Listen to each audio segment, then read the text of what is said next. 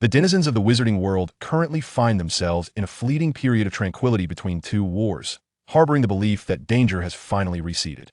Yet beneath this calm fog, ominous tides begin to stir.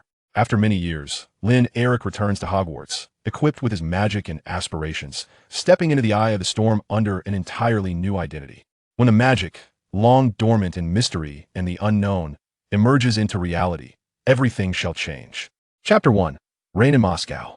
July 4th, 1992, Moscow, Saturday. Destruction may be brief, yet the process of its unfolding is prolonged.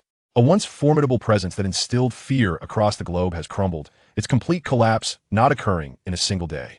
Passers-by hurried along, their faces shrouded in clouds of gloom, much like the drizzling rain that, despite being summer, cast a somber chill.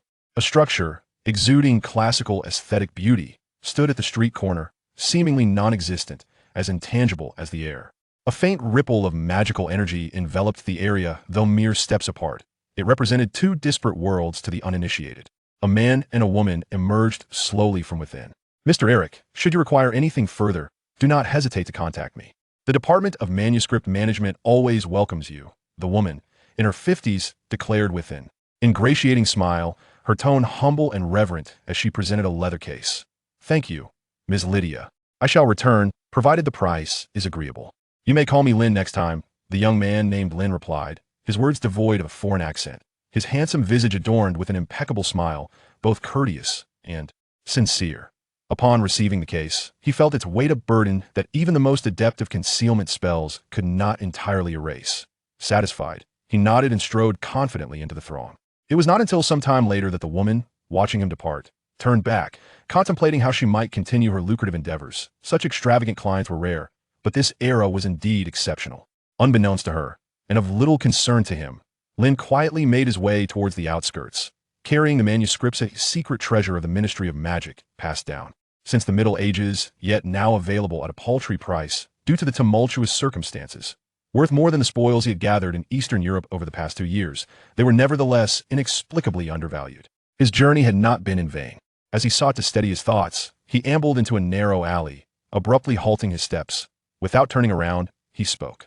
Dimitri, you've been following me for quite some time. Is there something you wish to discuss? His voice, rich and resonant, echoed through the alley. Moments later, a robust figure emerged from around the corner, his expression one of surprise. Lynn Eric, relinquish the stolen manuscripts and depart, he commanded. Contrary to his rugged appearance, the man, though clad in tattered garments, exuded a calmness and composure honed by the passage of time. Dmitry Mikhailov, former head of the Auror Office of the Magical Council, had since been relieved of his duties by the Ministry of Magic. A surge of magical energy coalesced at the tip of his wand, the ominous threat unspoken yet palpable. You have misunderstood. This transfer certificate bears the authorization of the newly appointed Ministry of Magic, and the official seal is quite clear. Upon hearing this, Lynn calmly produced the parchment and unfurled it before his adversaries.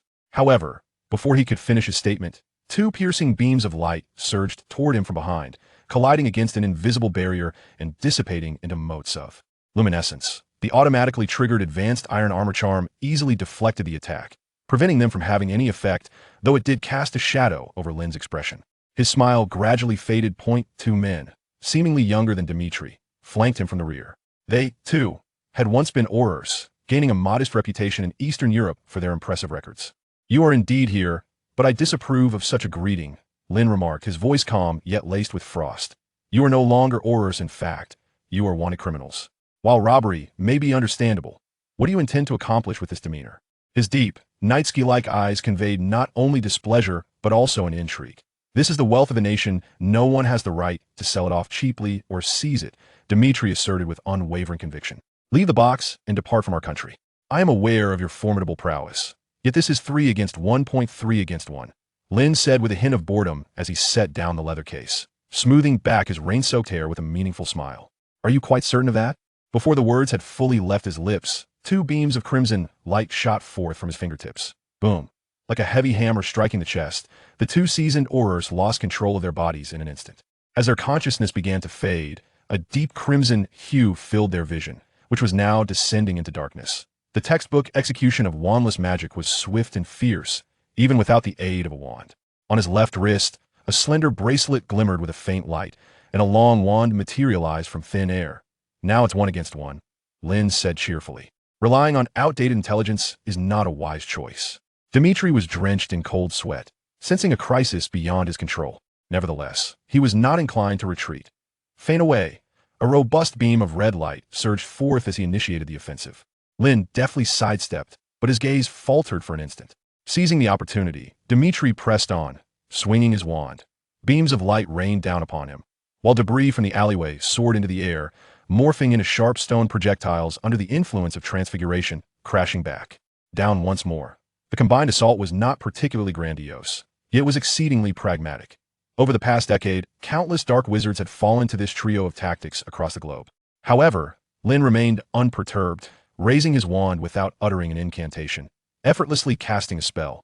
The hard brick pavement suddenly cracked, and the bricks lifted skyward, swiftly transforming into an exquisite shield that stood before him. A surge of magical energy enveloped it.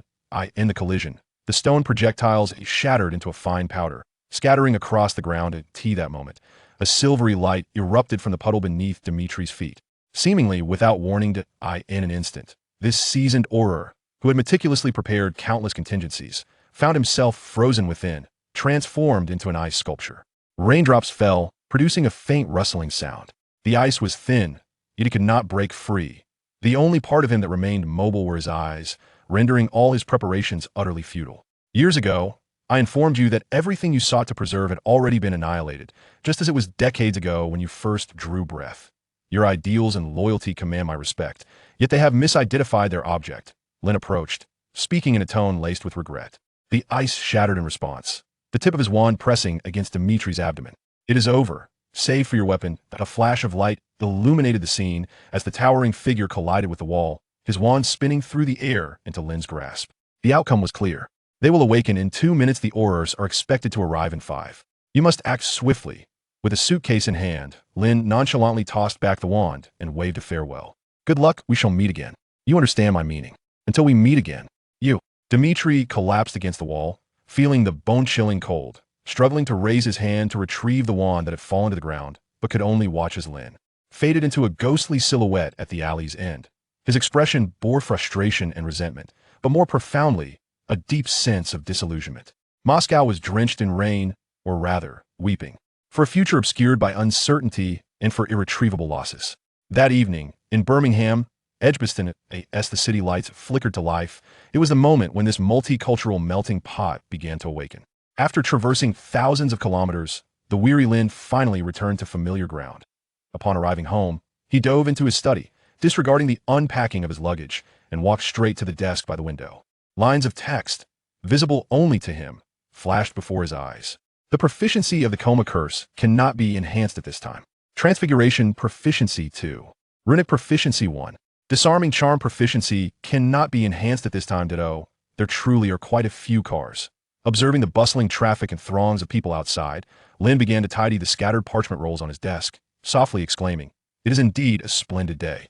His tone lifted slightly, imbued with a touch of joy and playfulness. Chapter 2. The turbulent student years. Alas, it appears that nothing has changed. Gazing at the still disheveled surface of his desk, Lynn closed his eyes and extended his arms.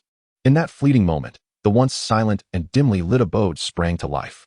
A suitcase, resting on the floor, levitated gracefully towards the desk, opening itself with a flourish, revealing neatly stacked rolls of parchment that still bore the scent of ink. His well-tailored suit and shirt shed themselves and hung neatly in the already ajar wardrobe, while a small brush lifted into the air, diligently sweeping away the scant dust. A deep purple robe swiftly flew towards him, enveloping him gently, radiating warmth and comfort. With a snap of his fingers, soothing music began to play, and it seemed as though something in the kitchen was stirring. Shortly thereafter, a cup of delicately fragrant green tea floated into view. Magic is indeed a convenience. Labor is hardly suited for me. Taking a gentle sip, savoring the refreshing aroma of the tea, Lynn smiled broadly, reclining carelessly in his chair.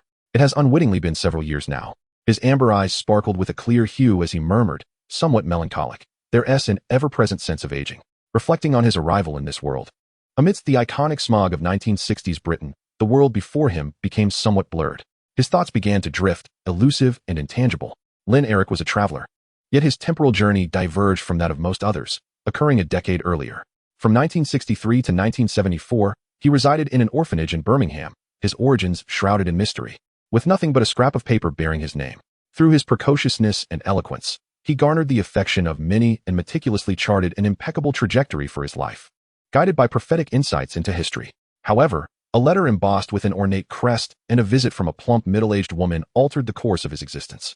The moment he tore open the envelope, a new door swung open within his psyche. The restless magic, after a lengthy accumulation, awakened a dormant essence.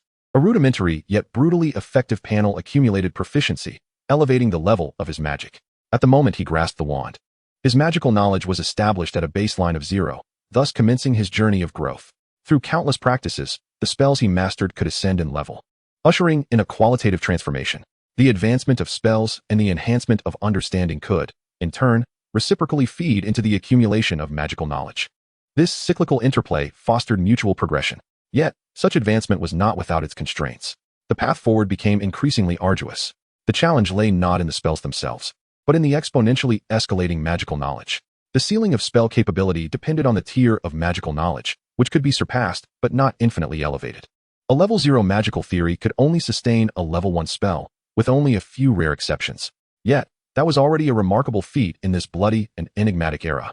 It stood as his greatest reliance. Until today, the advancement of magical knowledge has stagnated to a distressing extent, causing a ripple effect that has slowed progress in various domains. However, in his eyes, this longtime companion remains as effective as ever, even proving to be increasingly versatile. With a confident, gentle smile, he reminisces about the past, his tumultuous student years, and the grand narrative of his early life. Lynn has never shied away from acknowledging his slightly ambitious nature, a trait perhaps inherent to every precocious individual, as time seems to favor them. He also does not hesitate to perceive the wizarding world of this era with utmost skepticism, particularly regarding the followers and minions of the Dark Lord, those staunch advocates of pure-blood lineage.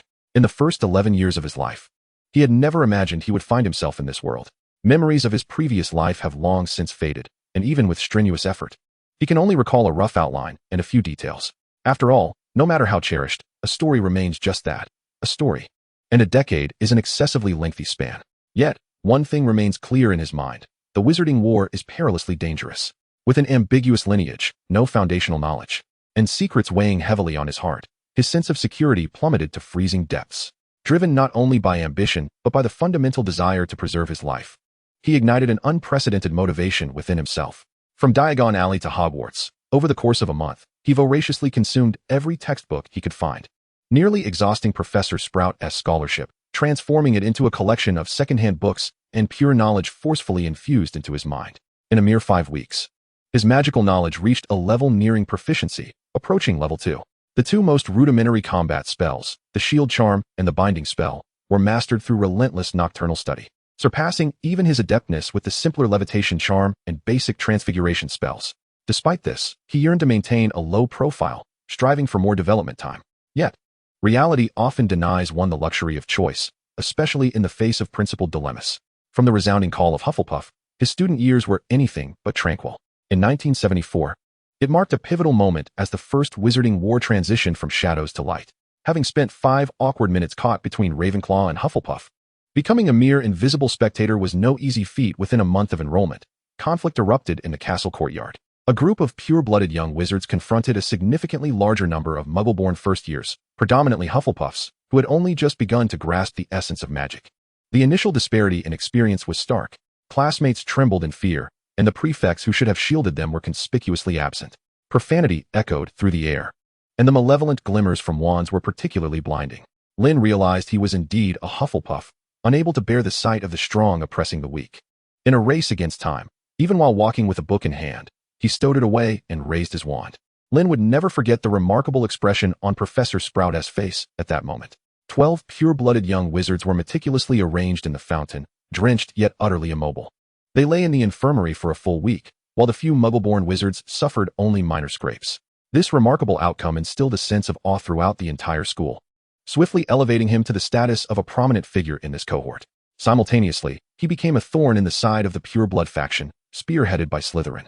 Nevertheless, he harbored no regrets. Rather, he felt an unexpected thrill. At that time, no one could foresee the tumultuous events that would unfold in the ensuing years. The Wizarding War intensified, and Hogwarts could no longer maintain its tranquil atmosphere. Even with Dumbledore presiding over the institution, conflict continued to escalate. with radical pureblood supporters growing increasingly rampant. From his classmates to upper years, Lynn's existence transformed into an exhilarating adventure, one he embraced wholeheartedly. He discovered that in contrast to monotonous training, the thrill of vanquishing adversaries in battle fostered greater proficiency. In just the first 3 years, the upper-year students who fell to his prowess could be counted from Hogwarts all the way to Honeydukes. The number of Muggle-born and half-blood wizards gathering around him surged, both seeking refuge and striving for self-empowerment. His reputation became not only a source of lifelong shame for many, but also a haunting nightmare. Of course, such renown came at a price. To avoid retaliation, he rarely left the school, and during holidays, he received special permission for work study, with Professor Sprout assisting him in procuring books. Yet, this was not entirely disadvantageous. During those years, even ordinary Muggle-born wizards occasionally faced casualties, and the number of dropouts was staggering. The essence of the First Wizarding War lay not only in the Dark Lord's quest for absolute power and immortality, but also in the radical pureblood faction's war against Muggles and Muggle-born wizards. Even directly challenging the statute of secrecy, no one could remain unscathed, including Lynn. The turning point arrived in the summer of 1977 when a letter disrupted his plans. The headmistress of the orphanage, Madame Darlena, who had offered him considerable assistance in his youth, passed away due to illness. As he left school to bid farewell to his benefactor, 5 Death Eaters caught wind of the news and launched a surprise attack against him. By then, he had garnered considerable strength, capable of holding his own against the school. However, the Death Eaters were well prepared, led by none other than Bellatrix. In her 20s, she had already become one of the Dark Lord's most crucial lieutenants, wielding formidable magic and employing ruthless tactics. In a matter of moments, he found himself ensnared in a dire predicament. Fortunately, fate had not entirely abandoned him. In the midst of peril, a powerful young couple emerged, outnumbered yet resolute, joining Lynn in the fray to repel the Death Eaters. Thus began a unique friendship, which later even provided Lynn with an additional destination for his holidays. Following this event, the pureblood families ushered in an era of turmoil at Hogwarts, persisting until his departure from the campus. A dull thud jolted Lynn back to reality. Another book had toppled from the table. Lynn chuckled softly, placing down his empty teacup and waving his wand to restore the table to its original state. The memories momentarily ceased. He lowered his head to gaze at the recently suppressed grimoire, a satisfied smile gracing his lips. The Igor Medical Magic Compendium. This treasured tome, renowned throughout Eastern Europe and even chronicled in legend, documents an in-depth exploration and practice of ancient healing magic. Its intricate patterns narrate the weight of history. Among all tomes, its value stands unparalleled, surpassing the sum of all others. The hour was still early. Lynn retrieved a fine bottle of wine purchased in Moscow, eager to indulge in his studies. However, just as he opened the first page, a commotion outside caught his attention. Tap, tap, tap. Looking up, he saw an owl persistently pecking at the window, a small envelope dangling from its talon. Chapter 3, Hogwarts and Beauxbatons. Tap, tap, tap. The owl's sharp, hooked beak gently struck, battling against a mountain of owl feed. Patting the owl affectionately, Lynn set aside the tome and opened the letter. Dear Mr. Lynn Eric, we are honored to invite you to serve as the professor for our defense against the dark arts course at this academy. Should you express a desire to teach, please respond to discuss a suitable time for our visit. Yours sincerely, Deputy Headmistress Minerva McGonagall. The note was brief, a few succinct lines that he scanned in an instant. Same old story, Lynn muttered, tossing the letter into the fireplace and igniting it with a flick of his finger. Out of the corner of his eye, he noticed a pile of exam papers in the corner of his study, now gathering a thin layer of dust, a sight that evoked a sigh. Beyond his identities as a wealthy and powerful wizard and a time traveler, he bore another title that had persisted for 3 years, Professor of Ancient Magic at Beauxbatons. For teachers, grading papers is always a burdensome task. Although Beauxbatons students are visually appealing and largely diligent, having been taught by him with a solid foundation, it still did not alleviate his headache at the sight of final exam papers. Fortunately, this was the last year. The old man had no reason to tether him any longer. The thought of finally being free brought a smile to his face, but it soon faltered and faded. Alas, that stubborn old man. With a wistful murmur, he took out a piece of parchment and penned a politely worded letter of refusal, tying it to the owl's leg. Thank you for your efforts, little one. Make one more trip for me. After giving the owl a gentle scratch on its head, Lynn watched as it vanished into the night sky, his enthusiasm waning. He had lost the desire to peruse the grimoire today. With a gentle wave of his wand, the room succumbed to darkness. Life returned to its tranquil state. A week later, having completed his study of the esoteric tome and fulfilled his final teaching duties at Beauxbatons, Lynn found that the owl had not returned. Rising early that day, he prepared himself meticulously and stepped out, impeccably dressed. First, he laid a bouquet at the grave of Darlena, who could almost be regarded as a foster mother, and then he strolled along the streets. which were somewhat subdued due to the weekend. He arrived at a lush city park, seeking a secluded corner, where he envisioned the resplendent castle perched upon the snow-capped peaks, and instinctively activated his ability to apparate. In an instant, he vanished, traversing thousands of kilometers until he reached the distant southern regions of France, the Pyrenees. The history of Beauxbatons is nearly as ancient as that of Hogwarts, having produced countless heroes who have gained renown across the continent. During the summer holidays, very few students remained in the school, and the campus experienced a brief tranquility. In the verdant courtyard, a tall figure sat gracefully in a custom-made, oversized chair, awaiting quietly. Today marked the appointed time for a discussion, and Madame Maxim invited a particularly special guest. Not long after, 10 minutes before the scheduled time, the spatial fluctuations intensified, and in a mere moment, Lynn, clad in a light gray suit, appeared at the center of the courtyard, his meticulously styled hair untouched by disorder. An impeccable apparition, Lynn. Madame Maxim commended with a smile, rising slowly to extend her large hand. Indeed, you favor this muggle attire, and it is quite aesthetically pleasing. Good morning, madam. You are too kind, Lynn replied, lifting his gaze to the esteemed principal, who tirelessly endeavored for the betterment of the school, bowing politely. He then turned towards the nearby girl. Miss Drackle, your written examination results are perfect as always. Thank you, Professor Eric. Her captivating silver blue eyes sparkled with delight as she stepped forward, inquiring, do you truly not wish to stay? Many classmates hope to continue learning from you. Her voice, slightly husky yet charming, accompanied her cascading locks that swayed gently. Lynn understood Madame Maxim's intention. It was no surprise that she would enlist her most admired student as an advocate. Lynn, your achievements over these past 3 years are evident. I sincerely hope you will consider remaining, Madame Maxim earnestly invited, and so does Nico. I have always been grateful for your trust and support, Lynn said gently, winking at Euphorie. But now that the curriculum for ancient magic has been established, I believe it is indeed time to part ways. I apologize. I have already spoken with Nico, and if the school requires my assistance in the future, please feel free to reach out. Professor Eric, noticing Euphorie's furrowed brow, sensed her disappointment. I see. I understand, she replied, her voice tinged with sadness. Upon realizing that Nico had not opposed the decision, Madame Maxim could only nod regretfully. No longer insisting. Then I wish you all the best, Lynn. Could you recommend a successor? I trust your judgment. Of course, Lynn said with a smile. It has been a while since I enjoyed your exquisite wine. We must indulge today. As for the candidate, there is indeed one in mind. As they exchanged light-hearted banter, the trio, distinctly varying in height, walked together through the garden and entered the small, yet exquisitely crafted castle. I recall that Miss Fox was your classmate. Attending Ravenclaw at that time, was she not? You often collaborated, and I have heard she is currently in Finland. In the office, listening to Lynn's suggestions for a successor, Madame Maxim pondered thoughtfully, unexpected yet within reason. Indeed, Euphemia's expertise in the realm of runic magic is not at all inferior to my own. Miss Drackle and her peers will surely adapt well to her curriculum. Lynn smiled and nodded, savoring Madame Maxim's exquisite wine, and turned to Fleur, adding that Miss Drackle should have the most authority to speak on this matter, having attended Euphemia's classes. Yes, indeed, madam. Fleur's spirits were still somewhat subdued. Yet she obediently nodded. Proud as she was, she could not deny that Euphemia Fox, who had tutored her in runes, was a true genius, possessing knowledge far beyond her years and an unfathomable depth of magical prowess. She was hardly inferior to her most esteemed professor, having been his research partner for many years. Their synergy undeniable. Since it is your recommendation, I have complete trust. I shall ask her to arrange a time for a detailed discussion, Lynn. Madame Maxim smiled as she retrieved letterhead embossed with the Beauxbatons crest from her drawer, promptly beginning to write. I believe she would welcome a change in her routine.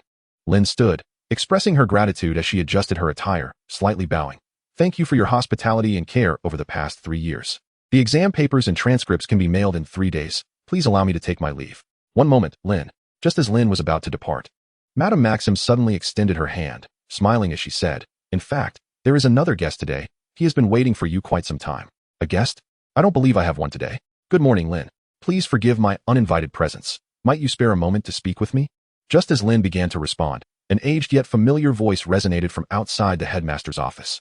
Before the words could fully escape her lips, a tall, slender figure squeezed through the door. Silver hair and beard cascading nearly to his waist, piercing blue, wise eyes capable of seeing through all, and a prominent yet slightly crooked nose. These were the unmistakable features of the world's greatest white wizard, Albus Dumbledore, the long-absent headmaster Lynn had not seen in ages. In the now quiet office, only Dumbledore and Lynn remained. To allow time for her distant guest, Madame Maxim had reluctantly escorted Fleur away, an act of high courtesy born from respect and trust for Dumbledore. However, it did not necessarily bring Lynn any joy. He pressed his lips together, subtle body language betraying that his mood was swiftly shifting from pleasant to one of formal seriousness, tinged with a hint of coldness. "Good day, Headmaster Dumbledore. This indeed takes me by surprise. It has been quite a while." A sound devoid of emotional fluctuation shattered the slightly awkward silence. "Indeed, Lynn. It has been 4 years since we last met, during the ceremony of bestowing your first-class Merlin's medal." Unperturbed by the distance that had grown between them, Dumbledore lifted the steaming hot chocolate prepared by Madame Maxime, taking a sip and smiling with a warmth that radiated kindness. "Your memory is truly remarkable," Lynn acknowledged with a nod, the wine in his cup failing to ignite his spirits. He spoke candidly. "I presume today's visit is due to Professor Sprout's communication? What brings you here?" "Indeed, it is Pomona, yet my sole intention today is to catch a glimpse of Hufflepuff's finest graduate. Please forgive me, for as one ages, one tends to indulge in reminiscence." Dumbledore regarded Lynn with a gentle gaze, his words imbued with a warmth capable of dissolving any frostiness. Reminiscent of a benevolent elder seated by a fireside. Although Lynn was well aware that this greatest of wizards was anything but simple, Dumbledore's demeanor allowed him to lower his guard slightly, his expression softening. "I comprehend your meaning, yet I harbor no interest in the defense against the dark arts. Nor do I wish to personally experience the curse of that noseless old wretch, even if he now exists merely as a fragmented wraith. I had thought that with your current magical prowess, you would no longer be apprehensive of him." Dumbledore appeared somewhat taken aback, his tone rising, "At the very least, those from the Lestrange family should resonate with my perspective." "Oh, have you perhaps discovered the ability to communicate with the Netherworld? Or has Bellatrix given birth to an illegitimate child, providing the extinct Lestrange line with a new voice?" Lynn replied with a hint of jest. Beneath their seemingly casual exchange lay a grim litany of bloodshed. In stark contrast to their present harmless demeanor, Lynn, upon graduating from Hogwarts 11 years prior, had blood on his hands, particularly the blood of the so-called pure-blood family, one of the infamous 28, the Lestrange clan. In the month following Voldemort's downfall, this pure-blood family, known for their loyalty and ruthlessness, faced annihilation. Apart from a distant paternal line to which the late Leta Lestrange belonged, the vast family, including the notorious Lestrange brothers, was extinguished by Lynn's hand, vanishing into the annals of history, reduced to an inconspicuous footnote of crimson in November. Yet this dreadful history, which had sent shivers down the spines of all pure-blood families, was merely fodder for jest between Lynn and Dumbledore. After all, one was a participant in the events, while the other had specifically conferred with the then Minister of Magic, Millicent Bagnold, even persuading Alastor Moody and his Aurors to steer clear of the matter. Dumbledore, with a hint of amusement, unwrapped a piece of candy, savoring one himself before offering it to Lynn. "So, you do not fear him, nor could you possibly fear his minions." Relishing the sweetness in his mouth, Dumbledore squinted his eyes in satisfaction and murmured, perhaps it was due to Nicholas in previous years. "But what of now? I am not afraid, but it is undeniably somewhat troublesome. As you are aware, I detest contending with curses, for they squander a considerable amount of time." Lynn frowned slightly. The candy he had consumed was not sweet, but rather sour enough to rot his teeth. Fortune, as always, was not in his favor. The rationale was irrefutable. Time is exceedingly precious for every wizard, even for an elderly soul like myself, teetering on the brink of existence. Observing Lynn's effort to maintain his composure, Dumbledore smirked slyly and shifted the conversation, asking if he might consider another teaching position, given that this one was untenable. "Another?" Lynn pondered the current state of Hogwarts faculty and inquired uncertainly. "You cannot be referring to the care of magical creatures class, can you? I have a harmonious relationship with my limbs and do not intend to bid farewell so soon." "Huh, of course not. Professor Kettleburn has already found a suitable successor." Dumbledore replied with a joyful laugh. "We hope to hire someone for another discipline, ancient runes." "Oh." Lynn appeared to perceive this amiable, yet calculating elder before him for the first time. "Your research on ancient magic has had a significant impact across nations. Particularly your initial work, the applications of rune spellcraft. Nicholas and the French Ministry of Magic have acted swiftly, allowing Beauxbatons to take the lead." Dumbledore unabashedly expressed his admiration, his hands clasped on the table, his deep-set eyes brimming with sincerity. "This year, England has also passed an educational bill. Ancient runes will be rebranded as magical script and ancient magic, becoming a core subject. If you are willing, Professor Babbling is very eager to co-teach with you." Lynn was somewhat taken aback by the prospect of magical script and ancient magic. It was rare for Fudge not to delay his departure. Cornelius is merely a tad theatrical. His nature is not malevolent. He has contributed significantly, Dumbledore said calmly. "Perhaps," Lynn replied noncommittally, fixating on those once dreaded eyes, now capable of indifference. His gaze concealed a sharp intensity. "With all due respect, I do not favor your savior cultivation plan, nor do I appreciate the events of this year." He emphasized his words. "I have always detested that little gang of James Potter, who revel in campus bullying. Yet he met his end with a degree of courage. And the child is innocent, despite harboring a slumbering monster within his mind. Dumbledore's pupils constricted, and for the first time, he lost that air of composed control. However, this astonishment was soon concealed. I now fully endorse the Sorting Hat South decision to place you in Hufflepuff, he stated solemnly, draining his hot chocolate. Please believe me, I am not seeking a babysitter for that child. Rather, I hope he finds a good teacher to guide him onto the right path, for he has a long life ahead of him, not merely in the battle against Tom. You are not that kind of person, Professor Dumbledore.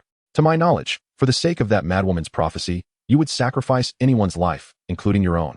This is also the reason I still sit here. I respect you, but I do not support you. Lynn's demeanor was cold, and his sharp words pierced Dumbledore's mind. Lynn, I have always felt a deep remorse regarding their situation. The elder revealed a rare sense of melancholy and guilt. But at that time, you were seeking counsel from the Master of Potions, who could turn a wayward soul back to the right path. A flicker of unwillingness flashed in Lynn's eyes. They saved my life. This matter is far from over, but it does not concern you. It is simply due to my own inadequacies. My dear child, I empathize with your feelings, Dumbledore said bitterly. I too have lost friends of great significance.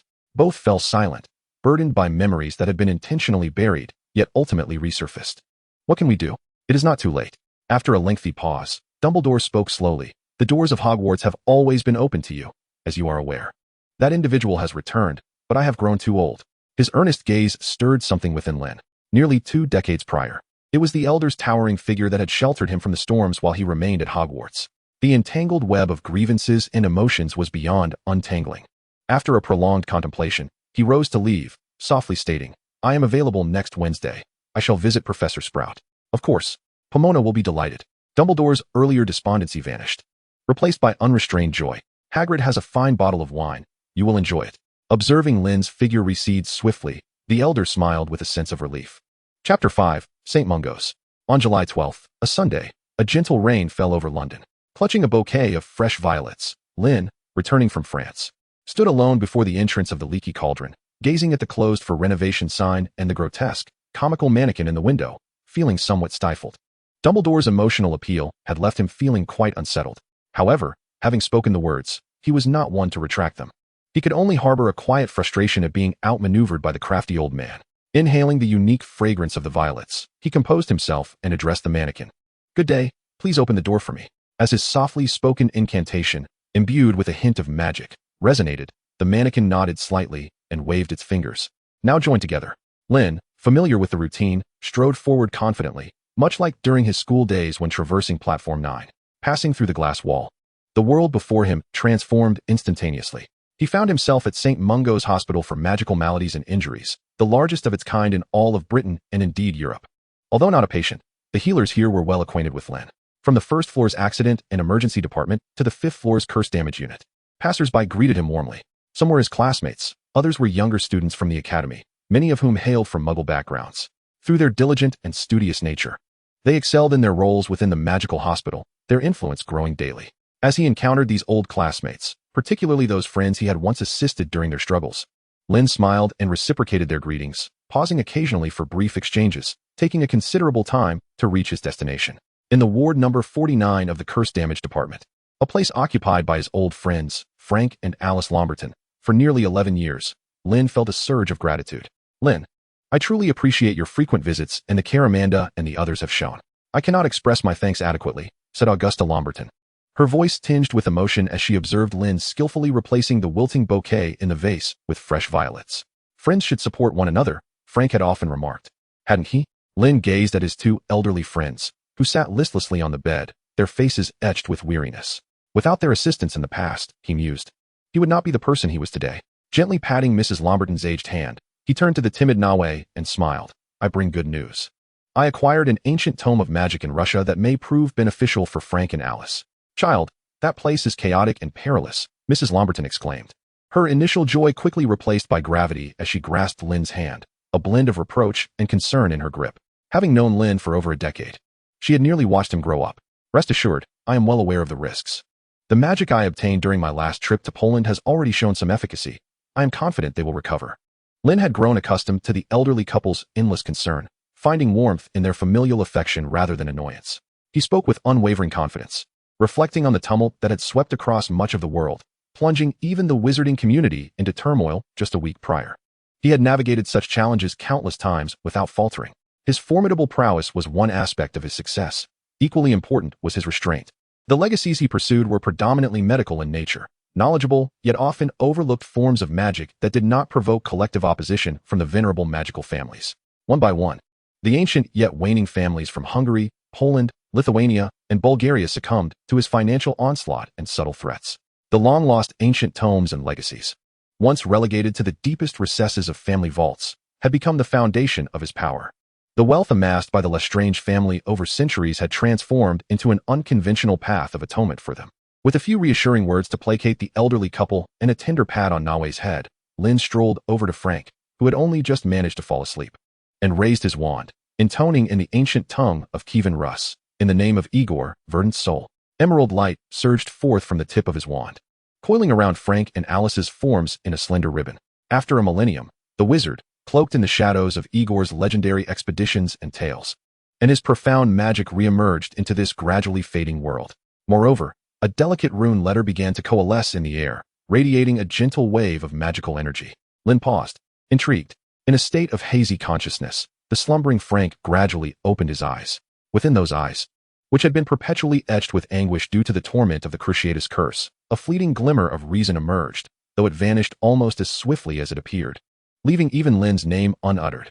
Beside him, Alice instinctively tightened her grip on the crumpled candy wrapper in her hand, her bewilderment now suffused with affection as she glanced at her son. I am sorry, perhaps my strength is still insufficient.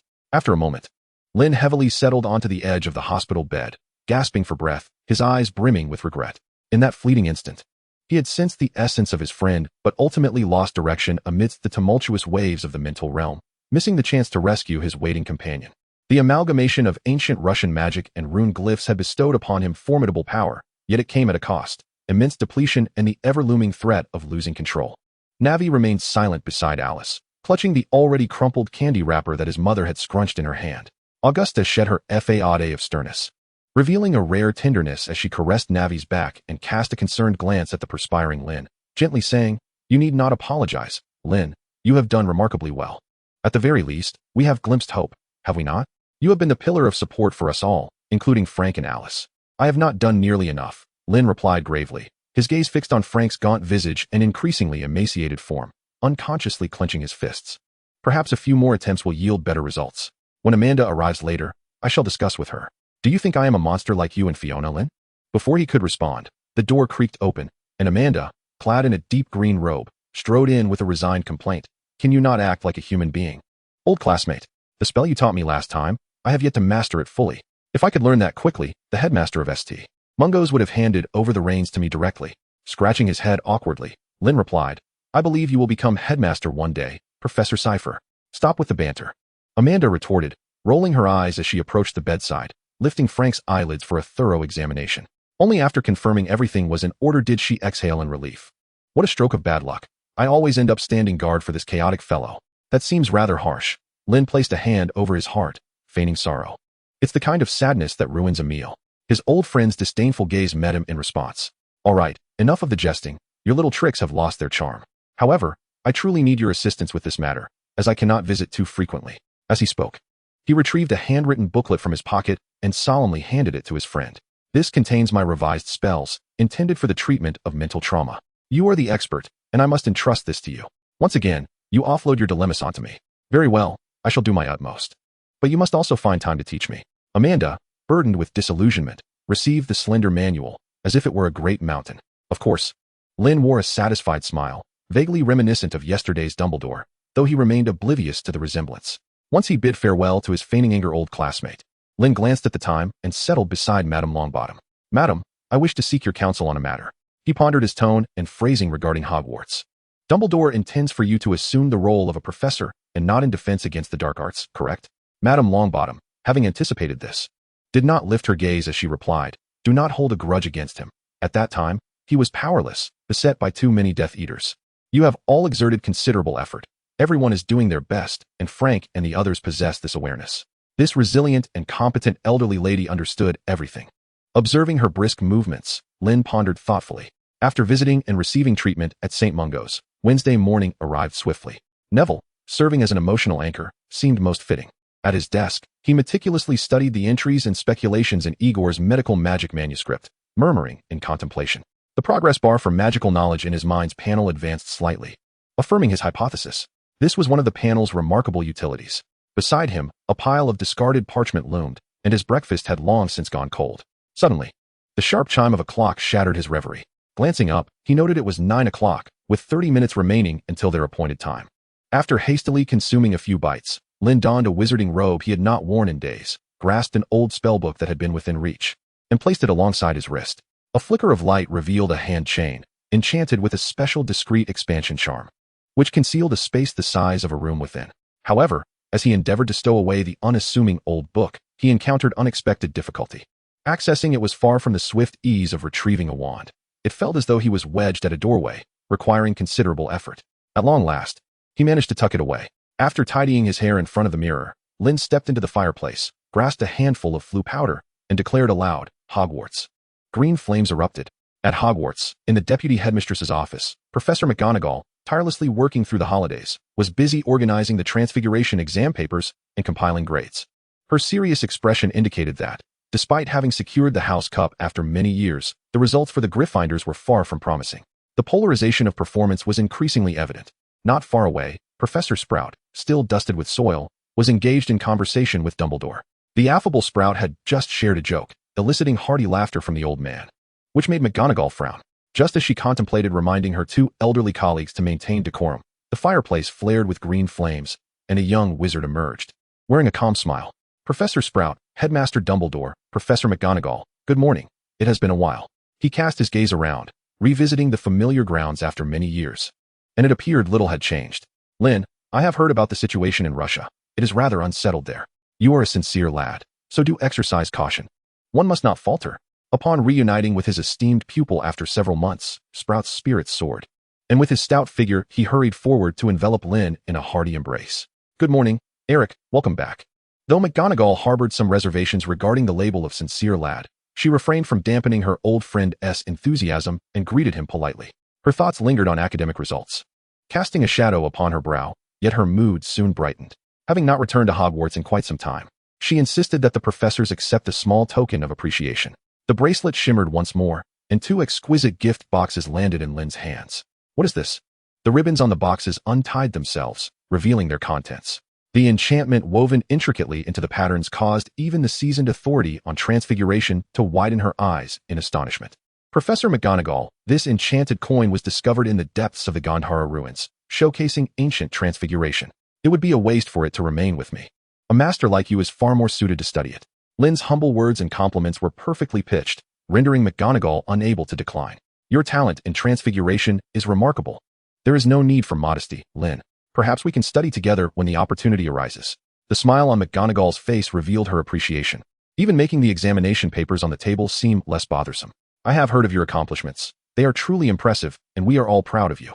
Sprout remained composed, recognizing the rare specimen of the unique plant that Lynn had sought out. Understanding her pupil's capabilities, she merely joyfully accepted the gift. Casting a boastful glance at Dumbledore, blissfully oblivious to the older man's awkward demeanor. As the longtime head of Hufflepuff, she typically shunned competition, yet her protective nature was more direct than anyone else's. In contrast, Dumbledore, empty-handed and at a loss, felt a twinge of envy. He, too, was a master of Transfiguration, and his curiosity was piqued. "Professor Dumbledore, being one of the world's most powerful wizards and researchers, I could hardly discern what you might need. Thus, I could only bring my regards," Lynn stated with an unmasked hint of playful vengeance. While speaking, he reached out to tease the drowsy phoenix, offering it a rather expensive herb. The herb's abundant magic proved delightful to the creature, allowing Lynn to stroke its head while it expressed comfort. Well," Professor Albus Dumbledore declared, having suffered a significant blow to his spirit, now revived upon seeing the honeydew gift box that Lynn retrieved from the bracelet. Seated around the coffee table, the 4 of them engaged in conversation. Hagrid still had a penchant for strong spirits. However, this brandy was indeed exquisite, living up to its reputation as the water of life. Just a light sip elicited Lynn's enthusiastic praise. Despite it being morning, his appreciation for the art of wine tasting remained undiminished. It was a cherished hobby cultivated over many years. Hagrid would be delighted to hear this, but regrettably, he is currently absent from the school. At present, only Madame Hooch could share a drink with him. Dumbledore, with polite restraint, merely sipped his beverage. Compared to alcohol, He favored sweet drinks, and the implication was quite apparent. Sprout added, Banshee complains to me daily about the pressure she faces, hoping you might alleviate some of her burdens. She did not intend to offer advice, yet there was a hint of anticipation in her tone. Eric, you are a wizard of immense potential, and Hogwarts may not present the most favorable conditions for you, McGonagall remarked. However, I eagerly look forward to you imparting your talents to the students. There is no one more suited for this course than you. Furthermore, as we explore the mysteries of magic, we might inspire and learn from one another. Do you not agree? Dumbledore smiled and winked, appearing less like a centenarian and more like a spirited youth. Yet, from the perspective of understanding human nature, he possessed a discernible sharpness and depth that transcended the ages. I will consider accepting this teaching position. Without much hesitation, Lynn had already made up his mind before arriving. Setting aside Dumbledore's request, teaching at Hogwarts was indeed an appealing choice from a pragmatic standpoint. 11 years of experience required consolidation, which would positively contribute to taking that crucial first step. The vast library of Hogwarts might also prove beneficial. However, he did not respond immediately. Instead, he shifted the conversation under Dumbledore's expectant gaze. I have a few stipulations. Dumbledore listened attentively. Lynn raised his first finger. First, I wish to independently organize a faculty club. This is a sacred right of professors. Dumbledore acquiesced without hesitation. Then he raised a second finger. Secondly, I wish to break the traditional pairing of houses and conduct a grand class for all years at Beauxbatons. McGonagall nodded, as long as Professor Babbling agrees. The venue and timing are not an issue. Finally, he raised a third finger. Lastly, I will not participate in any schemes you devise based on prophecy, and I shall operate according to my principles, which do not exclude engaging with those you hold in high regard. The first two requests were mere addendums. The last point was crucial, and Lynn's tone was resolute, leaving no room for negotiation. I expected you might propose more stringent demands. Dumbledore rose without hesitation, extending his hand. On behalf of Hogwarts, I welcome you, Professor Eric. Their hands clasped, one marked by the passage of time, the other infused with youthful vigor. On Professor McGonagall's desk, a small mountain of examination papers trembled slightly. A breeze wafted in from the window, carrying warmth and moisture. Shortly after the holiday commenced, Hogwarts welcomed its first new professor of the year. The standards of education at Hogwarts remain as concerning as ever. Observing the spread of report cards on the desk, Lynn grasped the subtle glance McGonagall had exchanged during their farewell. Several days had elapsed since his return from Hogwarts, and in a spirit of responsibility, Lynn had worked tirelessly through the night, finally gaining a fundamental understanding of the 6 grades of students enrolled. The scale of Hogwarts and the Wizarding Society is not as diminutive as previously perceived. It scarcely meets the threshold of generational turnover. Each year, the student body, numbering 200 to 300, encompasses a significant portion of the wizarding population born in Britain. Some students also attend other institutions, such as Beauxbatons or Durmstrang, which draw from across Europe. Furthermore, many wizards still adopt the traditional apprenticeship model, despite its challenges in securing a livelihood. Nevertheless, for the vast community of thousands within the British Wizarding Society, this educational framework proves adequate. Returning to the subject of Hogwarts pedagogy, it can be succinctly described as polarized. Each grade boasts exceptional students with promising futures, yet a considerable number squander their time in courses where the standardization of teaching is markedly deficient, particularly in the long-cursed defense against the dark arts. As for ancient subjects like runes, or newly introduced courses such as ancient magic and enchantments, which were once electives, they are now dishearteningly inadequate. From language electives aimed at aiding the reading of ancient texts to comprehensive core classes that blend theory with practice, this year's students are bound to embark on an unforgettable journey, though it may not necessarily evoke positive sentiments. Names such as Percy Weasley, Doris Granger, and Cedric Diggory emerge, some recognized as exemplary scholars, while others remain less known. Cedric Diggory, a scholar of immense potential. At last, a handsome visage materialized before Lynn's eyes, easing his countenance. With a casual wave, a plain notebook inscribed only with the title Stargazer landed upon the table. He seized a quill and turned to the final page, inscribing line after line of text. Remarkably, the ink vanished as swiftly as it was written, leaving the paper pristine as ever. Lynn methodically continued to write until a dozen names were sequentially recorded and then dissipated. With a sigh of relief, Lynn felt as though he had accomplished a remarkable feat. Spreading his arms to bask in the sunlight, the remaining matters could be entrusted to Faye. It was time for a well-deserved respite. Should he indulge in steak or lamb stew? Perhaps uncorking a fine bottle of wine? How could he forget that he had neglected to offer that bottle to Hagrid? Might as well indulge himself. While Russians may falter in many aspects, their wine is rather commendable. Perhaps it is a talent inherent to those from frigid lands. In moments both buoyant and jubilant, Lynn traversed the spacious room, a stark contrast to his genteel demeanor in public. Were it not for his closest friends, Others would surely be taken aback by this unfiltered display. As if the lens had shattered. The calendar on the wall turned its pages, symbolizing the passage of time. This ritual, albeit modest, held significance in Lynn's life, representing a respect for the Muggle society and the existence he inhabited, much like the very house he resided in. A few afternoons ago, the same owl arrived, bearing the letter of appointment approved by the school board. After indulging in a hearty meal, it departed with Lynn's proposed list of textbooks for the new academic year, thereby concluding the employment formalities with a satisfying flourish. Although the mere sight of his name might cast a pall over the spirits of certain board members, it evidently had no bearing on him. After organizing a long-overdue gathering and sharing the news with friends still in England, an idea that had been temporarily shelved resurfaced once more. As July approached its end, even the typically temperate British weather began to warm slightly. That morning, after sending off Neville's birthday gift, he leisurely left home, seeking out a deserted alley to perform apparition. While Floo powder might have been more convenient, he preferred the long-distance apparition and disapparition. The reason was simple. The journey was an opportunity to accumulate precious proficiency. Even the smallest of gains was worthwhile. Moreover, mastering such a spell required consistent practice over time, even for someone of his extraordinary skill. Since acquiring the proficiency panel, many spells he valued had already reached their maximum potential, constrained by the limits of his magical knowledge level. Consequently, he had deliberately enhanced several spells he had previously overlooked, including apparition. This was, in essence, the culmination of a decade's worth of dedication and expertise. The distance from Birmingham to Devon was comparable to that of London. Yet for a visitor, it felt like mere steps away. The clock moved back slightly, revealing Surrey, adjacent to London. Beneath the night sky, the road of Privet Drive lay unusually quiet. In the pitch-black room, an exhausted and ravenous Harry lay on his bed, tossing and turning in a restless sleep, plagued by nightmares. Suddenly, the iron bars installed by Uncle Vernon rattled violently, the clanging noise jolting him awake. "Stop making noise, I just want to sleep." He groggily opened his eyes, and through the moonlight streaming in through the window, he beheld a familiar figure. With red hair, a long nose, and freckles discernible even in the night, Ron Weasley, the knight of the 20th century, was there, riding his iron steed under the moonlight, come to rescue his beleaguered friend. Although the true knights might have been his two older brothers who drove the car. "Step on it, Fred. You better not think of escaping. See you next summer." In a moment of urgency, the Weasley family's enchanted car surged toward the moon, liberating Harry from his confinement. Amidst Uncle Vernon's hoarse roars, Harry shouted joyfully, unable to contain his laughter. After a month of agonizing summer confinement, he breathed in the air of freedom once more. Hedwig soared high, gliding beside them like a specter, joyfully stretching her wings. Inside the vehicle, the four leaned back in their seats, laughing until they could scarcely catch their breath. Even for the prankster duo, Fred and George, the thrill of the evening was enough to overshadow the impending storm they might face upon returning home. After a brief moment of exhilaration, Harry found himself ensnared by the eager Ron, who implored him to recount his experiences. From the sudden appearance of Dobby to his ominous warning, and the chaotic disaster that was the putting alongside Uncle Vernon's confinement, Harry relayed the events in their entirety, unembellished. Yet, this narrative plunged the other three into an extended silence.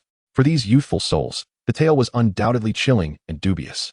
However, with only the four of them and the absence of the astute Miss Granger to provide insight, it was evident that they could hardly pinpoint the crux of the matter, at best directing their ire towards the ever-reliable scapegoat, the Malfoy family. After an impassioned denunciation, the matter was swiftly laid to rest. The old Muggle car sped through the night sky until the horizon in the east revealed a blush of crimson. Ottery St. Catchpole village was not far off. Viewed from above, a rickety structure, perhaps resembling a house, stood at one corner of the village, adorned with 4 or 5 chimneys. Was it possible that this house was indeed conjured by magic? Harry mused internally, finding it quite endearing rather than unsightly, as it exuded a certain warmth. The vehicle descended beside a dilapidated garage, with a sliver of the sun peeking through the thickets. Dawn had arrived. "This is my home, right in the village." "Not much to look at," Ron remarked.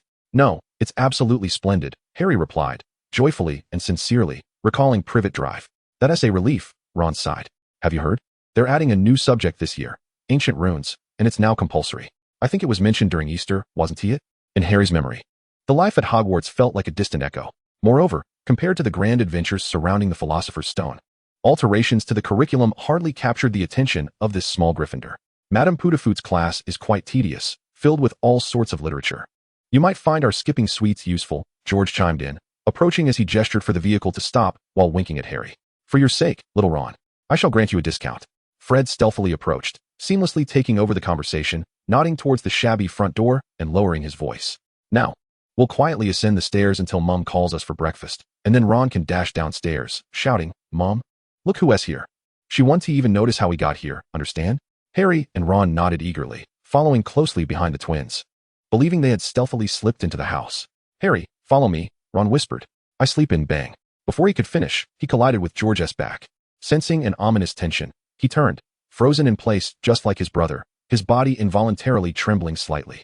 Harry could guarantee he had never seen Ron's complexion turn such a ghastly shade of green. Behind him, the chickens and ducks in the yard scattered in disarray. Harry was astonished to witness the transformation of a kind-hearted, plump woman into a saber-toothed tiger with a gaping maw, a sight he had only previously encountered in books. Oh dear, Fred exclaimed. Goodness, George added. We're doomed, Ron concluded matter-of-factly. As the sun fully rose above the horizon, the weary Weasley brothers, utterly fatigued, joined an eager Harry in the garden. If I discover yet another goblin during my inspection, you shall see. The echoes of the roar still lingered in their ears as the three brothers yawned and grumbled, though they dared not slow their hands. The goblin screamed and struggled, but it was in vain, as it was effortlessly tossed 20 feet away, landing in the field beyond the hedge. Who knows what peculiar antics those ancient goblins are up to? I'm British, and archaeology is not my forte. It's utterly baffling. As they diligently went about their tasks, Ron resumed the previous topic, his expression animated. Goblins. Ron, I cannot pretend I did not hear that. If you utter such things at school, I would have to deduct points from Gryffindor. Harry intended to chime in when a melodious voice emerged from beside him. He turned to find a pair of clear amber eyes gazing back at him, accompanied by a gentle smile. Uncle Eric, you've arrived quite early today. Before Harry could express his confusion, Ron had already discarded the troublesome goblin without a care for his own dirt-streaked appearance and rushed forward, ready to embrace. Yet, he was halted. A gentle magic kept his filthy hands at bay, just a few inches from Lynn. At least wash your hands. I've just changed into this outfit. Hey, wait a moment. Ron scratched his head, belatedly recalling something, his eyes widening in surprise. Did you just say points deduction? Fred and George, having not caught Lynn's greeting, approached with curiosity. Indeed, just as you imagined, Lynn said, poking Ron's forehead. From September onwards, you shall address me as Professor Eric. Unfortunately, I am the very professor you referred to, the one with the inexplicable inclination for archaeology, although the subject has been renamed to ancient runes and magic. You. A chorus of high-pitched exclamations, mingled with excitement and disbelief, reverberated above the humble abode. A profound confusion marked Harry's youthful face, as he struggled to comprehend who this man, whom he had never met before, was. He seemed to be a new professor at Hogwarts. Observing Lynn's neatly arranged muggle attire, which was a rarity among wizards, he tilted his head in wonder. It was hard to believe that muggles possessed such remarkable inventions. Your taste is, as always, impeccable. In the combined kitchen and living room of the burrow, Arthur Weasley, who had previously been slumped in his seat, now appeared invigorated, beaming with delight and showering Lynn with compliments. In his hands was a rare artifact that Lynn had recently acquired from Finland, the world's first 2G network mobile phone. Ahem. Fred coughed dramatically, raising his eyebrows. Following the direction of his son's gaze, Mr. Weasley noticed the clouds of displeasure on his wife's face and quickly remarked, It is quite improper for you children to take this car out to fetch Harry. You must learn from this. This at least indicated that the modifications had been successful and safety was assured. A little caution next time would suffice. Lynn, seizing the moment, gently spoke to temper Mrs. Weasley's ire. In the presence of guests, Molly could not voice her grievances openly and merely huffed as she retreated to the kitchen to fiddle with the new kitchenware that Lynn had brought. Each time Lynn visited, her gifts were perfectly suited to the tastes of both her and her husband, and this occasion was no exception. I knew Uncle Eric would manage to smooth things over, Ron said gleefully, reclining on the sofa and whispering to Harry. Who is this Mr. Eric? Harry inquired, observing the jovial exchange between Lynn and Arthur. He is an old friend of Mom and Dad, often visiting us and bringing delightful treats and toys. He is quite an impressive individual, Ron endeavored to articulate, drawing from his limited vocabulary. Fred teased. In Mum's eyes, he is probably the second most formidable wizard after Lockhart, a true jack of all trades. Though, she admires him even more than Lockhart, deep down. George added with a mischievous grin, reminding Harry of the book Mrs. Weasley had recently extracted, which was titled something like Gilderoy Lockhart's Guide to Eradicating Household Pests. Indeed, he was a handsome man, even from a male perspective. As Harry contemplated this, he shifted his gaze towards Lynn, who was engaged in light-hearted conversation with Mr. Weasley, secretly comparing them. It seemed that Professor Eric had a certain allure that was perhaps more appealing, especially those eyes, which seemed to sparkle with mirth at everyone, evoking an involuntary sense of familiarity. Let's go. Ron tugged at Harry's sleeve, whispering a caution not to let their mother regain her composure, lest they face her reprimand. a fate from which even Uncle Eric could not rescue them. All right, Harry acquiesced, preparing to ascend the stairs with Ron. However, before they had traversed halfway, Professor Eric's gaze shifted from Mr. Weasley to the group of Weasleys preparing to flee. Don't be in such a hurry to leave. Today, I happen to be conducting a preterm home visit, Lynn said, her demeanor still warm, yet Harry felt an inexplicable unease, reminiscent of the stern teachers from his time on Privet Drive. Fortunately, just as his heart quaked internally, Percy descended from the upstairs. Ah, Professor Eric, you have arrived. The spell you taught me last time, I have been practicing diligently, though I still have a few questions. Upon seeing Lynn, he displayed a look of surprise. Good morning, Percy, Lynn replied, her eyes glimmering with appreciation. I believe we can discuss it later. Of course, there will be ample time once we return to Hogwarts. You wouldn't mind joining my club, would you? Wait, are you referring to the Hogwarts Professor's Club? Percy, who had always adhered to the rules, burst into the living room, oblivious even to his brother squeezing past him. Lynn stood up and declared, indeed, I shall serve as your professor of magical texts and ancient magic. I recall that you excelled in ancient runes, so I presume you will enroll in my advanced class. Correct? Of course. It would be a tremendous honor. Under the indulgent gaze of Mrs. Weasley, her most cherished son appeared both delighted and astonished. Harry could confidently assert that he had never encountered a home more splendid than the Burrow. Ron's room was adorned with vibrant orange and yellow posters of the Chudley Cannons. There were the ever-playful Fred and George, who always found a way to jest with him. Ginny, delicate as a porcelain doll, would blush and flee at the sight of him. Even the ever-chattering Ghoul brought him joy. This was a stark contrast to life on Privet Drive. At the evening dinner table, gazing at the pile of magical tomes on the sofa, Harry found his spirits undampened, even though he was not particularly fond of reading, especially when it came to the notoriously dull Ancient Runes textbooks, titles like Magical Symbols Compendium, Introduction to Ancient Runes, Runic Dictionary, and Magical Phonetics seemed to spring to life under the influence of his good mood, particularly the hefty tome at the top, inscribed with Lynn Eric's name, Transformation of Runes, Modern Applications of Ancient Magic. Unlike the archaic textbooks, this book appeared vibrant, with lively symbols that danced like soft feathers, stirring a deep impulse within him to delve into its pages. However, observing Lynn engrossed in a discussion with Percy about a spell that sounded profoundly intricate, he deemed it impolite to indulge his curiosity and instead focused on savoring a roast chicken leg alongside Ron, who was delightfully messy with grease. Out of the corner of his eye, he noticed Ginny, perhaps anxious, accidentally let her sleeve brush against her plate, smearing it with butter, her lovely face flushing a deep red. Fortunately, he was the only one who noticed, and he found it endearing. He offered the young girl an encouraging smile before turning his gaze back to Lynn, who had naturally become the centerpiece of the dining table. When Euphemia handed me this mobile phone, I had a premonition that the Muggle world was on the brink of a momentous change. After clarifying Percy's confusion, Lynn produced a phone identical to the gift and solemnly stated, Mrs. Weasley is somewhat skeptical of Muggle technology. This is typical among pure-blood wizards. However, her husband is a firm believer. Arthur, examining the device with a sense of wonder, inquired, what exactly is this internet you speak of? Speed, the speed of information exchange.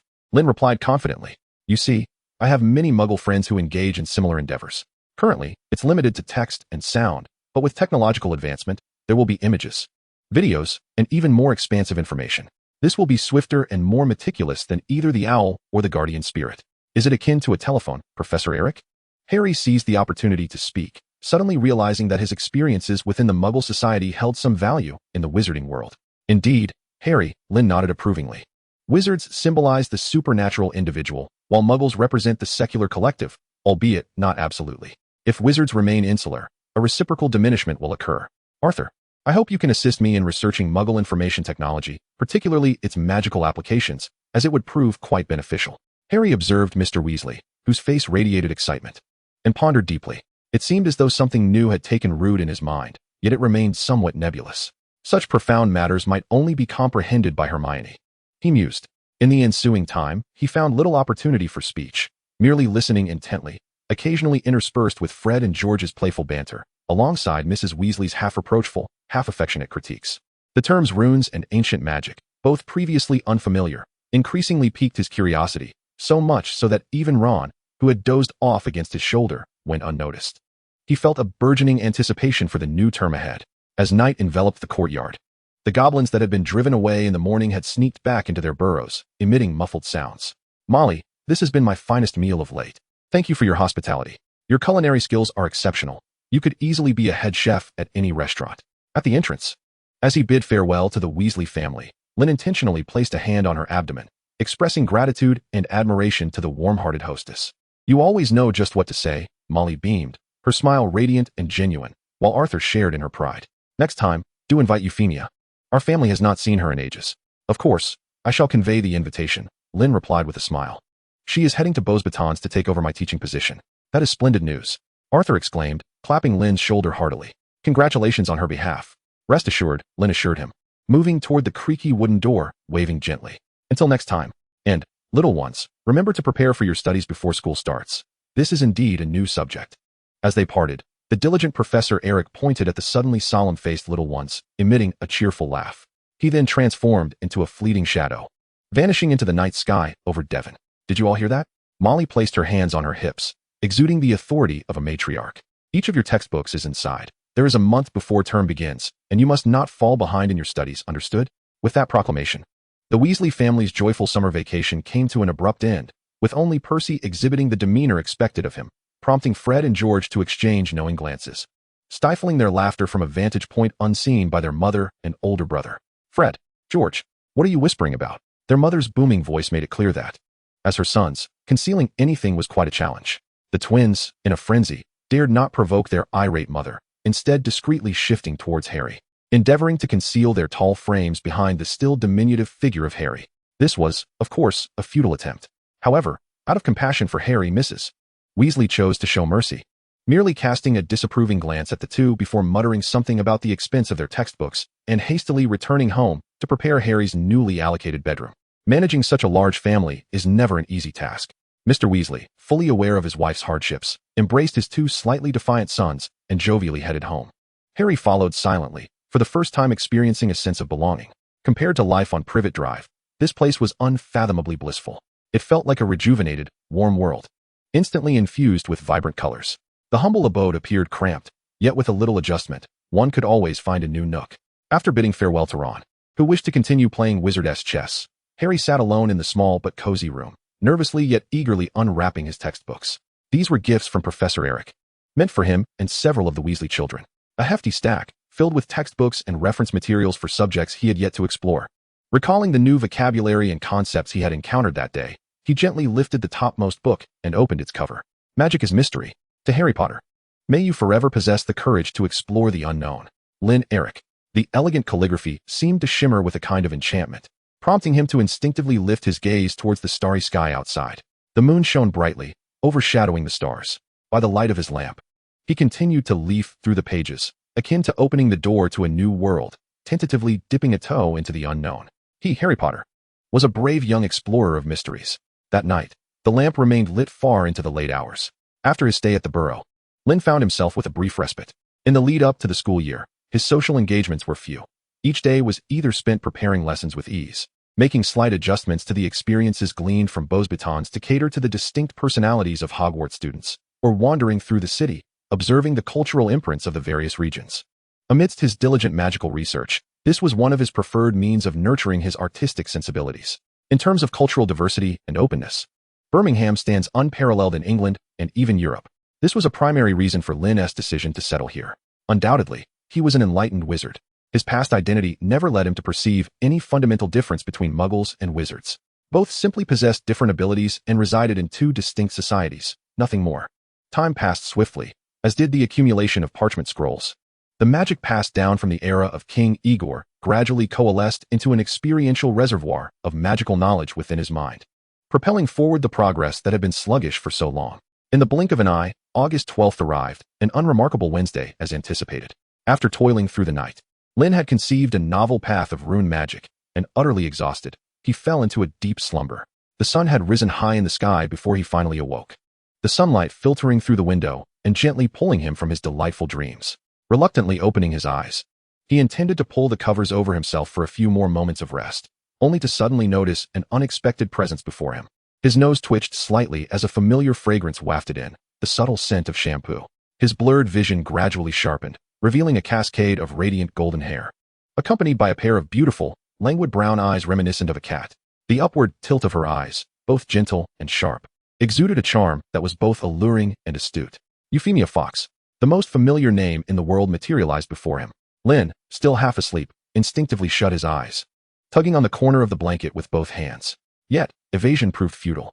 Before he could hide from the truth, a slender, delicate hand had already grasped his wrist. Am I frightening you?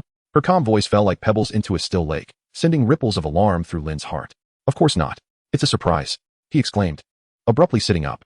Good morning, Phi. What brings you to my home so early? The familiarity of his words, reserved for his closest friends, felt somewhat insufficient in front of an old companion, and his smile appeared slightly rigid. I cannot discern any surprise in your demeanor. Moreover, is it indeed the right time to say good morning? Euphemia merely cast him a fleeting glance before returning to her seat, her delicate high heels rhythmically swaying as she perched her feet. Oh, has it grown this late? Automatically glancing at the wall clock, reason returned to him.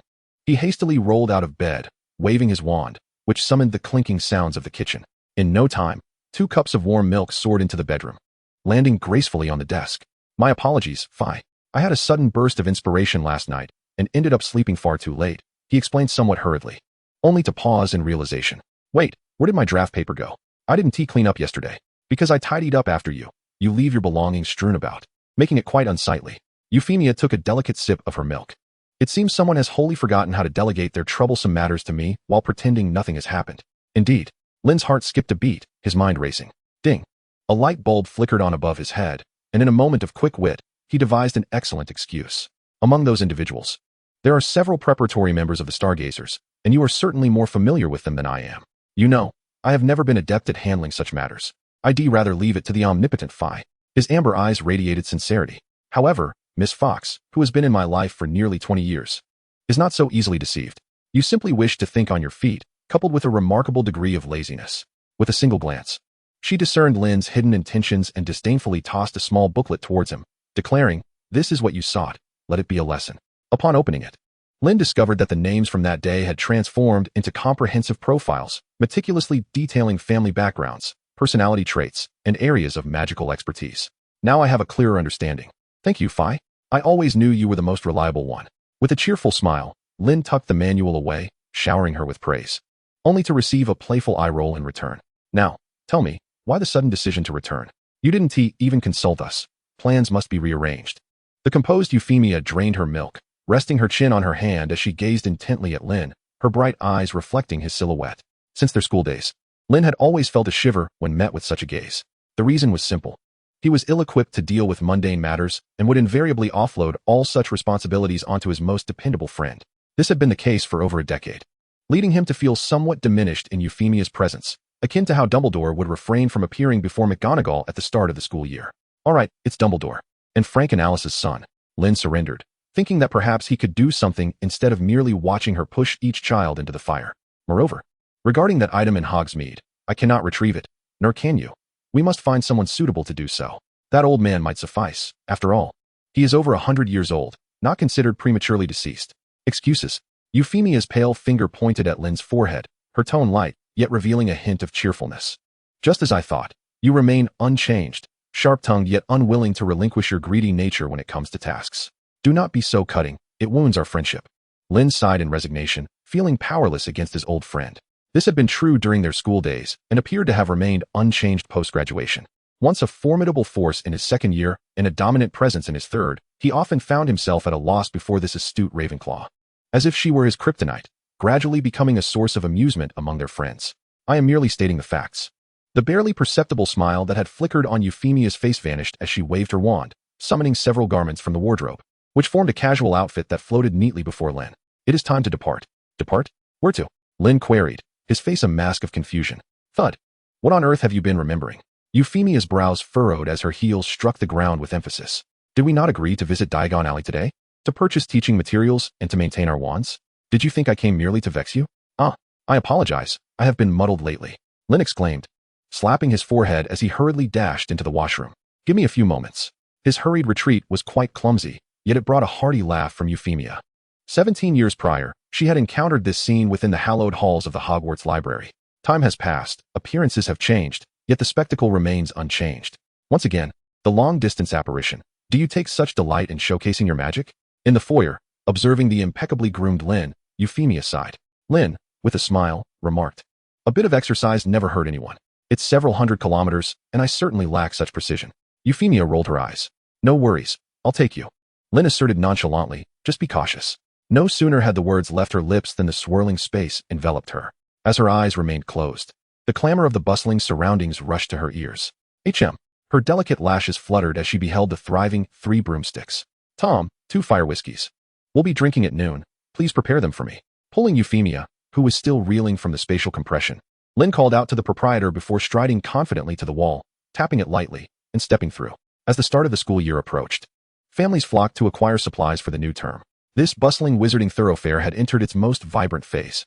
Even on weekdays, the streets were teeming with people, and vendors of all sizes were joyously occupied. Particularly, the myriad of delectable treats, led by Florian Fortescue's ice cream shop, was raking in profits. Before such culinary delights, not only children but adults too found themselves irresistibly drawn. For instance, Euphemia, with an expressionless visage, delicately savored her ice cream. This typically aloof girl, who rarely spoke in the presence of others, harbored an extraordinary fondness for ice cream, especially the combination of yogurt, blueberry, and matcha flavors, an exquisite creation of Mr. Fortescue. Upon entering Diagon Alley, Euphemia's mood brightened considerably. Tell me, are there any particularly distinguished students at Beauxbatons? Aside from that Miss Delacour, unlike Hogwarts, Beauxbatons, under the strict management of Madame Maxime, boasted a high average standard among its students, with a significantly larger pool of applicants. As they conversed and exchanged banter, the two vanished into the crowd. Meanwhile, just a street away, an entirely different scene unfolded. In the dingy, chaotic nocturne alley, a boy concealed himself within a dark cupboard, peering through a crack to observe the world outside. Amidst the eerie shops, he spotted the Malfoy father and son. In a bid to sustain their opulent lifestyle and maintain their status within high society, while also evading scrutiny from the Ministry of Magic, the affluent patriarch found himself compelled to visit Borgin and Burke's to sell off family heirlooms and a collection of dark artifacts, in exchange for a heavy bag of galleons. As evidenced by his dialogue with Borgin, the defeat in the Wizarding War had rendered blood status increasingly obsolete in this era, even though Dumbledore, adhering to a reformist stance, had not executed a thorough purge and had repeatedly intervened against those who sought to do so. Yet the trend has solidified, becoming irreversible, unless, after Lucius departed, Harry endeavored to peer outside through the shards of his broken glasses. He quietly slipped out only when Boking returned to the back room, circumventing the illustrious hand, and exited the perilous establishment of dark magic. However, his dangers were far from over. Bokingbach was merely the largest shop on this sinister street, not the sole one. A few ragged dark wizards whispered among themselves as he passed. An ominous old witch materialized before him, the atmosphere chilling to the bone. Harry, what are you doing here? Just as he found himself ensnared by the old witch's presence, a booming voice rescued him from an almost suffocating sense of dread. Hagrid, the towering half-giant of Hogwarts and keeper of keys and grounds, strode towards him with an imposing presence and piercing dark eyes, causing the dark wizards to flee in terror. Following the downfall of the Dark Lord, they had become like rats in the street, unable to bear the light of day. Yet for Harry, it was still too premature to confront such treacherous scum. He remained quite naive, but fortunately, he was never truly alone. After this brief interlude, he successfully reunited with the Weasley and Granger families to continue their shopping for the day, although the process was less than pleasant. Particularly after witnessing the Weasley family's dire financial situation, his kind-hearted nature felt a tinge of embarrassment, yet his limited experience left him at a loss for words and actions. He could only reach into his pocket during their leisurely time together with Ron and Hermione to purchase the most luxurious ice cream for his friends. Listening intently to their tales, charming as he was, his demeanor bore little resemblance to that of his father, at least not to the man he had been before his transformation. The autobiography signing event of Gilderoy Lockhart approached. Nearing noon, outside Flourish and Blots, Euphemia emitted a dismissive scoff at the sight of Lockhart's oversized photograph. Both she and Lynn, a year older than Lockhart, shared a poor opinion of him, especially Euphemia, who hailed from Ravenclaw as well. Just a self-promoting charlatan, Lynn's critique was piercing. Let us go, we still need to purchase some alchemical supplies. The ones I left at Beauxbatons have aged a bit. Do you need my assistance in fixing them? All right. Without hesitation, Euphemia turned to leave, adding as she glanced back at Lynn, since you're not busy, it's a perfect opportunity. A strand of hair brushed against Lynn's face, eliciting a slight itch. Yet he merely gazed towards the street corner, gently pulling Euphemia back. Look over there, an old acquaintance. His expression was evidently unfriendly. Lucius was in a foul mood today. The family's mounting deficits compounded the already precarious situation of the Malfoy household, which had sacrificed much of its fortune to avoid incarceration. Now, Arthur Weasley and his seemingly misguided Office for the Prohibition of Muggle Item Abuse conducted surprise inspections with alarming frequency, driving Lucius to the brink of exasperation, leaving him no choice but to liquidate dark magical items. To exacerbate matters, his son was idly loitering in a broom shop. ensuring that the mid-aged man's frustrations became concentrated upon this insufferably gloomy individual. His countenance was somber, his demeanor foreboding, even in silence. It seemed as though he bore a sign reading "Keep Out." Yet, amidst his brooding, a voice laced with sarcasm emerged from the alleyway. "Lucius, after all these years, you seem to be regressing." Lynn stood shoulder to shoulder with Euphemia, surveying Lucius from the slope above with a condescending gaze. "Eric and Fox, what are your intentions?" Lucius instinctively retreated several steps, feigning bravado, though his arm trembled slightly. "What do you intend to do?" "A good question." Lynn advanced a few paces, an almost imperceptible aura of menace enveloping Lucius. "You know the truth, do you not? Wisenham has declared my innocence. I was under the influence of a soul-binding curse. Do you truly wish to harm an innocent?" Dumbledore himself endorsed this verdict. Lucius staggered back, the pretense of his toughness dissipating entirely, in a desperate bid for survival. He even invoked the name of Dumbledore, the very figure he loathed. He was genuinely afraid this madman would strike him down. The blood-soaked November, with shadows that blurred the lines between friend and foe. Those images, those silhouettes standing alongside Lynn, remained the source of countless nightmares that haunted his midnight awakenings. As for resistance, such a naive and foolish notion had never even crossed his mind. Clinging to his last vestiges of dignity, he pressed his lips tightly together. Leaning against the wall, his entire body shook as if in a tempest, yet he managed to avoid collapsing to the ground. Ultimately, Lynn refrained from violence. Observing Lucius's disgraceful display, he subdued his own intensity, producing a white glove. With a swift motion, he struck Lucius's cheek repeatedly. The physical pain was minimal, yet the humiliation was profound. "The sole reason you have not been imprisoned in Azkaban, Lucius, is your utter incompetence, so incompetent that even Dumbledore cannot be bothered with you." Lynn discarded the glove, along with Lucius's dignity, into the dust, deliberately stepping on it afterwards. Lucius's complexion fluctuated between shades of green and white, yet he dared not reveal any displeasure. "Did you see my appointment letter, esteemed board member?" Lynn sneered. "You are utterly powerless, which must be disheartening, but fret not. We shall have ample time together." Savoring Lucius's exquisite expressions, Lynn felt a wave of satisfaction wash over him as he leisurely departed, leaving Lucius slumped against the wall, drenched in sweat, as if he had narrowly escaped death. At that moment, he remained unaware that soon, due to his misguided scheme, he would face Arthur's brutal welcome. If Lynn had ravaged his soul, Arthur would trample his very flesh. For him, today marked the most unfortunate day in years. There was no need to be angered by such trivialities. In the alleyway, Euphemia remarked with concern, "I am certainly not angry. I merely sought to provoke him." A man loses his composure, revealing vulnerabilities, especially someone like Lucius, whose intellect resembles that of a mere almond, Lynn replied calmly. "Moreover, if he is not sufficiently intimidated, he and Fudge may conspire together, which is quite revolting."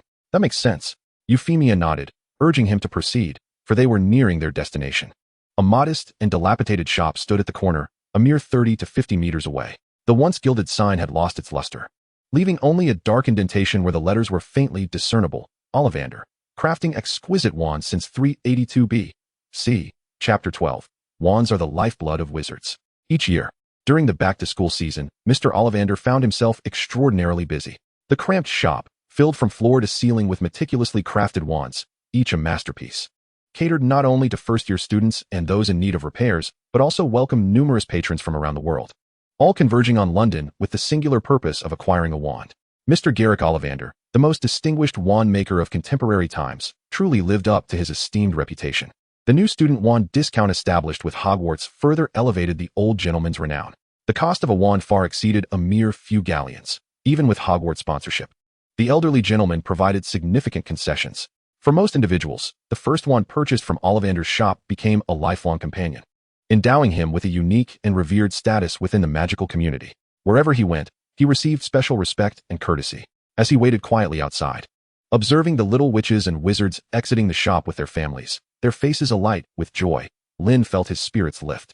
Perhaps it was the tranquility he rarely experienced during his own schooling that made him envious. The Wizarding War had been brutal, a reality for all who lived through that era, and the passage of time offered no chance for redemption. "Please come in, sir. It is your turn. Would you like to purchase or repair?" A voice, aged yet robust, pulled him from his reverie as a demure blonde girl descended the steps accompanied by her father. In that moment, as they crossed paths, she turned her head slightly, their eyes meeting. Her silver eyes naturally exuded an ethereal quality, the slightly protruding pupils giving her a perpetual look of surprise. Lynn recognized her, but merely brushed past. Upon entering the shop, he politely greeted, "Good day, Mr. Ollivander. My friend and I would like to ask for your assistance in the maintenance and repair of our wands." "Thank you." With care, he placed his wand on the counter. Mr. Eric and Miss Fox, is it? It has been several years since we last met. Compared to Luna, Mr. Ollivander's silver eyes bore the marks of time. Yet they still glimmered faintly in the dimly lit room. He recognized the two immediately, his face brightening with joy. Indeed, Mr. Ollivander, it has been about 4 years. The last time was also for wand maintenance, and its condition has remained excellent. Lynn nodded politely, aptly praising the gentleman's remarkable craftsmanship. It is part of my duty. With a smile, Mr. Ollivander donned his glasses, tidied his belongings, and picked up Lynn's wand, 14 inches, hawthorn wood, and phoenix feather. This wand, both proud and fastidious, possessed an extraordinary power, embodying an ancient design.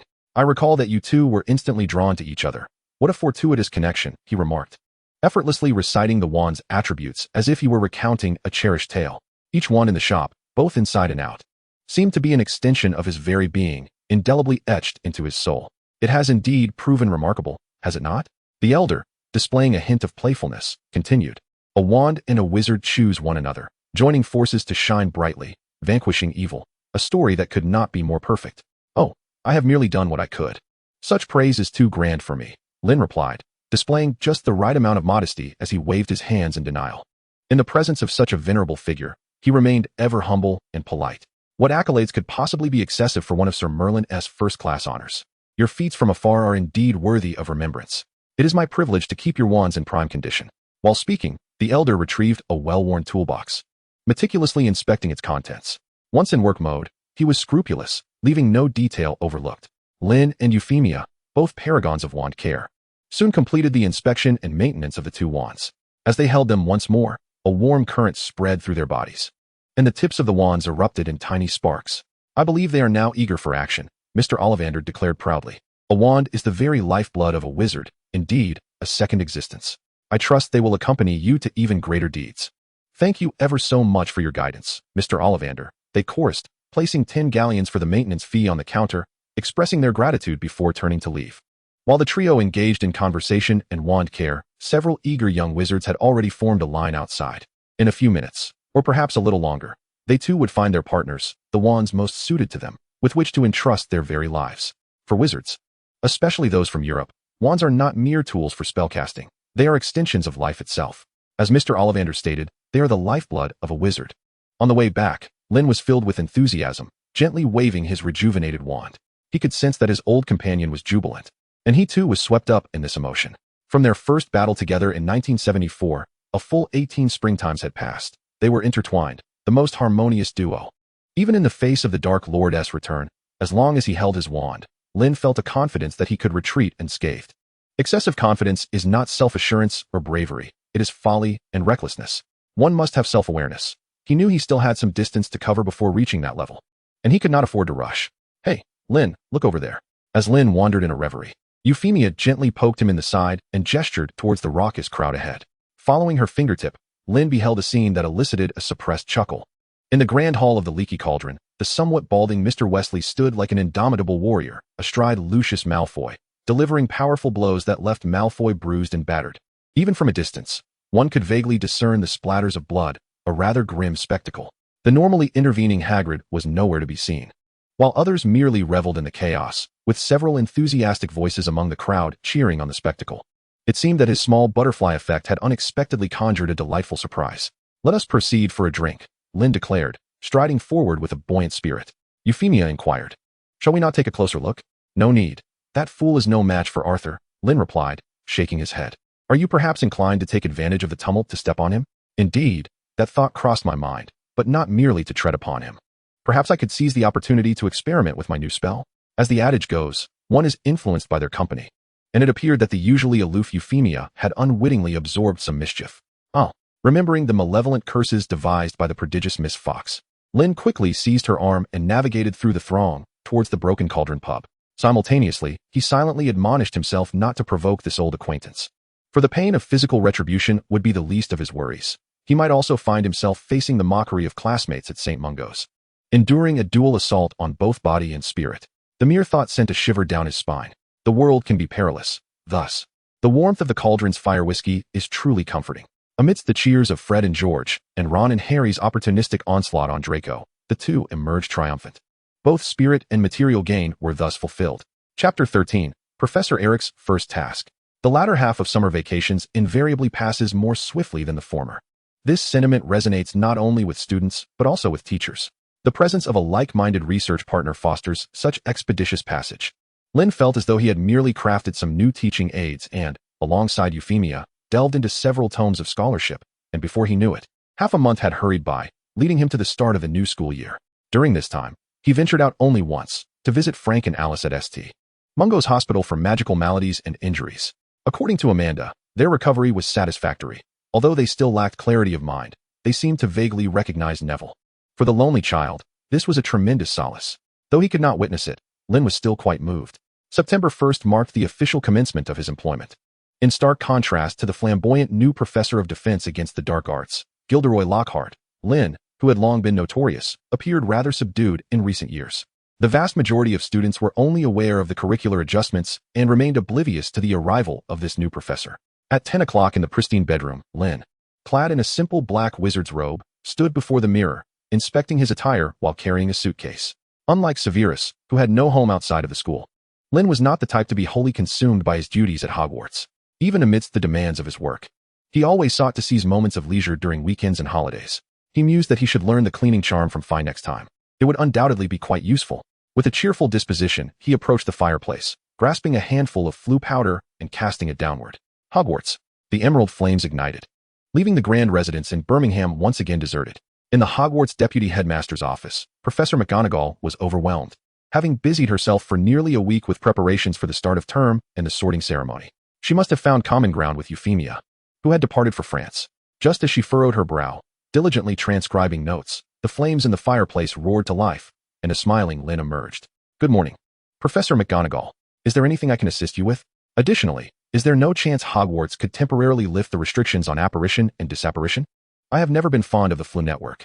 He expressed a slight grievance about missing a practice opportunity, as Professor Eric had voiced some concerns. "Absolutely not," McGonagall replied sternly, showing no inclination for humor. She picked up a stack of parchment from her desk and placed it directly into Lynn's arms, stating, "This is your assignment. Do it well, Professor Eric." With that, she returned to her desk, continuing her interminable battle with the paperwork. "Though it may be a bit much, I am more than willing to serve you, Deputy Headmaster," he replied, taking the topmost form, glancing at it briefly, and then bowing politely before striding out. Once he had distanced himself, McGonagall lifted her head from her work, feeling a sense of relief. He certainly appeared more reliable than Severus. However, her brief moment of contentment was soon shattered by the influx of new tasks, leaving behind only the occasional murmur of complaints. Dumbledore truly is a hands-off leader, fleeing at the first sign of trouble. From the scattered remarks, it was evident that even during their harmonious interactions, the dedicated deputy headmaster occasionally harbored grievances toward the esteemed headmaster during the busiest of times. In the specially adapted professor's lounge and office, several small brooms busily swept away the dust from the sparse wardrobe. A few articles of clothing brought from home floated through the air, aligning themselves on wooden hangers before being neatly placed in the closet. As the modest suitcase gradually opened, a heavy tome of magical texts emerged one after another, filling several bookshelves and cabinets, and piling high upon the desk. The once empty room was immediately transformed into a space brimming with knowledge. After a good 15 minutes of tedious organization, the arrangement of the books finally reached a semblance of completion. Noticing that little remained in the suitcase, Lynn bent down, carefully retrieving a silver iron box and placing it beneath the bed. "Quite heavy," he noted, sitting up contentedly. He finally had the opportunity to approach his desk and pick up the task list distributed by Professor McGonagall for a thorough examination. "Oh, the first task is to inspect the kitchen? Indeed, she understands us well. Let me see if my dear juniors have updated the recipes over the past decade." Eagerly, he grabbed a piece of parchment, waved his wand, and the open travel trunk promptly closed and obediently positioned itself in the corner. Lynn strode swiftly, passing through the entrance of the Hufflepuff common room, heading straight for the painting depicting a bowl of fruit. After many years, he remained intimately familiar with every corner of this castle. This is easily understandable, as every inch of this land has been soaked with his sweat, as well as the tears and blood of others. Even the portraits along the way were filled with astonished exclamations, deeply impressed by the return of this long-absent figure. 10 years, no, it has been 11 years, my little ones. As the saying goes, the greater the expectation, the greater the disappointment. Standing amidst a group of despondent house elves, Lynn felt a pang of sorrow. He knew that, inheriting the proud traditions of Britain, the castle's dining hall had always embodied 4 characteristics: a taste distinct from that of humans, despair-inducing ingredients, monotonous techniques, and a flair for eccentric seasoning. However, He did not anticipate that even the slight advancements made during his time would vanish with the passage of time. Did no student proficient in cooking come to assist in refining the recipes over these 11 years? Gazing at the glaring menu filled with boiled potatoes, baked potatoes, potato chips, potato salad, and potato soup, he felt as if the dozens, if not hundreds, of house elves surrounding him resembled a mass of animated potatoes. "I apologize, Professor." A house elf, appearing somewhat aged, with a Hogwarts tea towel that barely displayed its emblem, trembled forward, anguish etched on its face, causing the other little elves to lower their heads in utter disappointment. "No, no, no, you need not be this way. I am merely surprised that the dishes I once taught have been lost to time." Realizing his reaction was somewhat exaggerated, Lynn awkwardly scratched his head, sat down on a small stool, and gently beckoned a few elves over, softening his demeanor. "We cannot serve 5 types of potatoes in a single meal, otherwise the children will perceive Hogwarts as a potato farm. The craft can be honed gradually. At the very least, the menu should appear somewhat appealing." Thus, surrounded by a throng of astonished house elves, Professor Eric's first task commenced. In no time, the expansive kitchen was bustling with activity. Transforming Hogwarts begins with reshaping the kitchen's character. This was the last stubborn stand of a Hufflepuff and a professor defending a sacred right. Chapter 14, Severus Snape. "So, is this the reason you spent half the day in the kitchen, Professor Eric?" In the office of the vice principal, Professor McGonagall's countenance was ominously dark, far more terrifying than the howling winds outside. Even the notorious Hufflepuff King of Hell, who had wreaked havoc at Hogwarts over a decade ago, felt a tinge of bloodline-induced intimidation in the presence of this formidable vice principal. "Madam, please allow me to explain," Lynn said sheepishly, stepping forward to present the menu, which he had revised numerous times with intricate designs. Surely, after a long day's journey from London, the students deserve to indulge in some genuine culinary delights. Forcing them to subsist on potatoes daily hardly seemed befitting of Hogwarts hospitality. The purported gourmet offerings, however, had been reduced from a multitude of potato dishes to merely 2. The rationale was sound. Professor McGonagall scanned the menu with lingering ire, her expression softening albeit slightly. "But must you prolong this endeavor? I recall that during your student years, you often had the house elves prepare special meals for you. Now that you are a teacher, can you not present yourself with a semblance of professionalism?" Lynn silently mused that if the Hogwarts dining hall could match even half the standards of Beauxbatons, perhaps such professionalism would be achievable. However, he would never dare to voice this thought in front of Professor McGonagall, lest he aimed to become the professor with the shortest tenure in Hogwarts history, dismissed before even conducting a single lesson. Faced with McGonagall's exasperated admonishments, Lynn could only revert to his student days, behaving as an obedient pupil before his teachers, sincerely admitting his faults, refusing to concede defeat. That's not right. I'm a professor now, and there's no need for me to change. I shall do it again." After enduring a lecture that went in one ear and out the other, the resigned Professor McGonagall had no choice but to allocate additional responsibilities to herself, casually dispatching Lynn to the Great Hall to assist Hagrid and Madame Pomfrey in preparing for that evening's banquet. In her words, it was a matter of utilizing resources effectively. After all, aside from dueling, Lynn was most adept at this task. Regardless of Professor McGonagall's current mood, Lynn was quite content with the lighter workload. Although the ambition to transform Hogwarts' kitchen seemed far from an overnight achievement, at least he was spared the torment of staring at endless heaps of potatoes during mealtime, and perhaps he could share a drink with his 2 companions. With such thoughts in mind, Lynn strode into the Great Hall with a buoyant step. Just as he was about to summon clearer skies for the enchanted ceiling, he suddenly halted, the smile on his face gradually fading. In the center of the hall stood someone he was not particularly fond of. "Lynn Eric," Snape pronounced, enunciating each syllable with a stoic expression that sent chills down the spine. "I never expected Dumbledore would summon you. His judgment seems to deteriorate year by year. Is this truly how you perceive me, Senior Snape? It appears you graduated too early. We never had the chance for a thorough exchange." Confronted by provocation, Lynn emphasized the word senior with a rich undertone of sarcasm. Under the watchful gazes of Hagrid and Madame Hooch, who appeared hesitant to intervene, he strode forward. Locking eyes with Snape, "Your Death Eater companions must surely concur, provided the Dementors haven't devoured their brains," he quipped, standing slightly taller than Snape. His amber eyes gazed down with unabashed mockery. "What's the matter? Have I struck a nerve?" Snape's fury seemed poised to scorch the very dome of the hall. Yet Lynn remained unyielding. The vast, empty hall crackled with tension, the candles upon the tables extinguishing one by one.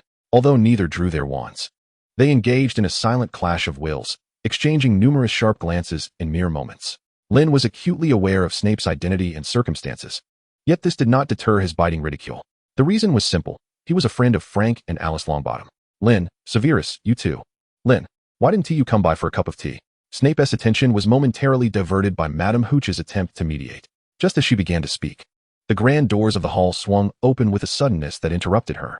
A small, agile figure hurried in, voice high-pitched, yet cheerfully spirited. As Snape and Lynn's former teacher at Hogwarts, Flitwick's arrival immediately dispelled the tension. Understood, Snape replied darkly, his expression stormy, and with a huff, he turned to leave. My apologies, Professor Flitwick, for the disturbance I've caused, Lynn said, his demeanor softening slightly with a hint of regret as Snape departed. I understand you, Lynn. Some matters ought not to be forgotten. However, let us return to our work. How about I admire your splendid performance in the exam once more? The expressive Professor Flitwick floated into the air, tactfully shifting the topic. Lynn, ever agreeable, flashed a sincere smile. Of course, Professor, I welcome your guidance. As he spoke, his wand materialized in his palm, the phoenix feather core radiating exuberance, its formidable magic nearly bursting forth from the tip. Amidst Professor Flitwick's excited praises, Lynn waved his wand, reigniting the extinguished candles. Almost immediately, the clouded magical dome came alive with brilliant starlight. In an instant, the clouds parted, revealing a pristine night sky above them. The luminous full moon peeking from a corner, harmonizing with the celestial expanse, a vision more beautiful and pure than reality itself. Before long, the grand hall was draped in a delicate veil, resplendently enchanting. This is truly magnificent, Hagrid mused, gazing up in awe at the seemingly immersive night sky. I'm glad you all enjoy it. Hagrid, Madam Hooch, would you be interested in sharing a drink at dinner? I've brought back quite a selection of fine wines from Russia, eagerly awaiting to be shared. With a flourish, Lynn produced a bottle of aged spirits, extending an inviting smile. It was a temptation difficult for two kindred spirits to resist. Even Flitwick appeared somewhat tempted, gesturing with his thumb and forefinger as he softly remarked, I could indulge in just a little. The hall, once lively with Snape's presence, fell into a hush until the hurried footsteps of Professor McGonagall approached. Oh, the ceiling looks splendid today. It has spared me some worry, she quietly praised, then raised her voice to summon those whose thoughts had already drifted to the table of libations, urging them to finalize their preparations as the special train was soon to arrive. Throughout Hogwarts, aside from the house elves in the kitchens, perhaps only the diligent Professor McGonagall remained industrious. It was rather poignant. Under Professor McGonagall's meticulous supervision, as dusk approached, the preparations for the ceremony were finally completed. Thousands of candles illuminated the hall, casting warmth and light that danced with the starry ceiling above. A procession of young witches and wizards entered, their gasps of awe resonating throughout the space, soon accompanied by the clatter of chairs and benches. With the combined energy of the eager students returning to campus after a lengthy absence, the once orderly hall transformed into a chaotic marketplace. The professors had already taken their places, including the elusive Dumbledore, who had recently become a topic of much speculation in the Daily Prophet, and the ever-controversial Gilderoy Lockhart. Clad in a striking aquamarine robe, Lockhart enthusiastically regaled Flitwick and Professor Burbage with tales of his legendary exploits, his booming voice drawing disapproving glances even from the usually composed McGonagall. At opposite ends of the professor's table, Snape and Lynn settled into their seats, both acknowledging Lockhart's self-aggrandizing chatter with a look of disdain. He truly is tiresome. I don't recall him being this boisterous during our time at school, Snape remarked. Professor Sprout, sitting beside Lynn, endeavored to maintain the dignity of the headmistress, though her expression betrayed her thoughts, as she quietly voiced her criticism. Having taught at Hogwarts for many years, she was a formidable witch, rivaling both McGonagall and Flitwick, able to discern Lockhart's true worth with a mere glance. You are quite right, Professor, Lynn murmured in agreement, his peripheral vision scanning the long table now nearly filled with familiar faces. Percy, Cedric, Penelope, Fred, George, and even Draco were present, yet something felt amiss. In his languid search, he suddenly widened his eyes in realization. The trio was left with only the solitary Hermione, while the other two had seemingly vanished without a trace. Struggling to piece together his fragmented memories, Lynn pondered deeply but could not recall the details. Years had passed, and the only recollections of this year revolved around the Horcrux. Lucius received a thorough thrashing from Arthur and then stuffed the noseless old man's diary into Ginny's book, executing an unanticipated scheme, sending ahead on a platter, effectively becoming Dumbledore's prime ally. All that remained was the house elf Dobby. Dobby. The remaining fragments of memory proved significant as Lynn smote his thigh and uttered a low exclamation. What is it, Lynn? What is the matter? Sprout inquired, her voice barely audible. Oh, nothing. Professor, Lynn hastily shook his head, pondering the absence of Harry Potter and Ron Weasley. Had something occurred? His gaze swept across the great hall. McGonagall had vanished, and Snape was similarly missing. Just as Lynn contemplated rising, he caught sight of Dumbledore's profound gaze. As one of the key figures in the forthcoming introduction of new professors, he could not simply leave, and with a heart full of regret, he settled back down, silently lamenting the lost opportunity to vex Snape. Suddenly, he felt an unusual gaze upon him. Following the direction, he indeed found Neville, whose chubby visage was etched with a mix of anxiety and anticipation. Lynn smiled and raised his glass in a distant salute, instantly igniting a radiant smile upon Neville's rosy cheeks. Neville possesses great talent in herbology, though regrettably, he was not assigned to our house, Sprout commented softly. Lynn set down his glass, observing the joyous Neville, and thoughtfully remarked, Gryffindor is not a poor choice. He is brave and kind, destined to achieve great things. Frank and Alice will surely see that. In the midst of their conversation, he did not notice Harry and Ron, stealthily peering from the ajar doors of the Great Hall. Behind them, an ominous figure had quietly taken position, keenly listening to the malicious remarks exchanged between the two. Perhaps the chilling voice weighed heavily on their hearts, revealing that they had not been dismissed, but were instead awaited to explain their absence from the school bus. The dark serpent spewed venom, drowning in the surging cheers that resonated throughout the hall. Each house welcomed the newcomers enthusiastically. This year's sorting seemed fortuitous. As no one faced the awkwardness Lynn had endured, the throngs of new students swiftly found their homes, chattering incessantly. Dumbledore rose at the opportune moment, his gaze warm and inviting, his wise eyes sparkling with joy. Welcome, everyone. We are delighted to have you at Hogwarts as we embark on a new academic year. His resonant voice echoed within the hall, halting the ongoing conversations as all students turned to face the headmaster. Before we commence this year's feast, allow me to introduce two new professors. He raised his arm, gesturing towards Gilderoy Lockhart, who had deliberately seated himself towards the center. Professor Gilderoy Lockhart, your defense against the dark arts instructor. Lockhart stood at the call, unable to speak, yet seizing every opportunity to display his signature smile, the very one that had earned him the Most Charming Smile award, a smile well-suited to charm middle-aged women. Those versed in the arcane arts might recognize his true nature, yet the students, especially when faced with his dashing appearance, were oblivious. The applause erupted in a chorus, and even in his initial appearance, the professor garnered a plethora of admirers. Even Dumbledore had to raise his hands in a gesture of restraint, bringing a semblance of calm to the tumultuous hall. The murmurs ebbed and flowed, yet he maintained a beaming smile. As for our other esteemed professor, who was responsible for the newly established course on magical texts and ancient sorcery, Professor Lynn Eric. Upon hearing his name, Lynn gracefully rose, offering a modest bow before taking his seat. Clad in understated attire and possessing a demeanor of unassuming elegance, he stood in stark contrast to the boisterous hall that suddenly fell into an atmosphere of duality.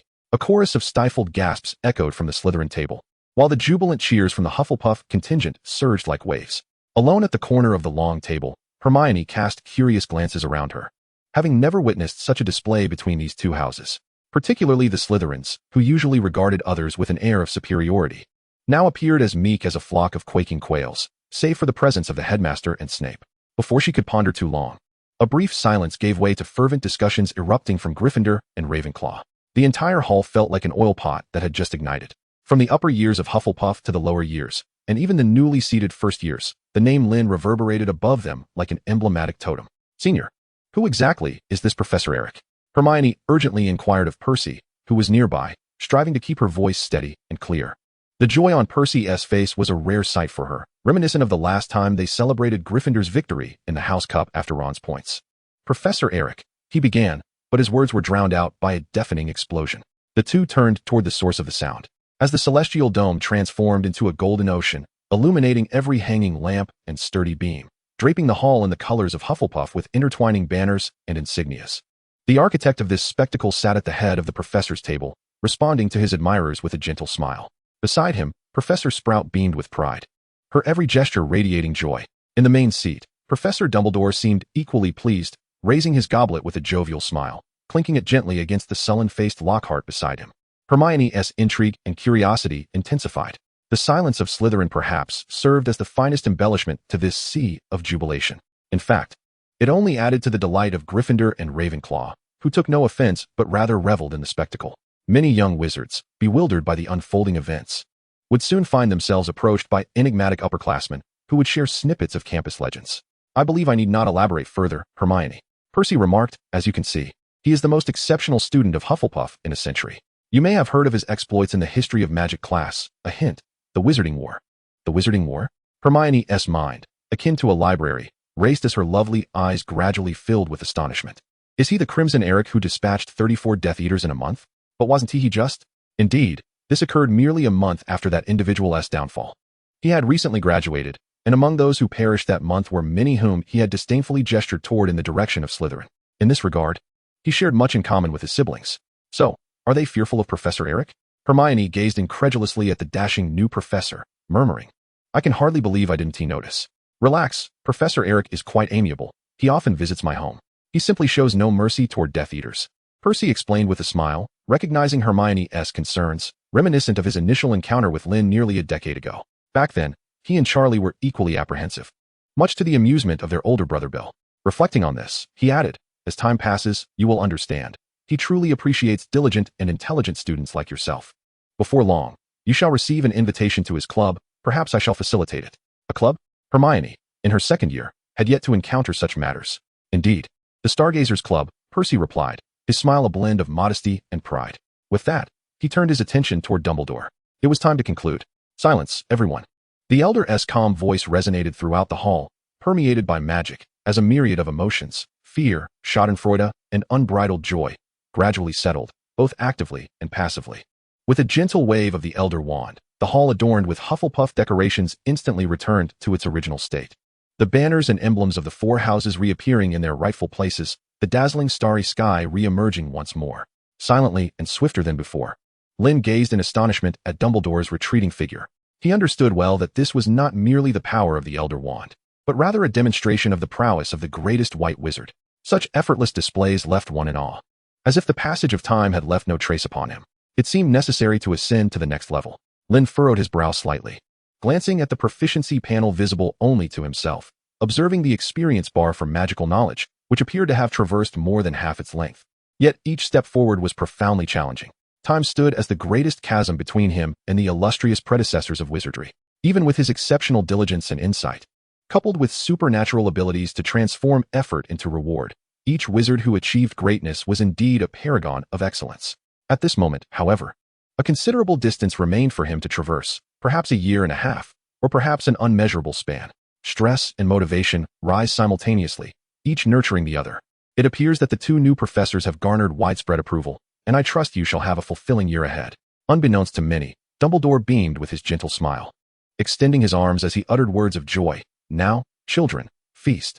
No sooner had he spoken than a sumptuous banquet emerged, steaming, upon 4 long tables, eliciting surprised gasps from many young wizards who had grown weary of the endless potatoes.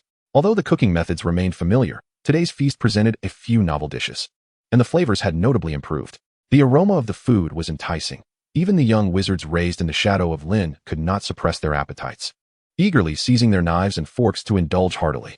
At the professor's table, Lynn, who had been busy since morning, found his appetite awakened as he listened to the subtle signals exchanged between Hagrid and Madame Hooch. With a smile, he picked up the bottle of wine beside him. However, the weight of the bottle felt unusual.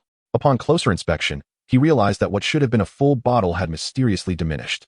Suddenly, he looked up to meet a pair of azure eyes. Dumbledore, with a wide grin, raised his wine glass in Lynn's direction. The cup filled with the old wine that had mysteriously disappeared from his possession. After a sip, the aged visage became more flushed, the wrinkles smoothed out, and his laughter grew louder.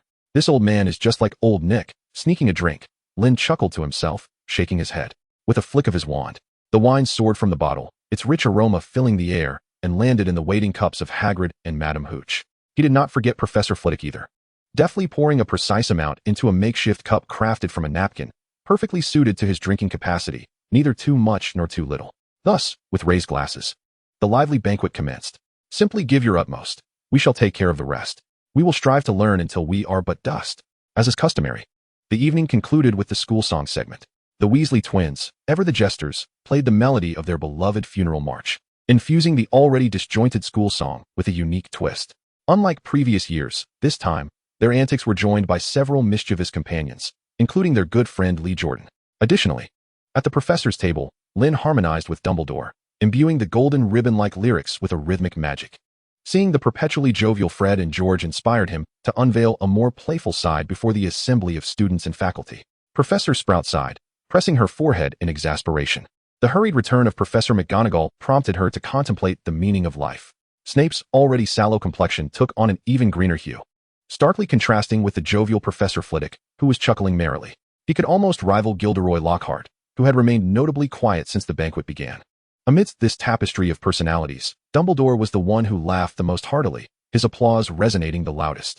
If one disregards the unfortunate incident involving Harry and Ron, This evening's banquet would undoubtedly be regarded as one of the most splendid in recent years. Lynn shared this sentiment until, upon departing the hall, he encountered a disheveled woman exhibiting erratic behavior. Sybil Trelawney, a seer with a somewhat unhinged mind, appeared to be a madwoman plagued by her own eccentricities. Nonetheless, she had indeed inherited a fragment of the prophetic abilities of her ancestor, Cassandra, particularly excelling in the realm of death prophecies. Many regarded her as a charlatan, including McGonagall, an opinion not entirely unfounded. The majority of the time, she presented herself as the fortune teller who, prior to her tenure at Hogwarts, roamed about, observing and performing petty tricks, crafting various demise scenarios for individuals. However, regrettably, within the fragmented recesses of Lynn's memory, this woman, reeking of sherry and possessing a rather questionable demeanor, held a notable place. Even more regrettably, upon their first encounter, she delivered a prophecy to him. Reminiscent of the summer 12 years prior, death encircles you, and the souls that ought to have perished toy with the emotions of the Grim Reaper.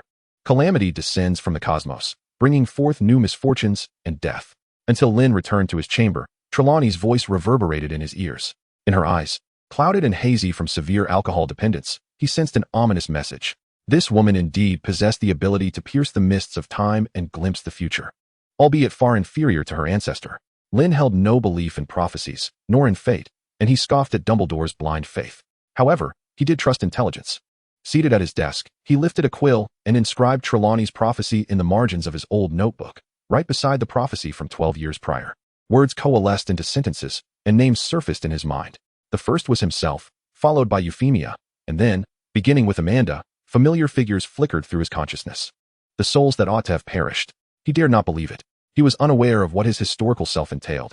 Nor did he understand why the extraordinarily talented Euphemia had left no record. Alongside her were friends, classmates, and juniors who, though not as gifted as Euphemia, excelled in their respective fields. The trajectory of fate shifted daily, much like the resplendent stars above, which never ceased their movement. The effects of the wine consumed during the banquet began to stir within him, igniting a nameless unease.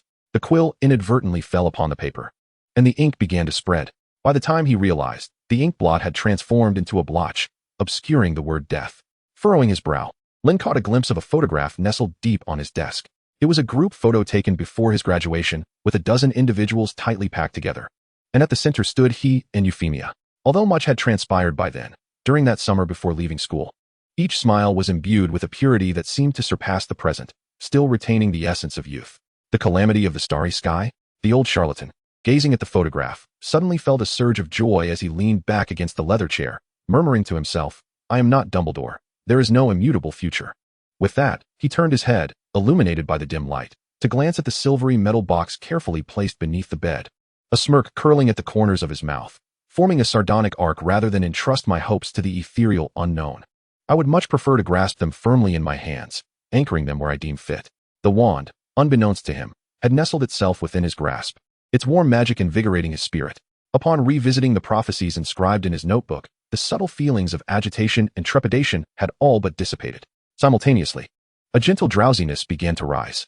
The potent Russian spirits were not to be underestimated. Before long, a breeze, imbued with a faint trace of magic, swept through, extinguishing the light. The room was left with nothing but the rhythmic sound of steady breathing. On the desk, a notebook with pages slightly yellowed was stirred by the recent gust, revealing a page that bore an ink stain obscuring a single word, rendering it nearly illegible.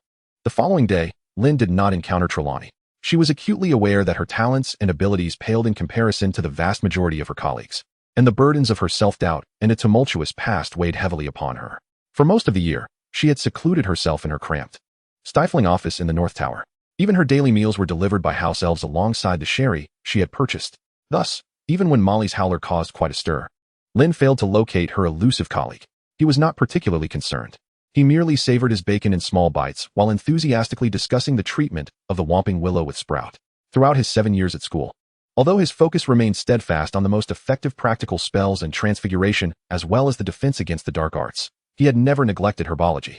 While fortune may not have favored him, knowledge was a fair companion to all. 7 consecutive years of excellence stood as a testament to that.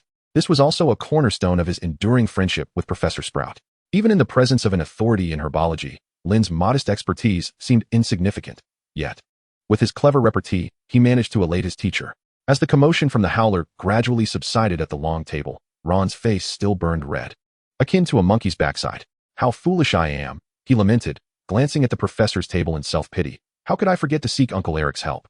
Uncle Eric? Hermione closed the copy of Traveling with Vampires, which was marred by circular markings, her skepticism evident. Indeed, it was now Professor Eric. Ron replied with exasperation. If I had asked him for assistance, perhaps Mother wouldn't be so angry. He always knows how to make things right. I'm sorry, Ron. Harry, filled with guilt, pushed away his bowl of porridge, the food lodged in his throat, refusing to go down. It was all his fault. I hope you all learn a lesson. You must understand your Professor McGonagall. Hermione sighed, ready to deliver an extensive lecture, but suddenly fell silent. Professor McGonagall had approached from behind, distributing the course schedules for the year. Good morning, Miss Granger, the deputy headmistress greeted, her appearance slightly weary, perhaps due to a restless night. Here is your schedule. The first week is special, so do not mistake the times. The model student, Hermione, immediately began to scrutinize the document, exclaiming, Is it true that all grades and houses will attend the same class on magical theory and ancient magic in the Great Hall for the first week? Indeed. Professor McGonagall replied, her tone slightly more animated as she glanced at the cowering Harry and Ron. Several professors will be auditing the classes. I hope you will bring glory to your house, and at least not bring disgrace. The first part of her statement was directed at Hermione, while the latter was clearly aimed at the two who had already caused trouble before the term had even begun. With that, she hurried off towards a group of waiting Gryffindors, calling out reminders to collect their schedules and hurry to class to avoid being late. 7 grades. Harry thought about the knowledge he had acquired over the past month, feeling a surge of anticipation. However, when he lifted his gaze, he found that Lynn had already departed, leaving the professor's seat vacant. She's gone, Harry. The first class is herbology. Ron's call came from behind, as Hermione had already pulled him several steps away. Quickly glancing at the schedule, Harry scrambled to his feet, a piece of biscuit still in his mouth. Coming, he shouted indistinctly, jogging to catch up with his 2 friends, thus commencing his second year. As a previously elective course, the teaching pressure of magical theory and ancient magic was not particularly high, especially with 2 professors sharing the responsibilities. In July, Lynn and Professor Babbling had agreed upon their division of labor. The large class format would be mixed, with no distinction between houses, comprising 1 session per week lasting half a day. Compared to subjects like transfiguration and charms, the density of material was relatively light, due to modifications in the curriculum. The courses for the 1st to 3rd years would commence simultaneously. The first year required a different pace of instruction, allowing for progression in the second year, focusing primarily on theoretical learning with engaging practical experiences as a supplement. The structure for these 3 years involved 2 weeks of theory paired with 1 week of practical lessons, emphasizing foundational knowledge and cultivating interest. The 4th and 5th years would alternate between 1 week of practical and 1 week of theoretical classes, with monthly specialized tutoring for the 5th year. Professor Babbling would conduct weekly theory reinforcement classes for those who had not previously taken ancient languages, such as Neolithic. The advanced classes for the 6th and 7th years would concentrate on application, featuring 2 weeks of practical work paired with 1 week of theory, along with monthly specialized tutoring for the 7th year. Compared to the pressures of facing thousands of students at WizardingWorld, even a slight reduction in the number of professors responsible for assisting with teaching significantly alleviated Lynn's burden. Today, for instance, Harry, Ron, and Neville were to attend a herbology class in the greenhouse, followed by transfiguration, and later in the afternoon, defense against the dark arts. While he could retreat to the library of Hogwarts, armed with his teaching authorization, to scour the restricted section, delving deep into the vast knowledge resources of the institution. However, one must not forget that his own experiences during his studies bore little resemblance to the current situation, not to mention Professor Sprout's unquestioning signatures. His mastery of the disillusionment charm alone sufficed to grant him unrestricted access, albeit with the possibility of an old man stealthily tailing behind. Yet, the difference in identity rendered the experiences profoundly distinct. Standing boldly in the innermost sanctum of the restricted section, opening that tome he had long since memorized, which had bestowed upon him a considerable amount of magical knowledge over a decade ago, propelling him significantly forward in his theoretical studies. A wave of subtle emotion washed over him. In the blink of an eye, he had transitioned from a youth, still somewhat naive yet brimming with ambition, to the person he was today, having traversed a considerable distance along a once nebulous path. Now, in the prime of his life, he was not only physically robust, but also possessed an insatiable curiosity for magic and an ardent passion for knowledge.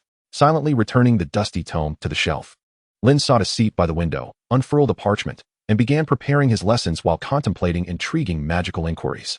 He also took the opportunity to pen a letter, intending to send it at a later time. After all, the school owls were at his disposal. Time in the campus seemed to slip by unnoticed. Before long, Friday arrived, and Gilderoy Lockhart, along with his Cornish pixie, had garnered considerable notoriety, a matter of dubious merit. For Harry, The incessantly boastful narcissist had become utterly intolerable.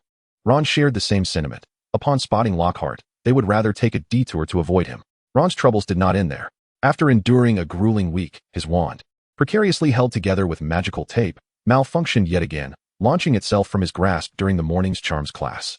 By sheer coincidence, this rigid piece of wood flew with greater precision than the quaffles thrown by Katie Bell and Angelina Johnson, striking Professor Flitwick squarely on the forehead. A greenish bump immediately swelled, bouncing in tandem with Flitwick's furrowed brow. At noon, the two returned to their quarters, unable to find solace, sitting cross-legged on their beds. This week had been so dreadful that Ron lamented, "I feel as though I've descended into hell, being poked with forks and shoved into a pot of oil." Yet, amidst his misfortune, he suddenly brightened. "But now, this afternoon, I will have Uncle Eric's class. I've longed to learn a few tricks, though sadly he only teaches Percy, Charlie, and Bill." Harry inquired, "Is it runic magic?" "It seems rather intricate." "There are other ancient magics," Ron replied, shaking his head. "But he insists on building a foundation first." He toyed with his broken wand, while Percy, having just begun his journey, had already received 12 certificates.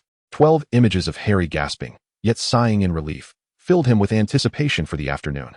How fortunate to avoid the foolish Lockhart and the malevolent Snape. Ron chuckled heartily, reclining on the soft bedding with arms raised high, exclaiming, "Long live Professor Eric." It was then that Harry recalled the schedule, which began with a potions class, followed by defense against the dark arts, both subjects he found rather distasteful. However, his initial positive impression of Professor Lynn grew fonder, despite the classes yet to commence. Neville, roused from his slumber, eagerly joined the conversation. Following the events of summer, this formerly shy boy had forged a friendship with the duo. Soon, Dean and Seamus joined in. And amidst their chatter, there persisted a chorus of denunciations against Snape and mockery of Lockhart. Even Neville mustered the courage to express his delight at not attending potions class. At 1 o'clock in the afternoon, the great hall was abuzz. Lynn arrived earlier than scheduled, taking advantage of the lunch break to make adjustments to the hall alongside Professor Babbling, with permission granted. They arranged 4 tiered sections by house, optimizing space to ensure every student could see him. Without such arrangements, gathering over 2,000 young witches and wizards from 7 years for a lesson would have required the Quidditch pitch.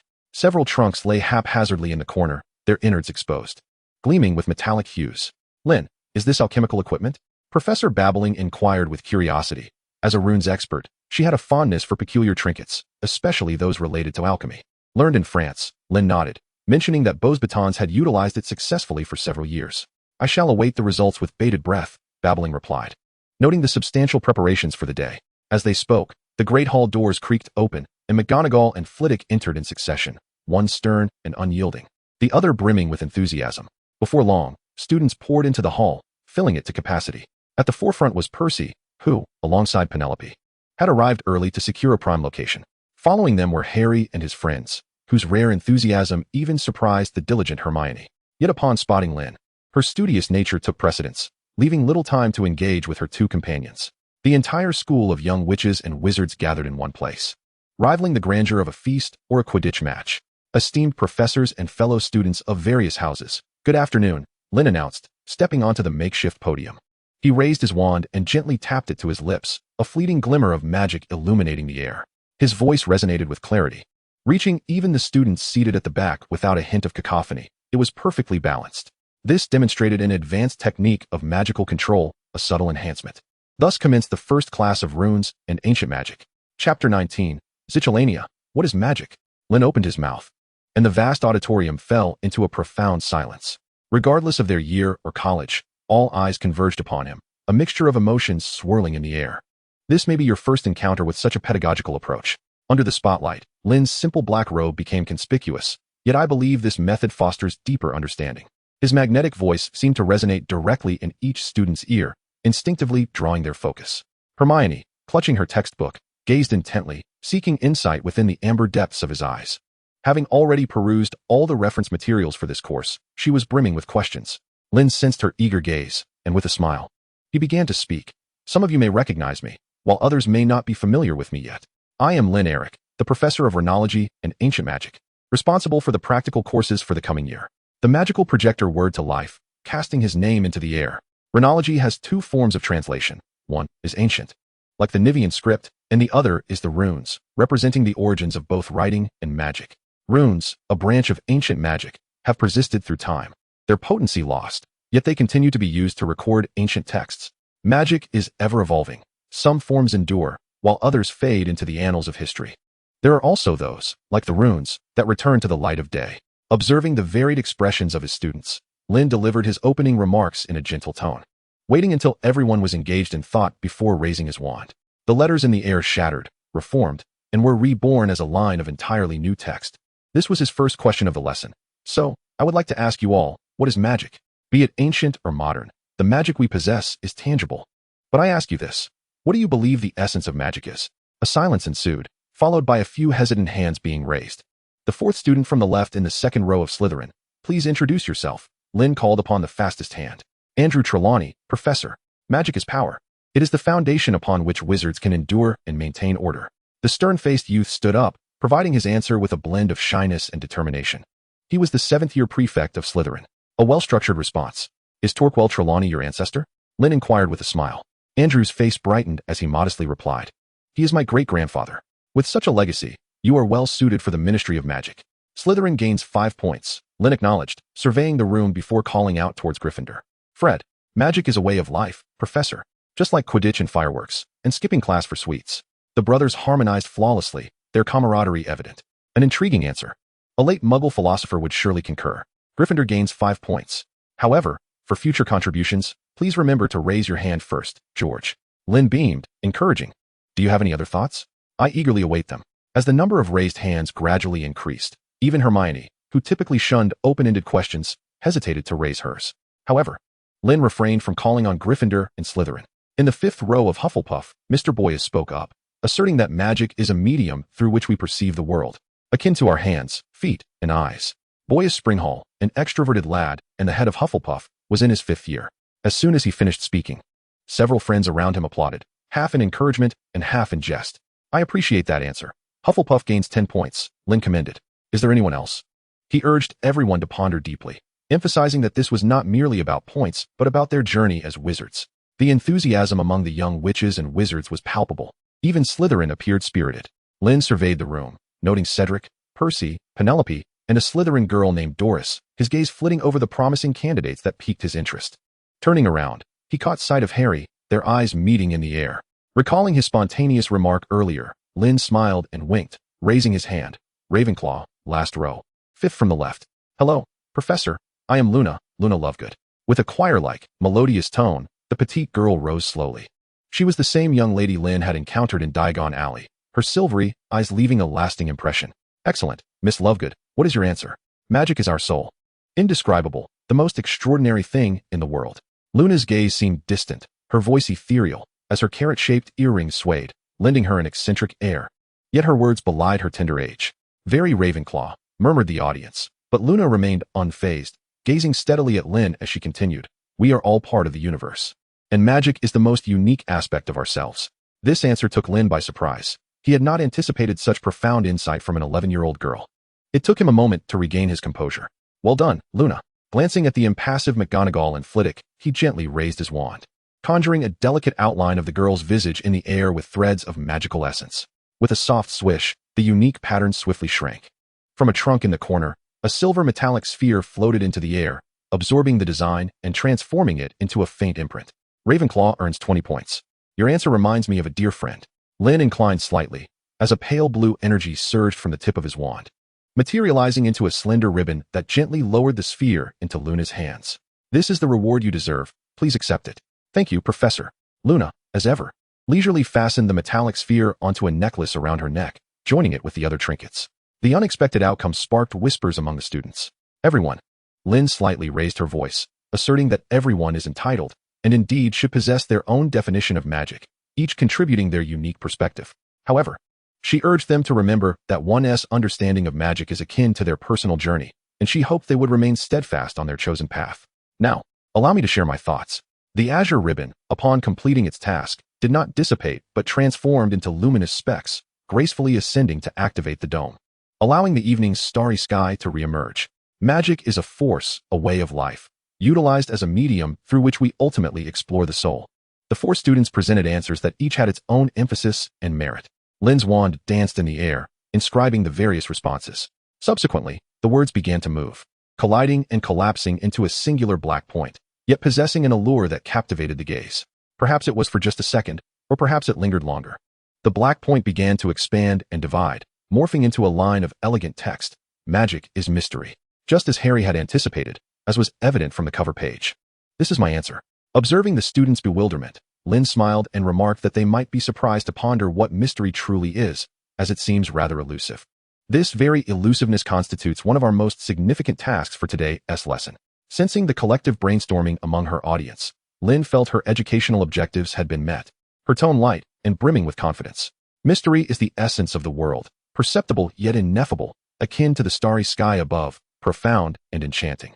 The deeper we delve into exploration, the more we will experience the enigmatic. It arises from knowledge, yet even more so from the ignorance that knowledge engenders, creating a cyclical source of our power. With a gentle smile gracing her lips, Lynn articulated her assertions. Professor, do you mean to imply that we do not truly understand magic, even if we have mastered it? Hermione suddenly raised her hand, her question spilling forth prematurely. Precisely. Miss Granger, Lynn replied. Spells are merely the external manifestation of magic, or its shell, while the essence of magic may remain elusive even to the greatest wizards. Akin to its core.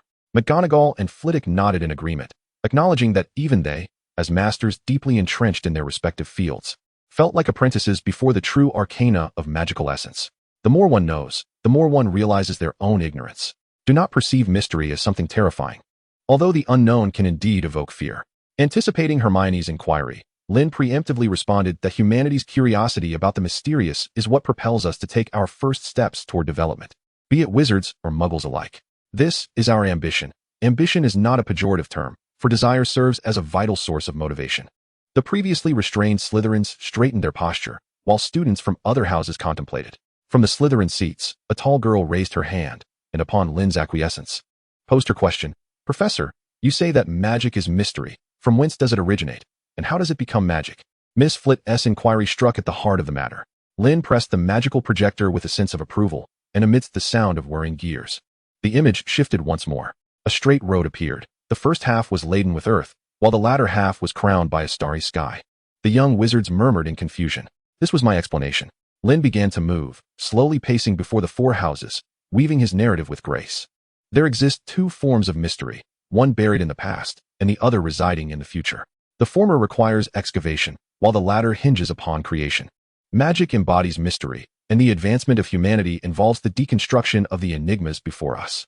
Some mysteries fade with time, entombed in the soil, awaiting discovery. Others endure, either transmitted through generations or deconstructed, much like the magic of today, or still veiled, akin to the starry sky above.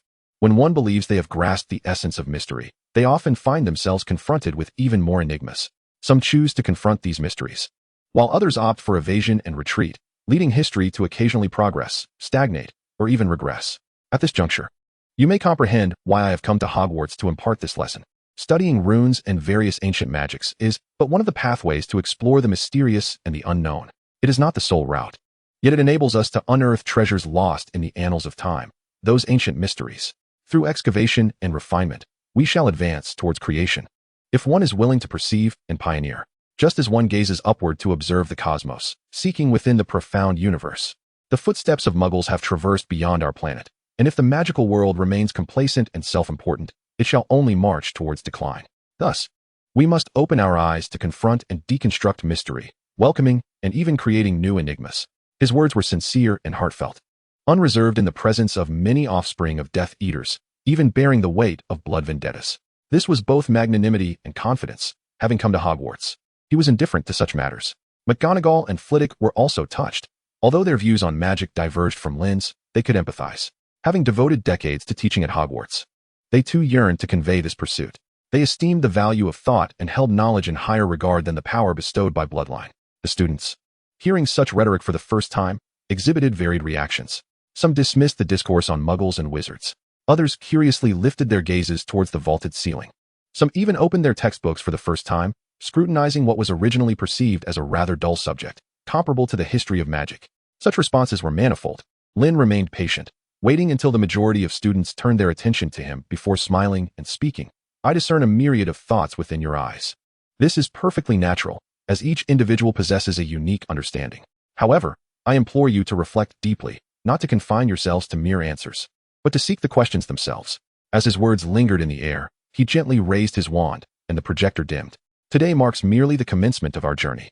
The theoretical discourse concludes here, yet the forthcoming segments may captivate your interest more profoundly. A dozen silver spheres ascended from the corners, hovering gracefully behind Lynn, a demonstration of ancient magic. A luminous glow instantly enveloped the hall, illuminating the eyes of every onlooker. Outside the hall, Dumbledore, employing his masterful disillusionment charm, concealed himself within the very air, while his long beard, cascading to his waist, quivered gently. His cerulean eyes lost focus, as he became ensnared in reverie. Merely a passerby now immersed in memories. Through the gaps in the crowd, he observed Lynn, unabashedly showcasing his thoughts and talents, evoking the visage of an old friend. The figure of Lynn gradually overlapped with that of a youthful Gellert Grindelwald, yet they were distinctly different. Both exuded remarkable talent, accompanied by an identical pride, their every gesture imbued with vibrant confidence and flamboyance. However, they represented starkly contrasting paths, traversing divergent roads. In that moment, he comprehended the profound gaze exchanged with his old friend Nicholas during their discussions years prior. Whether it was regret or yearning, a complex tapestry of emotions entwined within his weathered blue eyes. Ultimately, he uttered not a word nor took any action, merely turning silently away, vanishing at the corridor's end. Simultaneously, in the Pyrenees, at the Beauxbatons School of Magic, the fifth graders were embarking on their inaugural ancient magic lesson. Clad in a silver-blue wizarding robe, Euphemia stood composed at the podium. "I am Euphemia Fox, your new professor." Her countenance revealed no discernible emotion, radiating a demeanor of serene coolness. "Professor Eric had briefed me on your circumstances prior to his departure. He spoke highly of you, deeming you all as individuals of great potential. I shall render my judgments through my own observations. Lynn is quite fond of you and enjoys an encouraging approach to teaching, yet I am different. Ancient magic is both pure and perilous, and I shall not be as meticulous as he. I am stringent, perhaps even harsh in your eyes, and I hope you are prepared. Now, let us commence. Our first lesson delves into the nature and magical composition of the Rune of Fire, Kinas. Pay close attention. A simple, yet rhythmically unique magical thread traced through the air. With a resounding bang, a fierce blaze erupted spontaneously, dancing vibrantly, bright and fervent. More animated and vivid than any fire spell. It seemed as though it possessed a life of its own. Unexpectedly, Professor Fox, who appeared as an iceberg, excelled in the ardent art of fire magic. The flames painted the faces of the audience in shades of crimson, igniting their insatiable thirst for knowledge. In the front row, Furong locked eyes with Euphemia, sparks igniting between them. Chapter 21, Rune Magic. You may wonder, what indeed distinguishes ancient magic from modern magic? The interests of the young wizards gradually reached their zenith. Lynn smiled and stretched out his arms, as the neatly arranged targets piled in the corner fell into place behind him. This is modern magic. With poise, Lynn raised his wand, and flames erupted. A colossal fireball soared from the tip of his wand, hovering in midair. Modern magic channels magical power through the wand, guided by the mind. If one is not adept, corresponding gestures and incantations are necessary, just as I demonstrated moments ago. With a gentle flick of his wrist, the fireball erupted, scattering sparks that cascaded down towards the audience. Ancient magic, however, is quite different. Its mediums are far more diverse. Lynn lifted his left hand, unburdened by the wand, and delicately traced a simple symbol in the air, glowing a soft crimson. This was the rune known to most upperclassmen, Kinas, the Rune of Fire. No sooner had he spoken than a colossal flame serpent surged forth, bringing with it an unprecedented blaze and warmth. The tide of magical energy surged outward, instantly transforming the hall into a sea of crimson. It required no wand, only the caster to bear the burden of the magical pathway's consumption. After a brief explanation, Lynn clenched his hand, and the fire serpent dissipated into nothingness. Even after mastering alchemy, it could manifest in such a manner. With a smile, Lynn retrieved a silver metal plate from his pocket and tossed it into the air. It bore the same runes. With a gentle tap of his wand, a smaller fire serpent emerged once more. Its visage was vividly lifelike, and the sweltering heat caused beads of sweat to form on the foreheads of the students in the front row. Their flushed faces were a mixture of excitement and anticipation, as applause and cheers erupted in unison. "This is so cool, Professor. We want to learn," Ron exclaimed, bouncing with enthusiasm. "Perhaps one day." Lynn casually extinguished the flames and retrieved the metal plate, its surface still cool to the touch. This was a sophisticated form of magic that you are not yet ready to master. However, utilizing runes could facilitate a quicker introduction. This would be part of the practical coursework. Ron slumped, looking deflated, while Hermione chuckled beside him. "It's an intriguing form of magic, isn't it?" Lynn inquired, receiving an affirmative response in return. "Yet, we must not overlook its darker aspects," he continued earnestly. "Modern magic is characterized by its tool-like and systematic nature, a result of centuries of development, rendering it gentle and controllable. Conversely, runes and many forms of ancient magic do not share this quality. What is the distinction, Professor? Doris eagerly asked. Ancient magic embodies the pursuit of power, potent, direct, and perilous. Lynn's demeanor grew serious. To illustrate, modern magic is akin to a machine equipped with a safety valve. Ancient magic often lacks such safeguards. Its potency hinges upon the user's willingness, and at times, their ability to expend magical energy. Therefore, if one attempts to wield ancient magic with insufficient power or loses control, the consequences can be catastrophic, and many have perished as a result. Upon hearing this, some young wizards gasped in terror, while the rest grew solemn. This was precisely the effect Lynn intended to achieve. Yet, do not be overly concerned, he reassured, shifting his tone. If approached gradually and with focused dedication during the learning process, safety can be assured. As he spoke, he casually produced another metallic emblem. This time, it bore a symbol reminiscent of a letter, Isa, the rune of ice. A calm voice summoned forth magic, and silver light erupted. In an instant, the once warm hall, basking in the embrace of flames, was enveloped in frost. From the walls to the hanging lamps, and down to the floor and the long tables in the corners, the entire hall transformed into a colossal ice sculpture. Save for the tiered seats and the space beneath Lynn's feet, it was a duet of ice and fire. Yet, surprisingly, although they found themselves in an icy chamber, the young wizards felt no chill, as if all coldness had been barred from their presence. Danger and opportunity coexisted. Achieving such an effect with a commonplace spell was no small feat, even for a master of charms like Professor Flitwick, who would exert considerable effort. Yet, for rune magic, this was merely the beginning. Standing serenely in the center, Lynn spoke with an air of nonchalance, a teasing smile gracing his lips. The familiar expression sent a wave of foreboding through McGonagall, who was about to speak when she heard Lynn utter a blasphemous phrase. For instance, have you ever seen Hogwarts transformed into an ice sculpture? Is that truly possible? The twins exclaimed in unison. Professor, teach us that. A group of eager young lions rose in excitement, their voices a cacophony of enthusiasm. This is far more thrilling than any magical fireworks. McGonagall's cheeks twitched, her gaze colder than the frost enveloping the hall. And you still won't pay attention in class. Lynn wore an expression that was both humorous and resigned. Letting out a sigh? As I just mentioned, it depends on the magical power. Don't even think about Hogwarts. Freezing a potions classroom would be enough to send you all to Madame Pomfrey for a few days. Does that mean we could actually freeze the potions classroom? Fred was undeterred, his enthusiasm unabated, and his brother echoed his eagerness. Neville, too, was filled with delight. I never said that, Lynn thought to himself, secretly pleased yet maintaining a serious demeanor. I merely warned you against aiming too high. The decline of ancient magic is not without reason. Mastery of rune magic requires both diligence and insight, but more importantly, it demands caution. Beyond runes, other ancient magics also carry their own dangers, and I will elaborate on those when the opportunity arises. To assume that one can effortlessly master something simply because it appears cool is a perilous notion. If anyone harbors such a flippant thought, I advise you to relinquish it at once to avoid future regret. Observing the students who had once again erupted into fervent discussion, Lynn intensified his tone. His words had some effect, quieting the young wizards, yet the joy and anticipation on their faces only swelled. In the presence of something novel, each person felt they were the embodiment of both brilliance and hard work. In the stands, gazing at the nearby frost, Harry felt a yearning stir within him. He recalled the summer's duel with Quirrell. If only he had mastered such magic then, if he were as powerful as Professor Eric, would he not? He began to indulge in fanciful thoughts, brimming with anticipation for the upcoming year's curriculum. Ahem. Lynn was acutely aware of their sentiments.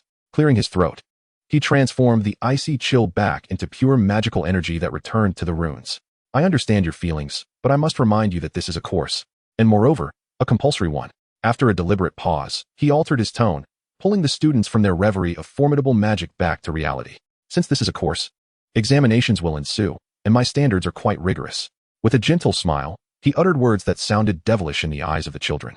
Even mediocrity must adhere to the standards I have set, which are undoubtedly much higher than anything you have encountered before.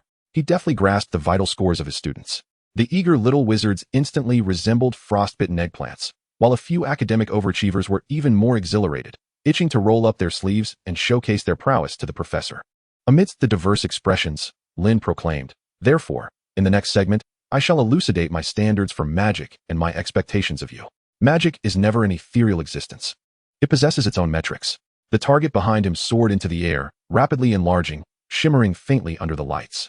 It exhibited a metallic sheen, imbued with the hues of magic, far from ordinary appearances. Magic can be said to be infinite. No one can master it all in their fleeting lifetime. Not even the over 600-year-old alchemical master, Nicolum. Under the watchful gaze of the young wizards, Lynn said half-jokingly. Thus, he raised his voice slightly.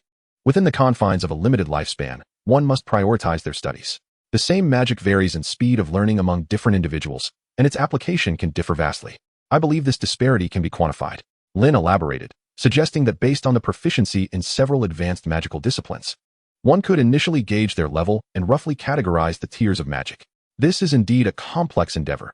Have you completed the classification of magical levels? Professor Flivy rose with excitement, inquiring with keen interest. Merely a rudimentary outline, Professor Flivy, Lynn replied with a smile and a shake of his head.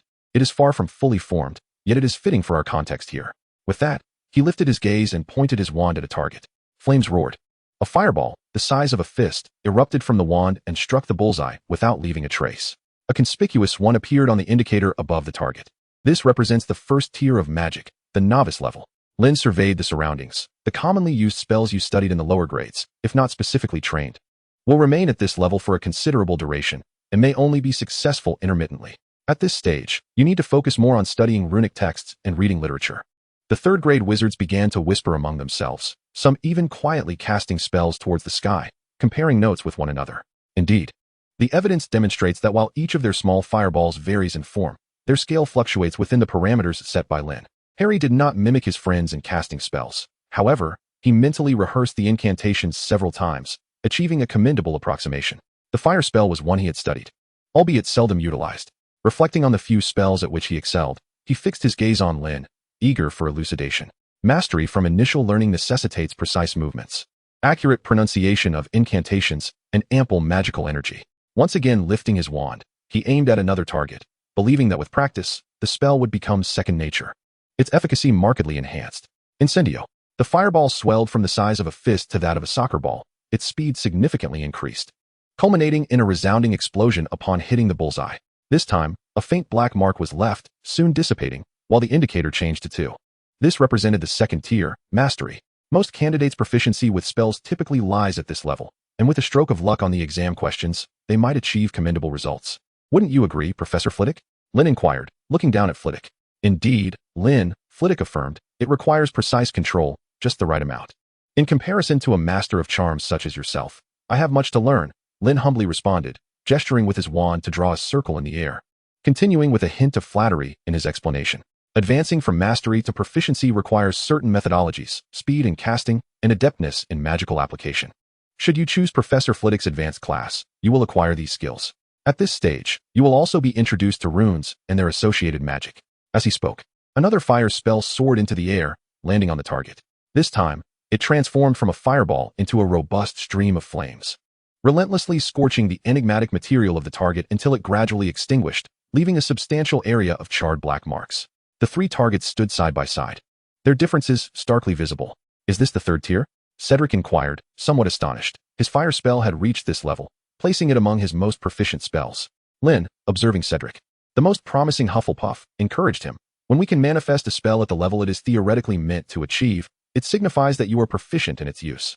If anyone accomplishes this before the 4th year, a bright future awaits. I would be more than willing to impart some advanced techniques. At this point, he glanced around meaningfully. By the way, if anyone's disarming spell, stunning spell, or other duel-related magic reaches this level, congratulations. You may apply to become an Auror, and with a stroke of luck, you might even partake in Auror training. Upon hearing this, many young witches and wizards in the audience brightened, especially Andrew Traves, who had long aspired to work in the Department of Magical Law Enforcement or the Auror Office, hoping to carry on his family legacy. Yet, Lynn's subsequent remark doused their enthusiasm with a dose of cold reality. He spoke in a deep voice. Participating in training is merely the beginning. To become a competent Auror, this level is insufficient. One must possess at least 1 or 2 combat spells that reach a higher standard. He recalled the 2 Russian Aurors he had effortlessly defeated. Each had their own strengths, yet they were unable to showcase them. Andrew hurriedly inquired, "What level do you mean, Professor?" "A combination of effort and skill, sometimes requiring a touch of inspiration, Mr. Travers," Lynn replied with a smile, his hands moving swiftly as he cast another fire spell. It appeared no different from the last time, yet it felt like the disparity between clouds and mud. The roaring flames surged through the air, initially unremarkable. But upon accumulating to a certain extent, they seemed suddenly to come alive, beginning to dance and weave with agility.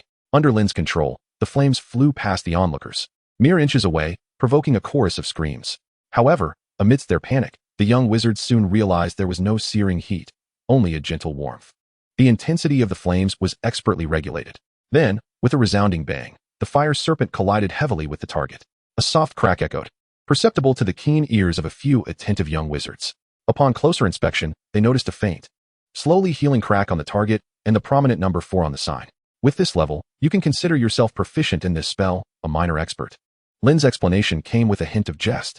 This was not merely the accumulation of quantity, but required the infusion of one's own understanding. An exceptional wizard must master magic rather than simply cast it. This is the first step. Mastering magic? Percy murmured. A concept he had struggled to grasp throughout a summer of diligent practice. Indeed, Percy, and you too, Andrew, you must master your magic. Then refine the details to enhance its finesse until you leave your unique imprint upon it. It requires not just hard work, but deep comprehension. Lynn pointed meaningfully to his own chest and head, offering subtle guidance. By this stage, casting without a wand or incantation becomes second nature, and even some advanced spells, such as high-level transfiguration and ultimate protective charms, may be learned. To wield runic magic without symbols is foundational. I anticipate someone achieving this. With gentle encouragement, he continuously stirred the students' interest and anticipation. Is there only a 4th level for Aurors? Is this merely the foundation? What could be higher? A 7th-year Ravenclaw looked on in confusion, voicing the thoughts of many. The higher levels are still too early for you, but perhaps in the advanced class. We may encounter some. If someone has mastered level 4 magic, that would also be acceptable. Lynn dangled an irresistible bait. In an instant, students who had excelled in ancient languages erupted in enthusiastic cheers, while those who had not met the standards hung their heads in disappointment. In a gathering that evoked both joy and sorrow among the attendees, the disparity of emotions was vividly displayed during this grand lecture intended for all students. There is no need for undue concern, for I have not yet divulged this year's admission criteria, Lynn remarked, deliberately elongating his tone with a hint of mockery as the anticipation in the room began to swell. As his words lingered in the air, a multitude of eager gazes converged upon him, including those of distinguished lower-grade students. The impact of this open class exceeded his previous expectations. To engage with more advanced forms of magic or delve into the profound intricacies of runes, there are 2 pathways available in my course, Lynn announced, raising 2 fingers as his voice grew increasingly alluring. The first route is, of course, to achieve the aforementioned grades, which are jointly recognized by Professor Babylon and myself as a reward for diligent young wizards, regardless of one's current magical prowess. I pledge to offer my utmost guidance. This is my promise. As for the second option, Lynn slowed his tone, waving his wand to direct a target onto the ground, which serves as an initial demonstration of one's capabilities. 4 prominent digits remained illuminated on the scoreboard, while the majority of the targets stood blank. With a gentle flick, Lynn reset all targets to their original state. Do not perceive these targets merely as instruments of power assessment. Other spells may be tested as well. Mastering 3 spells of 3rd level or higher qualifies one to apply for the advanced class, followed by the submission of a reading report in the field of ancient magic, upon which we will make a comprehensive evaluation. These targets are situated within the runes classroom, so there is no need to worry about damage. Should anyone manage to destroy one, they may advance immediately. Lower-grade students who meet the standards and obtain a recommendation letter from the headmaster are welcome to audit the class. What about the 7th graders, Professor? Boyce inquired with a grin. Would you prefer an age-advancing potion, or to skip a grade? I am certain that Professors McGonagall and Pomfrey would be quite interested in discussing this topic with you. Casting a playful glance at him, Lynn turned his head and proclaimed, 7th graders are fortunate, as Professor McGonagall has specifically consulted with both me and Professor Babylon regarding the relaxation of enrollment criteria, and we believe it is a feasible approach. Thus, if they fulfill my prior requirements for the advanced class, they must submit an unrestricted ancient magic thesis this week, integrating all course materials. We will evaluate based on both the thesis and magical proficiency, but spaces are limited. Before his words had fully settled, the sound of pages turning resonated throughout the room. Many 7th graders were likely experiencing such keen interest in the runes textbooks and dictionaries for the first time. After all, it was evident to the discerning that this discipline harbored immense potential and significant implications for future career choices and personal development. Do not rush to read. There is ample time. Lynn satisfiedly raised his voice. Have I declared the demonstration to be concluded? At this pronouncement, a wave of astonishment swept through the audience. They had believed they had witnessed the entirety of the lecture, only to discover that there was more to come. A palpable sense of anticipation filled the air. Even McGonagall and Flitwick appeared slightly taken aback, glancing at the clock on the wall, pondering Lynn's intentions. Only Luna gazed thoughtfully at the metallic sphere resting on her chest. Lynn had no intention of keeping his audience in suspense, and candidly stated, I have mentioned that the runes of Luna's magic are exceedingly challenging. Even the most exceptional students must exert tremendous effort. Many may find themselves unable to wield magic beyond the runes until graduation. He unflinchingly laid the reality before everyone. Yet, he swiftly shifted his tone, cheerfully declaring, therefore, to expedite your understanding of the practical significance of this magic, I shall introduce a new tool in class. As his words hung in the air, a wand levitated before him, gracefully flicking upwards. The metallic spheres that floated beside Lynn began to orbit slowly. It was then that the young wizards noticed that each sphere resembled Luna's rewards. Concurrently, the floor of the hall began to rise, transforming into a series of neatly arranged platforms, each approximately 1 meter high.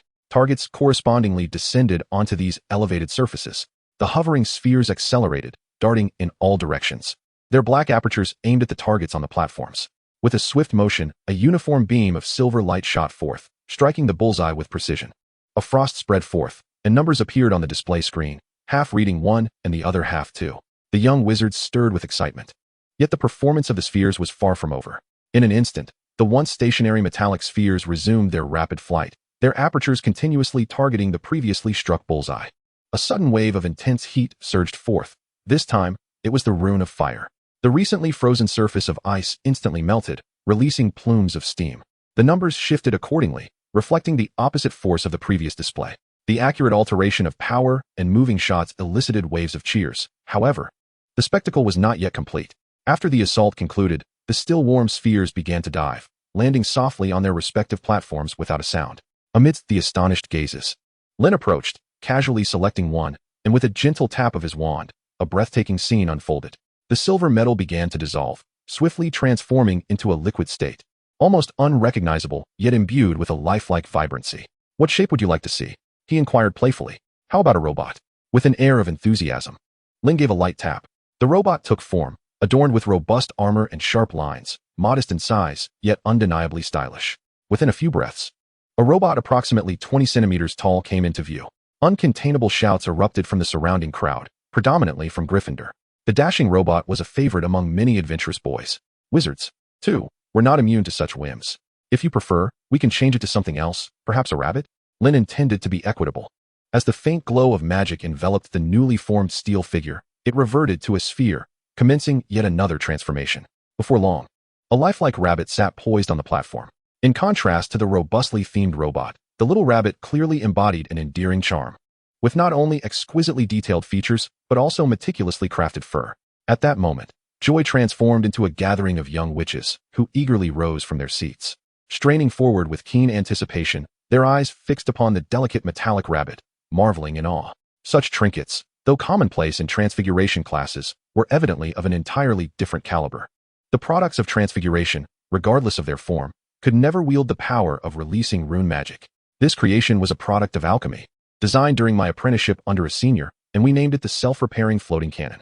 Its form, however, is not fixed. With mastery of transfiguration, one can manipulate it freely, though certain shapes may affect mobility and stability.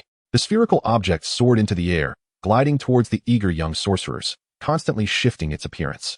Within it lay a diluted rune, with modest power and minimal difficulty in control. Swiftly retracting my wand, I smiled as I explained.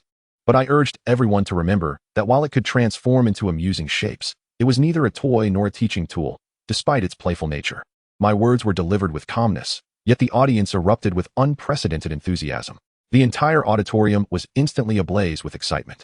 Although the alchemical device, imbued with wondrous rune magic, possessed limited power, it held boundless allure for the young witches. Its malleable nature allowed it to bear the owner's mark, rendering it a unique entity. Many Muggle-born young witches had already recognized the true identities behind certain forms, characters from the once popular Muggle anime and superheroes. Their hushed conversations ignited the auditorium into a frenzy. Were it not for the presence of the headmaster, I might have suspected I would be robbed, given the fervor of the young lions. Even with Professor McGonagall supervising, the atmosphere remained tumultuous, with cheers rising higher and higher. At the very least, their enthusiasm for learning seemed untroubled. As such thoughts crossed my mind, I quickly withdrew the object from the voracious gaze of the young witches and glanced at Professor Babbling, who was joyfully smiling in the corner. I spoke aloud. Please remain patient. There will be opportunities to experience practical lessons, and if your performance is commendable enough, you may indeed earn one, just like Miss Lovegood. Furthermore, I will continue to refine the design, integrating more rune magic, and should you exceed my expectations, you might even encounter a more powerful variant. I cast out this enticing bait, offering a tantalizing glimpse of the future. My explanation concludes here. Now, I invite Professor Babbling to introduce the theoretical course. Your performance in this theoretical class and her evaluation will serve as important references, so do not say I did not warn you. Half in jest, half in earnest. I raised my wand, pointing towards a few notorious pranksters as I strolled to Professor Babbling's side, gesturing for her to take the stage. Moments later, Professor Babbling received an enthusiastic welcome such as she had never experienced during her tenure as an elective course instructor. I had underestimated the impact of these intricate alchemical devices on the young witches. Although the nature of the magical devices known as pyloric cannons eludes their understanding, the spectators are nonetheless captivated by their astonishing transformations and the breathtaking display of simultaneous spells.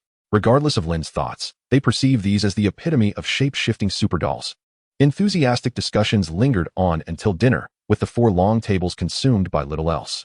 At the professor's table, Lynn sat alongside McGonagall and Flitwick, both of whom were in high spirits. Merely a week into the term, the 2 former teachers had gained a glimpse into Lynn's remarkable proficiency in magic. This student, who had long departed from Hogwarts, had evolved from merely possessing potent magical abilities into a true polymath. At the Gryffindor table, the trio's dynamics diverged significantly. Hermione, engrossed in her heavily annotated textbook, showed little interest in the ongoing discussions while dining. In contrast, Ron and Harry animatedly waved their forks, speculating on the myriad uses of such a versatile artifact. Although their plans were still in nascent stages, they entertained ideas ranging from teaching Malfoy a lesson to setting Snape's robes ablaze, even envisioning a complete set to engage in an exhilarating game of real wizard's chess, one that could breathe fire and exhale ice. The duo's growing excitement soon captivated those around them, and a throng of eager listeners began to gather, ultimately disturbing Hermione. Irritated, she tugged at her unruly hair and shot a disapproving glare at the raucous crowd, effectively dispersing them with her sharp retort. If you merely indulge in daydreams without taking action, you will surely end up with nothing. Ron, initially poised to counter her assertion, swallowed his retort as if doused with a bucket of cold water, painfully reminded of his dismal performance in his cultural studies, rendering the taste of his roast lamb as bland as cardboard. However, Harry remained undeterred, still riding the wave of enthusiasm, sipping his pumpkin porridge while secretly contemplating the day's lesson, which had intensified his interest in ancient magic and even sparked a fleeting desire to study alongside Hermione. Though that impulse quickly faded, practicality was his forte, and with 3 weeks until the next practical class, he found himself impatiently glancing towards the professor's table. His gaze fell upon a grim-faced Lockhart and Snape, which secretly delighted him. Then, he noticed Professor Sprout, bustling over to join Professor Eric with a cheerful demeanor. He could count on one hand the number of times he had seen McGonagall smile so broadly. It was rare for Professor Dumbledore to arrive early. Yet today he approached Professor Eric, engaging in conversation that appeared to bring joy to those nearby. Professor Eric is indeed quite popular, he mused, savoring a tender piece of roast beef. The culinary skills at Hogwarts had evidently improved. Relishing the succulent flavor, his spirits lifted even further, so much so that he hardly noticed Dumbledore and Lynn departing together. A few minutes later, in the office of the headmaster, upon entering, Lynn unceremoniously poured himself a drink from the cabinet, causing the former headmasters to widen their eyes in astonishment. He had previously inquired with Hagrid and knew that the unfinished bottle was certainly present. Settling down and raising his glass, Lynn commended his own deductive reasoning. Dumbledore, with a complex expression, asked how he had discovered it. A sommelier's instinct towards fine wine, Lynn replied with a straight face, spouting nonsense.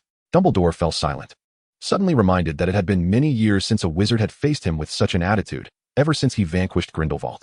There was a subtle sense of trepidation and distance, accompanied by a bond of teacher and student, as well as a rare semblance of equal exchange that he cherished. This state of affairs was indeed nostalgic. Headmaster, did you summon me for a matter that requires private discussion? Or perhaps you simply find yourself bored and wish to engage in a staring contest with me? Lynn inquired, surprised upon setting down his empty glass. Forgive me. I drifted off. Age has a tendency to lead one astray. Dumbledore chuckled, shaking his head. It has indeed been many years since we sat here together, hasn't it? Since the incident involving the near incineration of Professor Black's portrait, Lynn casually remarked. The atmosphere remains as fog-laden as ever. You haven't been peering into anyone's memories, have you? I recently utilized the pensieve, Dumbledore admitted candidly, to view a portion of my own memories. At my age, certain recollections ought to be purged in a timely manner to avoid unnecessary burdens. You are not old, Lynn countered. Especially when casting spells, your prowess remains undiminished. A wizard's magic indeed only grows with time, but the decay of body and soul is inevitable. In terms of dueling, I am far from the prowess I possessed 20 years ago. You are still young. You will comprehend this in due time. Their conversation oscillated between the casual banter of friends and the impartation of life lessons from a venerable elder, whose eyes, like tranquil waters, revealed no true intentions. Would you care to view that memory? He unexpectedly invited Lynn. However, Lynn merely shook his head. I do not relish prying into the past of others. You may speak plainly. There is no need for excessive preamble between us. Ah, I see. Dumbledore expressed with a hint of regret. Then I shall be forthright. What are your thoughts on Gellert? I am aware that you visited Nurmengard 3 years ago. He holds you in high regard. A delicate issue indeed. I am well aware of the tumultuous love-hate relationship spanning nearly a century between you two. You still visit him monthly, do you not? Lynn initially appeared taken aback. But soon a sly smile emerged, his eyes brimming with intrigue and jest. Yet, observing Dumbledore's calm demeanor, he adopted a serious tone to convey his thoughts. Gellert Grindelwald is a remarkably gifted leader, the preeminent dark wizard of our era, as well as a fervent proponent of wizard supremacy. If I were to summarize him, he is an idealistic madman. An idealistic madman possesses profound insights. Have you seen what he looked like in his youth? Dumbledore mused, his eyes filled with nostalgia. Without waiting for Lynn's response, he continued to speak, recounting how he had once subdued the Elder Wand and established the Pureblood Party. It was indeed a tumultuous era, where wizards across Europe either revered him as a deity or regarded him as a demon. You should be aware of his intentions, though, to be precise. They were once your intentions. Lynn nodded. Headmaster, you adhere to the order of wizards, revering love and destiny. Therein lies your greatest divergence from us. I differ from both you and your kind, as I place greater importance on human dignity and the freedom of development, regardless of whether one is a wizard or a muggle. To borrow a phrase you often use, this represents what I perceive as the greater good. He spoke candidly, abandoning formalities. His gaze swept across Dumbledore's desk, where his book lay, recently perused, with traces of annotations still visible. I understand your sentiments, Lynn. Moreover, I do not oppose your perspective. It is merely that, at my age, I find it challenging to embrace such new concepts. Dumbledore placed the Elder Wand upon the table, its deep green elderberry form exquisite and exuding an irresistible allure. It carried the essence of fate, death, and power.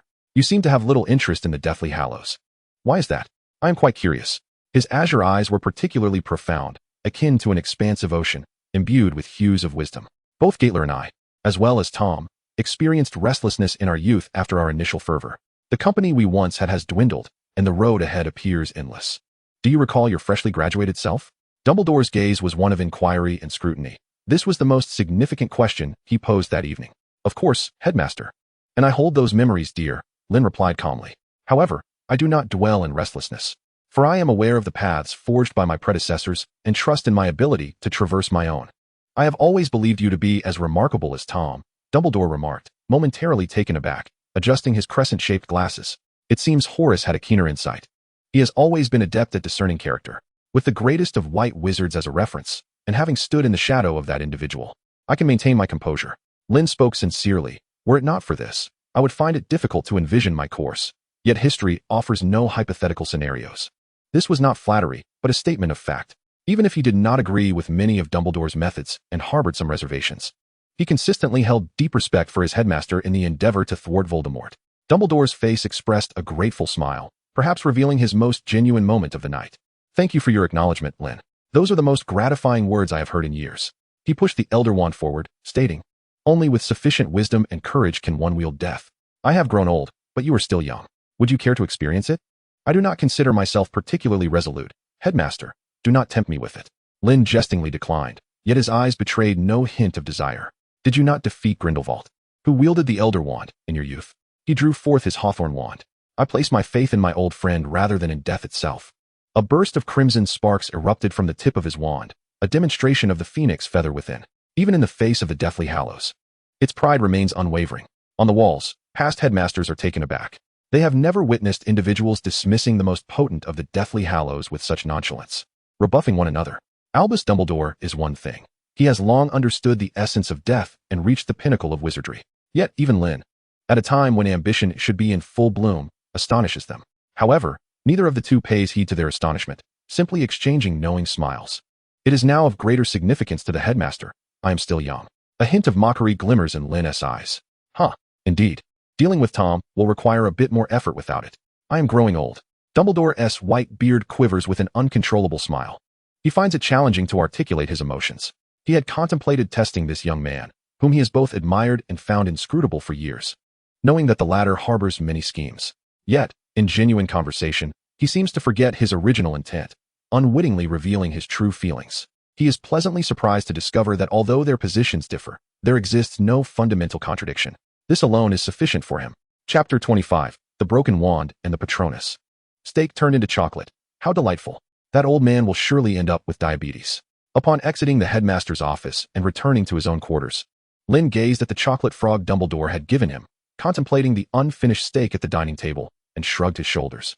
However, feeling his stomach only partially satisfied, and considering the guests arriving shortly, he dismissed the notion of summoning a house elf for a special treat, instead unwrapping the seemingly caloric bomb of a chocolate frog. With a soft thud, a card fell from the open box. Albus Dumbledore, current headmaster of Hogwarts. Regarded as the greatest wizard of our age. Lynn rolled his eyes, flipping the card over to reveal Dumbledore's face, his crooked long nose beaming with a conspicuous smile. The self-adoring old man must have done this on purpose. With a grimace, he shoved the card into a drawer and viciously bit off the head of the chocolate frog. The sweetness of the chocolate was somewhat overwhelming, bordering on cloying, yet it sufficed for a hungry stomach, carrying a subtle hint of creaminess. After devouring one chocolate frog, his rebellious insides finally settled. He retrieved a nearly non-alcoholic bottle of butterbeer from the cupboard, lounged back with his legs crossed, and sipped while perusing a book, glancing occasionally at the clock. It had been quite some time since he sent off the paper airplane. It should be about time. Surely Ron wouldn't be so slow? That seems unlikely. Chuckling softly to himself, he took another generous sip of the butterbeer. The flavor of butterscotch mingled with a faint hint of alcohol, spreading across his palate, providing a sense of comfort after his dry conversation with Dumbledore, during which he had had only a few sips of brandy. Aside from the excessive sugar and calories, everything was quite agreeable. Knock, knock, knock. As he pondered, a knock echoed from outside the door. Come in, Lynn called out, waving his wand, causing the bottle to vanish from sight. True to the saying, speak of the devil, and he shall appear, it was Ron who had hurried over upon receiving the news. Upon entering, he eagerly inquired, Uncle Eric, what do you need me for? The resounding volume of his voice startled Mrs. Loris, who happened to be strolling in the corridor, causing her to flee in haste. Come sit down, Lynn said as he closed the door securely. Molly sent a letter. She asked me to discipline you. Once your lessons are over today, I'll have some time. So what happened? Please, no? Ron lamented, his face a mask of distress. Mom has already sent me a scolding letter. Lynn felt a mixture of irritation and amusement. So you are aware that you've caused trouble? Arthur will have to take the blame for you, especially with Lucius Malfoy keeping a close watch on him. What should I do? Ron asked, suddenly grasping the gravity of the situation, his voice rising in urgency. He won't do anything to Dad, will he? This is a matter for adults. You need not concern yourself with it. What you must do now is learn from this experience. In future, when faced with such situations, think logically about how to address them, understood? Lynn's expression grew serious as he playfully tapped Ron on the forehead, producing a sharp sound. Ouch! Ron winced, cradling his forehead, which was already reddening. I understand, Uncle Eric. Good, Lynn replied, his stern demeanor dissipating into a smile. Consider this the end of your reprimand. Besides, Percy will be keeping an eye on you. Your days of freedom this year are numbered. Not Percy again, Ron exclaimed dramatically. It's about time he kept you and Harry in check to prevent your mischief, Lynn remarked. Now, take out what you have. What do you mean? Ron halted his lamentation, a look of confusion crossing his face. Your wand. You're not seriously considering using magical tape for an entire year, are you? Lynn observed, his gaze filled with exasperation, questioning whether Ron's robust physique came at the expense of his intellect. Oh, right, Ron suddenly realized, quickly retrieving his crooked wand and eagerly asking, can it really be fixed? If it were Mr. Ollivander, it would undoubtedly be possible, but as for me, Lynn prolonged his words, relishing the conflicted expression on Ron's face. Before finally nodding, let us give it a try. He casually removed the tape and directed his wand towards Ron, gently tapping the broken end. A soft glow enveloped the wand, and under the influence of magic, it began to mend itself. With a soft crack, the shattered wooden structure rejoined, the broken edges and splinters seamlessly filling in. Even the unicorn hair, which had long protruded from the tip, was carefully concealed within the newly restored white wood. Ron sensed that the wand appeared in even better condition than when he had received it from Charlie. Although such a wand was ill-suited for gifting and would struggle to perform under a new owner's hand, this would not change with its restoration. Goodness, Uncle Eric, you are incredible. Ron's face flushed bright red, nearly rivaling the hue of his fiery hair. One cannot simply let you be called uncle for so many years without reason. Lynn tossed the repaired wand over, advising caution for the future and to refrain from recklessness. I turned to Molly and mentioned, although you and Charlie are blood brothers, one should never use another's wand. It simply does not feel right, and one should not economize in such matters. I knew you cared for me the most. Mother will surely heed your words. Long live Uncle Eric. With the wand in hand, Ron leaped with elation, nearly colliding with a chair and tumbling over. Enough of that. Lynn feigned a stern expression, pointing to the textbooks on the shelf. Now that the wand is in good condition, I shall be inspecting it during class. Should you fail to meet my expectations then, are you aware of the consequences? Oh dear, I shall do my utmost, lamented the struggling student. That is more like it. Return home now, and remember to utilize this wand wisely. Lynn's gaze held a significant meaning. Although most mundane matters eluded his memory, he sensed that this wand would lead to intriguing developments. After bidding farewell to the jubilant Ron, whose boisterous voice echoed from afar, Lynn settled back at his desk, gazing at the photographs in the frame. Observing the youthful, radiant smiles captured within, his mood brightened. He wondered how Phi was faring at Beauxbatons. Leaning back in his chair, his thoughts drifted over 1,000 kilometers away. Would Dumbledore, that old coot, attempt to convey some veiled message to me? Just as he pondered this, a beam of white light emanated from the wall. It was a fully formed Patronus, a plump rabbit. It paused before Lynn, its adorable visage facing him. And Euphemia's cool voice emerged from within. Nicole wants to see you tomorrow. He claims he hasn't much time left. He has returned to Beauxbatons. And Perrine is here as well. What? Lynn sprang to his feet, ready to inquire further, but the completed Patronus vanished without a trace. Chapter 26. Nicole, September 5th. Saturday. At the break of dawn, before the light fully broke, Lynn was already awake, prepared. Standing in his room with a complex expression while gazing at a wardrobe by the wall. Alhamra. With a flick of his wand, the locked cabinet gently opened, revealing rows of reagent bottles. Lynn cast a complicated glance at them, decisively retrieved several exquisite long-necked glass vials, tucked them into his bracelet, securely locked the cabinet, and left without looking back. His destination was the vice principal's office. Beauxbatons Academy of Magic, the reception room. The teacher who was supposed to be on duty pushed open the door, bleary-eyed, making his way to a seat, intending to catch a few more moments of sleep. Before he could settle in, flames ignited in the fireplace, followed by the brisk entrance of a figure. Lynn, you have returned? The sudden turn of events dispelled the professor's drowsiness and left him quite astonished. Good morning, Charles. I am here to seek someone. Lynn spoke rapidly, mentioning Professor Fawkes. With that, he had already disappeared down the corridor. Faintly, a runic symbol could still be discerned. Just as Professor Charles had yet to inquire further, the man had vanished without a trace, leaving Lynn to hastily seize a quill and inscribe his name. Even in the strictly managed halls of Beauxbatons, weekends afforded a bit more leisure, with few early risers to be found in the corridors. After 3 years in this esteemed institution, Lynn navigated the paths with remarkable agility. Along the way, scattered students recognized him, greeting him with cheerful waves, to which he merely responded with a polite nod before hastening up the staircase. From the moment he exited the fireplace to standing before Euphemia's former sitting room, a mere 5 minutes had elapsed. Without waiting for a knock, the impeccably dressed Euphemia appeared as though foreseeing his arrival. How is Nico faring? I have brought the elixir of immortality. It should suffice for a while. Lynn inquired urgently upon their first encounter. He had arrived the previous afternoon, providing little detail, and the two were currently ensconced in a clandestine underground abode. They seem to be managing well.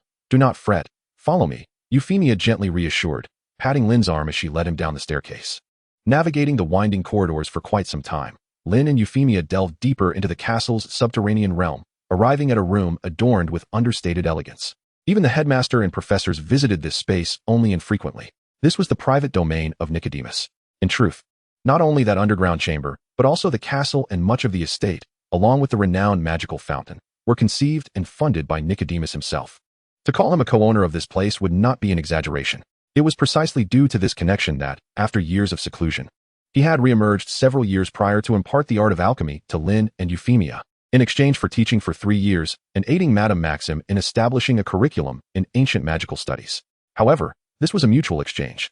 Lynn had garnered unprecedented knowledge and insights from the living relic of the magical world, and through years of companionship, a profound friendship had blossomed between them. Taking a deep breath, Lynn raised his hand and rapped softly on the door. The 3 gentle knocks echoed through the tranquil corridor. The wait was somewhat agonizing, and the thought of the elderly man's impending mortality weighed heavily on Lynn's heart. Although he had mentally prepared himself upon hearing of the destruction of the Philosopher's Stone, knowing and confronting the reality were 2 distinct experiences. After an interminable silence, the door creaked open to reveal a silver-white metallic arm, followed by a slender, streamlined figure. The one who had opened the door was the large alchemical automaton they had developed just 2 years prior.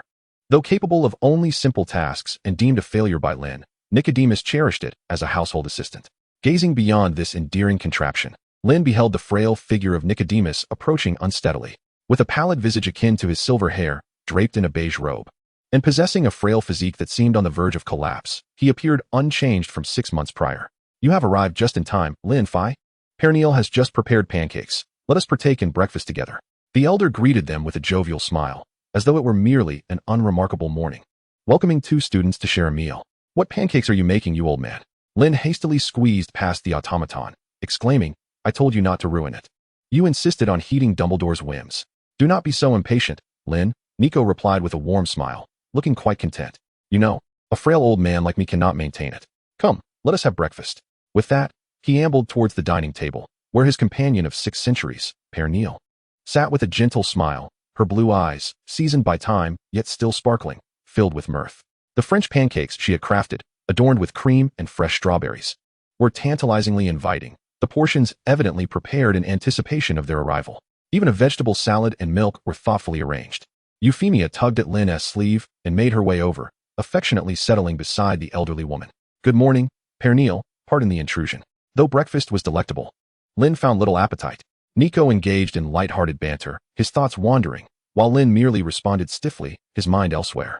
After enduring the meal, Euphemia kindly assisted in tidying up, while Lynn accompanied Nico into his private library.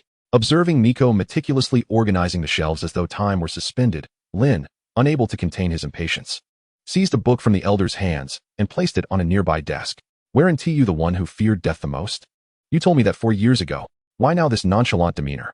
And why did you summon me here? Speak quickly. You are driving me mad. Relax, Lynn. You are not one to be hasty. Nico chuckled, his silver hair glimmering softly in the light. I wish to hear about your experiences at Hogwarts. How have you fared with Albus? Well, if one disregards his often inscrutable behaviors, it has been tolerable, Lynn replied, struggling to calm himself. He retrieved a glass vial and said, We did not consume these elixirs of immortality. Take them for yourself. At least they will sustain you for a few months. Oh, you did not drink them? Nico's face expressed surprise. The sooner one takes them, the better. The effects of the initial vials are the strongest. I consumed mine too late, which is why I became immobile at 400. Do you not wish to experience what it is like to be 200, youthful and vibrant? It is quite marvelous. Fi and I do not believe we require such an extended lifespan, Lynn replied, at least not at this moment. What a pity, Nico said, accepting the glass vial, its silvery glint disappearing from sight. I do not perceive immortality as a curse. Witnessing the world evolve, learning more magic and knowledge, how joyous it is. Lynn nodded. Then you too should relish these few months. Calmly, Nickel strolled to the bookshelf, exuding the glee of a mischievous old rascal. I have always told you, my dear student, that you ought not to be so impatient. With his gnarled hands raised high, he extracted an unremarkable tome on magic. The bookshelf trembled and parted, revealing the secrets hidden behind what could be deemed the most enigmatic chamber at Beauxbatons. Upon witnessing this spectacle, Lynn stood frozen in place, rendered momentarily speechless. You old scoundrel! Where did you amass this collection? His voice, laced with indignation, echoed through the room as his face flushed, a mix of astonishment and irritation contorting his features. Before him lay a room that resembled a storeroom, with countless long-necked glass bottles meticulously arranged upon wooden shelves, the air unusually arid, indicative of specialized treatment. Even accounting for the diminishing effects of the elixir of immortality after multiple doses, the contents of this room would be sufficient to send all currently living wizards to their graves. Ah, Nickel chuckled, gleefully digging in his ears. Did I not inform you? I have preserved enough elixir to ensure everything is taken care of. Taken care of, Lynn retorted, implies sending me off, does it not? His expression was a vivid tapestry of emotions as he rolled his eyes dramatically at the old man. Gradually, he began to accept the reality of the situation. Yet, his temper flared once more. Then why do you speak of a short life? When you say your life is short, do you mean you can still live for over 100 years? For my lifespan, indeed, Nickel replied languidly. Had I not phrased it thus, you would not have rushed over from Hogwarts so swiftly. Of course, I still have matters to attend to at the Ministry of Magic. I am not merely a teacher at Hogwarts. There are numerous responsibilities awaiting my attention, Lynn sighed. Thus, Nickel continued. As a solitary old man wishing to see his most exceptional student, this was the only means available to me. Both you and Fi are perpetually busy. How often have we met this year? Very well. You have triumphed, you cunning old man. Lynn extended his hand toward Nickel. Now, return the elixir of immortality you took from me. It is a waste of my sentiments. Ah, that is out of the question. For it is a gift you bestowed upon me, Nickel replied with a sly grin. However, before you depart, you may take a few bottles from here. From experience, you will come to understand the weight of it all when you reach a certain age and find yourself racing against death. Albus would likely disagree with your perspective. He has always regarded death as the greater adventure. Lynn shrugged instinctively. That is simply his perception. he finds living rather burdensome. Nicole hummed a cheerful tune. A snippet from a recently composed opera. He stepped out of the storeroom with his hands clasped behind his back, securing the seemingly medieval grimoire. A thunderous sound echoed once more. The invaluable treasure that could drive nearly anyone to madness was sealed within the room, casually settling beside the desk. The old man Nicole looked at Lynn with an amused grin. Since you are here, I shall assess your progress in alchemy. You haven't been slacking off these past few months, have you? Well, since I have no other plans today, as you wish, master, Lynn replied, feeling somewhat overwhelmed by the old childlike gaze. He sat beside him and spoke in a gentle tone. That's the spirit. I must tell you, that young rascal Albus is quite suspicious and cannot tolerate anyone exceeding his control. You need not take him too seriously. Speaking of which, shouldn't you remain at Beauxbatons? Do you not find him bothersome? Lynn remarked, I certainly do not wish to be in his company. Oh, is this your new design? This rune engraving technique is quite intriguing. Considering the intensity of the alchemy, we could apply it here. Nicole appeared thoroughly engaged, his movements becoming notably nimble. The chatter lingered in the study for some time. Outside, Euphemia and Perenelle were still washing the dishes, though they were said to be tidying up together. Perenelle simply stood by with a charming smile, watching Euphemia deftly clean the stacked plates and cutlery with her wand. Your little charm is indeed fascinating and quite practical, Perenelle praised, observing Euphemia's swift actions, her extensive experience evident. I've simply grown accustomed to living alone. It's just more convenient, Euphemia replied nonchalantly. You both startled Lynn quite a bit this time. Even I haven't seen him so flustered in years. Nicole enjoys making such jokes. Perenelle shook her head helplessly. Both you and Lynn are children of deep emotions. Nicole has always felt fortunate to have encountered you in the twilight of his years, not merely for the sake of having someone to inherit his legacy. Nodding, Euphemia inquired, you don't plan to leave Beauxbatons this time, do you? I heard the headmaster mention that you intend to resume your duties as a board member. To lend you a hand, Nicole wishes to contribute as well. Perenelle's eyes sparkled with affectionate concern. What do you mean? Euphemia's eyes widened slightly, her lips parting instinctively into an adorable shape, oblivious to the water in the sink nearly overflowing. If that is the case, we will need this malleable metal to simultaneously bear the permanent transfiguration spell and additional runes. Strength is indeed an issue. The current metal ratio has no room for adjustment. Perhaps the coating has some leeway, as does the array. In the study, Nicole and Lynn were nearly obscured by books, their conversation reduced to faint discussions and the sound of clinking. If you were to retrieve the old wand, we might explore an alternative approach, Nicole lamented, but otherwise, we shall have to wait until you take that step to experiment. It is indeed more beneficial for it to remain in Dumbledore's possession. You wouldn't wish for me to engage in a vigorous duel with that old serpent, would you? There would be no need to exhaust the elixir of immortality from the storeroom. By tomorrow, you could be retrieving my remains from the depths of the forest. Lennon remarked half-jokingly. Well, that is true, Nicodemus mumbled. Time seems to drag on. Why haven't you yet reached 30? It was a difficult statement for me to respond to.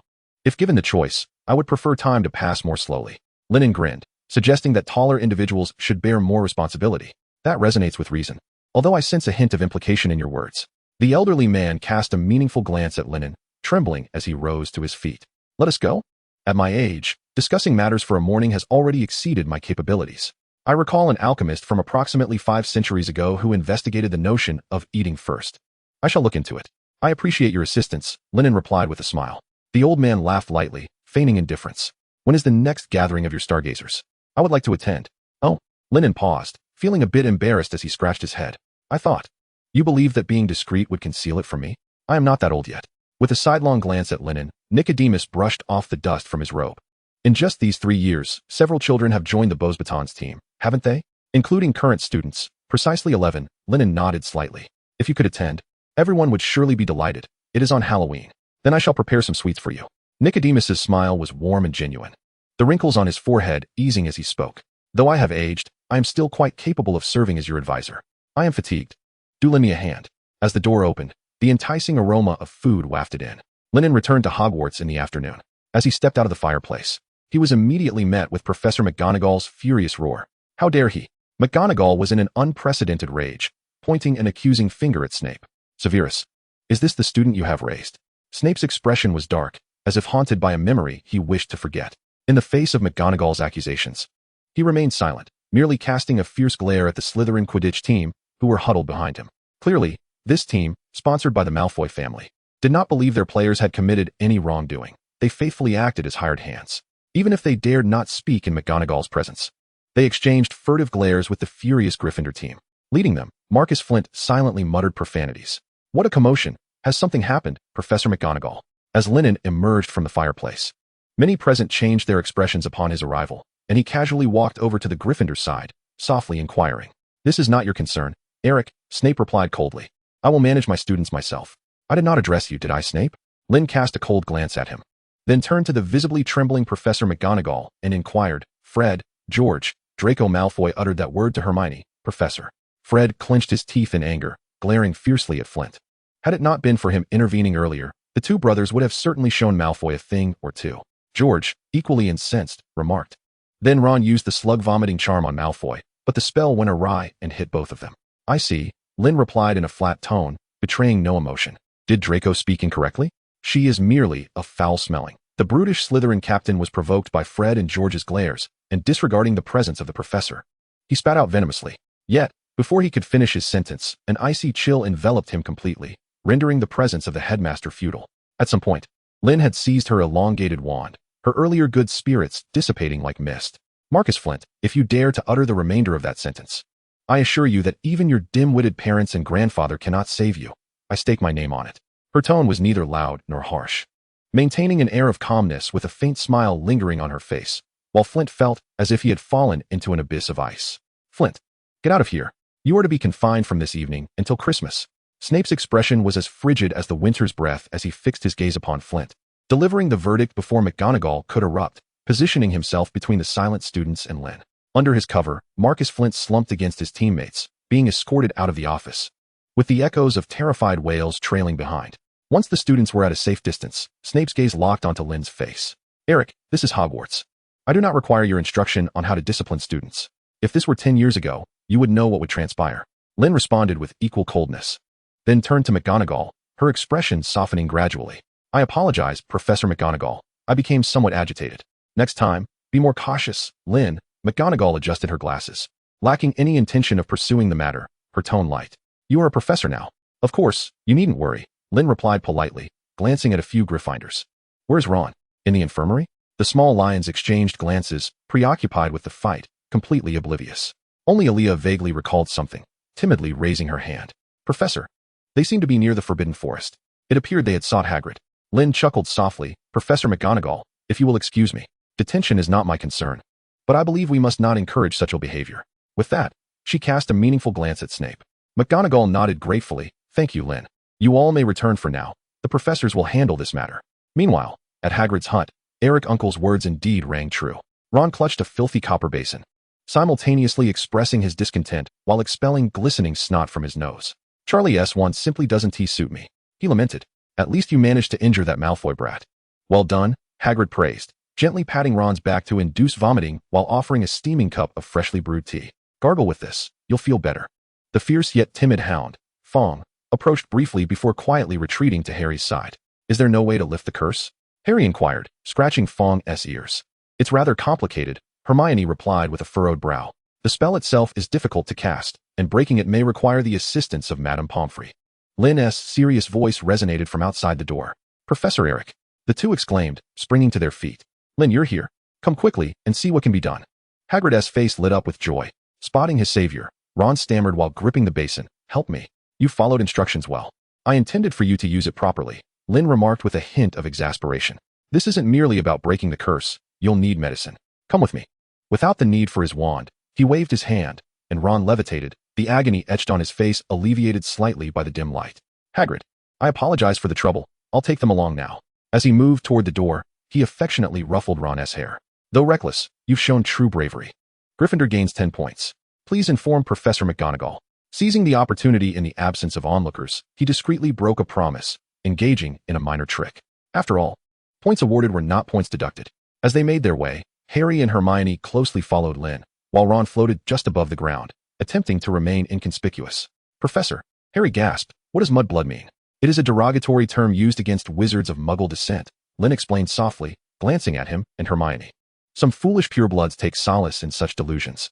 If you ever hear anyone uttering that term, feel free to retaliate with a curse and inform me. I'll handle any repercussions. Are you also a target, Professor Eric? Hermione asked timidly. I cannot say for certain, but it is likely, Lynn replied gently. Blood status is a foolish concept, Miss Granger. You are undoubtedly the most exceptional student in your second year. Do not heed any clamor. Hermione's cheeks flushed with pride as she nodded vigorously, hastening to keep up. Suddenly, she recalled something. Professor Eric, did you truly eliminate over 30 Death Eaters in a single month 11 years ago? You don't seem like the type. I found immense joy in facing talented young witches and wizards every day, Lynn chuckled. Moreover, I must clarify that I had many comrades fighting alongside me during that time. He gazed at the trio with a sense of nostalgia, reflecting, one's strength is limited, but with friends, it is a different story. Having support behind you is truly a blessing. At the hospital wing, Lucius, having rushed over upon receiving the news, looked upon his frail son with a face ashen with fury. These traitorous purebloods once again. I shall teach them a lesson they will not forget. He remained oblivious to the emotions of Snape beside him, gritting his teeth as he declared, not only that wretched Ronald, but also his foolish father. I assure you. What do you assure, Lucius? That you no longer desire those filthy dark artifacts at home? Or do you believe Azkaban would suit you better? His harsh words were barely uttered when his gaze collided with Lynn, who was hastening from the end of the corridor, accompanied by the trio from Gryffindor. Harry stood frozen, certain he had never witnessed such a complex and vivid expression on Lucius Malfoy's sullen face. Snape, too, was taken aback. It was a scene he had recently encountered. If not identical, it certainly bore striking resemblance. That evening, even as he returned to the dormitory and lay upon his soft bed, Harry could not shake the vivid images from earlier in the day. The haughty Malfoy family retreated like defeated soldiers, tails between their legs. Even the detestable Snape had said nothing, leaving quietly, casting a glance at Harry that was laden with complexity, a stark contrast to his usual venomous demeanor. What brought Harry solace was that, despite the eruption of what might have been the most significant conflict of the year, Gryffindor appeared to have gained the upper hand. Malfoy was penalized 50 points for using vile and insulting language towards a classmate and was sentenced to a month of detention. Ron, who had cast the curse, received a mere extension of 2 weeks to his already existing detention, with only a minor deduction of 20 points and a surreptitious addition of 10 points from Professor Eric. What had begun as an unpleasant day seemed to shift towards the favorable after encountering Professor Eric, with the exception of the nauseating task of replying to Lockhart, which Harry found utterly distasteful. He flipped off his bed and sat at his desk, observing Ron, who had just returned from assisting the castle's caretaker, Filch, in polishing the trophy room, appearing utterly exhausted.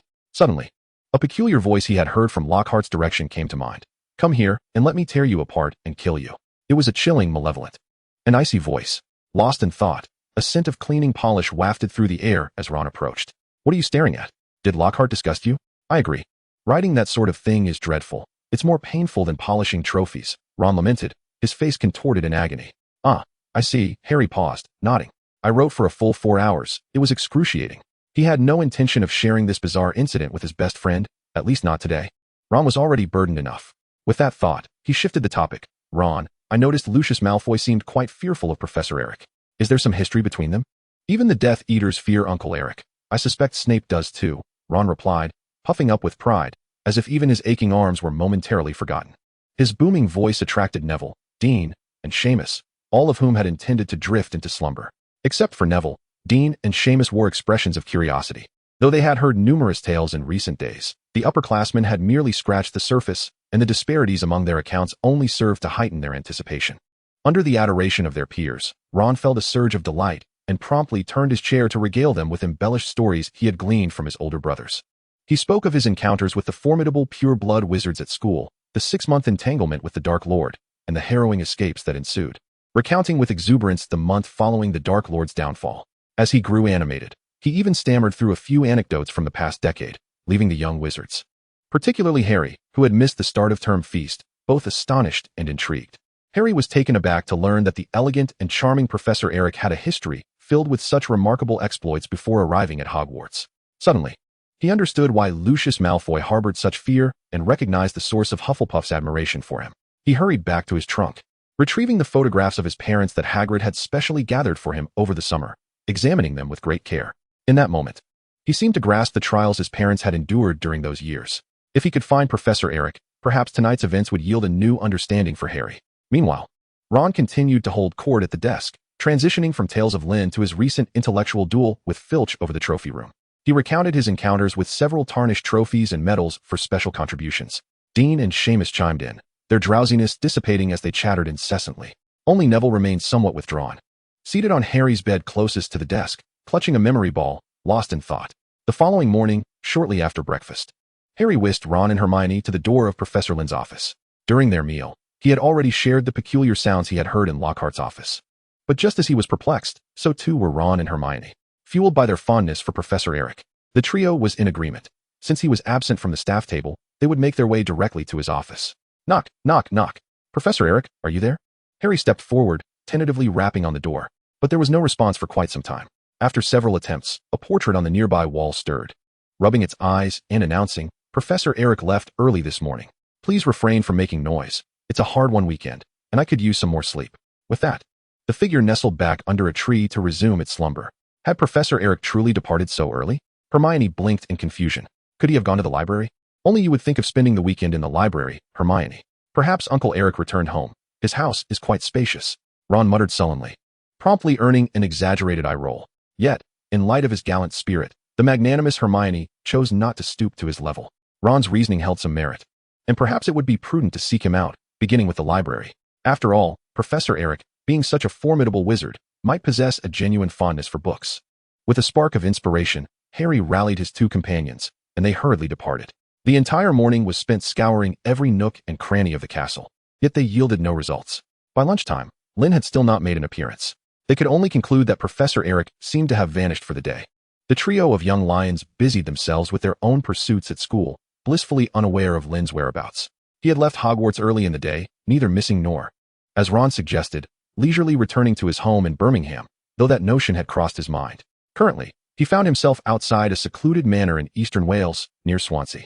Gazing at the neatly arranged fruit trees and clusters of blooming flowers, he ambled towards the entrance, lightly tapping his wand against a dark metal plaque, declaring loudly, "Greetings. I am Lynn Eric, here to visit as per our arrangement."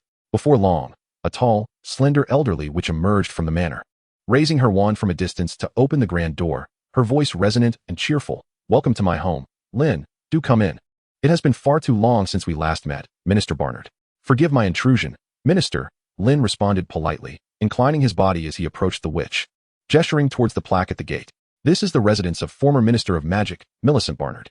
Make yourself comfortable. Would you prefer tea or coffee?" In the warmly inviting sitting room, the retired Mrs. Barnard appeared to have transformed into a hospitable elder. "I recently had Amanda examine me, and she advised me to abstain from alcohol. That is indeed unfortunate, madam. Coffee will suffice," Lynn replied with a hint of regret, acknowledging the wisdom of Amanda's counsel. "Quite right. Less sugar, more milk, I presume?" Barnard said with a beaming smile. In a short while, steaming coffee was served on the coffee table. Seated in the principal chair, Barnard observed the courteous Lynn, already surmising the purpose of his visit, and inquired, "You require assistance, do you not? Speak freely. Your insight is unfailing." Lynn smiled and nodded. "The ministry has encountered a somewhat thorny situation." Barnard set down her coffee cup and replied with poise. "Arthur's matter is not insurmountable. The Malfoys are but mere nuisances." Though she had retired 2 years prior, this former minister, who had toppled the Dark Lord during her tenure, still wielded considerable influence due to her formidable reputation and adeptness. Some news had reached her ears even before it landed on Fudge's desk, a reality that was not unconnected to Lynn's support. Despite having roamed the world for several years for various reasons, his presence remained undeniably felt. The formidable minister, paired with a powerful and cunning wizard who operates in the shadows, constitutes an unstoppable duo. Numerous pureblood families find themselves utterly defenseless, compelled to cede power and privileges incessantly. This situation persists until Cornelius Fudge ascends to power. This avaricious new minister, a mere echo of Dumbledore, also stands as the architect of rampant corruption. In just 2 years, many Death Eater families have undergone transformations, re-emerging once more. As his grip on power solidifies, his ambitions swell rapidly. No longer content to be a mere subordinate to Dumbledore, he seeks the support of pureblood families to amass greater authority and wealth. Such machinations do not escape the notice of the astute. Upon hearing Barnard's declaration, Lynn remarked with a smile, "The more the jester leaps, the worse the outcome." The likes of Umbridge and Bagman, those fickle turncoats, have begun to stir.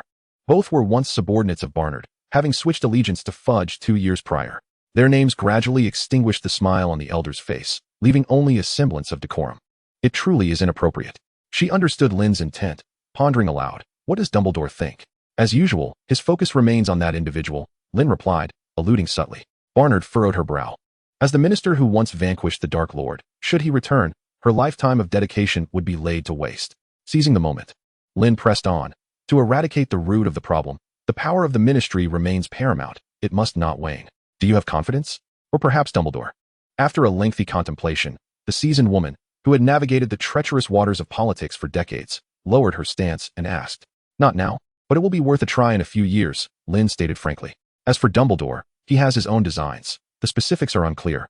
Yet it is certain they revolve around that so-called savior. A few years? Barnard raised her head, realizing they would not enjoy such comfort. I still believe you would fit well in Ravenclaw, Lynn. She raised her arm. I think we need an oath. I have always believed you would be the future Dumbledore. Your trust is my honor, madam. Yet, I am quite content with my own house. Always have been. Lynn extended her hand, clasping Barnard's firmly. Outside the drawing room, Barnard's husband, Aberforth Barnard, entered, seemingly foreseeing the event. With an unbreakable oath in hand, Lynn returned satisfied. He had gained an ally. A former minister of magic unwilling to see her illustrious name tarnished in an instant, and even less inclined to relinquish her power and influence. Moreover, she was a formidable witch who had stood at the forefront during perilous times. For at least the coming years, the Ministry of Magic should diverge significantly from the quagmire of memory. All he needed to offer was a commitment to something he would have done anyway. It was a risk-free, highly profitable venture, greatly beneficial to his current schemes. Contemplating how swiftly his old friend would be liberated to continue her research on Muggle information technology and its magical integration, Lynn felt elated, vanishing into the skies of Wales. In the villa, the Barnard couple stood side by side before the window. As a family of pure blood with a venerable history, they had staunchly opposed the Dark Lord during the First Wizarding War. Upon hearing rumors of his possible return, they were once again faced with a choice to align themselves with a gifted and trustworthy partner. However, Mrs. Barnard appeared less than pleased, her gaze fixed on the spot where Lynn had vanished. Letting out a silent sigh, "Isn't this precisely what you desired, Millicent?" Her husband, Abel, inquired thoughtfully, as he was a reliable collaborator. "Look at the defenses," Millicent replied, gesturing towards the courtyard, where the protective enchantments rivaled those of the Ministry of Magic, and the anti-disapparition charms seemed utterly ineffective. "He is demonstrating power, not the Dark Lord, nor Dumbledore," she lamented. "He is significantly stronger than he was a decade ago, though he has yet to reach that level. Most people are simply unaware." "Do you think Arthur Weasley was mentioned casually? Do you mean the Weasley family is not Dumbledore's? And what of the Pruitt family? Who was the perpetrator that slaughtered Gideon and Fabian across 6 countries? Was it Dumbledore?" She interrupted her husband with a barrage of rhetorical questions. "Enough of these thoughts. At least he possesses credibility, and we are bound by our oaths." Resolute, the fervent former minister strode purposefully towards the study. "What are you going to do?" Abel queried from behind. "Write a letter to your precious son," Millicent exclaimed hastily, "and to Amelia and Rufus as well." Yet, she soon regained her composure, lowering her voice. "At least we share the same objective. We must thwart the mysterious one." With this thought, her gaze sharpened, as if she had rediscovered her newly appointed self. Sitting at the desk, she grasped a quill and began to write fervently. Before long, several owls took flight from the estate, heading towards London. After departing from the Barnard estate, Lynn did not return to Hogwarts. Instead, he made his way directly to his home in Birmingham. In the coming week, he had only 2 advanced classes scheduled for Thursday and Friday, leaving him with ample time to attend to various matters. Among those tasks was the preparation of his professorship club, aiming to recruit talented members and infuse fresh blood into the burgeoning Stargazer initiative. He was also preparing for a gathering scheduled for Halloween over a month away, where partners from various industries across Europe, predominantly from England and France, were expected to attend. However, even more pressing than those tasks was a significant matter at hand. In his clandestine laboratory and alchemical workshop, he retrieved materials brought back from Nichols. The realms of Muggle technology and wizarding magic, which should have remained distinct, began to intertwine. The intricate art of alchemy was paired with magic from around the globe. Knowledge that even the most erudite wizards might not fully comprehend. A surge of magical energy swirled and radiated, on a panel visible only to Lynn. The proficiency numbers gradually ascended, inching closer to a distant goal. Chapter 31. Seeking assistance and offering counsel after an intense period of study. Lynn returned to Hogwarts on a Wednesday. Professor McGonagall, naturally, had her reservations regarding his lackadaisical approach. However, considering the scheduling conflicts with the courses on magical texts and ancient magic, she found herself unable to reproach him. Her expression a blend of complexity as she bid him farewell. Gazing at her timetable, she fell into contemplation. Perhaps transitioning Transfiguration to a larger class format would be beneficial? Alternatively, inviting additional professors for each subject to share the teaching load could alleviate the overwhelming workload currently faced by the faculty, especially the heads of houses. Harry, Ron, and Hermione made their appearance after dinner. After several days of anticipation, they finally encountered Lynn, and they quickly approached him post-meal. "Professor Eric, there's something we need to discuss," Harry said, jogging to catch up, flanked by Ron and Hermione. "Is there a problem?"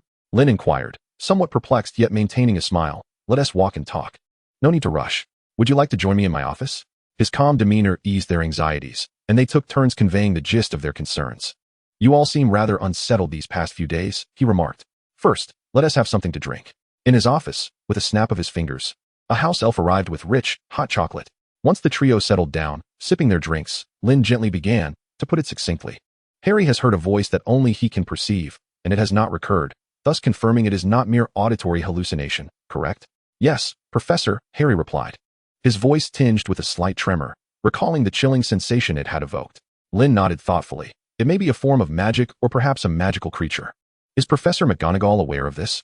The trio shook their heads vigorously. What about the other professors? Perhaps the headmaster? They continued to shake their heads. Professor McGonagall might think I've lost my mind, Harry said, envisioning her serious countenance. Am I the first to hear of this? Lynn chuckled softly. I suppose I should express my gratitude for your trust, though this matter indeed sounds quite peculiar. Ron, looking disheartened, chimed in, Uncle Eric, do you not believe us? I do believe you, for there is no reason for you to lie, nor do you possess such a tendency. I can see that clearly. Lynn reassured them with a wave of his hand. He picked up a quill from the table, twirling it gently as parchment floated down from the shelf. Rest assured, I will assist you. First, let me send a message to our headmaster. With that, he grasped the quill firmly and, with a sweeping motion, inscribed a brief note. He then tapped it lightly, transforming the parchment into a paper airplane that slipped through the crack in the door, vanishing from sight. But what about Professor Dumbledore these days? Hermione inquired, furrowing her brow. She had considered seeking him out, but he had been rather elusive. Fear not, it will find the headmaster, Lynn replied with a wink. His tone buoyant. It only requires a small spell, one crafted by my good friend, quite practical, and if you all perform commendably, I may share it with you. Hermione's eyes brightened at this, yet she noticed Lynn shaking his finger. For the time being, it is not feasible, however. Should anyone excel in the reading and translation of spells before Halloween, I might consider preparing a special reward.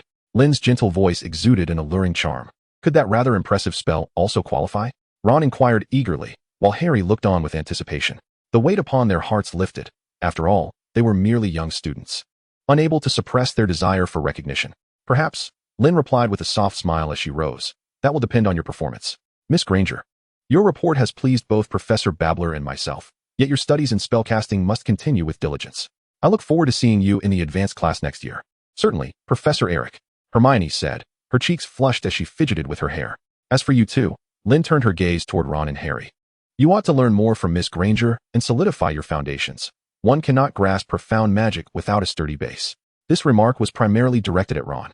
The lad had many admirable qualities, save for his aversion to reading, which inevitably influenced Harry, who often leaned on Hermione for support. Although their grades were decent, it was ultimately an undesirable habit. Ron sensed that the day when Percy would come to admonish him for neglecting his studies was not far off. All right, that will suffice for now. You should focus on your studies and return early.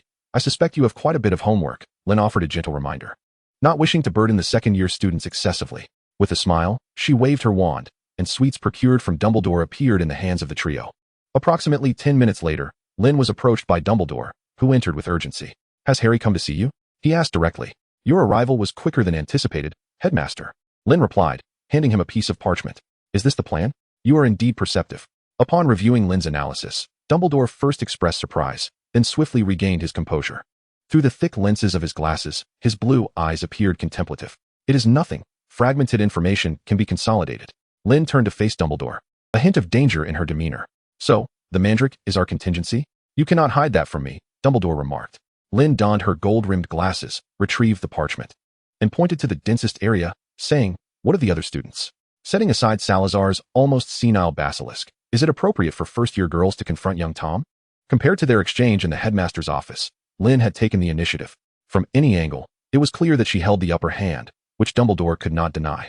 I will be prepared, the elder adjusted his glasses. You know I will not overlook Sybil's prophecy. We must make sacrifices for a more significant future. I will honor my commitments. I hope you will do the same. After a long, measured gaze at Dumbledore, Lynn enunciated. I place great importance on a person's identity and the corresponding responsibilities, and I have always felt this way. Thus, I am quite uncomfortable with this plan. It will not spiral out of control, Dumbledore replied solemnly. I will ensure their protection. However, when they confronted the serpent creature, as you know, my presence was unwarranted. Indeed. Lynn nodded, her tone softening somewhat. The serpent's body belongs to me. Furthermore, should the situation spiral out of control, you cannot oppose my intervention and the alteration of plans. Agreed, Dumbledore replied with a smile. There is one more matter for which I require your assistance. Lynn reverted to a more respectful tone, suggesting that it would be prudent for us to act in unison. Dumbledore raised an eyebrow. Act together? I find it difficult to conceive of any predicament you cannot handle. You haven't discovered his whereabouts, have you? He is in Northern Europe, Lynn stated calmly, having amalgamated information from several sources, with Euphemia having verified it. This is exceedingly perilous, Dumbledore remarked, his expression grave. Although Tom is currently quite weak, he is a master of manipulating souls. She is truly a genius. I never allow my friends to take risks, Lynn asserted confidently. It seems you have accomplished more than I am aware of, Dumbledore observed. What is our departure time? Though we cannot vanquish him, weakening him is still advantageous. It is not yet the right moment, Lynn replied, removing her glasses. For now, we can only ascertain a rough range. We must wait for him to reveal a flaw to pinpoint our target. Caution is paramount when dealing with Tom. Dumbledore nodded in agreement and inquired, do you not wish to engage him directly? I can provide support. It depends on the circumstances. There may be someone else over there who deserves to be eliminated more. Lynn shook her head, her gaze cold. Chapter 32. Advanced class and assistant. With the assistance of Professor Eric, Harry's spirits soared instantly. He even indulged in an extra bowl at breakfast. In contrast, Ron and Hermione appeared somewhat haggard. One had just endured 3 brothers' admonitions and felt utterly despondent, while the other had spent the entire night studying, evident by the pronounced dark circles under her eyes. Yet she continued to read while eating. Among the professors, Lynn's countenance was equally grim. Gazing at the towering pile of papers and reports that Professor Babbling had brought early in the morning, he felt overwhelmed. This was merely the result of the initial screening. The allure of the advanced class seemed excessively potent. Among these upperclassmen of Hogwarts, he discerned the shadow of a Beauxbatons scholar. Although their foundational skills paled in comparison to those of the students he had mentored, their spirit was commendable, considering that classes were set to commence that afternoon. His dedication compelled him to seize every moment. His industrious demeanor prompted Professor McGonagall to nod in approval repeatedly. On stage, the professor munched on bacon while perusing papers, while students below held milk in one hand and books in the other. The less academically inclined students felt an immense pressure. At 3 o'clock in the afternoon, Lynn arrived punctually at the classroom for magical texts and ancient magic. Even as an authority, a mere cursory glance through the students' papers sufficed to reveal their academic standards. Yet the sheer volume of work left her dazed. Aside from the 29 students enrolled in the exam and elective courses, she had received nearly 100 papers, spanning various grades. After sifting through those whose magical prowess was inadequate, she carefully selected 7 lower-year students and finalized the admission of 23 sixth-year students. Standing before the podium, gazing at the students filling the front rows, he rubbed his swollen eyes and proclaimed, "Welcome to the advanced class of magical texts and ancient sorcery, co-taught by Professor Babbling and myself. Over the course of the next 2 years, or perhaps longer, we shall embark on a journey to unearth the treasures of antiquity and forge new mysteries." The students responded with enthusiastic applause, their excitement palpable even before the lesson had commenced. "Thank you all for your warm reception," he said joyfully, gesturing with his hands. "Before we delve into our first official class, I have an announcement to make." "What is it, Professor? Are we receiving gifts?" "I want an alchemical doll." "Boys," the lively 5th-year prefect interjected eagerly. "That is a floating cannon, not a doll, and I am not distributing gifts," Lynn corrected him with a smile. "I wish to select an assistant to aid me in my daily teaching and research endeavors. It will be demanding work, but there will be compensation and benefits." He raised his wand, and a shimmering silver sphere floated into the air, morphing into various shapes, with a dark cannon aperture emanating a radiant glow. The classroom erupted in excitement. Lynn had to cast a wide-area silencing spell to restore calm. Under the eager gazes of the young wizards, the glimmering spheres descended, and Lynn gently stated, "For now, I require only 1 assistant, so let the competition be fair." As he spoke, a line of elegant text materialized on the blackboard, outlining his requirements. The task, while seemingly simple, posed a significant challenge, combining nearly a decade of research on magical texts and ancient sorcery to produce a literature review and analysis of the current state of research. For those accustomed only to completing assignments and examinations, this was no trivial endeavor. Yet, for those eager to delve deeply into the subject, it was foundational. "That is my expectation," he concluded, lifting the silencing spell. "Please submit your work to my office by 8 p.m. next Sunday." The students' reactions polarized, with half eager to participate and the other half showing signs of trepidation. Lynn, however, was not surprised by their responses. He lightly tapped the blackboard to draw their attention. "Participation is voluntary. Do not feel overly pressured," he said with a smile. "Now, let us commence our lesson. I will begin with a simple question. What is the origin of runic?" Instantly, a multitude of hands shot up. Miss Cleavet, "Professor, it is believed that runic originated around 150 AD in Northern Europe, later making its way to England where it evolved into different linguistic families, with the same vocabulary adopting various translation styles. According to legend, it derives from Odin, the god of wisdom and power in Norse mythology. Penelope Cleavet replied softly as she stood, a clever and beautiful girl whose unassuming appearance belied her academic excellence. That is a succinct expression from the magical text materials. Ravenclaw earns 5 points. The written expressions of Britain and Northern Europe exhibit subtle distinctions, reflecting diverse cultural styles. Lynn nodded in satisfaction, yet there remained room for elaboration. Percy, please contribute. Amidst the raucous cheers of several students, Percy stood up, his cheeks slightly flushed, as he was in the throes of a romantic entanglement with Penelope. Professor, another source of runes is magical transformation. Rune symbols have existed since the ruins of the 3rd century BCE. However, during the medieval period, most of these traces vanished. With several hefty tomes at his side, his initial shyness dissipated, replaced by newfound confidence. Excellent. Percy, 10 points to Gryffindor, Lynn remarked, gesturing to the blackboard, where lines of text promptly materialized regarding the history of rune magic. Interested students could refer to the recent 3 years of the journal studies in ancient magic and runes. Today's lesson will begin with the origins of rune magic. I urge you all to remember a fundamental concept, the primordial 24 runes, which serve as the cornerstone of rune magic. With a flourish of Lynn's fingertip, 3 rows of intricate letter symbols emerged in the air. In the corner of the classroom, Cedric, quietly observing, silently regarded the enchanted text, feeling a stirring within.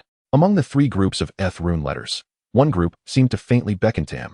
Instinctively, he drew forth his wand, warmth coursing through him as the sense of summons intensified, as if they shimmered, yearning for his touch. The theoretical portion of the practical lesson was brief. After a succinct introduction to the 8 runes of Freya's Eth, Lynn distributed metal plates inscribed with the Fehu symbol. This was the first rune letter of Freya's Eth, also one of the symbols of Freya, the rune of abundance. During the half-hour of free practice, each student's desk was adorned with a pot of nearly ripe white radishes, reminiscent of a greenhouse in a herbology class. They were to experience the efficacy of the Fehu rune in catalyzing vitality and promoting growth, lacking the flamboyance of ice and fire. The practical rune quickly garnered admiration after Lynn assured them that they could take home the ripened white radishes. His generosity ignited the enthusiasm of the young wizards, who fervently analyzed the magical nodes and pathways of the Fehu rune, endeavoring to activate it. However, for novices, this was evidently challenging. 20 minutes elapsed without any visible success. Only Percy and Penelope's area flickered with a glimmer of light, while Boy showed slight progress. But they were still far from mastery. Lynn remained unperturbed, strolling around the classroom to observe, offering guidance here and there. He was well aware that the probability of achieving success on the first attempt was nearly non-existent. Soon, he completed a circuit and found himself beside Cedric, who sat in an inconspicuous corner. Unlike the surrounding commotion, he appeared tranquil and did not engage in attempts, merely fixating on the rune plate. What are you observing? Lynn inquired curiously. Cedric appeared oblivious, his eyes fixed ahead, silently reciting incantations. Just as Lynn was taken aback and prepared to gently pat his shoulder as a reminder, he stirred. His long, powerful fingers delicately descended upon the runic characters resembling capital letters, and in an instant, a torrent of magical energy burst forth, illuminating the dimly lit classroom with a brilliant golden light. Within mere seconds, as the runic letters in the air dissipated, a faint aroma of herbs began to waft through the atmosphere. The white blossoms on the table had reached maturity. Cedric's success served as a tremendous encouragement for every young wizard present in the class.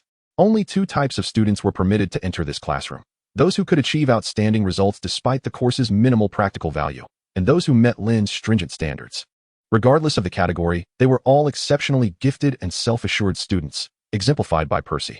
Until the class concluded, the stimulation provided by Cedric unleashed an unexpected vigor among the students, astonishing Lynn, as 2 more students managed to activate the runes under guidance and explanation, while the others made notable progress. Although their comprehension relied solely on the runes, their advancement was nearly twice as rapid as Lynn had anticipated, which left him feeling a mix of financial strain and quiet satisfaction. As the class bell rang, he stood at the podium, observing the varied expressions of his students, and proclaimed, "You may temporarily keep this rune for review and study. The content of our next lesson will still focus on activating and experiencing the Fehu rune. Do not be disheartened if you did not succeed. Every wizard has different runes that suit them, and mastering 3 to 5 proficiently is already remarkable, especially without relying on runes." With a smile and a wave of his hand, Lynn signaled the end of the class. The students clustered in groups, animatedly discussing the runes, preparing to utilize their time after class for further study. Percy, the second successful student, beamed with pride as he pulled Penelope toward the library, determined to compose an impressive review to secure the assistant position. Meanwhile, Doris Free approached Lynn, posing a few additional questions before taking her leave. Before long, only Cedric remained in the classroom. "Professor Eric, do you require my presence for something?" Cedric inquired as he noticed Free had gathered her belongings and departed. Not at all. Take a seat. I am merely curious about how you managed to locate all the magical nodes so swiftly. Percy and Doris only succeeded after I guided them step by step. Noticing Cedric's slight unease, Lynn offered a gentle smile and pulled over a chair to sit beside him. Under Lynn's encouraging gaze, Cedric relaxed somewhat and pointed at the letters on the rune, saying, "Professor, I honestly cannot explain it. It felt as though it was speaking to me, guiding both my magic and me."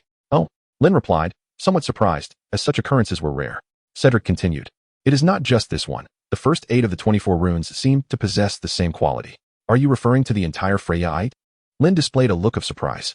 "What about the other 2? It seems there are none. Is this a normal situation, Professor?" Cedric felt a twinge of anxiety within. "This is certainly not normal, my child." Lynn chuckled softly. "It's merely exceptionally good." "Huh." Cedric was momentarily taken aback, clearly unaccustomed to Lynn's exuberance. Lynn did not rush to explain, but instead began to inquire with great interest. "Do you know why the lune is divided into these 3 ites, Cedric?" "Because 3 and 8 are magical numbers?" "That is one reason, but not the only one." Lynn drew forth his wand, and the 24 lune reappeared. The 3 ites represent 3 legendary deities and 3 concepts. Concepts? Indeed, the creative Freya, the striving hag, and the ruling Tyr. Creation, striving, ruling. Freya symbolizes abundance and wisdom. The very source of creation, Hagite is also regarded as the Ite of Heimdall, embodying light and knowledge, akin to Prometheus in Greek mythology, who stole fire. Tyr represents law and war, the cornerstone of governance. The titles of the 3 deities flickered before Cedric, as if the 3 were truly standing before him. The enigma in his eyes deepened. "Do you mean to say that Freya-ite has chosen me?" Cedric's eyes widened in astonishment, in a daze. The 2 towering male figures before him faded away, leaving only a goddess with flaxen hair and a benevolent countenance. "Indeed, Cedric," Lynn expressed his admiration without reservation. "Freya favors only those who are kind and wise, a rare combination. You are destined for great achievements." "My lord, this seems a bit much."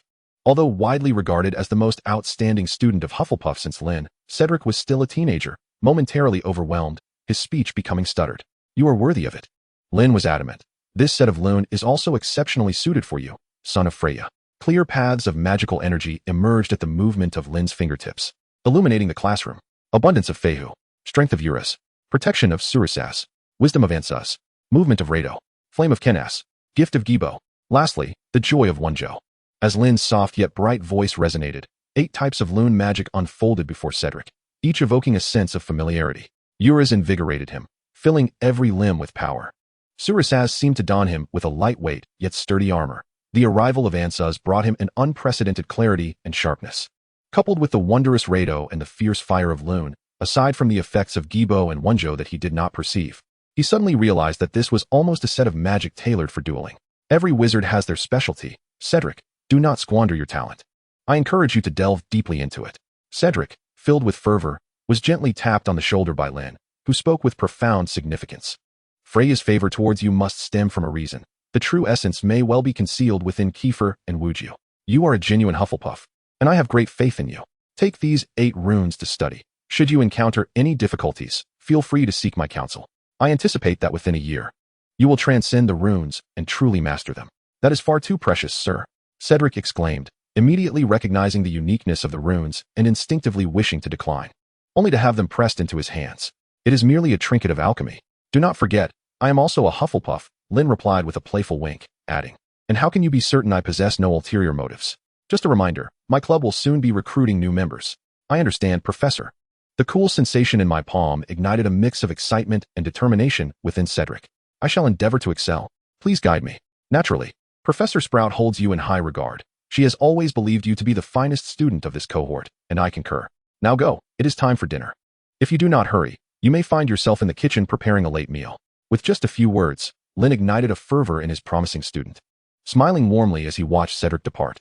This tall and handsome young man had brought him considerable delight and stirred many memories.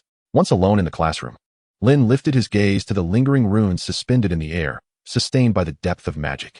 In the center, a line symbolizing light and knowledge gradually illuminated, radiating a powerful magical aura. Who would have thought that aside from Phi, someone else could earn the favor of the runes? He mused aloud, as fragmented memories began to coalesce. Perhaps this is what one might call destiny's design? I knew that old trickster Sybil was unreliable. Standing tall, he waved his hand, dispersing all the letters, his form resembling a towering jacaranda, strong and upright. After the surprisingly delightful first lesson, Lynn's teaching commenced in earnest. Not to mention Cedric, who was utterly devoted, or Percy, who treated the library as his second home, along with the diligent sixth years. Lynn had to prepare the candidates for their advanced classes the following day. In contrast to the jubilant sixth years, his approach towards the seventh years, who were on the brink of facing their most significant examinations, as well as the fifth years due next week, was markedly different. One might even say, it was akin to embodying two distinct personas. On Friday morning, observing the little wizards, who were still glowing with excitement after breakfast, Lynn maintained a stoic expression. The atmosphere in the classroom thickening with tension. The young wizards hesitated to speak, exchanging furtive glances. This is a stark contrast to yesterday's demeanor, one whispered. Professor Eric appeared as though someone had owed him a fortune in galleons, his expression even graver than Snape's. That cannot be entirely true. After all, Professor Eric is quite handsome, but that is beside the point. Observing Lynn's taut expression, the seventh graders felt an ominous premonition and quickly straightened their postures. Well, there was at least a semblance of discipline. Lynn nodded, tapping his wand rhythmically against his palm. As adults, you are all too aware of what awaits you next June.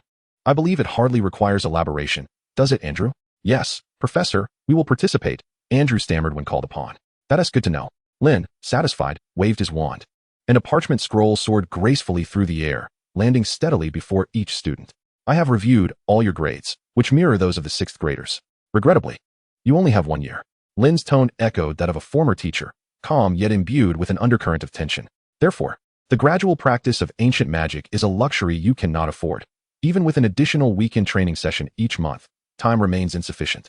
And I trust you all aspire to achieve commendable results. After all, next year's Auror selection and Gringotts Cursebreaker recruitment will consider this as a bonus. In just a few succinct sentences, he had articulated the stakes. The students, who had previously harbored discontent, now acutely felt the weight of impending reality. Lynn's subsequent words fell upon them like a bucket of cold water. The evaluations on your desks contain my remarks, which encompass the comprehensive status of the past 6 years, with an emphasis on your knowledge of magical texts.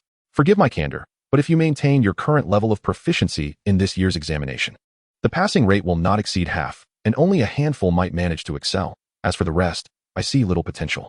At this pronouncement, the room erupted in astonishment. Among the students were several high achievers, many of whom had secured over 8 certificates in previous examinations. Andrew, the top performer, boasted 12 certificates and 9 outstanding accolades, including proficiency in ancient runes.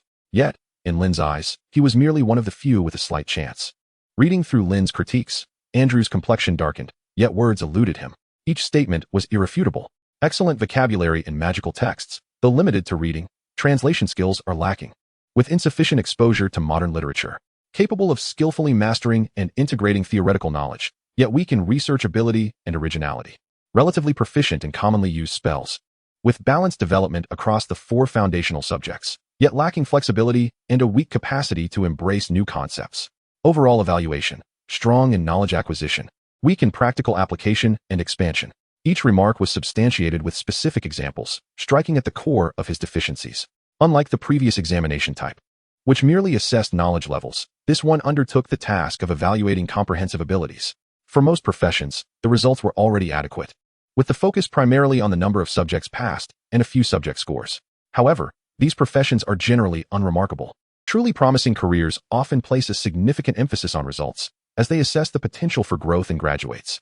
Ironically, this is precisely Andrew's relative shortcoming. He was aware of his own circumstances, yet his consistently outstanding performance led him to subconsciously dismiss this fact, until Lynn unflinchingly laid bare the truth. His words echoed those of his stern father. Andrew clutched the parchment, his complexion shifting from pale to flushed. Around him, the young wizards exhibited a spectrum of reactions. Some were ashen-faced, others blushing profusely, while a few appeared to be quietly apprehensive. Lynn observed all their responses from the podium, silently appraising them. The assessment on the parchment was objective and fair, yet concealed a subtle trick. He had employed the evaluation criteria meant for graduates at the commencement of the 7th grade. For students, recognizing their own growth is often the most challenging endeavor. They find it difficult to envision a complete transformation within a single year, even though they experience such change annually. I trust you have finished reading, Lynn stated expressionlessly as he noted the students gradually lifting their heads. Thus, they hold no significance. No sooner had he spoken than the parchment soared back to him, sparks igniting as it was instantly reduced to ash. The young wizards exchanged bewildered glances. Uncertain of his intentions, Lynn raised his hand to the magical projector, and the blackboard instantly displayed a projection, a colossal examination emblem. I have incinerated the past versions of yourselves. Now, your gaze should be fixed solely on one objective, the examination. The ashes scattered upon the ground slowly ascended, the charred remnants of parchment vibrating violently. Moments later, sheets bearing the students' personal information, devoid of the professor's comments, returned to them anew. I hope that by the time of your graduation next year, my remarks will reflect a difference. He descended from the podium, making direct eye contact with each student. Understood, Professor, we shall strive diligently, Andrew exclaimed, aiming for the position of Auror and Director of the Department of Magical Law Enforcement, with the surrounding young wizards echoing his sentiments. The playful thoughts that had occupied their minds before class dissipated, replaced by a sense of urgency that time was of the essence. Excellent, Lynn remarked approvingly. Pleased with Andrew's response. I shall not squander time. Let us commence the lesson. Today's topic is the principles of rune transformation. I will directly demonstrate the magical nodes and pathways of 3 rune letters, with a quiz before class concludes. Without delay, Lynn produced the runes, and a target from the corner of the room soared forth in response. There would be a phase examination prior to Halloween, and should the results meet expectations, the rewards from other grades would equally apply to them. Now focus. Concise, efficient, and intense. Unlike the gentle guidance and free exploration of the 6th grade, under Lynn's leadership, the 7th grade young wizards exhibited an uncommon level of execution. Education tailored to time, circumstance, and individual differences had always been a principle Lynn revered. In grades without the pressure of examinations, it is essential to ignite students' initiative and imagination. However, in the face of assessments that could impact their entire lives, a suitable amount of pressure becomes indispensable. In previous years, such measures might not have been necessary, but this year was exceptional.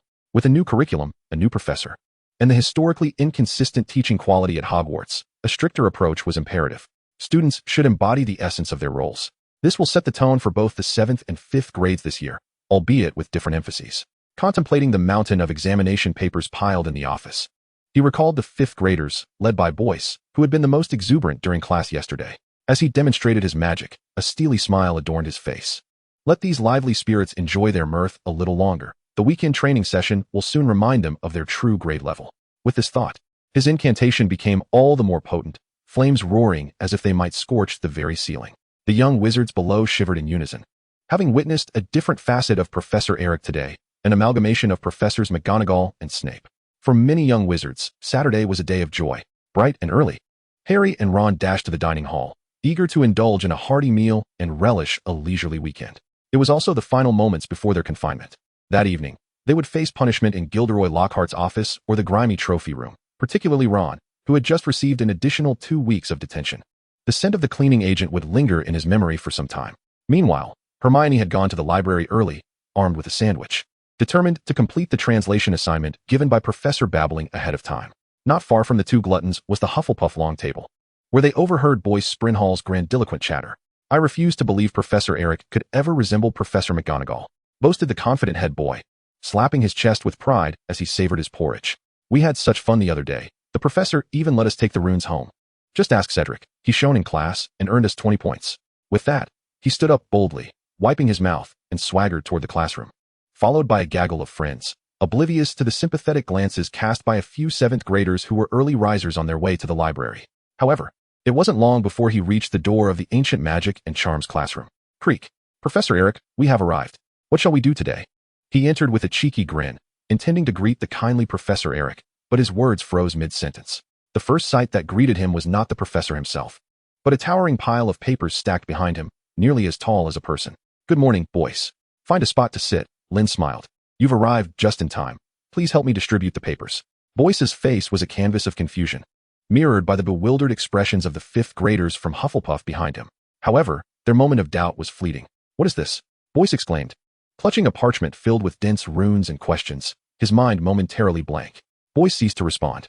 This marks the pivotal moment determining whether you shall receive familial rewards during the summer break or face the trials of mixed doubles. Lynn leisurely reclined in an armchair that exuded comfort, idly toying with his wand while observing the pained expressions of the young wizards. The first half of this examination was a knowledge assessment designed by him, while the latter half was conceived by Euphemia. In stark contrast to his leniency, Mrs.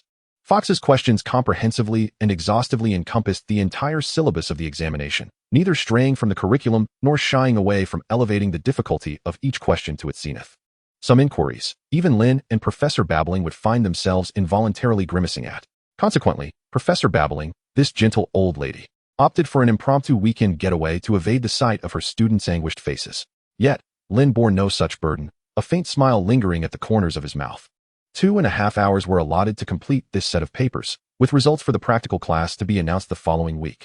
Those achieving above average would have the opportunity to experience the use of the floating cannon, while those who did not would continue with theoretical lessons after a review of their exams. As the students gathered, he uttered the most terrifying words in the softest tone. The young wizards suddenly grasped that the rumors, which had begun to circulate sporadically since yesterday afternoon, appeared to be true. "Professor Eric, are you truly not impersonating Professor McGonagall?" Boyce let out a wretched wail. "Regrettably, I am not," came Lynn's merciless denial. The examination class of young wizards faced an exceptionally demanding morning. As they departed the classroom, their bags were laden with 4 additional sets of papers designated as homework. Their expressions were likely more dismal than the potatoes at today's dinner table. At around 11:30, a doll-like girl with exquisite features emerged slowly from behind the portrait of the fat lady. Even after retiring early the previous night and sleeping soundly until well into the day, Ginny still appeared lackluster. Rubbing her bleary eyes, she meandered toward the great hall. It being the weekend, her sluggishness attracted little attention, as there were other lethargic young wizards about, descending the winding staircases of Hogwarts. She yawned as she made her way down. Around the corner, she heard a familiar voice. "Hello, Ginny." Before her stood a pair of silvery white eyes, as clear as her voice. "Hello, Luna," Ginny replied weakly, recognizing this Ravenclaw girl as her only current acquaintance, both of them somewhat misfits. Yet in recent days, due to a unique classroom reward, Luna had become rather popular, much to her own bewilderment. "You look tired. There are many pesky flies buzzing around you," Luna remarked with a hint of concern. "Perhaps you need assistance." "I suppose so, Luna, though I am uncertain what pesky flies are," Ginny nodded in frustration. "I would like a cup of hot pumpkin juice, followed by a good sleep, preferably without Fred and George bothering me." Luna grasped her hand with concern and said, "These pesky insects are quite unusual. You must be feeling unwell. Let us proceed." Ginny, nearly collapsing under the weight of her own exhaustion, leaned heavily against the petite Luna as they trudged toward the great hall, her legs trembling beneath her. With each step, Luna's necklace quivered, revealing glimpses of a rudimentary transformation spell, hinting at a doll with long hair that bore a resemblance to a woman. Upon reaching the entrance of the great hall, they encountered the disheveled fifth years, along with Lynn, who trailed behind them, burdened by a stack of exam papers. "Hello, Professor Eric," Luna greeted him warmly, while Ginny struggled to keep her eyes open. "Greetings, Luna, Ginny," Lynn responded, noticing Ginny's drowsy demeanor. His gaze shifted as he sensed the ominous aura of dark magic swirling above Ginny's head, a remnant of Tom's influence. By the age of 16, having inherited the legacy of Slytherin, he had already become a formidable dark wizard. Yet, for Dumbledore, this was evidently insufficient. A faint, almost imperceptible magic shimmered within Ginny's mind, safeguarding her tender soul from corruption and creating an eerie semblance. This was an exceedingly sophisticated ancient magic, one that Lynn merely comprehended without mastering. At 16, Voldemort was oblivious to its existence. Even as it had been nourished by decades as a Horcrux, his experience and power still limited. "You appear to be in a rather poor state. Perhaps you should visit Madame Pomfrey for an examination." Recalling his prior agreement with Dumbledore, Lynn merely extended his hand, casting a calming and protective spell for her soul, one derived from Igor's notes, possibly older than the spells Dumbledore wielded. "Professor Eric?" The pesky insects around Ginny seemed to have diminished, Luna observed innocently. "That should be a positive sign," Lynn smiled. "Perhaps we could discuss the pesky insects further. I find it quite intriguing." With that, he gently ruffled the girl's hair and led them into the great hall. Even from a distance, Lynn could sense the repugnant aura of the diary. It was reminiscent of the repulsive attempts made by the noseless old man to eliminate him 11 years prior when he had failed to sway him. Most individuals are shaped by their society and environment, yet a rare few, like Tom Riddle, are governed by malevolent thoughts emanating from the depths of their souls, honing their innate talents through the trials of orphanhood. Almost everyone of his era was blissfully unaware, save for Albus Dumbledore. Though the soul residing here was merely 16, its destructive potential was astounding. However, Lynn could not simply destroy it. Despite the ease with which he could do so, this was part of his pact with Dumbledore. Observing Ginny, who, despite the protective measures, remained tormented both physically and mentally, Lynn felt a pang of compassion when he recalled his long-standing friendship with the Weasley family. Yet, he could offer only a modicum of assistance to alleviate the girl's suffering. To his surprise, Luna captivated him. This girl possessed eyes imbued with a peculiar enchantment, akin to her distinctive thoughts and soul. The more they conversed, the more he discerned the exquisite and transparent heart concealed beneath her seemingly eccentric demeanor. After lunch, Lynn escorted the 2 little girls to the infirmary before returning to his office. This weekend, apart from grading papers, He intended to peruse the ancient tomes in the restricted section, a collection of texts he had never had the opportunity to study in depth. Some were mere facades while others held genuine merit, akin to panning for gold in sand, requiring his discerning judgment. Just as he was about to immerse himself in the ocean of knowledge, a series of urgent knocks echoed from the door. Upon opening it, he found Hermione, her dark circles evident, clutching a stack of books and parchment. "Good day, Miss Granger. I believe you could benefit from a brief respite and some sugar. You appear rather sleep-deprived." Lynn was taken aback by her visit, but welcomed her into his office, summoning the house elf from the kitchen to bring her a glass of sweet milk with double the sugar and a few pieces of chocolate. "Thank you, Professor. I'm managing," Hermione replied, placing her books and parchment down before sitting obediently in a chair, her eating posture reminiscent of a petite squirrel as she swiftly devoured the milk and chocolate. Her words of reassurance belied her fatigue, which she could not hide. Noticing her color improved slightly, Lynn gently inquired, "Is there something you wish to discuss? You seem burdened with books." "Yes, Professor, it pertains to the report you assigned earlier." Hermione recalled the matter at hand, nodding vigorously.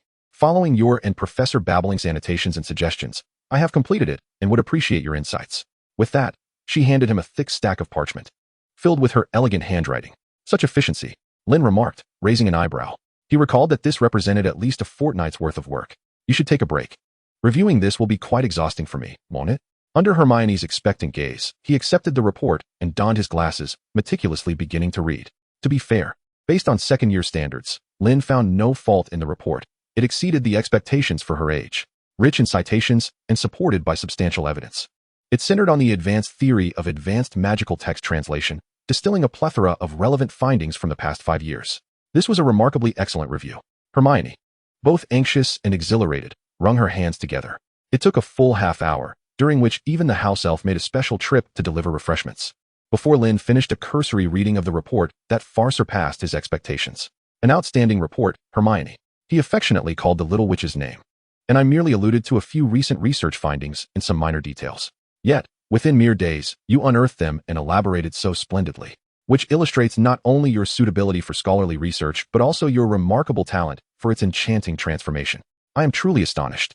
"Thank you, Professor. I am merely doing my best." Hermione's face glowed with pride as she endeavored to maintain the composure of an exemplary student. "Your efforts are something many aspire to but cannot attain." Lynn expressed his admiration, witnessing Hermione's brilliance for the first time. "If you agree, I would like to propose this as the discussion material for the 5th grade class next week. Additionally, should you wish, we can collaboratively refine this review, and upon its finalization, I would gladly recommend you as a contributor to ancient magical texts. Of course, this entails considerable subsequent work, which will be quite demanding. Is that truly feasible, Professor?" "I would be more than willing." Hermione's mind went blank, but isn't ancient magical texts known for not accepting student submissions? "In principle, yes," Lynn replied with restraint. "But I shall make a recommendation." It then dawned on Hermione the extent of Lynn's influence in this field. The deeper she delved into her studies, the more she appreciated the contributions of Lynn and his research partner, Miss Fox. "Thank you, Professor Eric. This truly brings me immense joy." She lowered her head, her expression a blend of 7 parts delight and 3 parts bashfulness at receiving praise. "Hard work deserves reward," Lynn said cheerfully. "You are only in your 2nd year, with a boundless future ahead. I look forward to your efforts and achievements, as does Professor Babbling. She would surely be delighted to offer you guidance." Observing a nascent star, though still tender, on the rise, he suddenly conceived a new idea. He realized he not only needed a teaching assistant for the advanced class. A capable and efficient assistant was equally necessary for the mandatory courses. This would not only alleviate his workload but also provide exceptional students with tailored support. With this thought, he earnestly inquired, "Hermione, would you be interested in becoming my course assistant? Your primary responsibilities would include preparing and analyzing materials for 5th grade and below, as well as assisting me with research. In return, I would impart to you and the other assistants more profound knowledge." "Oh, may I, Professor?" Even someone as proud as Hermione exhibited a hint of uncertainty. "I am only in my 2nd year. I have yet to encounter a student of your caliber producing such work at this level," Lynn teased lightly. "You have only been engaged with this subject for a few months, have you not? At least in the 5th grade and below. I see no one whose theoretical talent can rival yours." "Then I shall strive diligently, Professor." Hermione's complexion flushed with excitement. "What would my duties entail?" "There is already a task at hand." Lynn collected the examination papers, urging her to rest well. "Once you have recuperated, please find time to assist me with grading the 5th grade baseline assessment. You can get a preliminary insight, especially into the latter half." "Professor, I am available right now. Please do not perceive me as a heartless teacher who exploits students," Lynn joked. "Good health is the foundation of everything. The ability to eat and sleep is a blessing." Much like Ron, now off you go. Oh, I understand now, Professor Eric. Hermione blinked, a barely perceptible drowsiness gradually washing over her. The accumulated fatigue of the week releasing with the easing of tension and the relaxation brought by joy. Unconsciously stifling a yawn, she hastily lowered her head, flustered as she gathered her books, almost fleeing the office. Before departing, she couldn't resist snatching the papers from Lynn's desk, vanishing in a flash. She appeared to be an exceptionally adept teaching assistant, self-taught. As Harry and Ron completed their respective detentions, their faces darkened as they walked back to the Gryffindor common room. It was already 11 in the evening. The two, utterly fatigued, had just emerged from the passage when they spotted Hermione sitting alone on the sofa. Everyone else had retired for the night, leaving her solitary, with several paper bags on the table exuding a delightful aroma. "You're back?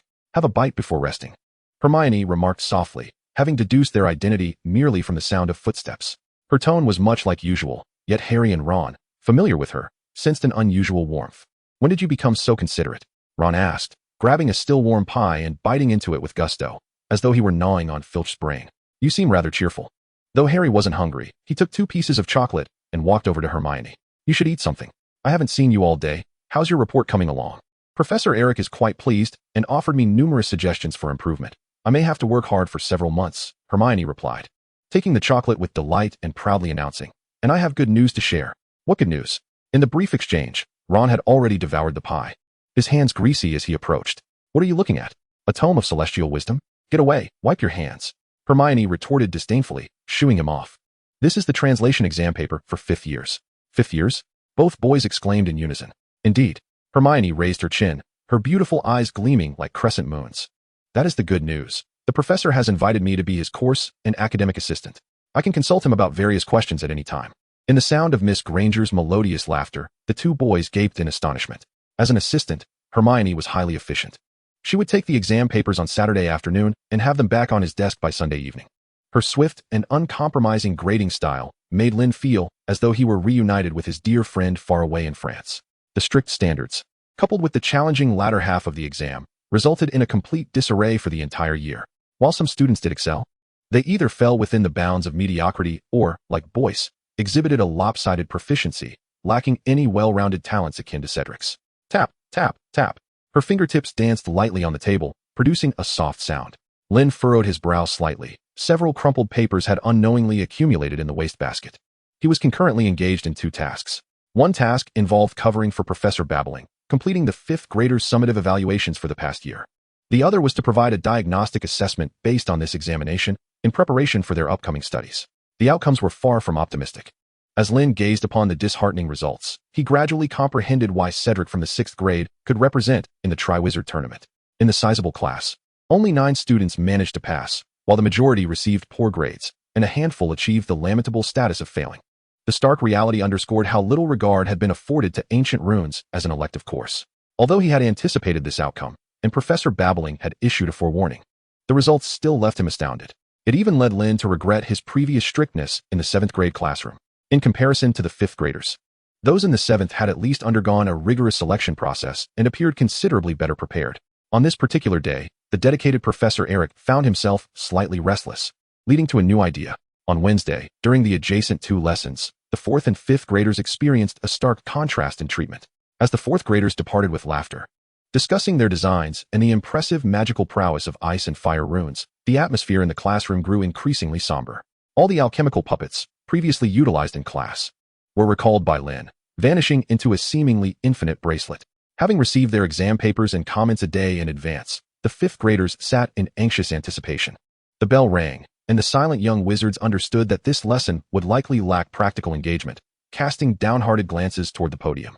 However, the figure that appeared was not the familiar visage they expected, but rather a petite girl, strikingly smaller in stature compared to them.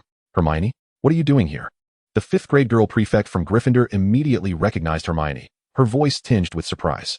Whispers quickly spread throughout the room. Hermione appeared somewhat tense, instinctively glancing at Lynn.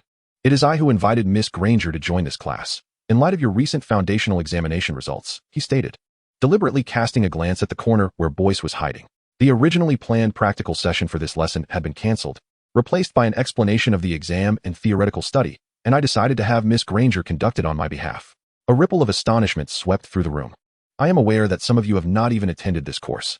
He approached Hermione, picking up a textbook. "Thus, I have prepared half of the questions to be relatively simple, all drawn from an introduction to ancient runes, the most basic of texts, sufficient for you to grasp. Regrettably, only 9 students succeeded. Lynn shook his head in disappointment. Miss Granger had not even heard of runes before this semester. Yet she not only studied this book thoroughly, but also delved into advanced runes translation in numerous papers. Thus she has succeeded, just like the top achievers among you. That is my answer. Are there any questions? The room fell silent as the young wizards lowered their heads, enveloped in a profound hush. Their whispers had barely faded when reality struck them, rendering their faces crimson. The absence of comparison breeds no pain.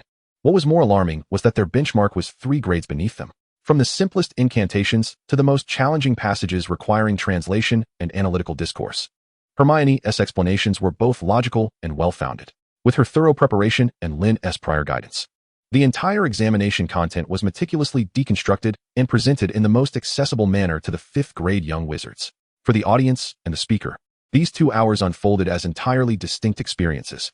Listening to Hermione's slightly nervous yet methodically articulated explanation, many bashful young wizards could only wish for a crack in the ground to swallow them whole upon glancing at their own scores. As the lesson progressed, Hermione's confidence blossomed, her voice growing increasingly resonant. When she discussed her literature review, she exuded a calm assurance, akin to a legitimate professor. Neither she nor the previously unconvinced 5th graders felt any sense of discrepancy in her authority. Throughout the session, aside from her initial rise, Lynn remained seated by the window, admiring the exceptionally talented young wizard and observing the candidates gradually recognizing their own shortcomings. The severity etched on his face gradually yielded to a smile. In just one day, the news spread like wildfire. Following this event, Miss Hermione Granger not only secured 20 points for her teaching assistantship, but also achieved instant fame throughout the school. Her reputation spread rapidly, becoming the focal point of conversation that no one could evade. The prejudice against bloodlines turned into a complete farce, tasting the sweetness of shared responsibilities. Lynn's days began to take on a newfound richness. He even seemed to forget his declaration of never exploiting students. In the week that followed, he entrusted Hermione with the complete instruction of the transformation and operational methods of the floating cannon, although he was reluctant to admit it. In the eyes of the young wizards, its doll-like and toy-like qualities evidently overshadowed its practical applications. The pace of the initial practical classes for the 1st to 3rd grades was also entirely delegated to this exceptional assistant. As for himself, he returned home on Friday evenings. Yet, this was not due to laziness. There was a reason behind it. On Friday afternoon, a snow-white owl arrived at his office, dropping a maroon envelope onto his desk. Upon seeing the envelope, Lynn's face lit up with delight. It was a response to the letter he had sent at the beginning of the term. The sender was a mysterious and powerful wizard. They had crossed paths more than once, exchanging or purchasing information to their mutual benefit with a pleasant rapport. The corpses of several exiled Death Eaters could attest to this. Now, they were to collaborate once again. On Saturday evening, in Florence, Italy, Lynn, clad in a long black coat, navigated the ancient streets of this historic city, weaving through the languorous crowd. Around 6 o'clock, he entered a shadowy alley and gently tapped a few times on several wooden crates haphazardly stacked on the ground. The walls of the dead-end street immediately parted, revealing the bustling Wizard Street. This locale is the largest wizarding commercial area in the Mediterranean, affectionately dubbed Paradise by wizards from various nations. Wizards entering this thoroughfare are required to don specially crafted animal masks, each meticulously produced by the district's management, revealing only their eyes and mouth, and imbued with magic to conceal their identities. Consequently, it serves as a significant meeting and trading ground for many wizards who wish to keep their identities and secrets hidden. Spanning across Asia, Europe, and Africa, Lynn, adorned with a fox mask, navigated the winding paths with ease and entered a bar. Room number 3, reserved under the codename The Hunter, do not disturb us. Before the server could inquire, he briskly declared, proceeding upstairs to the room marked with a tarnished number 3 sign. Inside awaited a figure donned in a hound mask. Without any pleasantries, the wizard named Garcia slid forward a parchment inscribed with Portuguese. The results of astrological divination, along with ritual confirmations, were all contained within. He had lost an eye, and thus the price needed renegotiation. Garcia's tone was flat, his voice evidently altered, and his appearance offered no clues to his gender or age. Having collaborated for years, Lynn only knew the other's surname and could surmise through magic that he hailed from South America, closely linked with local astrologers and African ritualists. Having once single-handedly vanquished 5 dark wizards, a formidable prowess indeed. Upon hearing Garcia's remarks, Lynn nodded slightly, an ancient magic of the Sobieski family. This was a time-honored Eastern European magical heritage, an enticing offer. Yet, Garcia remained unsatisfied. Not enough. He pressed down on the parchment, shaking his head. I wish to study that golden crown. Huh. You truly dare to ask for such a price. Lynn chuckled at Garcia's audacity. I sought you out merely to avoid jeopardizing the House of Requirement. But this is Ravenclaw's wisdom. Garcia was unmoved. His desire for the treasure was palpable. You know this is impossible. Be realistic. Lynn's gaze sharpened. My aim is to destroy the Horcrux. Unless absolutely necessary, I do not wish to obliterate it. But do not doubt my resolve. Nothing is beyond my capability in the pursuit of eradicating the Dark Lord. Do you not desire this power? Garcia appeared visibly shaken by Lynn's piercing gaze. Rising abruptly, you cannot so recklessly destroy the masterpiece of a great wizard. That is a crime. Everything comes at a cost. Calmly, Lynn poured him a cup of tea. That involves Ravenclaw and the Dark Lord. You will be ensnared. His words were methodical, yet irrefutable. A faint aura of magic emanating menacingly. Garcia's fervor dissipated significantly in an instant. What have you done to me? He silently lifted the teacup and drained it. His voice strained. Simply restored your sanity. Lynn refilled his cup. Though we are not friends, our collaboration has been pleasant. I advise you, do not let your cleverness lead to your downfall. If my magic holds such potency, what of these two masters who manipulate souls? Nevertheless, Lynn could not help but feel a sense of introspection. There are always ambitious individuals, albeit some remain obscure. Numerous capable wizards are tirelessly pursuing the path to greatness. The wizarding world is not confined to Europe. One must never underestimate the heroes of the world. He refilled his cup, while Garcia consumed his tea with equal fervor. After draining nearly half a pot, he sighed deeply. You are right, Eric, though I find it hard to accept. The flicker of ambition waned, yet remained unextinguished. Lynn, perceiving the underlying truth, softly replied, I can increase the remuneration. Wealth is not my priority. Garcia's gaze lost any trace of hesitation. I hope you can preserve the diadem while destroying the Horcrux and collaborate with me in exploring this knowledge. Such reverence for Rowena. Perhaps you should have attended Hogwarts in your youth. Lynn's eyes danced with intrigue. That would be quite a challenge. Do you have such faith in me? I know you can, and I need this knowledge, Garcia stated solemnly. His expression was complex, tinged with both envy and reluctance.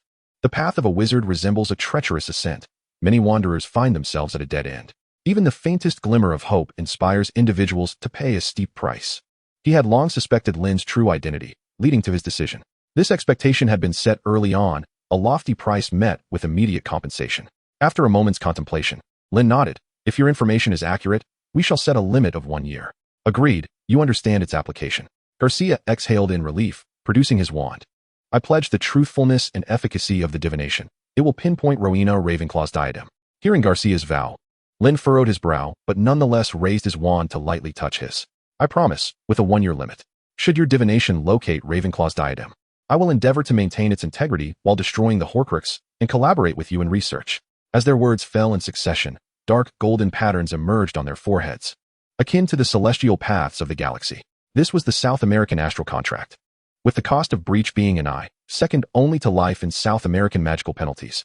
Once the contract was sealed, uncontainable joy illuminated Garcia's face as he pushed the parchment forward.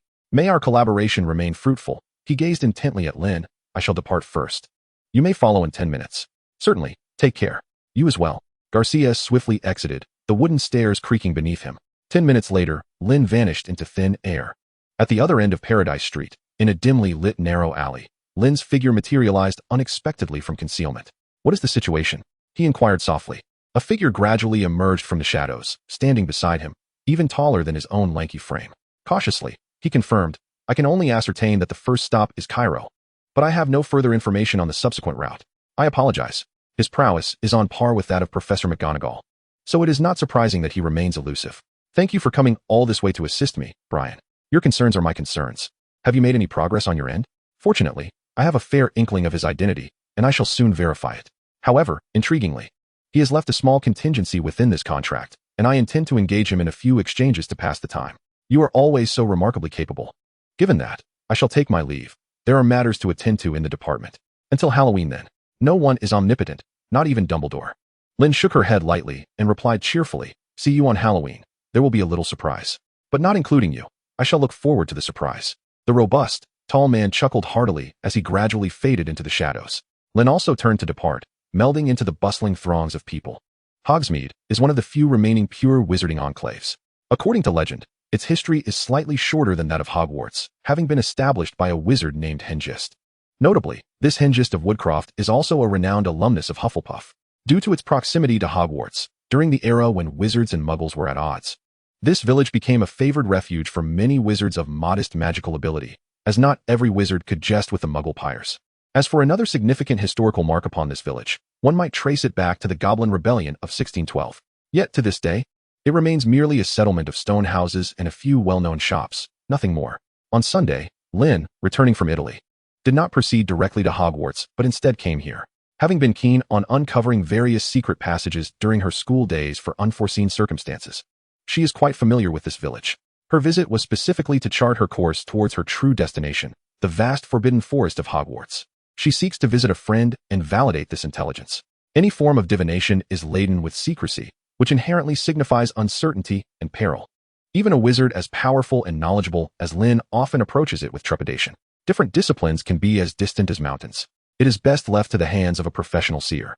As she walked along the seldom trodden path, Lynn reminisced about the young wizards at school. The choice of this route was twofold. On one hand, it is concealed, and on the other, it allows her to avoid the overly diligent little assistant too early. Even she would feel daunted by the workload assigned to Hermione. Although the latter relishes it, Lynn ultimately considers herself a person of dignity. Additionally, the vast expanse of the Forbidden Forest and the migrations of the centaur population are unavoidable topics. The increasing proliferation of acromantulas has compelled the true masters of the Forbidden Forest, the centaur clans, to relocate time and again. They have now moved further from the castle, making the journey from Hogsmeade comparatively closer. Contemplating Hagrid's small pet, even the wine companion Lynn could not help but internally critique the value system stemming from the giant's lineage, which rendered him somewhat incongruous with the majority of wizards. This was not a matter of discrimination, but rather an objective disparity. Hagrid believed that creatures deemed safe often crossed the threshold of danger. It was merely Dumbledore's restrictions that had prevented calamity. However, it was only a matter of time. Lynn recalled a scene from a few years prior when he had met Firenze, responding to a friend's request to deliver carefully cultivated sage and mallow. On that very night, Aragog's progeny endeavored once more to expand their territory. By dawn, Lynn had acquired several large glass vials filled with venom, along with a bow and arrows gifted by Bane. In Firenze's words, Lynn was the first human to earn Bane's recognition, having dispatched 3 offspring of Aragog and saved several centaur women and children, either directly or indirectly. Before long, the desolate path came to an end, and the environment grew darker, not due to the encroaching dusk, for it was, in fact, the warmest part of the day, but because of the towering, lush trees of the Forbidden Forest. The leaves had yet to fall, allowing only a meager stream of sunlight to filter through the gaps. The soil, rich in humus, was fertile and soft, causing Lynn to tread unevenly. Despite having traversed this path countless times, he muttered to himself in mild frustration, wishing for the day he could break the disillusionment charm surrounding Hogwarts. The only response to his lament was the rustling of leaves in the breeze, with the faint silhouette of an acromantula visible in the distance. These invasive creatures lacked natural predators and reproduced prolifically. Even extensive culling could easily lead to their resurgence. With a spirit of alleviating his friend's troubles, Lynn drew his wand and waved it toward the distance. Since he had time to spare, he might as well engage in some physical activity. A brilliant light illuminated the forest, and with each flicker, one or more acromantula fell lifeless to the ground. Amidst their pitiful squeals, the spiders scurried away, leaving behind a trail stained with dark purple blood. While hurrying along his path, Lynn experimented with various novel duel techniques. Meanwhile, centaur warriors galloped towards him from afar, with Bane at the forefront. He possessed a mane of thick black hair, bronze skin, and a streamlined musculature that balanced strength with agility, making him the most formidable warrior of the centaur community. "Your magic has advanced. Its power is commendable," he remarked, maintaining a neutral, almost aloof demeanor even upon seeing Lynn. "You remain ever so reticent, Bane," Lynn replied with a smile. "Firenze must have already informed the elders, correct? I arranged to visit today and assist in clearing some acromantula. I am unsure. I am merely tasked with patrolling," Bane replied, glancing away. "However, the elders have long permitted you to visit the community without prior notice. That is the customary etiquette." Winking happily, Lynn deliberately gazed at Bane and inquired, "Have you migrated in recent months? I am not familiar with the route. Continue your patrol. I shall escort him to meet the elder." Unwavering and warm-hearted, Bane expressed no suspicion, instructing his companions before leading Lynn in the direction from whence they came. "Have you practiced with the bow and arrows I gifted you previously? The frailty of the human body renders it incapable of truly embracing nature, which is rather unfortunate." As they traversed the increasingly dense forest, Bane casually broached the topic of the bow he had given years prior, identical to the one now slung across his back. A weapon that had once felled a kin of the Aragog, its might truly formidable. "I have indeed practiced, but I cannot boast of your prowess."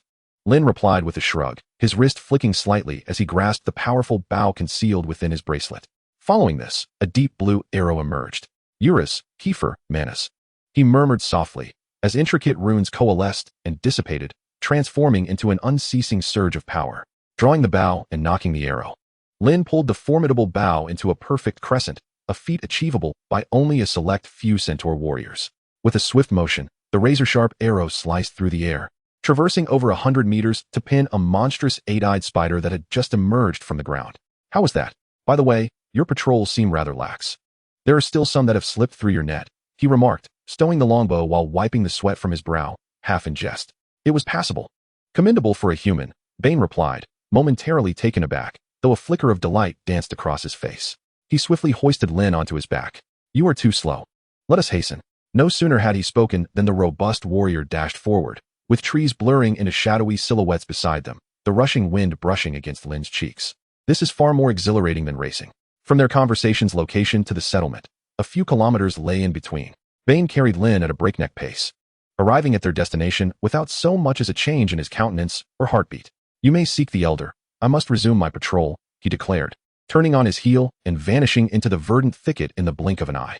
As Lynn marveled at Bane's remarkable speed and endurance, he spotted several young centaurs frolicking just outside the encampment. During their childhood and adolescence, centaurs, guided by their innate talents and interests, would uncover diverse potentials.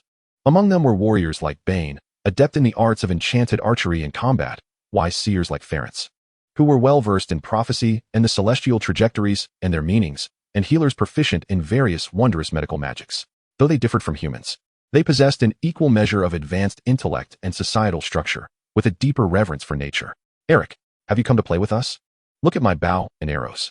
A young centaur boy, brandishing a toy bow, sprinted towards Lynn, leaving his companions behind, and came to an excited halt before him, proudly showcasing his handcrafted new weapon. He is the young centaur saved by Lynn a few years ago, and now he has matured into a handsome youth, his deep brown hair exuding a natural charm. Indeed, he possesses the allure of a striking archer. With diligent training, gone, you shall become a warrior as formidable as Bane. Affectionately patting the centaur youth, Lynn inquired amidst his laughter, Do you know where Forenza and the elders are? I have matters to discuss with them. They are preparing for a divination. I saw plenty of sage and hibiscus. Gawain gestured dramatically, pointing into the distance, and cheerfully asked, Would you like to come over for dinner tonight? My parents would be delighted. Perhaps not tonight, but there will be many opportunities in the future. Lynn replied with a smile. I am now a professor at Hogwarts, and my residence is not far from yours. Gawain rejoined his companion's game, and Lynn finally located Forenza. Though at a distance, the beautiful platinum hair shone brightly in the afternoon sun. Navigating through the modest centaur settlement, he ultimately encountered his old friend and trusted advisor. I expected you would come in the evening, Lynn. It seems you are quite eager today, Forenza remarked, slightly surprised as he set down the sage. Indeed. I have received a divination spell, completed at the cost of the seer's eye, with the endorsement of an African shaman. I hope you and the elders can assist me in verifying its authenticity. Lynn candidly presented the parchment he had acquired. The seer and the shaman? Before Forenza could respond, an elder centaur, who had been resting beneath the trees, approached. Their divination practices seemed attuned to nature, yet often diverged into bloody sacrifices. The elder took the parchment, examining it briefly before forming a judgment in his mind. The seer sacrificed an eye, and the shaman is likely deceased. This is the cost of divination conducted in error. The elder sighed with regret, handing the parchment back to Forenza before turning away. Once the elder departed, Forenza asked, Lynn, what do you intend to do with this? It is a divination concerning a specific matter. I can sense a profound darkness and a blinding light. When these two images appear simultaneously, it signifies an exceedingly unusual outcome. You speak true, Lynn murmured. I aim to locate the Dark Lord's Horcrux, Ravenclaw's diadem. The diadem of the wise. No wonder, Forenza nodded, lifting the parchment above his head and murmuring incantations in a language Lynn could not comprehend. Faint red markings became visible under the sunlight. The secret to escaping death lies hidden in the dust of history.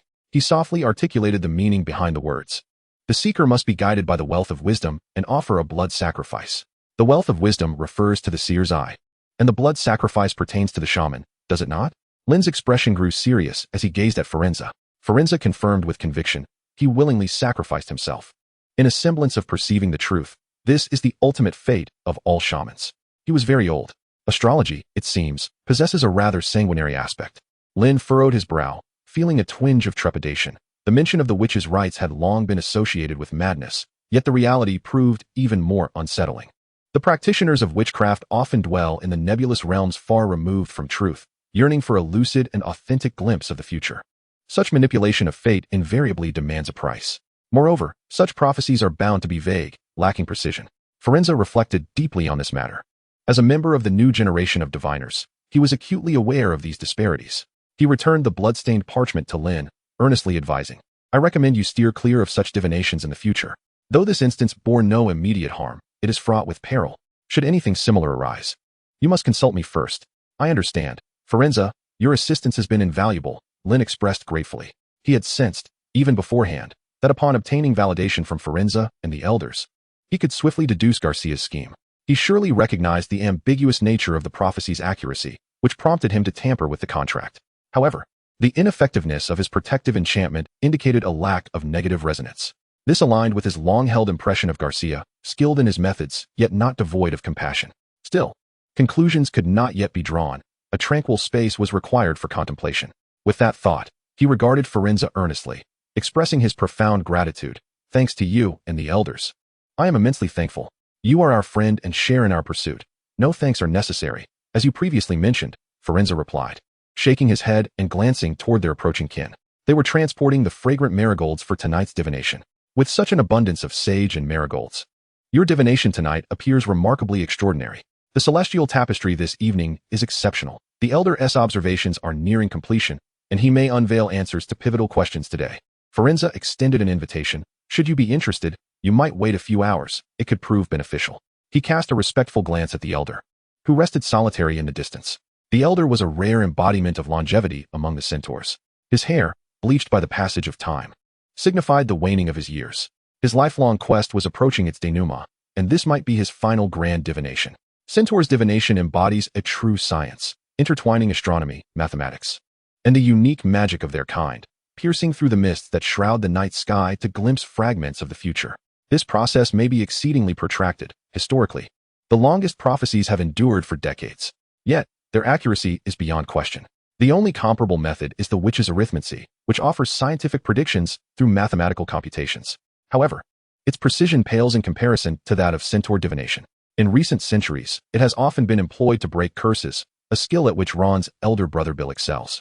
The determining factors in centaur divination are never merely lineage or ephemeral talents and gifts, but rather a meticulous integration of knowledge, surpassing the rigor of arithmancy. This is true divination, a science regarded as metaphysical due to its inherent complexities. Chapter 41, New Prophecies. In response to Firenze's invitation, Lynn found himself devoid of any reason to decline. Welcomed warmly by the Gwyn family, he lingered in the forbidden forest, savoring a leisurely afternoon. As dusk approached, the patrolling Bane returned, weary from his duties. When night fell, the elder, having slumbered for an extended period, awoke to the aromatic blend of sage and hibiscus incense, making his way to the heart of the camp. This was not Lynn's first encounter with centaur divination, yet today's spectacle filled him with surprise, curiosity, and anticipation, born merely from a profound reverence for knowledge and wisdom. The starlight shone particularly bright, while the full moon was shrouded by the darkening sky. The centaur elder, almost entirely cloaked in silver, stepped into the smoldering vegetation. Wisps of white smoke danced, rendering his form ethereal. Under Firenze's guidance, the centaurs began to chant ancient hymns. This was not magic, but rather a rhythm of enigmatic profundity flowing through the air. The celestial divination was underway. The elder's deep-set eyes transformed into pools of clarity, piercing through the vast darkness of the cosmos with his own gaze. The planets shifted, the stars stirred, and even the minutest discrepancies among celestial bodies beyond the planets would resonate with immense force. This was the order perceived by the centaurs, and it was the very essence of the fate they revered. All things adhere to this truth. Humanity currently finds itself in a truce between two wizarding wars. A greater crisis looms on the horizon, one from which no being shall escape unscathed. The elder's ethereal voice echoed among the crowd, starkly contrasting his usual steady and sagacious tone. He had entered a prophetic state, akin to Trelawney's fateful occurrence. To Lynn, it seemed that the starlight, mingling with the smoke from the burning hibiscus, traced new paths, constantly shifting yet forming lines around the elder. The invaders of the forest would serve as accomplices, and nature's calamities would inevitably unfold. Human avarice and compassion intertwine, yet the unchanging elements remain hubris and prejudice. The black flames symbolize destruction, yet they also herald rebirth and hope following devastation. Profound prophecies flowed from the elder's lips. With each utterance, His silver hair advanced further into translucence. Although the wrinkles on his face were veiled by smoke, they could not escape Lynn's discerning gaze. He understood that even the most precise and objective divination runs counter to the natural order. Firenze's gaze was solemn and profound, fixed upon the harbinger who would guide him. The prophecy progressed methodically, yet a sudden upheaval interrupted this cadence. The clear night sky seemed to be enveloped in a shroud of darkness, as the dimmed moon, surrounded by stars, emitted a chilling luminescence. The elder's body trembled violently, his wise eyes filled with incredulous shock. Has war been shattered? No, there is still more. Still the other half to come? He murmured softly, straining to widen his eyes in an attempt to discern the trajectory of the sudden upheaval. Yet, the window of time slipped away in an instant. The starlight faded completely, and the opportunity had been exhausted, leaving only the anticipation for the next distant moment. Delicate streams of blood trickled from the corners of his mouth. For this venerable elder, the forced prolongation of prophecy was a burden too great to bear. The once robust limbs of his youth could no longer support his weight. He clutched his chest and slowly sank to the ground. The centaurs erupted into chaos. But only Firenze calmly rushed forward, placing the prepared herbs into his mouth. Yet, their effect was only marginal. Pesos, Ogais, Fihu. Amidst the tumult, Lynn soared into the air. Empowered by formidable magic, his wand radiating a dazzling light. 3 colossal runic letters appeared in the night sky, an ancient aura erupting across millennia. The runes of spirit, Pesos. The runes of healing, Ogais. The runes of abundance, Fihu. These 3 distinct magics intertwined, transforming into a continuous flow of vitality, replenishing the elder's essence and pulling him back from the brink of decay. Your magic remains as wondrous as ever. Surrounded by his kin, the centaur elder opened his eyes, grasping Lynn's hand. Perhaps the next moment would offer a glimpse of truth, or mark my return to nature. I am old enough. His tranquil words did not proclaim a death sentence, but rather resembled a casual inquiry about dinner. The centaurs displayed expressions of sorrow, and Firenze's gaze deepened with melancholy. The majority of this clan had grown under the protection and leadership of this sage. Yet, the elder himself was remarkably magnanimous. With a hint of sentimentality, he remarked, "In truth, there is no fate in this world, only truth. I am uncertain whether what I shall see in the end will be reality or illusion." Akin to the sorcerer's ritual this afternoon. His eyes, now clouded, conveyed to Lynn an understanding of his feelings earlier. Perhaps he had anticipated this moment and had long since accepted it. The elder's collapse hastily concluded the divination. The aged sage held Lynn's hand, imparting a few patient words before drifting into a profound slumber. Despite Lynn's intervention, he had still sustained significant harm, and at this age, it was uncertain whether he could fully recover. A somber atmosphere enveloped the entire community. Bane and several formidable warriors maintained order while the apothecaries gathered in anxious discussion. In such a scenario, Lynn deemed it inappropriate to intrude and simply left behind some potions before taking his leave. Firenze decided to accompany him for a while. Yet both remained silent until reaching the edge of the centaur territory. As they caught a distant glimpse of the astronomical tower, Firenze inquired, "Do you know why the elder permitted you to enter the clan freely all those years ago?" Lynn shook his head. He had never comprehended why the otherwise exclusionary centaurs would act thus, and Firenze had been reticent on the matter for years. However, tonight, he seemed inclined to converse. The handsome and formidable centaur seer approached Lynn with deliberate grace, resting his hands upon his shoulders, a rare display of affection among his kind. He solemnly remarked, "You are the first wizard who harbors no intention of exploiting the centaurs, nor do you regard us as mere anomalies within the ranks of wizards. Rather, it is you who appears to be the anomaly. The differences of race pale in comparison to the profundity of thought." Lynn shook his head gently, responding with candor. "It ought to be so." Firenze smiled and nodded. "You share our love for the starry skies. While centaurs seek to unravel fate, you pursue the arcane mysteries. Yet, I believe our paths converge in this quest. Thus, we hold this friendship in high regard, not solely due to the assistance you have rendered us. I appreciate your trust." Lynn replied, lowering his gaze slightly. "I too cherish this bond, as it constitutes a significant part of my existence." Likewise, Firenze continued, "Furthermore, Bane asked me to convey that your archery skills have improved remarkably. Perhaps you might engage in a friendly contest with him next time." With a deft turn, Firenze paused before departing, his smile fading as he intently urged, "Guard the human younglings well, they are shrouded in peril." With that, his figure melted into the shadows. Lynn returned to Hogwarts well past the hour, contemplating the counsel of the elders and Firenze. He refrained from impulsive actions, opting instead to retire to his office, which also served as his quarters. He was still deciphering the elder's prophecy, each phrase grounded in truth yet obscured, reminiscent of the myriad prophecies once uttered by the centaurs. Gazing at the night sky offered only silhouettes and fragmented glimpses of the future, akin to allegorical visions. Firenze's parting warning stirred thoughts of lurking dangers within the campus, despite Dumbledore's unwavering assurances of safety. Yet, such promises often lack the reliability they seem to convey. A faint scent of air freshener lingered in the room, likely a touch of Hermione's handiwork. This muggle-born witch, diligent in her studies, also possessed a considerate nature that was frequently overshadowed by her assertive demeanor, making it less perceptible, especially in the eyes of her two close friends. On the table lay two neatly stacked piles of materials, one slender and the other substantial. The thinner pile contained lesson plans for younger students, while the thicker one comprised reports from sixth-year pupils. Numerous students had applied to become assistants. Quietly admiring Hermione's efficiency, Lynn settled down to peruse the documents. His tumultuous thoughts gradually subsided. He casually placed the files into a cabinet, recognizing that this was not the time for scholarly pursuits. Pressing matters awaited, such as the costly and potentially unreliable divination, along with his pact with Garcia, to locate the Horcrux without disturbing the room of requirement. He would undoubtedly employ this prophecy, but only after adequate preparation. An old book, ever at his side yet never fully revealed, lay flat upon the desk. He reached out to touch his forehead, his gaze steady, magic swirling at his fingertips to form an intricate symbol. The dark golden mark responded to the call and materialized once more, though not in the guise it bore when the pact was sealed. It swiftly adorned her forehead, resembling an intricate pattern. This was an ancient magic known as the Oath Curse. Through the mirror, Lynn recognized it at once. Its effect was straightforward. It transformed a bilateral vow into a unilateral one, liberating the caster from the burdens of the contract while additionally granting the ability to perceive the subject's location. This was a rare magic, almost exclusively mastered by South American sorcerers, and its complexity rendered it nearly obsolete for over a century. However, it was unfortunate for Garcia that Lynn, a disciple of Nicomedes, possessed the knowledge to unravel it. Moreover, his hawthorn wand excelled in both curses and counter-curses. I cautioned you, Garcia, against the pitfalls of cleverness, but alas, Lynn, who had seen through the contract from the very beginning, shook his head in regret. Since you have delivered yourself into my hands, do not blame me for turning your own scheme against you. Let me see what manner of being you truly are. He raised his wand, his lips barely moving. All spells shall cease. The most formidable counter-curse, typically requiring the collaboration of multiple sorcerers, was invoked with nonchalance, as golden light illuminated the mythic vow.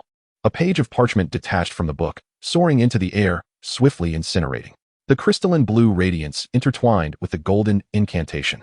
The mark re-emerged but dissipated slowly and irrevocably. In mere moments, it vanished, along with the burnt page, into oblivion. Yet the flickering light did not extinguish. Instead, it traversed an invisible thread through space, disappearing from sight.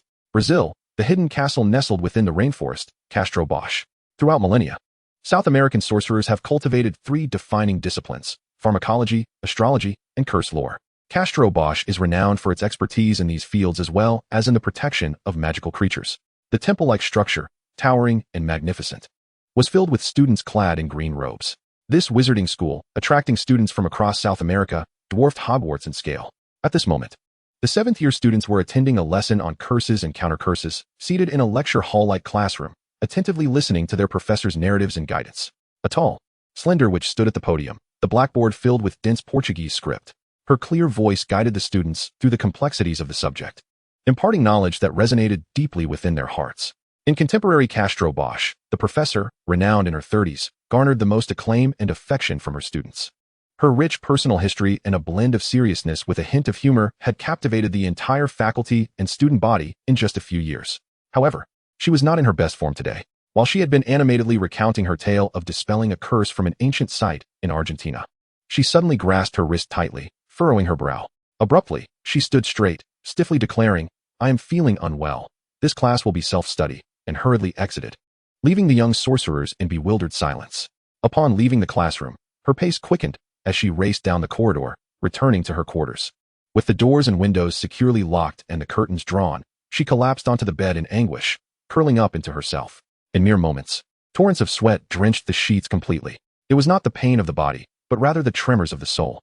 This was the price of having her spell dispelled, an affliction that could not be alleviated, only endured with grim determination.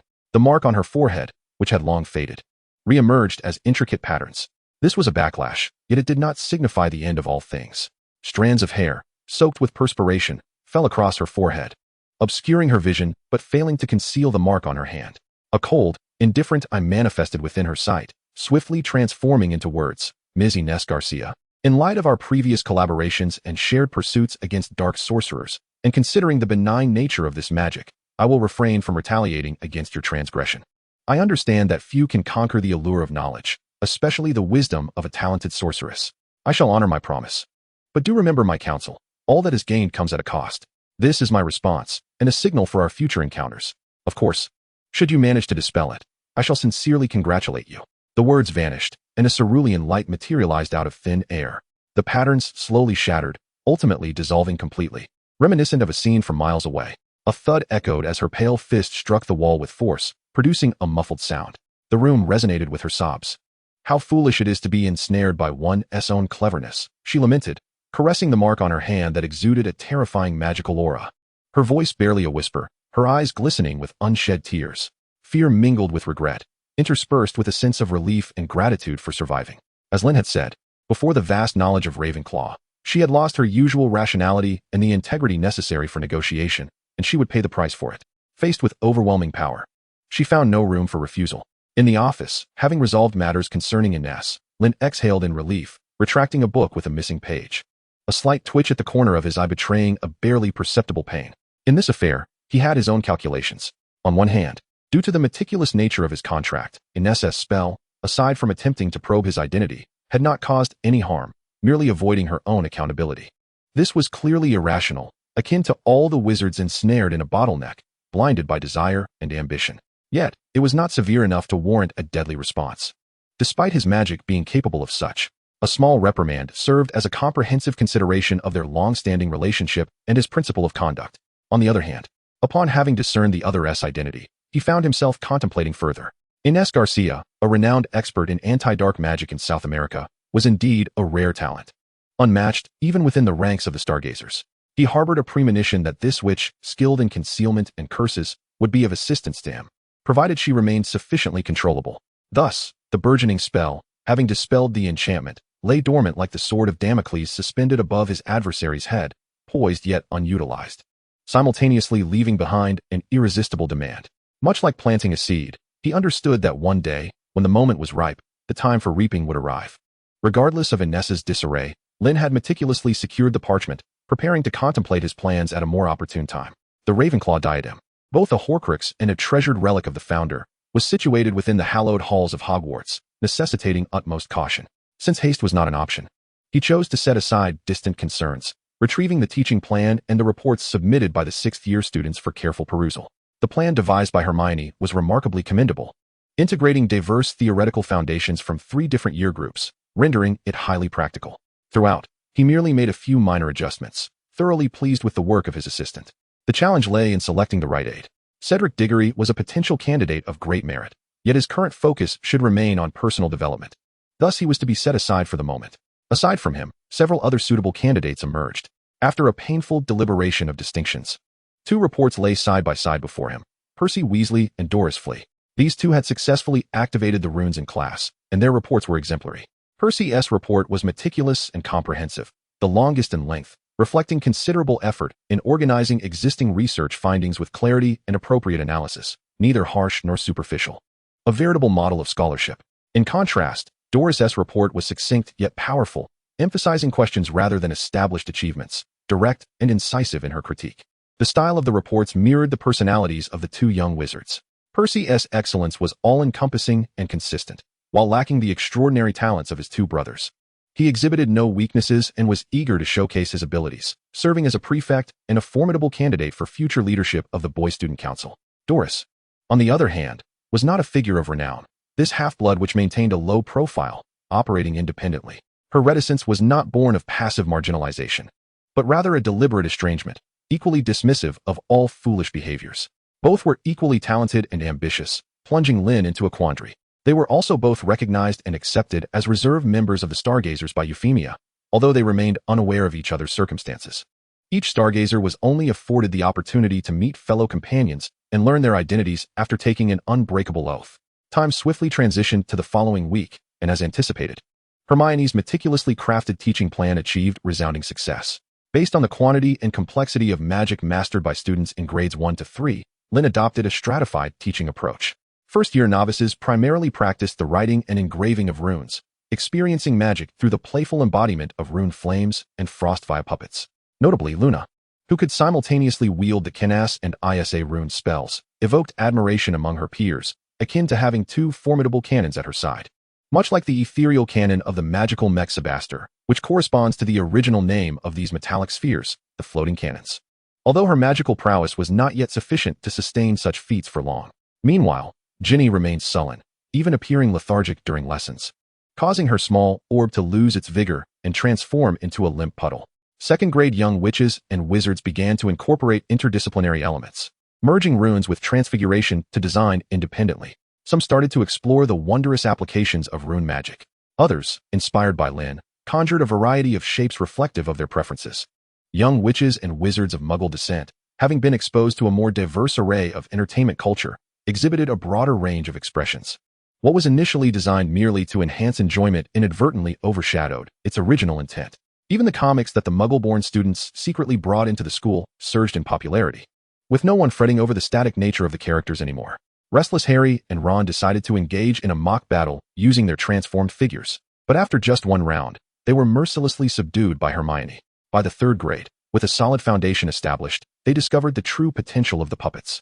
The art of transfiguration melded seamlessly with spell manipulation, while the distant strikes of ice and fire runes converged with the intimate clashes of metal. Playful young witches and wizards continually updated their forms, while those enamored with combat eagerly began to test the might of rune magic. In an instant, the classroom was filled with shouts and cheers. During this class, Lynn announced the examination and reward plan, stating that students excelling in the pre-Halloween quiz would receive rewards. Upon hearing this news, the enthusiasm among the young witches and wizards surged to unprecedented heights, even leaving Professor McGonagall astounded. She and Madame Pants suddenly realized that the once spacious library had become crowded. Before nightfall, she, along with Professor Flitwick, sought out the source of this excitement. The two heads of houses simultaneously recognized the significance of these alchemical tools in enhancing their respective curricula. They not only honed the young witches and wizards' foundational skills in transfiguration, but also refined their finesse in spellcasting. From transfiguration to flying, and then to activating spells and aiming at targets. Each step encompassed not merely the realm of rune magic, but also integrated content from multiple disciplines. Though they served as weapons, they also functioned as educational tools. On Thursday afternoon, in the 6th grade classroom, buoyed by the joyous and enriching experiences of 2 weeks prior, the atmosphere was lively, with laughter and excitement permeating the room, save for a few 5th graders still recovering from their earlier setbacks. They were all poised to showcase their abilities to Lynn, who was about to arrive for class. A few individuals wore serious expressions, notably Percy and Doris in the front row. The two, determined to succeed, exchanged glances that sparked tension in the air, having shared many years as classmates. Albeit with limited interaction, they were somewhat aware of each other's capabilities. The charged atmosphere left Penelope feeling a bit overwhelmed. Fortunately, the class bell rang just in time, and Lynn stepped into the classroom as the sound echoed, taking his place at the podium. "Good afternoon, everyone," he greeted cheerfully. "I've missed you all during these 2 weeks away from class. I wonder how your practice has been. I'm eager to distribute the rewards soon." The response was a chorus of enthusiastic sounds, accompanied by raised metal plaques. "It seems you all have been diligent in your practice, which puts me at ease." Affecting an exaggerated gesture, Lynn placed a hand on his chest and smiled brightly. "However, it is not yet time for the demonstrations. I must first announce something important regarding the selection of my assistant." His gaze swept across the classroom, and the excited young wizards promptly fell silent. A collective focus converged on him, particularly from the competitive Percy and Doris. The palpable intensity was so pronounced that even Cedric, seated in the corner, could feel it, let alone Lynn, who was at the center of their attention.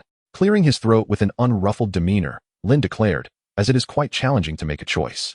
After discussing with Professor McGonagall, I have decided to appoint an additional assistant. So, Percy and Doris, would you be willing to collaborate with me in teaching and research?" He smiled at the astonished faces of the two young wizards, asking directly. Only children make choices. As a professor, he possessed the whimsical authority to claim both. Though the cost of such indulgence was somewhat steep, the meticulously crafted alchemical automatons were deemed more fitting by both McGonagall and Flitwick. They were not mere simplified versions for students, but custom creations imbued with potent magic. Each was forged from rare metals, making them quite expensive. Lynn's wallet silently lamented as he recalled the light-footed departure of McGonagall and Flitwick from his office. News of Professor Eric's swift appointment of 3 assistants spread quickly for a simple reason. Gryffindor's hourglass surged considerably, with Slytherin following suit. This was a testament to his favoritism and encouragement for the diligent work soon to commence. During dinner, Professor McGonagall wore a broad smile. easily explained by the fact that the points earned by Hermione and Percy were ample enough to counter the mischief of certain troublemakers, such as the reluctant to reveal their identity Weasley twins. Even Severus Snape, who often seemed to believe everyone owed him a debt, wore a rare expression of ease, even calling Doris to his office for words of encouragement. Although no one knew what he had said, the subsequent results suggested that he was not entirely satisfied. As the saying goes, some rejoice while others lament. Gryffindor and Slytherin have seized the initiative in the competition for the House Cup, leaving Ravenclaw and Hufflepuff trailing behind. Even Professor Sprout could not resist seeking Lynn for clarification. She then cheerfully returned to her greenhouse, accompanied by Cedric. The turmoil was submerged in the tranquil yet fulfilling routine of Hogwarts. Only the ongoing discussion regarding Professor Eric's perceived laziness persisted. The three assistants, each with their distinctive styles, rendered Lynn's work significantly more manageable. The curriculum for the first to third years emphasized the integration of education and entertainment, leading to rapid progress, and established collaborations with the subjects of transfiguration and charms, yielding manifold benefits. The fourth and fifth years highlighted the synthesis of literature and experience, where students accumulated knowledge and insights amidst the contrasting approaches of rote learning and the natural expression of their abilities. The upper years focused on the comprehension and practical application of magic, gradually mastering the most fundamental yet simplest of rune magic, while also delving into the knowledge of various long-extinct ancient magics.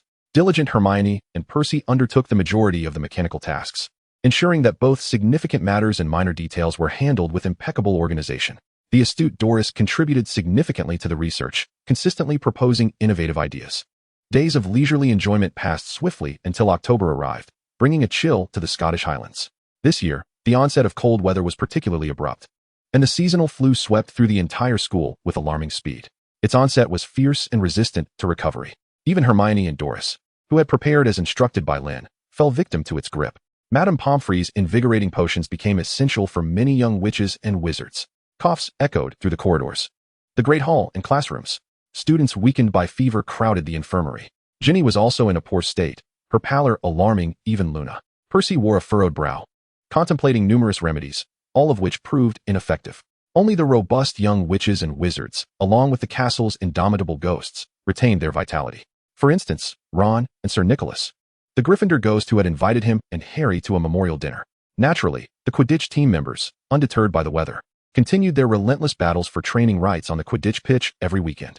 Lynn, dressed in warm clothing, would often marvel at the youthful vigor of these players as she watched their swift figures soaring through the air, then quietly savor a sip of the hot milk tea specially delivered from the kitchen, perhaps accompanied by a slice of apple pie sprinkled with cinnamon. With the house elf's deepening study of the Beauxbatons recipes he provided, Professor Eric's afternoon tea became increasingly diverse, achieving at least half the standard of Beauxbatons in terms of desserts. Thus, on October 10th, an unremarkable Saturday arrived. Yet, it would be misleading to call it ordinary. For this day marked the commencement of individual tutoring sessions meticulously tailored for his three assistants, as orchestrated by Lynn. At 2:30 in the afternoon, yawning Percy and Hermione made their way together at the forefront. Following closely behind was the vivacious Doris, brimming with vigor after her recovery. The stark contrast elicited a chuckle from Lynn, who sat in the classroom. Percy, Hermione, I believe I suggested a balance between work and rest, did I not? A restorative afternoon nap is indeed essential. Doris appears to be in excellent condition, perfectly poised for an afternoon of diligent study. He smiled as he arranged the refreshments, casting an approving glance at Doris and offering her praise. Yet, Percy and Hermione merely synchronized in gulping down a refreshing concoction, steam rising from their ears as fatigue dissipated. Is it truly appropriate to utilize a cold remedy in such a manner? Lynn mused bemusedly. Not to worry, Professor, this keeps us alert, Hermione replied evasively. With Percy nodding in agreement, evidently harboring his own thoughts, or perhaps the pride of a scholar, Lynn, at a loss for words, simply tousled his hair and seated himself before the trio. This is not a formal class. There is no need for solemnity. The youthful spirit is indeed commendable. I personally would not dare to exert myself so vigorously, Lynn remarked leisurely. Since you are unperturbed, let us commence. Professor, I have a question. Doris raised her hand. Shall the three of us study together? I recognize Hermione's exceptional abilities, but she is, after all, only in her second year. Her implication was quite clear. She doubted Hermione's capacity to keep pace with her own progress. Percy had his own reservations, yet his close bond with Hermione rendered him silent. This is a reasonable inference, yet it does not apply here, Lynn interjected, raising his wand. We are about to delve into entirely new magic, in the face of novelty. Hierarchy holds no sway. A ball of flame ascended into the air. It was only when the fireball hung suspended that the rune of Lune made its tardy appearance. Lynn inquired, The Rune of Fire, Kinnas, an old acquaintance. What are your thoughts? Greater potency, increased difficulty, and higher consumption, Percy replied succinctly. After a considerable pause, Doris remarked, "It is more pure than the fire spell, closer to the essence of reality." Lynn nodded, shifting his gaze to Hermione. "What is your perspective?" "Professor, I believe that. Due to Doris's earlier comments, Hermione might feel somewhat constrained. I find it quite vivid, as if it possesses its own life force, making it inherently difficult to master, thus rendering it more powerful and pure." A keen observation, Lynn smiled, yet not entirely accurate. "What do you mean, Professor?" Hermione instinctively opened the magical lexicon, locating the relevant section. Kinnas represents fire, but it also symbolizes light. The logic flows seamlessly, as fire brings illumination. Lynn gently guided. However, could there be an alternative interpretation? The advanced magical text noted that Kinnas also signifies creation, a variant that emerged during its dissemination in Britain. Percy reacted swiftly, his voice crisp and assertive. "So, it does not solely represent fire?" Doris gently licked her lips, her curiosity thoroughly piqued, her interest ignited. "Not quite correct, but you are nearing the answer," Lynn stated. "Do you recall my mention of the levels of magic? Profound transformations commence at the 5th level. However, rune magic operates somewhat differently. Its transformations do not manifest in the levels of magic." As he spoke, he raised his hand, and the fireball descended obediently, settling gently in his palm. The bright flames illuminated his face, leaving his hand unscathed. This was perplexing. Doris lost her earlier composure and jest, while Percy and Hermione exhibited expressions of astonishment, particularly Hermione. She could ascertain that this was markedly different from the illusions she had witnessed that summer. It was genuine, searing fire. Would anyone care to try? Lynn grinned mischievously, flicking his fingers as 3 small fireballs split off and soared towards the astonished trio. Eek! Percy instinctively recoiled, forgetting he was seated, and collided with the back of his chair. Doris and Hermione's eyes widened in unison as they instinctively attempted to sidestep, only to find it futile. The whizzing fireballs hurtled toward them, striking their targets in succession, bursting into a shower of sparks without inflicting any harm.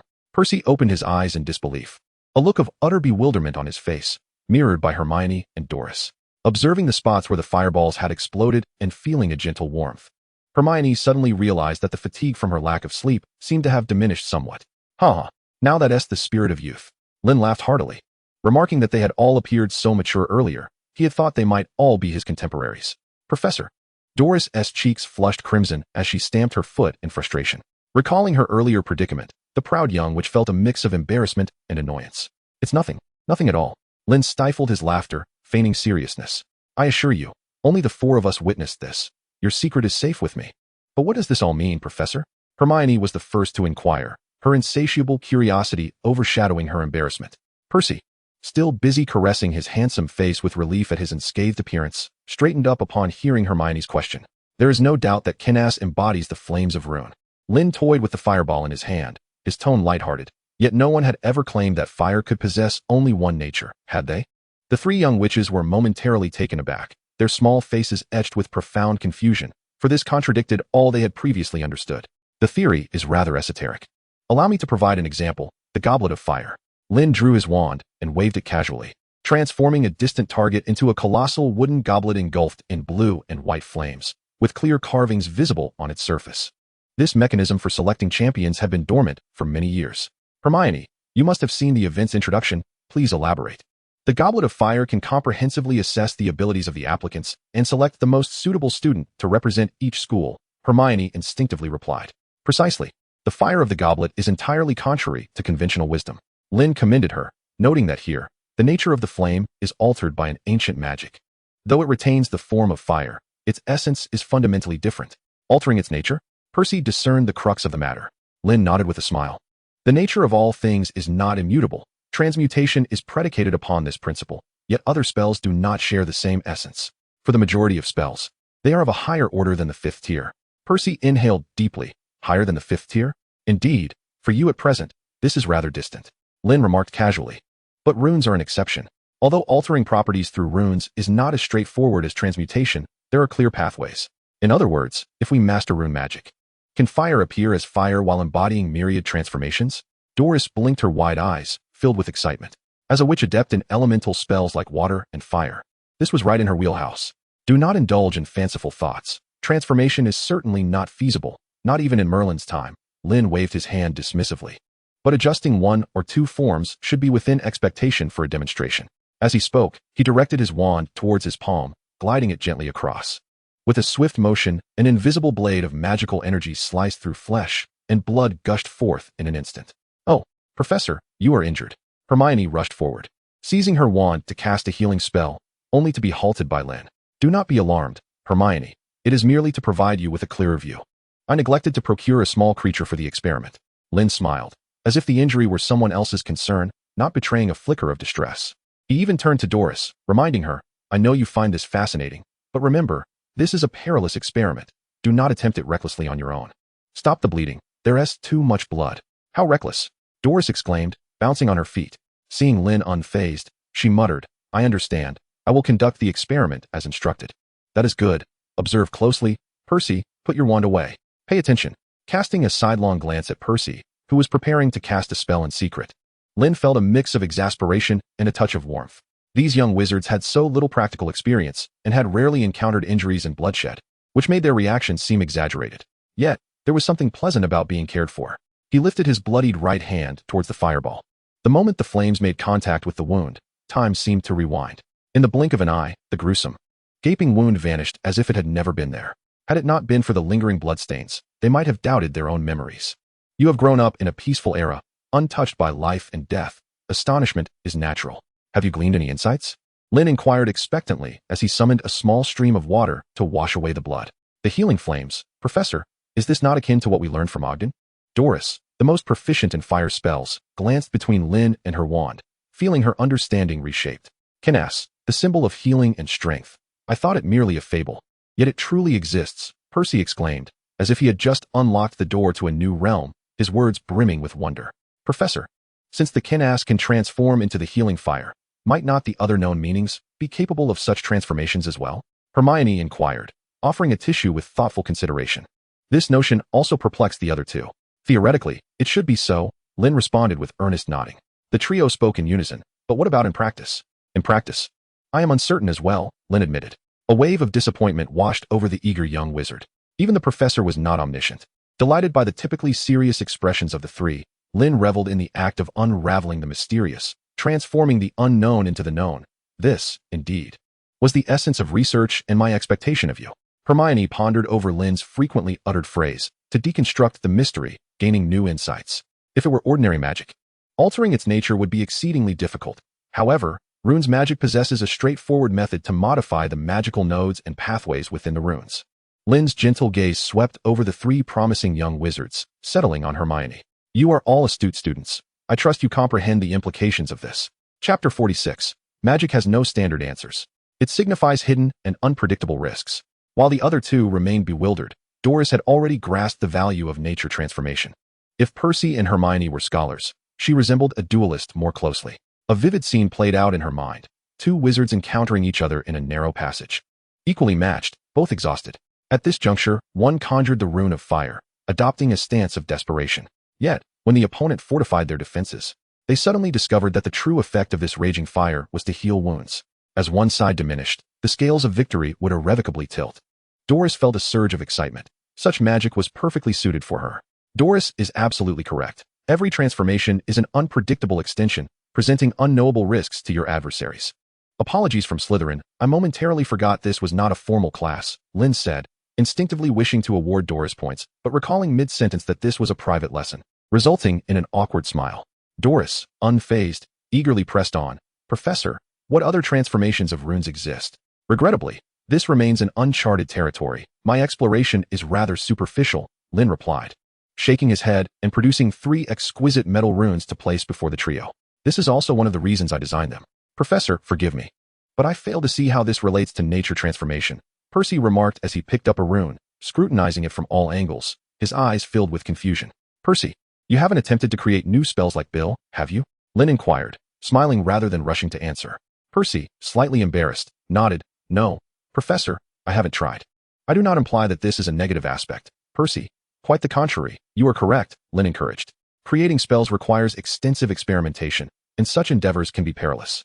However, some young wizards are fearless in their naivety." "I understand, Professor," Hermione exclaimed, her expression animated as she discerned the underlying implications. These runes were the essential materials for experimenting with the transformations of rune properties. They served not merely as portable activators of rune magic. Indeed, Hermione, Lynn stated calmly, altering the magical nodes and pathways of runes may sound straightforward, yet those of you who have practiced know well the latent power that runes harbor. He discreetly cast a glance at Doris, the audacious young witch who had previously attempted to practice rune magic without runes during the last lesson, resulting, as expected, in failure. Although she had only attempted the safest spell, the Fiho, had Lynn not intervened to mitigate the magical backlash, she would have endured significant discomfort for hours. Noticing Lynn's gaze, Doris lowered her head in embarrassment and obediently picked up the runes. The decline of rune magic in the Middle Ages was partly attributed to Muggle witch hunts. But the core issue remained its inherent dangers. Lynn did not exaggerate. He merely conveyed the truth. An erroneous node, a misaligned pathway, or even a slight deviation in magical application techniques could result in mere failure in conventional magic, but in the context of rune magic, it signified chaos. For most wizards, chaos meant injury or death. Gradually, perilous magic was supplanted by safer alternatives, and runes transformed into mere inscriptions of magic.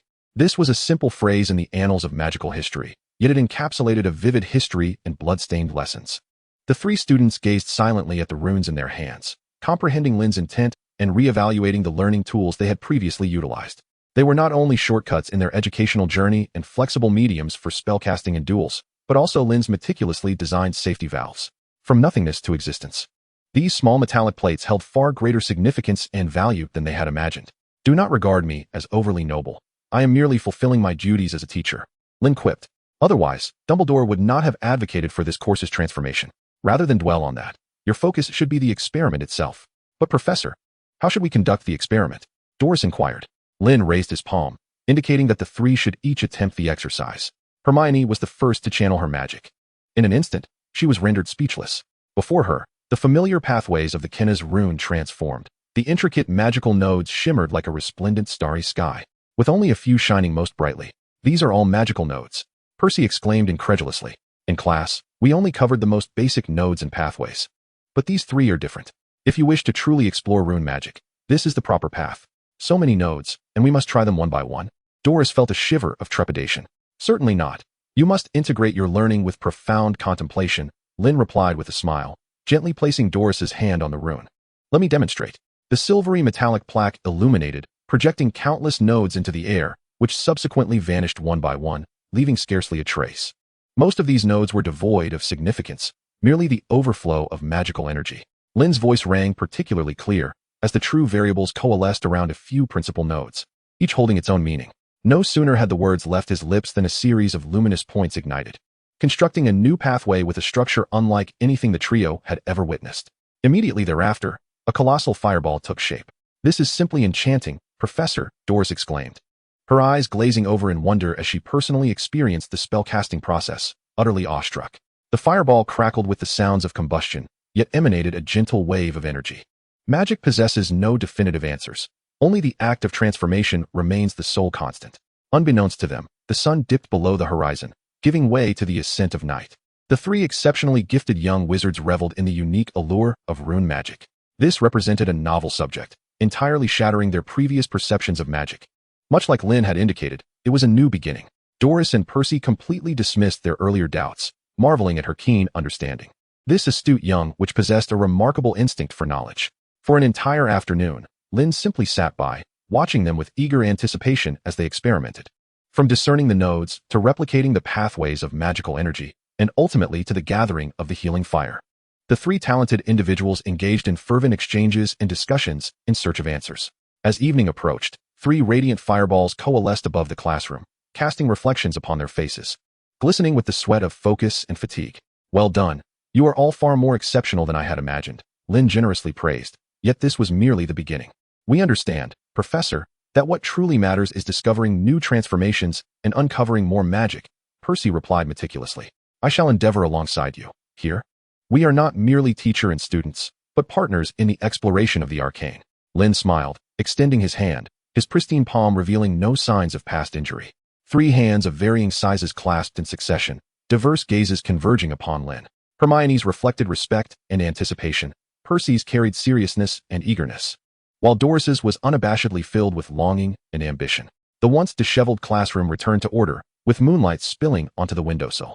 Just as Lynn contemplated whether to lead them to the kitchen or the dining hall, Doris pointed to a target in the corner and asked, "Professor, you previously mentioned that mastering 4th level magic would grant us insight into the subsequent tiers, correct?"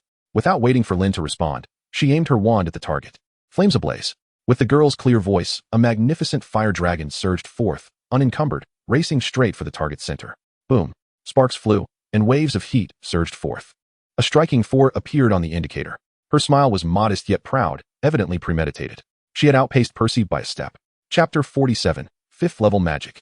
Doris Free epitomizes the essence of Slytherin, proud yet not arrogant, ambitious yet not blindly so. Throughout her pursuit of goals, she steadfastly adheres to her principles and boundaries. Such a Slytherin is a rarity, earning Lynn's deep admiration. It seems that tonight, I can only escort you to the kitchen to dine with the house elves. Observing her deft spellcasting, accompanied by flames that elevate speed and precision to unprecedented heights, he remarked half-jokingly. Doris giggled, bouncing excitedly to his side.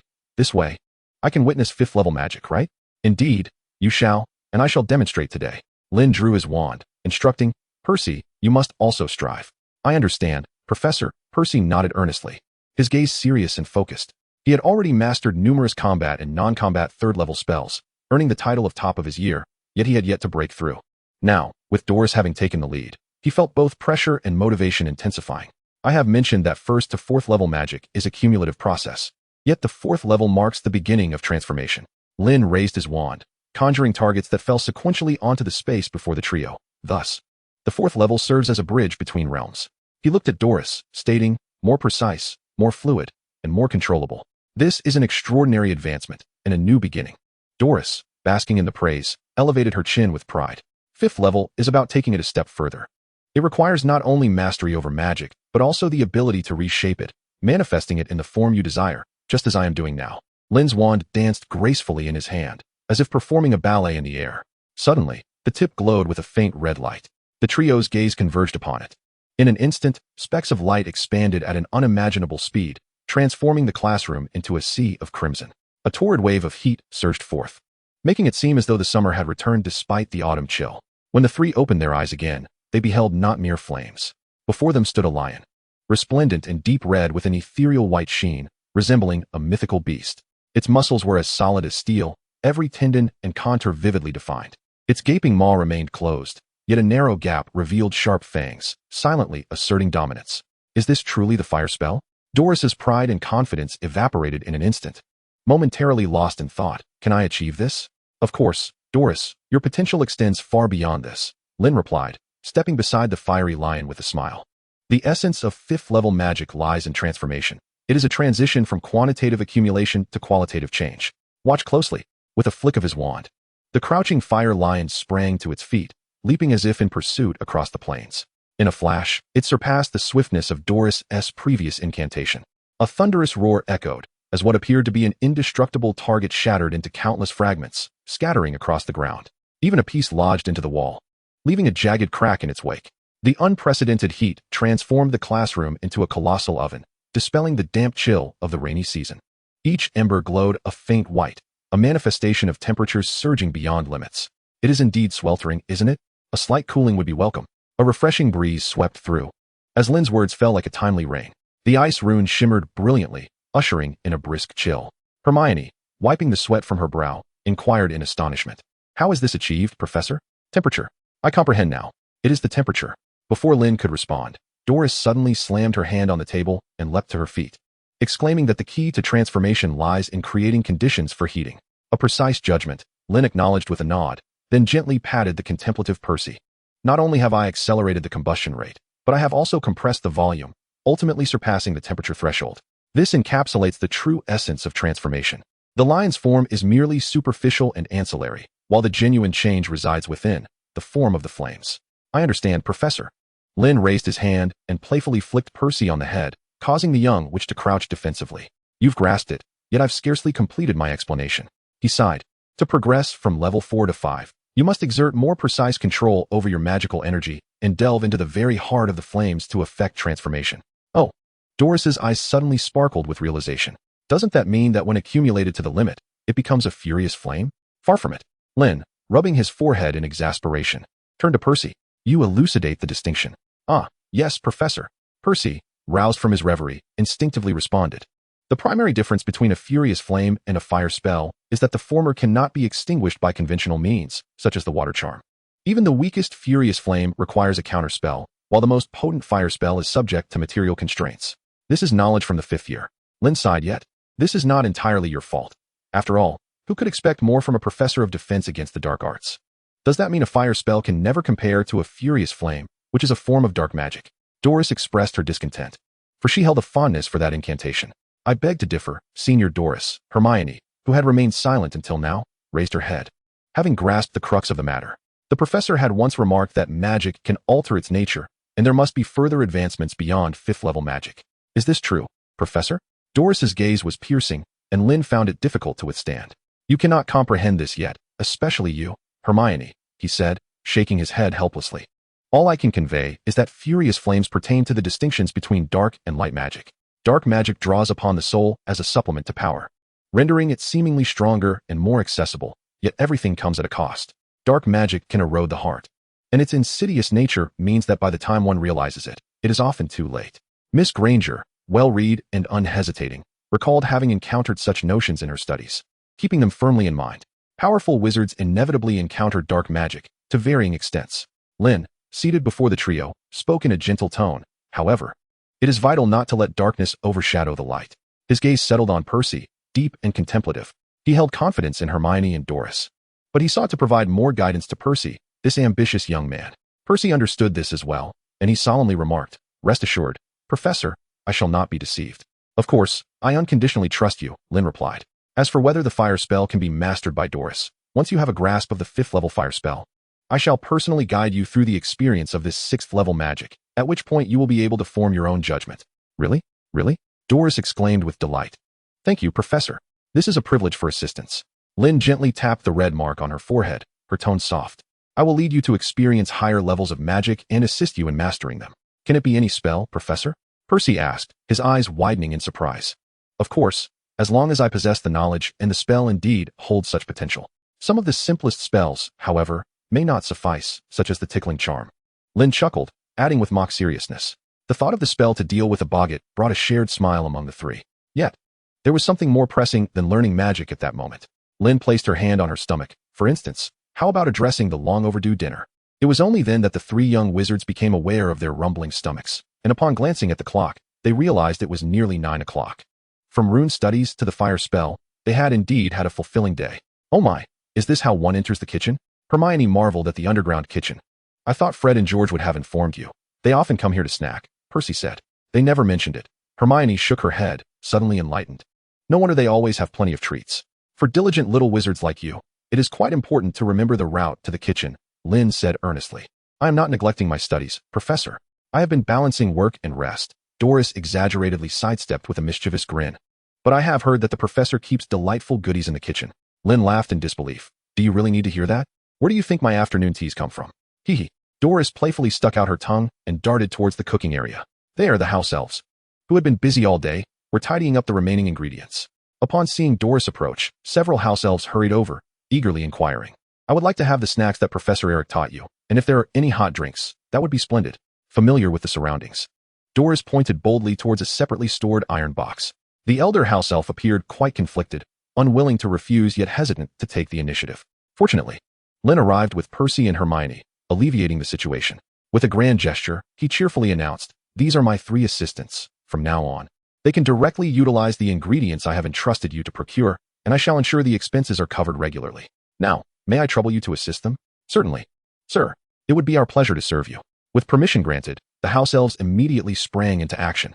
For the house elves who have resided in Hogwarts for generations, the recognition from professors and students is indeed a profound honor. However, witnessing their tattered garments and industrious demeanor, Hermione felt a pang of compassion. "Do these house elves always toil in such a manner?" she inquired, her voice laced with concern. Percy leaned in, lowering his tone. "House elves are creatures of this nature. They have always served humanity, as their ancestors did before them. Moreover, they find joy in their service. It is a means of existence, after all, as they do not belong to the same species." Doris, unfazed, accepted a cup of rich tea and cheerfully approached Hermione's side. "Yet, I still find this rather unsettling." Hermione shook her head, her tone somber. As a witch of strong convictions, once she formed a judgment, it was difficult for the ordinary to sway her. Noticing that the two individuals from the magical society accepted this situation with ease, she turned her gaze towards Lynn. At that moment, he had rolled up his sleeves and dashed to the stove, a recipe in hand, surrounded by a dozen eager house elves, listening intently to his animated discourse. It was evident that this was not their first encounter, and the handwriting on the recipe markedly differed from Lynn's. With a hint of curiosity, Hermione navigated around the bustling house elves and cautiously approached Lynn. I sampled the steak from a few days ago. The cooking was improved, though the seasoning still requires refinement.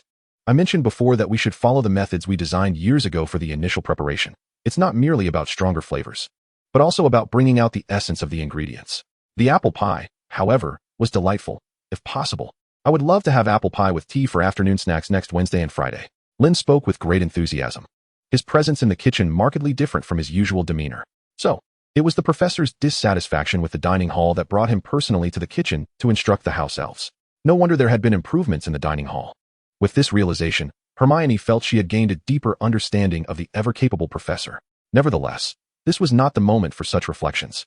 Observing Lynn's fervor, she quietly approached and tugged at his sleeve, whispering, "Professor, I wish to discuss something with you. Please ensure the dinner is served warm tonight. It is quite cold. And these children." "All right, let's leave it at that. Thank you for your efforts," he replied. Noticing Hermione's hesitance, Lynn dismissed the nearby house elves and moved to a secluded corner. "What is the matter?" he inquired, his tone tinged with mystery. "Professor, do you not think the working conditions for the house elves here are rather poor? Just look at their clothes." Hermione pointed to a small elf scurrying from afar, carrying hot milk intended for Percy, not for himself, but meant for Ginny. "Clothing? Hermione, you do not understand. Providing clothes to house elves signifies their dismissal, and once dismissed, it is exceedingly difficult for house elves to find new employment." As dormant memories surfaced, Lynn began to comprehend Hermione's intentions, softly speaking. Hermione's expression of compassion became more pronounced as she gently bit her lower lip before finally uttering, "This is a deplorable habit. Is there truly no one willing to extend respect and foster improvement for them? Regrettably, such individuals are exceedingly rare." Lynn shook her head, acknowledging, "I understand your perspective, for I too hail from the Muggle society. What is your viewpoint?" Hermione pressed. "I tend to advocate for respect and actively practice kindness towards them." Preparing gradually for potential changes in the future, Lynn considered thoughtfully, speaking at a measured pace.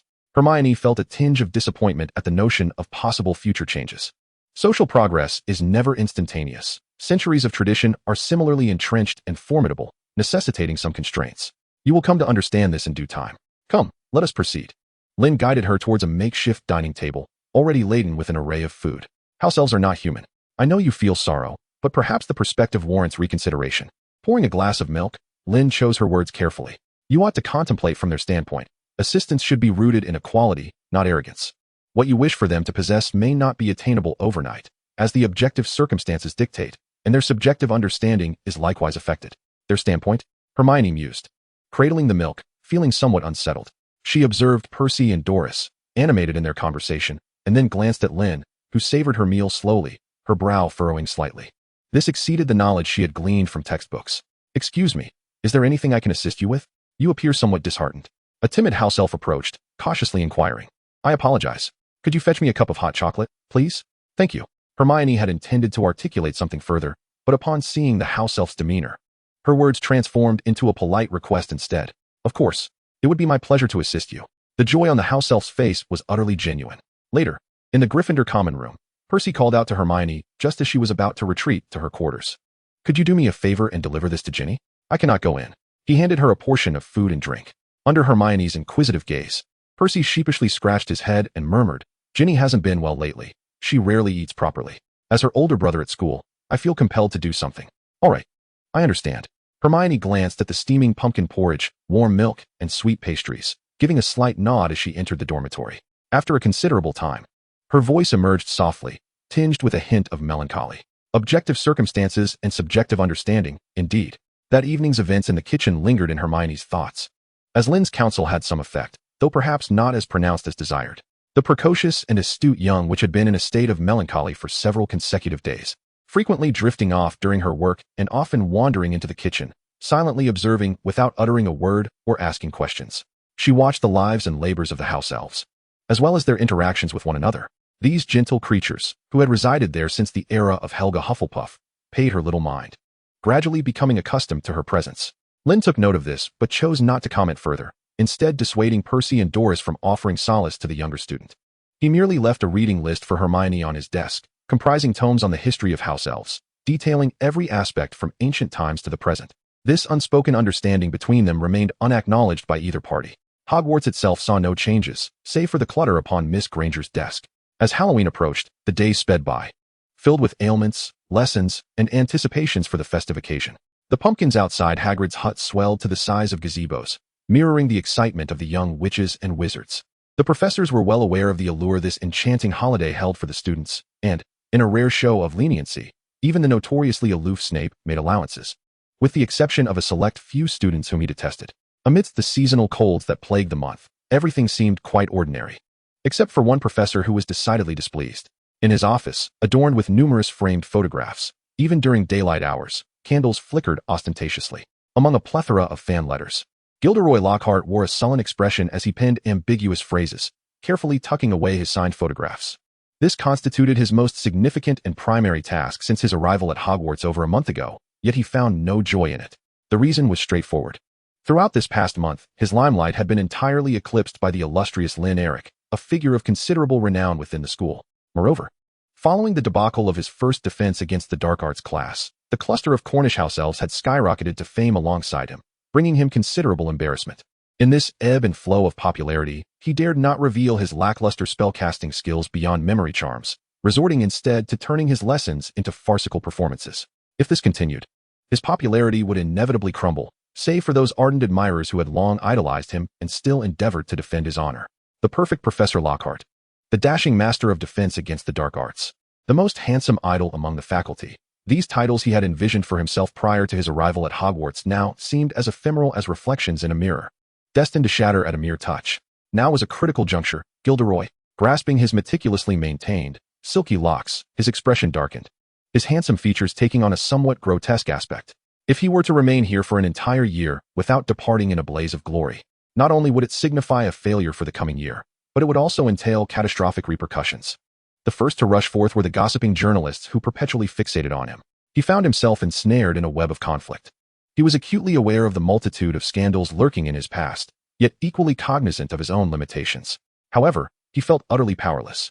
Demonstrating prowess? He possessed none. His academic performance had once been commendable, but after years of unearned success, much of his knowledge had long been relinquished to his former teachers. Winning support through charm? Setting aside the fact that most of the younger wizards were far more concerned with the quality of their classes, even if he succeeded, he would still be unable to cope with the relentless scrutiny of those insufferable journalists. Or perhaps he could unleash a moment of oblivion upon that Lynn Eric. The mere flicker of such a notion sent a chill coursing through his veins, nearly causing him to tumble from his chair. Taking a deep breath, he forcefully slapped his own cheeks, hastily banishing this terrifying thought from his mind. Having entered a year later than Lynn, he harbored an apprehension towards this upperclassman who had dominated the school since the third grade, one that was no less formidable than the inscrutable elder presiding in the principal's office. Even during his time at school, he had recognized that this male wizard, who could envelop those around him in warmth while being ruthlessly frigid towards his adversaries, was a truly fearsome character. It was not just him. A growing circle of allies surrounded Lynn, each of whom was beyond his capacity to confront. The very existence of these individuals seemed oblivious to his presence. Regardless of how grave his predicament might be, at least he had until next year to navigate it. Yet, offending this living embodiment of death could jeopardize his very existence by dawn. Gort was acutely aware of this reality. Yet, he could conceive of no means to extricate himself from this predicament. He felt akin to a jester awaiting his demise. He never regarded his lack of knowledge as a source of shame, truly believing himself to possess a glorious history that was not rightfully his. This was the pinnacle of self-delusion. In a world devoid of Lynn, he had stumbled through more than half a school year, despite his many blunders, managing to fend off some criticism with his rudimentary grasp of the dark arts, even if few believed in him, and his loyal fans could still sway a portion of public opinion. But here, in stark contrast to Lynn, his absurdity was magnified, and those who were once willing to believe in him dwindled with each passing day. Unbeknownst to him, his eyes were filled with resentment. Eric, always Eric. Why? His handsome visage twisted with envy and fear as he howled in frustration, pounding his desk with fervor. The mountain of fan letters collapsed like an avalanche. The photographs adorning the walls mirrored his own expression. His anger, born of impotence, appeared particularly desperate, and it inevitably shifted toward Lynn. Though he lacked the courage to act on his fury, he even found himself devoid of the bravery to stand before Lynn and meet his gaze. Negative emotions futilely proliferated, standing in stark contrast to the jovial atmosphere of Hogwarts. The trivialities occurring within Gohart's office went entirely unnoticed. For Lynn, had it not been for the constant necessity to impart knowledge of the dark arts defense to his various year students, he might have forgotten the existence of such a buffoon nearby. As Halloween approached, his time became even more scarce. From the weekend dedicated to the special tutoring of his 3 assistants, he found himself engulfed in a whirlwind of activity. Each day was consumed with lectures, tutoring sessions, and either sketching or composing letters, or fervently inscribing notes in a notebook adorned with the title Stargazer. The upcoming Halloween gathering was of paramount importance to him, surpassing all else. He even neglected their previously agreed weekly correspondence with Euphemia, only to be met with a scathing letter one bright morning, filled with reproaches articulated in a chillingly calm manner. Amidst such busyness, the formation of the Professors' Club was naturally postponed until after Halloween. However, he had entrusted Percy and Doris with the task of delivering the handwritten invitations to the young witches and wizards across various years who had earned his approval. This would herald the re-emergence of the Stargazers' name at Hogwarts in a manner that was both open and dignified, no longer merely a gathering of students, but a club led by a professor. On October 31st, Halloween, the atmosphere at Hogwarts was infused with festive joy. Even Ginny's demeanor brightened as she frolicked in the Great Hall with her dear friend Luna. Dumbledore had invited a skeleton dance troupe to enliven the occasion, while Hagrid had carved enormous pumpkins into lanterns to enhance the ambience. The young witches and wizards reveled in this weekend holiday as they awaited the evening feast. Yet, this merriment was tinged with the absence of a few individuals, such as the trio attending the memorial soiree, the elusive Lockhart hiding in his office, and Lynn, who had sent magical paper airplanes with small gifts to everyone early that morning. Neville sat alone at the long table, surveying his surroundings with a look of confusion. At that moment, Lynn had appeared at the edge of the Forbidden Forest, where Firenze awaited him as promised. "Your kin have not troubled you, I hope?" Lynn inquired, half pleased and half concerned. Firenze nodded. "They are aware of your invitation. So I am somewhat esteemed, then?" Lynn replied with a grin, grasping Firenze's hand. "Let us embark. You shall witness a side of humanity unlike any other, I assure you." "Indeed, I trust in you and your vision," Firenze responded resolutely, striding forward through the intangible barrier. They stood at the cusp of Hogwarts' anti-disillusionment charm, and with a single step, the world opened up before them. The spatial fluctuations intensified abruptly, and figures vanished into thin air. Birmingham, Delena Children's Welfare Institute. After more than a decade of expansion, the once modest orphanage has undergone a remarkable transformation. Aside from retaining its name, it bears no resemblance to its former self. The tidy courtyard and verdant lawns, the towering buildings, and the meticulously selected staff create a haven where homeless children live, learn, and find redemption, much like the infants swaddled in blankets 28 years ago. On Halloween, they don whimsical costumes crafted by their teachers, frolicking with unclouded faces, embodying the innocence and exuberance of childhood. Amidst this tranquility, 2 figures approach slowly.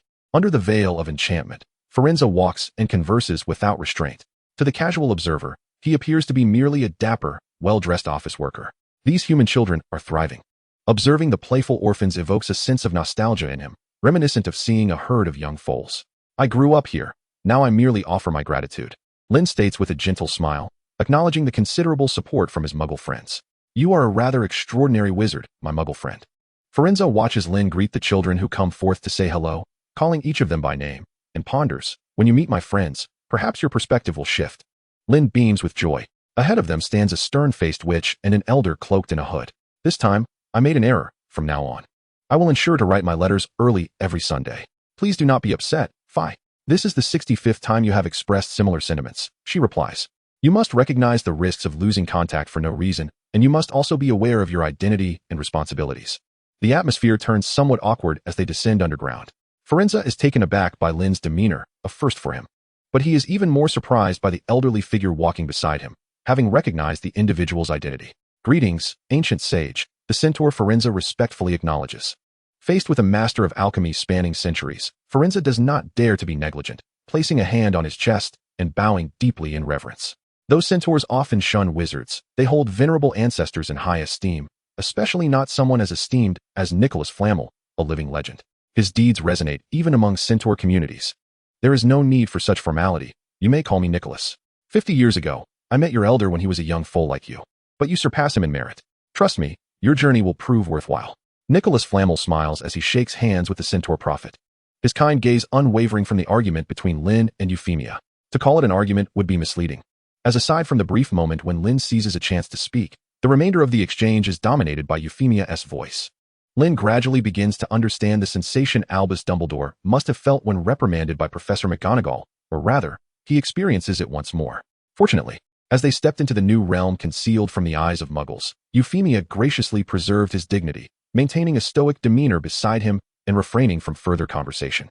Lynn exhaled deeply, feeling as though he had been granted a reprieve, and turned his gaze toward the bustling assembly of companions within the hall. The grandeur of the hall, rivaling that of Hogwarts, was already filled with a considerable number of attendees, surpassing 100 upon a cursory glance. One by one, figures emerged from the fireplaces situated in the corners of the room, joining the lively exchanges and discussions that permeated the atmosphere. There remained ample time before the agreed-upon gathering commenced, and this process would continue for a while longer. Headmaster, long time no see. I heard you've returned to Hogwarts. How does it feel? Good evening, Lynn and Euphemia. It's as lively as ever. I'm truly delighted to see you both. Is there any thrilling news today, Headmaster? We're quite eager to hear. The chorus of greetings rose and fell around them, some warm, others respectful, and a few tinged with admiration. The diverse accents of various nations intermingled, and the attendees adorned themselves in an array of styles. A few wizards recognized the hooded figure of Nickelme, particularly the younger individuals hailing from Beauxbatons. However, before any of them could rise to greet him with reverence, they were swiftly restrained by their companions, who whispered reminders. Clearly, the deliberately concealed legendary alchemist did not intend to reveal his identity at this moment. Meanwhile, the distinguished centaur, Firenze, also garnered the attention of many. Unlike the usual reactions of wizards upon encountering centaurs, the wizards here exhibited no overt displays of surprise. Only a handful of enthusiastic individuals raised their glasses in silent salutation and acknowledgement. Among the crowd, a few muggles sat comfortably among wizards, engaging in lively conversations without appearing out of place. This scene was indeed a novel experience for the centaur seer. He regarded Lynn, who was conversing amicably with others, and began to grasp the significance of his wizard friend's words prior to their departure. The individuals present were indeed extraordinary, embodying a different facet of humanity rather than merely being wizards. Firenze discreetly pressed his lips together, while Euphemia thoughtfully handed him a glass of fruit wine, a considerate gesture, as he had been intending to reciprocate the friendly and warm overtures of the wizards. He raised his glass in a distant toast and downed it in one gulp, feeling the warmth radiate through his chest and spread throughout his entire being.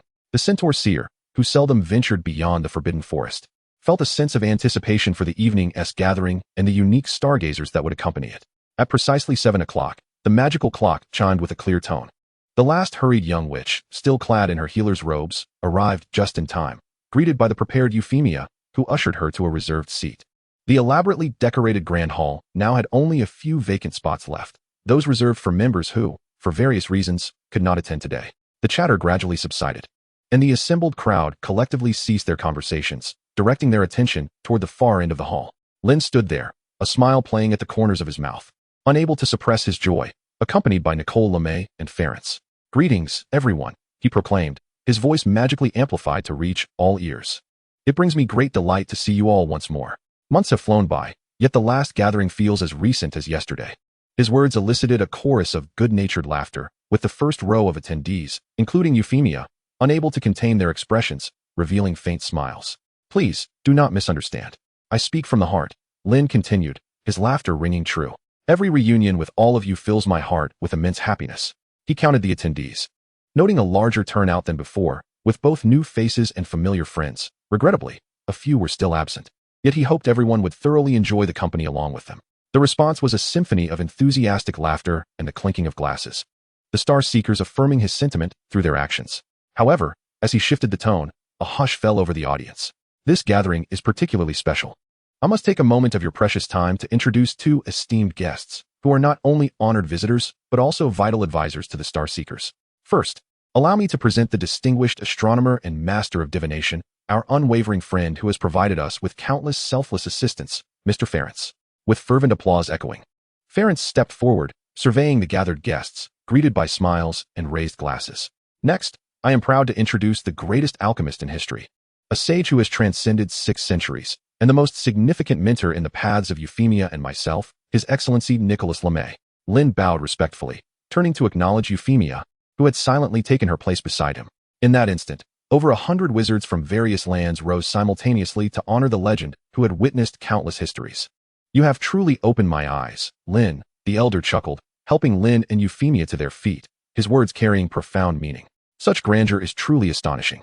I anticipate even more surprises ahead. Lynn smiled and nodded in agreement. He then turned to the friends still standing, raising his glass and proclaiming, once again, I extend a warm welcome to all. I believe we shall all gain much from today's assembly. Magic is enigma, and together we shall explore the uncharted expanse of the cosmos. To the mystery, beautiful magical patterns coalesced in the air, forming a clear inscription, magic is enigma.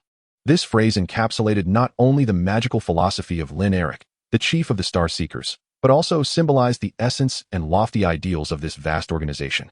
Bridging wizards and muggles, humanity and magical creatures. Wizards ought to open their eyes, gaze upon the stars, and explore the deepest mysteries. To the mystery, the audience echoed in unison, glasses raised in celebration.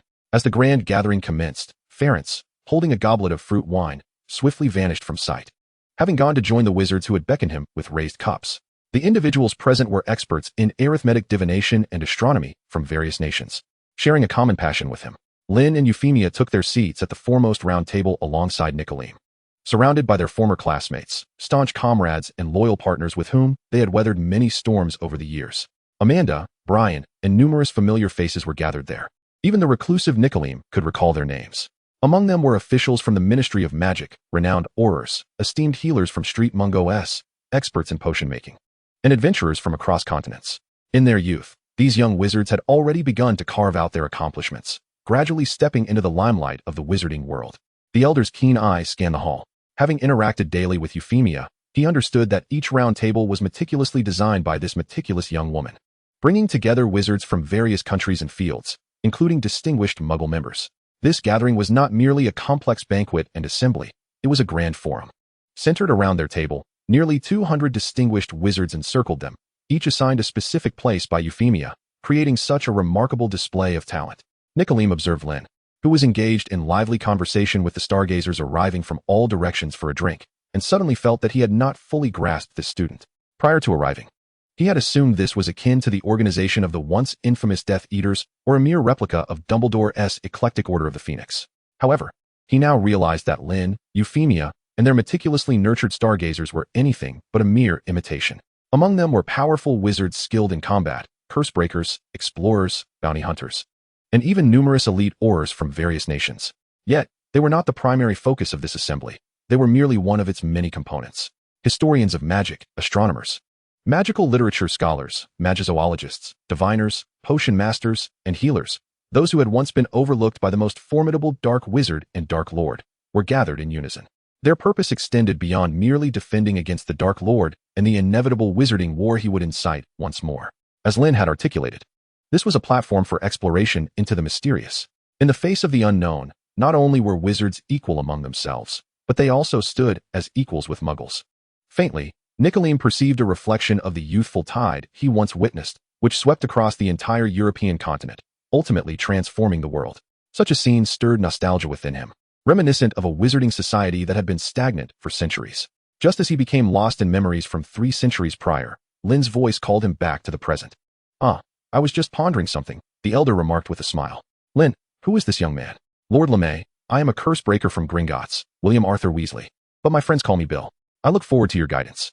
The tall and handsome young man bowed politely, his long red ponytail giving off a somewhat irreverent air.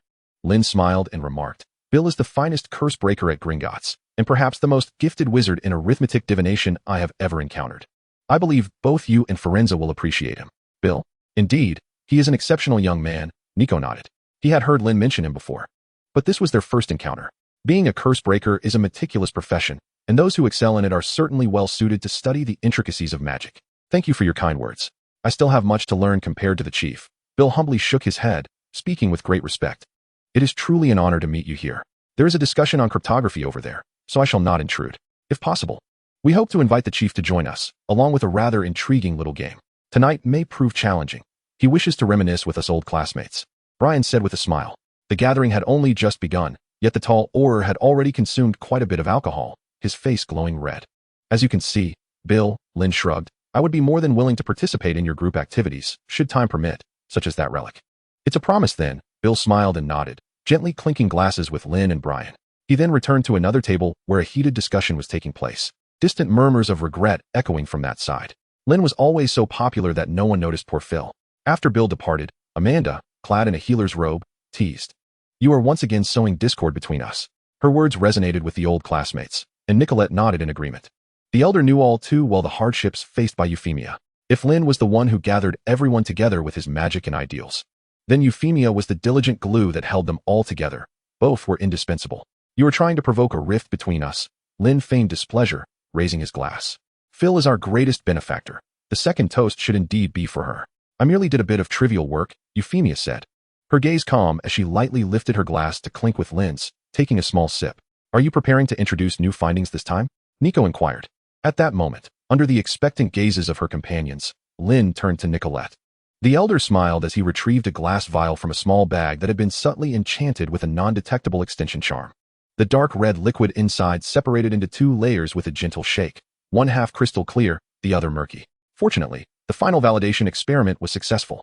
At Hogwarts, in the underground classroom, the acrid smell and jarring music tormented Harry and his two companions, starkly contrasting with the harmonious atmosphere of the Great Hall.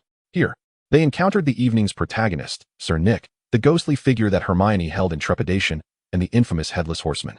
The dimly lit underground chamber was rendered frigid by the presence of countless milky white, translucent souls, evoking the sensation of stepping into a cold storage room. Just as they managed to endure until Sir Nick ceased his speech, his reasoning being that the Headless Horseman's hockey sticks had captured the attention of all the ghosts, who were preparing to return to the hall to ascertain whether the banquet's conclusion was still unfolding. A voice once again echoed in Harry's ear. Tear you, rend you, slay you. The icy, malevolent voice he had heard in Lockhart's office reemerged, thirsting for vengeance after a prolonged hunger. As the voice roamed around him, it not only persisted but grew increasingly distinct. It is time to kill. Gradually, the voice began to wane, and Harry could be certain he was moving swiftly from the underground to the surface. This way, with a surge of righteousness and courage, Harry strode forward, followed closely by his bewildered companions. They rushed up the staircase to the ground level. Chapter 52, Lynn's Proclamation. The clock ticked slowly. The lively banquet and symposium had been in progress for nearly 3 hours. Wizards, who seldom had the opportunity to gather together, embraced one another and engaged in warm conversations. The topics of discussion shifted from profound magical subjects to mundane matters of daily life. This is the nature of humanity and a manifestation of friendship. Shared ideals and aspirations serve as the foundation for unity, while enduring companionship is the elixir that strengthens bonds. Even the aloof Firenze had knelt in a corner of the hall, animatedly conversing with the astronomer beside him, as fruit wine flowed freely. His tolerance for alcohol was impressive. While the other wizards appeared flushed, he remained unperturbed.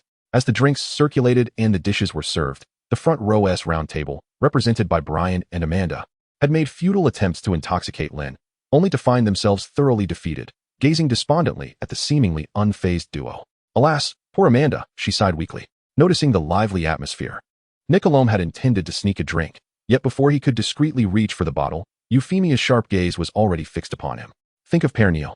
She mouthed silently. Old Nicolome, disheartened, set down his cup. I believe the time has come. Lynn rose with grace, in no way resembling someone who had already shared drinks with many, and extended his hand invitingly. Shall we partake together this time, Phi? Certainly. Euphemia blinked, giving a slight nod as she placed her right hand in his palm. At 10 o'clock, the wine had warmed their spirits. The Stargazers had become indistinguishable from one another.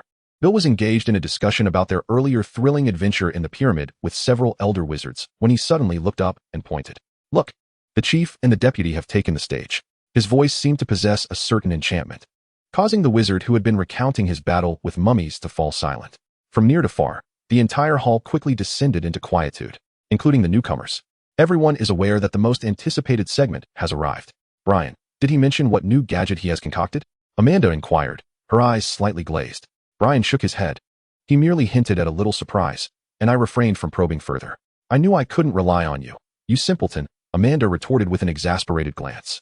After all these years, these two fellows truly test one's patience. They should only see magic. Amanda, do not impose your own perceptions upon them. The slightly plump wizard chuckled, teasingly suggesting, why not contemplate your own matters? Be quiet, Alex. If you utter a few less words, I want to consider you mute. Amanda shot back, her eyes wide with indignation. You should be living with your potions. Alex was momentarily at a loss for words. Let us keep our voices down. I sense they are about to speak. Are you not eager for a surprise? The weary adventurer smiled brightly, intervening to quell the discontent of his friends. Humph. For your sake, Victor, Amanda made a face, causing Alex to grimace in frustration, turning his attention back to the stage. Lynn and Euphemia had already taken their positions, wands poised at their lips as they began to speak. Ladies and gentlemen, I presume many of you have embarked on new research endeavors and discussed various new topics. He smiled at the audience, welcoming everyone to collaborate with him. Just like Bill's group, I assure you, I will not hold you back. Bill laughed heartily, raising his wand to lift an empty chair, transforming it into an upright thumb that circled the room, evoking a chorus of laughter. Of course, this engagement is contingent upon my comprehension, he jested. It's best left to Florence to decipher the terms the astronomy group rambles about daily. Exaggerated boos erupted, as the inebriated stargazers, fueled by their tipsiness, began to jeer. The atmosphere was particularly lively, and Euphemia nodded in amusement, well accustomed to Lynn's spontaneous humor. Just a jest. Back to the matter at hand. With a smile directed at Florence, Lynn winked and continued. Tonight, I have an important piece of news to share with everyone. What news? Professor Eric?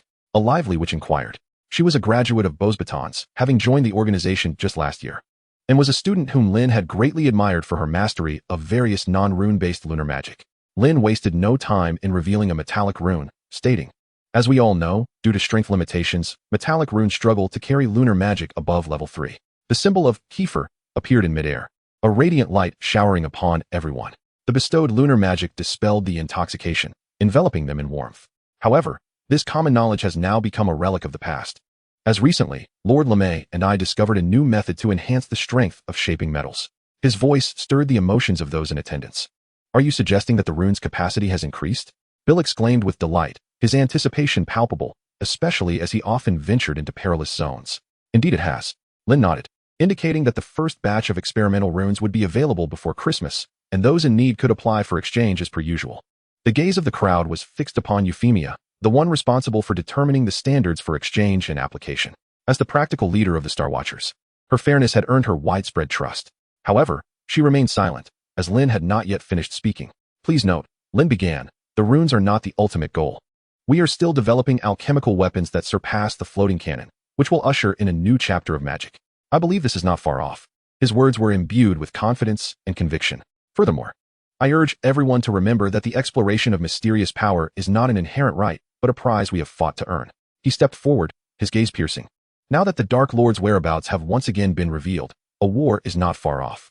However, this should not instill surprise or fear within us, for we are strong and united. The crowd erupted in continuous cheers and applause. The news of the Dark Lord's survival was no secret here. As Lynn had stated, after years of preparation, every wizard who had sworn an unbreakable oath and joined the organization was ready. Lynn gradually stepped back, gesturing invitingly towards Euphemia. His proclamation was simple and direct, though it had yet to materialize. None would doubt its veracity. Bill once again raised his wooden thumb, and this time, more responded. Most present were wizards engaged in perilous work or scholars engrossed in academia and ill-versed in combat. Whether for their own professions or in anticipation of the Dark Lord and his minions potentially resurfacing, the versatile and user-friendly rune symbols would serve as the finest complement. They were prepared. After a prolonged silence, Euphemia finally approached the now quiet assembly. She produced a lengthy list and, meeting the eager gazes of the crowd, began to read. According to recent statistics and evaluations, before announcing the adjustments to the exchange standards, I will first declare the latest achievements and accomplishments. Starting with pharmacology, Alex Taylor has refined the formula for the elation potion, receiving a level 3 achievement. Amanda Cipher has optimized the usage ratio of the white fresh fragrance, receiving approval. The Star Watchers deeply felt the contrasting emotions of hope and anxiety. This was a moment filled with both anticipation and tension. Each novel achievement, each act of bravery in battle or exploration, would become a treasure benefiting all, accompanied by equivalent rewards. There would be no unilateral contributions, only mutual support, shared needs, and the flourishing growth of the organization. This virtuous cycle is the key to sustaining an organization built around a common ideal over time and serves as a deconstruction of the stagnant wizarding society. Lynn never harbored the arrogant notion that such grand accomplishments could be achieved solely by individual effort. The power of individuals is limited, no matter how extraordinary their talents may be.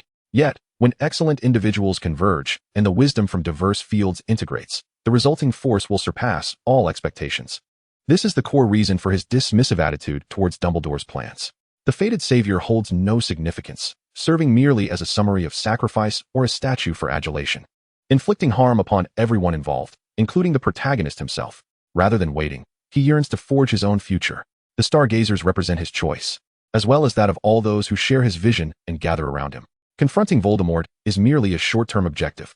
The truly grand interest lies in the distant future. In his pursuit of the mysterious and in resisting crises, he has never been alone. Each individual behind him offers support and assistance in myriad ways. Magic and technology, knowledge and power. As night deepens, the gathering approaches its conclusion.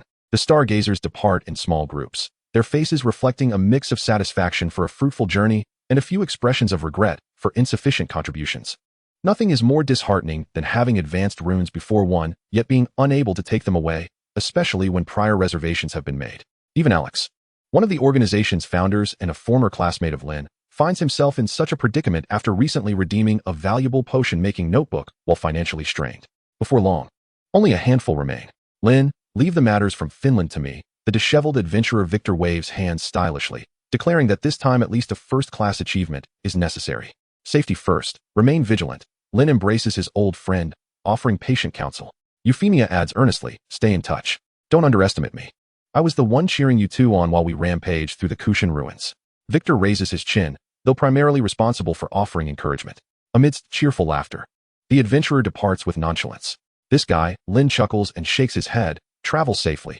We will discuss the paint ratios in future correspondence. There should still be room for optimization. Correspondence?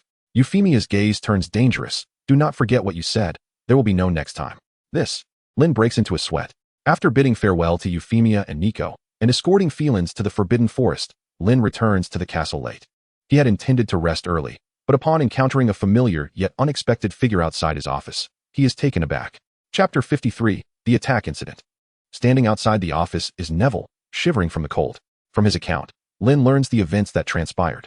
Approximately half an hour prior, an unexplained attack occurred in the third-floor corridor, and Mrs. Loris's cat, the guardian of the castle, became a victim of this incident. The young wizards, having concluded their dinner, crowded upstairs, and hundreds of eyes bore witness to the unfortunate cat dangling from a torch holder. Coincidentally, Harry, Ron, and Hermione were also present, now staying with Dumbledore in Lockhart's office. Fearing for the safety of his Uncle Eric, who had cared for him since childhood, Neville mustered his courage to wait at the office door until he returned. Observing the cold and frightened little one, Lynn felt a pang of sympathy. This piece of information is indeed valuable, Neville, but please refrain from such reckless actions in the future, he gently advised. Allow me to escort you back to your dormitory for some rest. I will handle the rest. You deserve a good night's sleep. What about Harry and the others? Neville, evidently skeptical of the notion that Harry and his companions were the culprits, expressed his concern for their predicament. Dumbledore will not trouble them, Lynn reassured him. I will join you shortly, so rest easy. With that, he removed his coat and draped it over Neville's shoulders before striding swiftly toward the Gryffindor common room. As Lynn anticipated, when he arrived at Lockhart's absurd office, the situation had already been largely resolved. Upon opening the door, he heard Snape's voice. In my opinion, it would be best to remove him from the Gryffindor Quidditch team until his attitude improves. Undoubtedly, some potion professor with a mind as narrow as a pin was seeking personal revenge. The deputy headmaster, who prioritized the Quidditch Cup over the House Cup, was unlikely to acquiesce. Severus, I see no reason to prevent this child from playing, Professor McGonagall interjected, her tone stern. That cat was not struck on the head by a broom. There is no evidence to suggest that Potter has committed any wrongdoing. Apologies for my tardiness, everyone. Has something occurred? Just as the two were at an impasse, Lynn entered the fray, speaking slowly amidst Lockhart's feigned aversion. Lynn, thank goodness you're back. Professor Sprout exhaled in relief. Filch's cat has been petrified, and it was not due to the petrification curse linked to the opening of the Chamber of Secrets. Given that it is not the typical petrification curse, perhaps your mandrake could be of use, Lynn pondered, glancing at Dumbledore. Is there anything I can do, Headmaster? Perhaps a certain professor could elucidate why he was absent from the school throughout the entirety of Halloween, Snape retorted coldly. Of course. It is because I had my own gathering, Severus, Lynn feigned surprise, as if just realizing Snape's presence. I assumed you were aware, after all. Not every professor attends the feast. Oh, my apologies, except for you. His mockery revealed the fact that this particular professor had few friends, eliciting suppressed laughter from the trio who had been anxiously standing by, with Ron even breaking into a chuckle. Snape's brows furrowed. Is this amusing to you, Weasley? You have yet to clarify why you did not attend the feast, yet ran off instead. Enough, Dumbledore declared firmly. In the absence of evidence indicating guilt, it follows that these children are innocent, Severus. His bright blue eyes fixed intently on Harry, giving him the unsettling feeling of being scrutinized. While Snape and Filch displayed their ire. You may leave, he instructed the trio. As for you, Lynn, perhaps you could assist Severus in exploring alternatives to the Mandrake Restorative, so we can expedite the rescue of Mrs. Norris. The three fled as if in haste, and as they departed, They observed Professor Eric incredulously pointing at himself and then at Snape, as though he had just heard an infuriating ghost story. No sooner had they exited the office than they swiftly sought an empty classroom, engaging in a spirited discussion about the day's events in hushed tones until the clock struck midnight. In the late hours of the night, within the confines of the headmaster's office, after dealing with the boisterous Lockhart and sending the weary four heads of house on their way, Dumbledore called upon the disheartened Lynn, leading him aside. "Headmaster, your earlier jest was far from amusing," Lynn remarked coldly upon entering the room. "I hope you can refrain from harboring such animosity, Lynn," Dumbledore replied, fatigued and seated, pressing his fingers against his brow. "You are well aware that he is trustworthy. But let us set aside Severus for now. I know you have something to convey to me." "Indeed, I require insight into the basilisk's condition," Lynn affirmed, taking a seat opposite Dumbledore without ceremony. "Was this petrification merely coincidental, or is there another cause? If its gaze were to meet those of these young wizards, could it prove fatal? I can assure you that no true casualties will arise from its attacks." Dumbledore did not respond directly, yet Lynn understood. "You are taking a risk, Headmaster," he murmured. "Allowing such a creature to traverse the pipes of Hogwarts is perilous, even for you." "I am aware, Lynn, I am aware," Dumbledore said, eyes tightly shut. "We must nurture him, hone his abilities. Their souls are intertwined, and only Voldemort himself can sever that bond, bringing about a true conclusion. Must he truly intervene personally? Is there no other form of magic that could disentangle them?" Lynn inquired, his brow furrowed. Lily's ancient magic not only obliterated Voldemort's corporeal form, but also imprisoned his soul within Harry's. This complicates any attempts to separate the two souls. You are acutely aware of her expertise. Dumbledore shook his head regretfully. "Your ancient magic may hold potential. I believe you will ultimately possess that capability. However, I must enhance the likelihood of success at any cost. This is war, yet another wizarding war. Lynn, you understand its implications." A prolonged silence ensued. "I certainly do," Lynn replied as he returned to his seat. "And I am prepared for this conflict. I will continue to seek solutions regarding that child." "You are performing exceptionally well, Lynn," Dumbledore praised. "I know that all your efforts are aimed at achieving victory with minimal sacrifice. Therefore, I support you." Such words are often met with skepticism. There is no need for excessive discourse. "I merely wish to ask, should others intervene with the basilisk, you would not object, would you?" Lynn said, his expression serious as he waved a hand. "Of course, a hero is never singular." "Then let us embark upon another topic, Headmaster." Lynn nodded in satisfaction, reverting to a more formal address. "I must inform you that, aside from that diary, there exists another Horcrux within the castle, and we should commence our search for it." "What do you mean?" Dumbledore inquired, his brow slightly furrowed. "You are mistaken," Lynn interjected. "I was referring to the one hidden in the room of requirement, the Ravenclaw diadem. Please bring it to my office." Without waiting for Dumbledore's response, he departed from the headmaster's office without a backward glance. Out of Dumbledore's sight, he stifled a yawn. It was quite late, particularly for someone who had recently partaken in libations. Was it astrology? No, there was also the matter of the rituals. In Lynn's office, gazing at the parchment filled with script, Dumbledore found himself momentarily taken aback. He turned to observe Lynn as he prepared a warm beverage, approaching him with it. "Just how much preparation have you undertaken unbeknownst to me? I am genuinely curious." "Perhaps more than you might imagine, Headmaster," Lynn replied, handing over the drink while reserving a cup for himself. "As you mentioned, this is a new wizarding war, and I certainly have not been idle." In the course of a single night, the news of Madame Loris's attack spread like wildfire throughout the town. The students quickly emerged from the Halloween festivities, scarcely discussing anything else, their whispers permeating even the classrooms.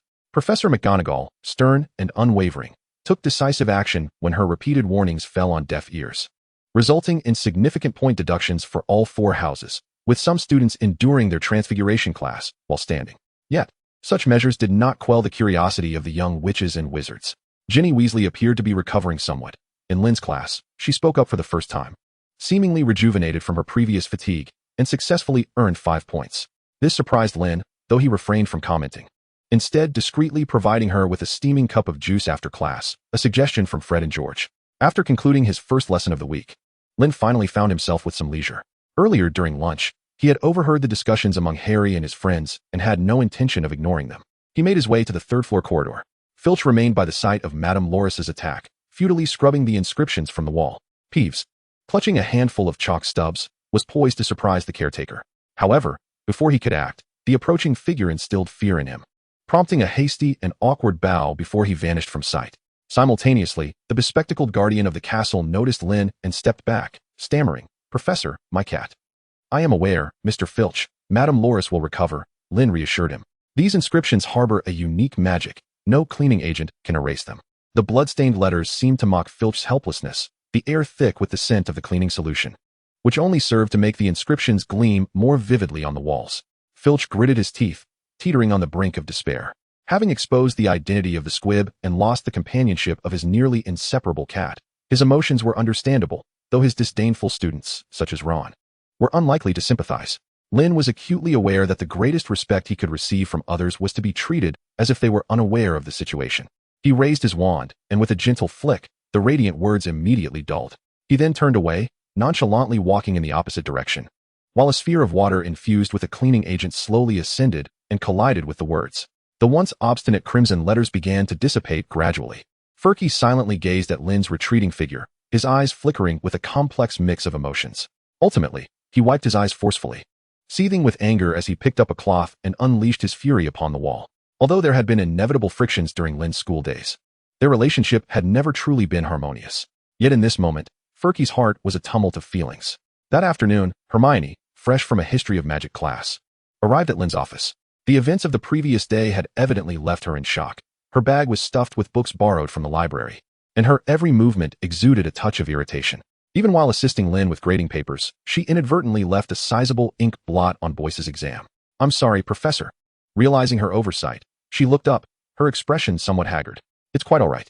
It was inconsiderate of me to expect you to handle so much work after what you've just been through," Lynn said gently. "Do have something to eat. Percy and Doris often do the same. I hear you've been to the kitchen several times." He deftly shifted the topic, hoping to help his most capable assistant relax a little. This time, Hermione did not refuse. She accepted the treats prepared by the house elf and began to eat heartily. She hadn't had a proper meal at noon, and her stomach was quite hungry. The delectable sweets revitalized her sluggish mind, and feeling Lynn's soft gaze upon her, the young witch felt a tad embarrassed and discreetly wiped away a milk tea stain from the corner of her mouth. The house elf had fully adapted to their current lifestyle, as the books indicated, ever since the ancient wars. However, I believe we must ensure their basic dignity and rights, rather than viewing them as mere slaves or possessions. It must be a gradual process, not impulsive, she said softly. You articulate this beautifully, Hermione, Lynn encouraged. Guiding the house elf's understanding and gradually shifting the wizard's perspectives will indeed require time. Yes, Professor, I will strive towards that, the young witch affirmed with a determined nod. Then, as though grappling with an internal conflict, she looked at Lynn and said, Professor, I wish to ask you a question. Lynn chuckled softly. Is it about the Chamber of Secrets and the heir? He had already surmised the intentions of the three young witches the previous night. They would undoubtedly continue their investigation, and the best way to seek assistance would be through Hermione. She nodded silently, retrieving a book from her backpack and placing it on the table. Clearly, she was a Gryffindor at heart, rather than the more fitting Ravenclaw. Hermione, I must remind you that you and your companions are delving into perilous matters, Lynn said solemnly. You could be injured or even lose your lives, and as your professor, I do not wish to witness such a fate. However, we cannot remain indifferent, Professor. Hermione gazed steadfastly at him, for we have witnessed everything, and so has everyone else. A brief silence ensued. Lynn discerned Hermione's sentiments and was aware of her determination. In that case, very well, he slowly began. The legend of the Chamber of Secrets dates back over a millennium to the medieval period, when Hogwarts was newly established. Time seemed to slow its pace within this chamber. Hermione listened intently as Lynn recounted the long-buried history of the school, as discussed with Dumbledore. As evening descended upon the Gryffindor common room, the impatient Harry and Ron finally awaited Hermione's arrival. What did Professor Eric tell you? Harry inquired eagerly. Hermione, fatigued, removed her backpack and tossed it into Ron's lap before sinking into the soft embrace of the sofa. The legend of the Chamber of Secrets and the tale of Salazar Slytherin are indeed true. She pressed her fingers against her temples, struggling to process the overwhelming influx of information, and more importantly, the chamber had been opened before. Opened before? Ron exclaimed in astonishment. But I've never heard of it. My parents never mentioned it during their time at Hogwarts. They say it happened several decades ago, Ron, Hermione replied, her expression mirroring his confusion. For even Professor Eric was unaware of the specifics, and there was no record of this episode in the school's history. Could it be that Professor Eric was mistaken? Harry said, skepticism lacing his tone. Impossible, Ron and Hermione declared in unison. He never forgets anything, Ron asserted emphatically. Hermione shook her head. He had no reason to mislead us, did he? Indeed, that was true. Reflecting on Lynn's identity and past, Harry nodded in frustration. The trail seemed to have gone cold. No, the trail has not vanished. Hermione raised her delicate finger, waving it before Harry's eyes. Just because Professor Eric is unaware does not mean no one else is. For instance, ghosts, Ron exclaimed, leaping from the sofa in excitement. That insufferable Percy. always preoccupied with his ambitions as the head of the student council. In the crowded corridor, Ron fumed, having just lost points due to his older brother's actions. Not long ago, the three young wizards had located the site of the previous attack, yet all traces had been completely obliterated, leaving behind only charred remnants. They could only reconstruct the events of that day from memory. Fortunately, the trio possessed commendable recollection. They found Moaning Myrtle's bathroom and encountered her. Regrettably, no fruitful conversation ensued, as the weeping ghost proved difficult to communicate with. To make matters worse, just a few steps out of the bathroom, they spotted Filch, the increasingly irascible caretaker, approaching from a distance. In a frantic bid to escape, they turned a corner in the corridor and unexpectedly encountered Percy, who was patrolling under Professor McGonagall's orders. Then the honest Ron was penalized 5 points by the prefect. The lead on the Myrtle was temporarily interrupted.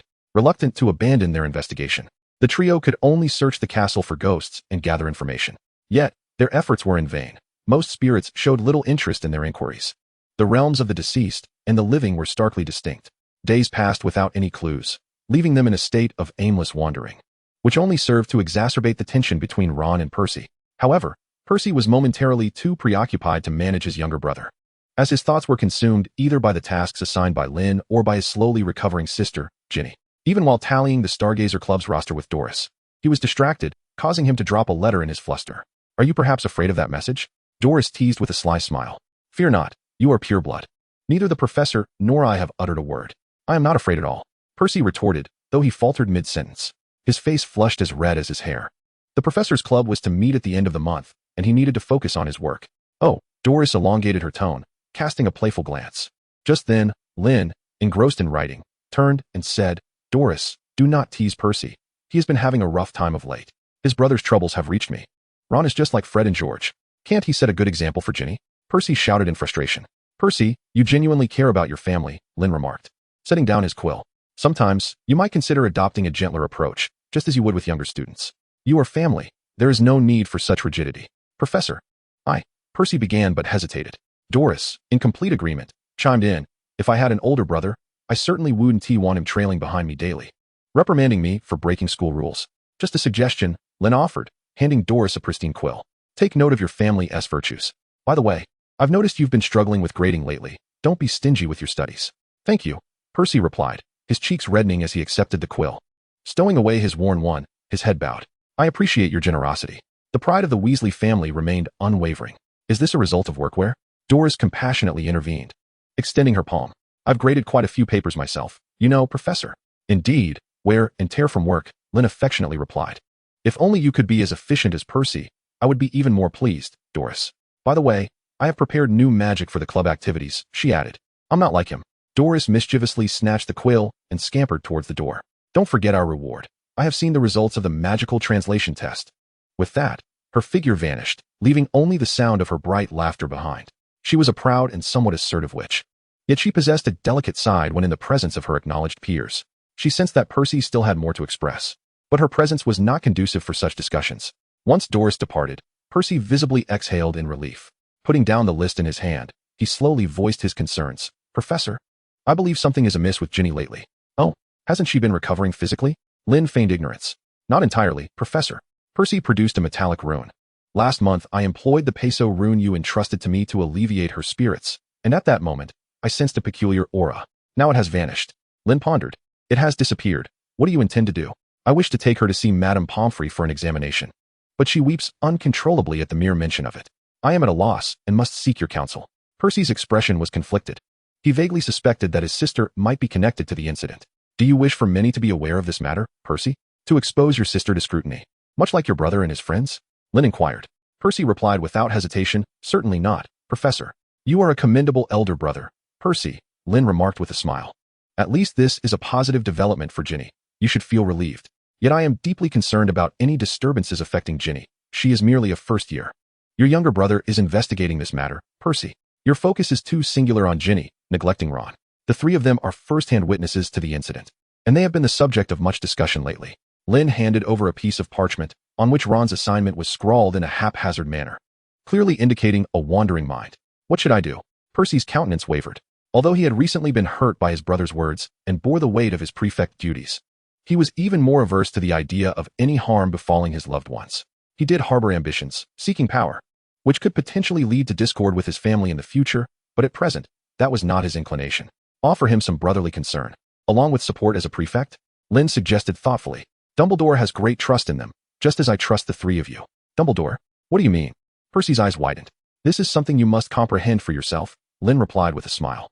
However, I believe that in different capacities, you can accomplish much. It is nearly time. You should go and have your meal. Lynn pointed towards the clock, noting Percy's inner turmoil. Percy awkwardly rose to bid farewell, but paused at the door. His throat quivered as he struggled to find his voice, but ultimately remained silent. Just as he was about to exit, Lynn's voice resonated from behind. You are neither Bill nor Charlie. You are simply Percy. Lynn's words were filled with encouragement, urging him to be true to himself. Thank you, Professor. Percy trembled slightly, his voice becoming muffled. After uttering his words, he hurriedly made his way down the corridor. By the way, I require someone to handle the daily affairs of the club, maintaining contact with each member. Lynn's voice trailed off leisurely in the hallway. Chapter 56. Following. After the lights were extinguished that evening, the trio continued their investigation. Cloaked in Harry's invisibility cloak, they searched the surroundings. Percy has been acting quite strangely lately, Ron murmured. Harry pondered. Didn't he bring us pies just yesterday? They were rather delicious. That's precisely what's odd, Ron interjected, raising a finger. He never behaves this way. I suspect there may be a conspiracy at play. Can't you show a bit of goodwill towards your brother, Ron? Hermione remarked discontentedly, holding Percy in high regard. Keep your voice down. Filch has keen ears, Harry cautioned, lowering his tone. Look over there, who is that? Following Harry's pointed finger.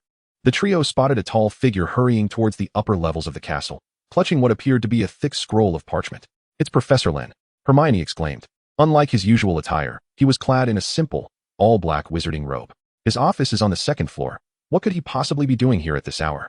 Harry felt a pang of anxiety. Days of fruitless endeavor had rendered him suspicious of everyone he encountered. You can't possibly suspect Uncle Eric, can you? Ron instinctively retorted, only to be silenced by Harry's hand over his mouth. Lower your voice, Ron, he urged nervously, glancing at Lynn, who seemed to have heard something and turned his head, heightening Harry's tension. However, oblivious, Lynn continued his ascent up the staircase. He is Uncle Eric, Ron exclaimed once Lynn was far out of earshot. I know, Harry replied, striving to calm his friend. I understand that Professor Eric has been quite kind to us. But don't you find his behavior today rather peculiar? He rarely comes upstairs. But that doesn't justify following a professor, Hermione stated calmly. He, like me, is of Muggle descent. He cannot possibly be the heir of Slytherin. Yet he was absent on Halloween. Harry quietly urged, his tone earnest. We do not suspect the professor. We are merely eliminating possibilities. After all, we cannot judge solely by appearances. Think of Quirrell and Lockhart. Hermione furrowed her brow in silence. Under Lynn's influence, she had quickly come to a profound understanding of Lockhart's superficiality. Yet, the thought of shadowing a professor who had always cared for and assisted her left her feeling conflicted. The unusually cold weather since October felt even chillier at night, and soon the trio found themselves shivering. Harry's resolve was unwavering as he pulled his still hesitant friend along, hastening toward Lynn upstairs. On the 8th floor of the castle, the corridor was desolate. Lynn stood before the tapestry depicting the giant beating the hapless Barnabas, casting a glance to his side. There was nothing there, save for the faint sound of breathing and a lingering scent. Having noticed the trio's nocturnal escapade as early as the 5th floor, he had no intention of revealing their presence. Contemplating a hiding place, he pushed the limits of his mental concealment, striding purposefully towards the wall.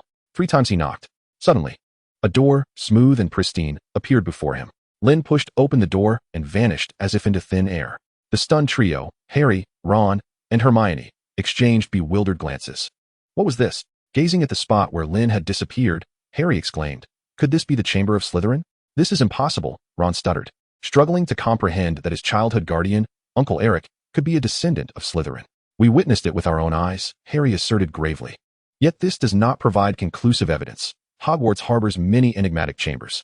Ron nodded hastily, insisting, yes, there must be some misunderstanding. We should consult Professor McGonagall and Professor Dumbledore. We need to clarify this first. At that moment, Hermione displayed unexpected decisiveness. She grasped Ron's arm tightly, her expression taut. He will undoubtedly return. Harry is right. We cannot judge by appearances nor wrongfully accuse anyone.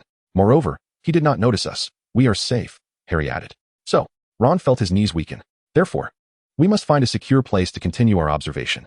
The resolute Miss Granger tugged both Harry and Ron along, swiftly leading them to a concealed corner at the end of the corridor, behind a suit of armor. She did not believe that the professor, who had always been forthright with her, could be an assailant, yet she needed to witness the truth with her own eyes. The corridor was chilly. with occasional drafts compelling them to huddle together for warmth. Their heavy breaths emerged as faint clouds of mist, while the trio braved the cold outside. Lynn had entered the warm room of requirement, where Dumbledore sat atop a collapsed, dilapidated bookcase, watching him with a jovial smile. Your most valued trio is right outside, Headmaster. I wonder if this news will still bring you such delight, Lynn teased. They must think I am the heir of Slytherin now. I shall seek compensation for the damage to my reputation. Oh, these three children are quite perceptive. Dumbledore raised his eyebrows in mild surprise, his smile widening. Naturally, he refrained from mentioning the matter of reputational damage. Hagrid's fine bottle of wine had already been seized by Lynn, leaving him with little to offer besides sweets. Lynn merely chuckled lightly, harboring no objections to the trio's actions, as he produced the parchment he had tucked under his arm and handed it to the waiting elder. According to their Halloween agreement, they were to commence the search in the room of requirement promptly, in pursuit of the Horcrux hidden within, which was also the treasured diadem of Ravenclaw, as a reward for Lynn's full cooperation in managing this year's events. Dumbledore promised that once the Horcrux was found and destroyed, the remaining diadem would belong to Lynn, enabling him to fulfill his agreement with Inés Garcia. Despite the contract having lapsed, the reason for his involvement was due to the limitations of divination, even at the cost of an eye and a life.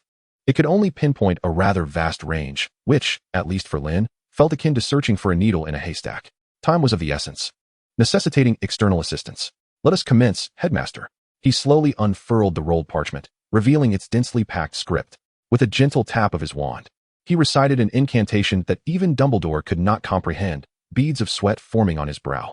A pitch-black aura emanated from the tip of his wand, cascading onto the parchment, where a blood-red line began to unfurl.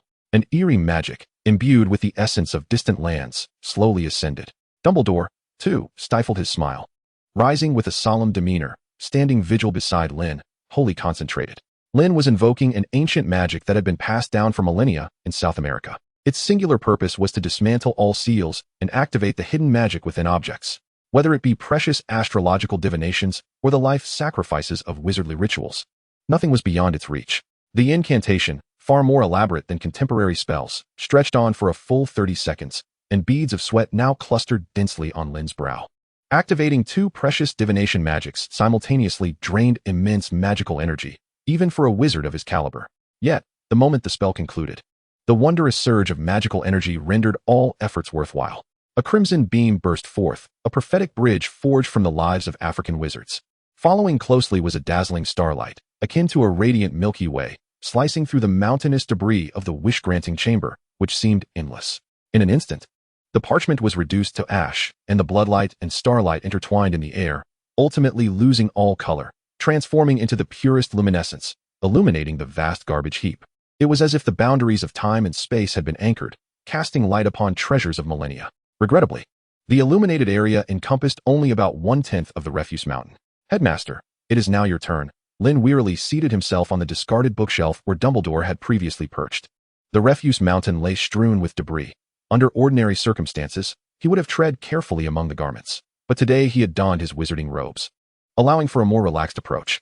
Dumbledore nodded gravely, praising, "A remarkable spell. Lynn, you have performed splendidly." With that, he retrieved a collection of peculiar trinkets from the small bag, which had been enchanted with the undetectable extension charm, tossing them casually onto the ground before drawing forth his venerable wand. Vila Vito, the aged voice intoned the transformation spell, and a torrent of formidable magic surged forth from the wand that had conquered death. In an instant, the dainty stone pedestals rapidly expanded, morphing into agile and towering iron figures. Each was vividly lifelike, with intricate details on their armor as if they had been proportionally replicated from the Hogwarts pedestals. The only discernible difference lay in the glimmering spark of vitality in their eyes, as though they truly possessed life. Go forth, unearth the legacy of the founder, and discover the anchor upon which the Dark Lord clings to life. With a grand wave of his hand, Dumbledore summoned a dozen iron figures, embodying the might of 1,000 warriors, who charged forth into the mountain of refuse, commencing their search in accordance with the divination's indicated direction. The sounds of debris collapsing and shattering echoed incessantly. This would be a monumental endeavor spanning several days. Headmaster, your transfiguration is truly mesmerizing, Lynn remarked, gazing in admiration at the tireless iron figures working with utmost efficiency. This was not mere flattery, but an honest assertion. Lynn believed he possessed a certain aptitude for transfiguration. This talent manifested even when the limits of his magical knowledge had been surpassed. His transfiguration continued to evolve, although the pace of his progress had significantly decelerated. It remained a distinction between 0 and 1. It was also the sole exception aside from the rare combat spells of the rune magic. Yet, in the presence of Dumbledore's transfiguration, he felt dwarfed by a towering peak. The reason was simple. No matter how exquisite the transfiguration, it necessitated the wizard's continual infusion of magical energy and manipulation to set them into motion or to activate the latent magic within them. The former was exemplified by animals transfigured from inanimate objects. Although they possessed the form of living creatures, they required a wizard's guidance to act.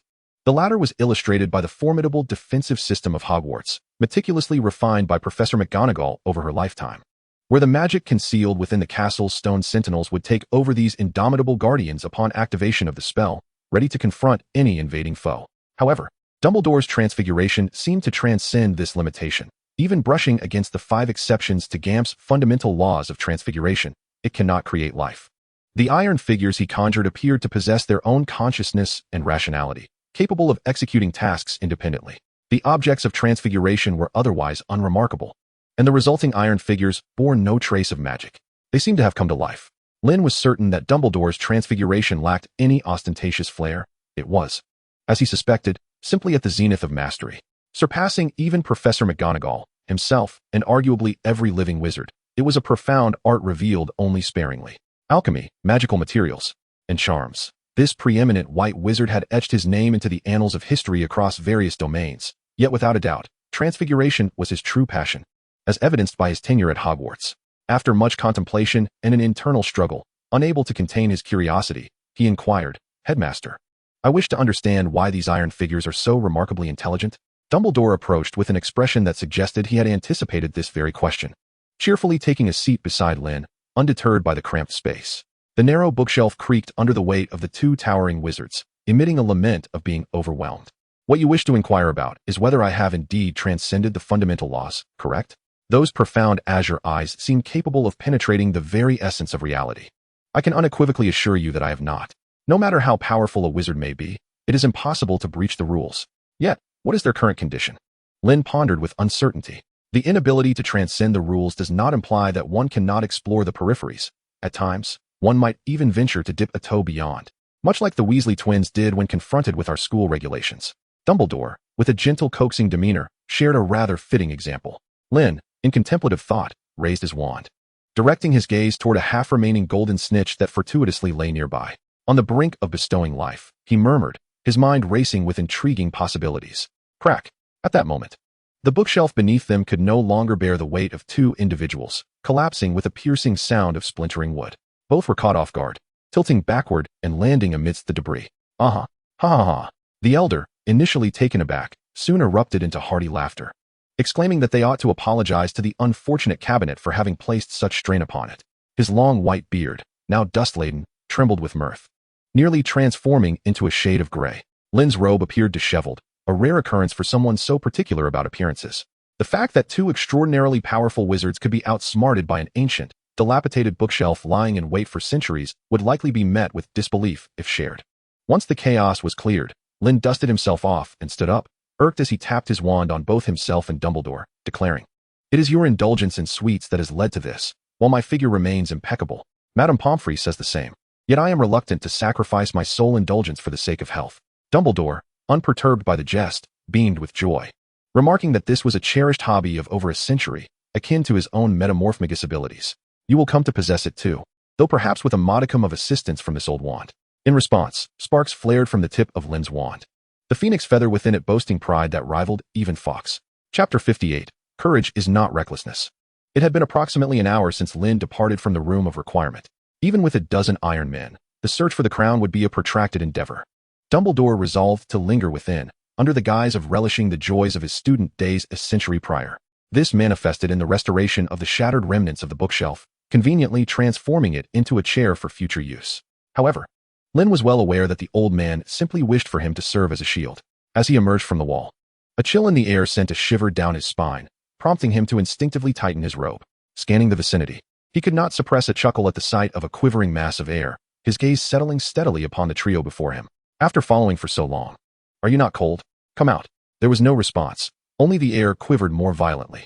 Lynn, bemused, pressed her forehead and remarked, "Behind the armor. Do you truly believe that invisibility cloak can shield you from everything?" How did you discover this, Professor? The three shivering figures gradually lifted the cloak, their faces a blend of fear and reluctance. This is quite a lengthy tale, isn't it? The voices from the 5th floor, the deep breaths in the corridor, and the scent of sweat from a certain little wizard who hurried too much? Lynn teased. The three young wizards quickly sniffed themselves in haste.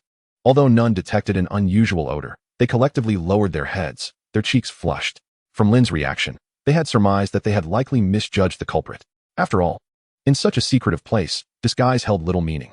Summoning courage, Harry stepped forward and pointed at the empty wall, inquiring, "Professor, where are we?" "Oh, before I even ask why you three are out at night, you wish to interrogate the professor first, Harry?" "No, Professor, we just wanted to investigate the Chamber of Secrets," Hermione said, bravely positioning herself in front of Harry. "It was my suggestion, so do not blame them." "That is not it, Uncle Eric. I insisted on coming out," Ron exclaimed, stepping forward with an air of bravado. "If you must scold someone, let it be me." "You are quite loyal, which is commendable," Lynn chuckled.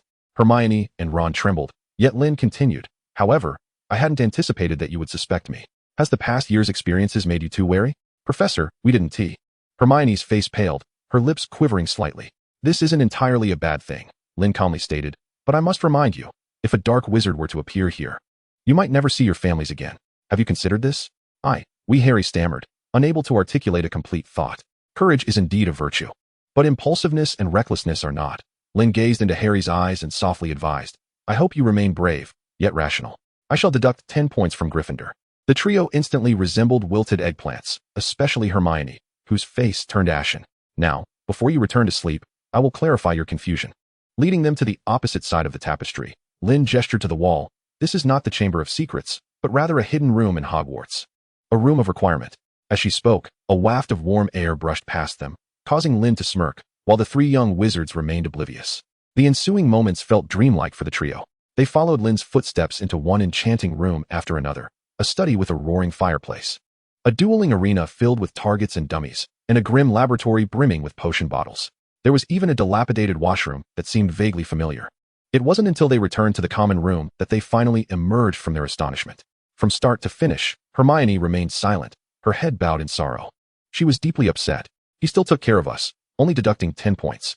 Noticing the tears welling in Hermione's eyes, Ron gently reassured her. "If old Bat Snape had seen this, he would have deducted 50 points and then locked us away in that dreadful office until next year." Harry, feeling guilty, added, "It's all my fault today. If I hadn't insisted, Professor Eric wouldn't have discovered it. We will earn those points back." Hermione silently shook her head and walked alone into the girls' dormitory, leaving Harry and Ron feeling a pang of sadness. Upon returning to their room and lying on his bed, Harry suddenly sat up. "At least we can prove Professor Eric's innocence. Perhaps we can ask for his assistance?" Ron weakly replied. "He probably doesn't want to see us for days. Would you want to help someone who just doubted you?" Harry was momentarily speechless. And just as he was about to respond, Ron's steady breathing indicated he had fallen asleep. They were cold, exhausted, and hungry, lacking the energy to continue. Yet, Harry found it impossible to sleep, reminiscent of the hard bed at the Dursleys. He tossed and turned, his mind replaying moments spent with Lynn, the gentle and considerate wizard. Well-versed in Muggle technology, had gifted him textbooks and words of encouragement, imparting knowledge unreservedly in class. He had even intervened during their troubles, scaring off Malfoy's elder. Harry felt uncertain about how to face this professor. But then he recalled the room of requirement, which had left a lasting impression on him. They had first enjoyed drinks in a warm study, then ventured outside only to return to a spacious dueling arena. With a mere flick of his wand, Professor Eric had summoned tall, armored statues, each wielding a sword, engaging in fierce combat that stirred Harry's blood. The rampant magic surged around them, each statue appearing more imposing than the giant wizard chess pieces he had encountered in summer. Yet, Professor Eric seemed unsatisfied, gazing regretfully at his wand. Harry couldn't comprehend it, but the memory of that battle lingered, each detail etched in his mind. The next morning, Hermione, although her eyes were slightly red, appeared much brighter. In the great hall, her small face bore an unusual seriousness. "Now we can prove that Professor Eric is not the assailant, and that he has helped us," she stated firmly. Though still struggling to identify any suspicious individuals, especially considering the previous opening of the Chamber of Secrets. "Hermione," a voice interrupted her thoughts. Turning her head, the pensive Miss Granger was greeted by the beaming face of Doris. "Hello, Doris," she greeted politely. "I have good news. Professor Babbling has given all her classes this week to Professor Eric. He will announce the results of the magical text test." Doris winked playfully. "Announce the results?" Hermione was taken aback. "Rewards await, Hermione." Harry and Ron leaped 3 feet into the air, their exuberant cries drawing curious glances from all around. Rumors swiftly proved true. In the subsequent days, every little wizard across the grades received their examination results ahead of Halloween. The scores surpassed expectations, and Lynn appeared invigorated. Even the 5th and 7th years indulged in a rare session of relaxed practical lessons. According to their prior agreement, every student who performed well in the tests was granted the privilege of selecting a reward. Topping the reward list was the alchemical figurine. Lynn had entirely abandoned the notion of correcting the students, choosing instead to embrace the delightful error. Virtually none opted for alternative prizes, prompting him to distribute dozens of meticulously crafted treasures in one breath. Luna was the sole recipient of a second figurine. 2 metallic spheres dangled from her necklace, swaying with each step. Ginny, growing ever more vivacious, mentioned that she was even contemplating a proposal for a complete replacement. While this may have seemed somewhat exaggerated, it nonetheless reflected the atmosphere of jubilation. The expansive castle brimmed with joy, the ominous clouds of past attacks dissipating significantly. Scattered about were the erratically flying metallic spheres, a testament to the younger students still developing skills in basic transfiguration. As they matured, their creations took on various peculiar forms, breathing fire and exhaling ice, all in spirited play. A few maintained their original shapes, yet exuded a lively vigor, showcasing the practice of budding duelists. This was precisely the scene Lynn had envisioned. With 2 months of foundational teaching concluded, the young wizard's skills had steadily improved, granting them a preliminary understanding of Lynn and certain ancient magics. At this juncture, providing them with a taste of magic's allure would greatly benefit future lessons. Although the source of this enchantment seemed somewhat misaligned with his initial expectations, the outcome remained favorable and unaffected.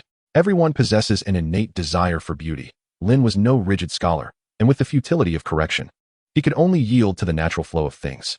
Yet, he began to ponder what new name might emerge when he eventually unveiled the true alchemical figurine. The widespread popularity of the alchemical figurine brought forth a multitude of good tidings, yet it also presented a dilemma. Even if Lynn's magic was not particularly formidable, its potency was somewhat overwhelming for the younger wizards. While manageable for the upper grades, for the lower grades, second-level Lynn magic proved exceptionally powerful and difficult to control. Even if the operation of the alchemical figurine was relatively simple, it was not long before trouble ensued. During a charms lesson, a third-year Gryffindor, in a moment of reckless pride, inadvertently unleashed a torrent of flames that surged through the crowd, heading straight for Professor Flitwick. The venerable professor, despite his profound expertise, had never anticipated such audacity from a student. In his hasty attempt to evade, a tuft of his hair was singed. Professor McGonagall, incensed, immediately sought out Lynn, who was demonstrating ancient Eastern European healing magic to the 5th years. The outcome, as one might expect, was far from pleasant. The weapon was naturally confiscated, accompanied by a maximum penalty of 50 points. Even Lynn received a reprimand, reminiscent of her school days. Subsequently, Professor McGonagall organized assessments specifically for the young wizards. Those who failed, regardless of their year, found their magical capabilities diminished in relation to their puppetry. The gateway to second-level magic was temporarily barred to them. Learning from past experiences, most young wizards adopted a more responsible demeanor, resulting in a notable decrease in the erratic flight of metallic orbs and peculiar objects.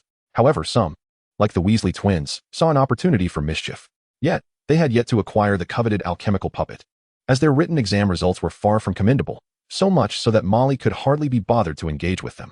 Nonetheless, they were not inclined to surrender easily. Alchemy had unveiled a new world to them. Amidst the cheerful commotion, only Hermione appeared discontented. Despite achieving the highest score, she received no reward. Furthermore, this week, she had not set foot in Lynn's office even once, a stark contrast to her usual routine of frequent visits for guidance. Aside from 2 hours of classes, her interactions with Lynn were almost non-existent. She felt quite distressed, unsure of how to face the professor who valued her, anxious yet too timid to inquire, keeping her feelings bottled up inside. Even so, she forced herself to maintain composure and continue her investigation into the Chamber of Secrets and its heir. After discussions, the prime suspect was tentatively identified as Draco Malfoy. This suspicion stemmed not only from animosity and prejudice, but also from observable behavior. He had been acting unusually lately, refraining from provocation, and even Crabbe and Goyle had become considerably more subdued. However, due to their strained relationship, they were unable to approach Malfoy for information. The only recourse was the polyjuice potion that Hermione had heard about in potions class. Saturday arrived as expected. Harry and Ron were sound asleep, with Quidditch practice looming ahead. Knowing Wood's character, taking a day off was out of the question. After an intense internal struggle, Hermione, laden with complex emotions, made her way to Lynn's office and knocked on the door. Knock, knock, knock. Creak. The heavy wooden door opened slowly, revealing Lynn in his usual attire of a shirt paired with a waistcoat, sharp and efficient. "I thought you wouldn't come at all this week, Hermione." "Professor, I sincerely apologize for the earlier incident, Hermione replied cautiously as she entered, her voice barely above a whisper. Though it's a bit unsettling, I understand. Lynn shrugged, tossing a smooth metallic orb. What is this? As soon as she held it, Hermione sensed a distinctly different weight, heavy and significant. A perfect score reward. Do you know why you've been able to enjoy such a leisurely week, clever little detective? Lynn's words filled Hermione with a mix of surprise and embarrassment. Reflecting on her earlier apprehensions and timidity, she quickly lowered her head to conceal her flushed cheeks. Thank you, Professor. This is well deserved. And it marks a new task, to explore the mechanisms of rune magic's imprints, which shall be the subject for the coming year. Lynn was entirely unaware of the little witch's thoughts as he casually retrieved a hefty tome from the shelf and placed it before her. This shall be your work for the foreseeable future, to proofread and pen annotations and reflections. Professor, is this your new book? Hermione inquired nervously, caressing the gilded cover. It is expected to be published next year after revisions. Lynn nodded, encouraging her to ask questions if anything was unclear. While speaking, he meticulously attended to a piece of parchment, his technique remarkably refined, akin to a sculptor making final adjustments to a masterpiece with utmost care. Gazing at the magic book in her hands, Hermione felt an overwhelming thrill. Not only could she engage with cutting-edge discoveries, but she could also consult the professor at any moment. The clouds of doubt that loomed in her heart dissipated, and she felt even greater joy than receiving a reward. Fearing any further complications, she promptly nodded in agreement and immersed herself in the intense work of manuscript proofreading and study. From dawn till dusk, even lunch was delivered directly from the kitchen by the house elves, and Hermione was wholly absorbed, with questions arising incessantly. Lynn, though patient, offered just a few guiding words, allowing her to ponder independently. Compared to Percy and Doris, whose paths as wizards were already taking shape, he found greater appreciation for the raw potential in Hermione, as she possessed a broader space for creativity. This was one of the most significant sources of joy for a teacher. Before long, it was 6 p.m, and Lynn's work remained unfinished, showing no apparent difference from the morning. Hermione had contemplated staying a bit longer to read, but Lynn, as if possessing foresight, gently pressed his hand against her head and ruffled her hair. You must take your time to understand and digest. Go eat now. Do not forget about the meeting and research report at the end of the month. Lynn's smiling face provided Hermione with immense encouragement. With a surge of enthusiasm, she nodded vigorously, determined to return to the library after dinner to borrow more books. Wait, borrow books? Halfway there. She recalled the admonitions from Harry and Ron before her departure. Professor, she quickly halted, looking at him with anticipation. What is it? Do you need my assistance with something? Removing his gold-rimmed glasses, Lynn slightly pushed aside the papers on the table. Hermione beheld its true form. The parchment appeared exceedingly ancient, its material almost indiscernible. Yet it shimmered with a subtle glow. Lines of unfamiliar text adorned it, the script imbued with an ethereal charm that captivated her gaze. However, with pressing matters at hand, she could hardly afford to linger on such curiosities, stammering, Professor, I wish to learn some knowledge about potions. Knowledge of potions? Then you should seek Professor Snape, I suppose? Although my rapport with him is not particularly amicable, he is one of the most distinguished potion masters in the world today. Lynn shook his head with the semblance of a smile and casually set his glasses aside. He harbored a disdain for Snape. Yet he could not deny that the latter's mastery in the realm of potion-making surpassed that of his old friend, Alex. Professor Snape, it seemed, bore some bias against us, particularly towards me. Hermione stammered, nearly letting a secret slip. She was not particularly skilled at deceit, and the note she clutched was almost dampened by her perspiration. Well, Lynn elongated his tone, perhaps I can introduce you to an expert, if he happens to be available. You know, running a thriving potion shop is quite arduous. Hermione was at a loss for words. My professor, I believe. She nervously tugged at her hair, a habit she resorted to in times of anxiety. I could show you the potions he creates, which are hardly inferior to those of Professor Snape. Though Lynn had already surmised Hermione's intentions, he decided to tease her. The bracelet emitted a soft glow, revealing bottles of exquisite potions neatly arranged on the table. The joyous elixir, a refined formula that reduces the amount of unicorn hair needed by 30% while minimizing the side effects of overconsumption, his latest innovative achievement. His fingertips glided over a bottle of crystalline, golden liquid, producing a melodious chime against the glass. The calming draft. Perhaps a diligent student like you could occasionally use it alongside the vitality tonic, ensuring a day filled with good spirits and abundant energy. He gestured toward 2 adjacent vials, illuminating Hermione's eyes. The blood restoration potion, essential during emergencies when wounds are slow to heal or blood loss becomes critical. It would serve as a reliable companion should you wish to embark on adventures after graduation. The vivid red potion was exceedingly viscous, and Hermione hoped she would never have to use it. The beauty elixir, favored by many young ladies, received an upgraded version a few years ago. Truly beautiful individuals ought not to require it, Lynn remarked with a smile, recalling Euphemia from their school days, who bore a resemblance to Hermione in her disregard for appearance, yet could not conceal her innate charm. Watching Hermione's expression become increasingly tangled, her small face nearly contorted in distress, Lynn, satisfied, decided to grant her reprieve and picked up the final vial. Or perhaps this, a compound potion. It can transform your appearance temporarily, though it necessitates the inclusion of a part of the human body, preferably hair, he said with subtle significance, while Hermione's gaze remained fixated on the potion. Professor. Perhaps she cautiously considered her words, perhaps I could first lay a foundation through self-study, like reading more books and acquiring some background knowledge. Oh. Lynn feigned regret, nodding as he waved the potion away. It would indeed be a pity to miss out on a student as exceptional as you. What book would you like to see? Professor, I wish to borrow potent potions for study. Hermione quickly raised her crumpled note, but this book is in the restricted section, so Thus, you require a professor's signature, Lynn interjected with a smile, taking the slightly damp paper. Do not be anxious. The note is nearly crumpled to pieces. I shall re-sign it. He readily agreed, promptly producing a blank authorization slip without any hesitation. Moreover, he wrote several additional slips.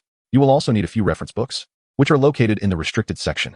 The book at the bottom pertains to the task I assigned you, and I suggest you take the time to read it thoroughly during your leisure hours. Casually placing a stack of authorization slips into Hermione's hands, Lynn offered encouragement and guidance.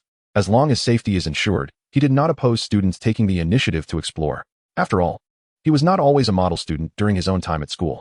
The scope of investigation for the little detectives had long been intentionally circumscribed by him in a manner that even Dumbledore could not critique. After bidding Hermione farewell, Lynn lazily leaned back in his chair. Silently retrieving a magically modified recording pen designed by Arthur from his pocket, he smiled with satisfaction. With the recording in place, he was unafraid of the old man with the crooked nose denying their agreement. Instead, he could focus on nurturing the younger generation. Concerning the peril posed by Tom, it was undoubtedly wiser to entrust such matters to the professors, as they were better suited for handling these dangers than second-year students. Nonetheless, in other respects, he was not reluctant to offer small assistance, provided it benefited the growth of young minds. However, this assistance would not be confined to the somewhat reckless trio. They would not be the central focus of his attention. Having spent over 3 years as a teacher at the magical school, he had developed a profound appreciation for the joys of teaching and nurturing. In fact, he had relished these joys long before graduating from Hogwarts. He generously shared his knowledge with classmates, whether they were of the same year or a few years his junior or senior. The result of this was the Stargazers, an organization characterized by cooperation and mutual support among young wizards, bearing a distinct academic flavor.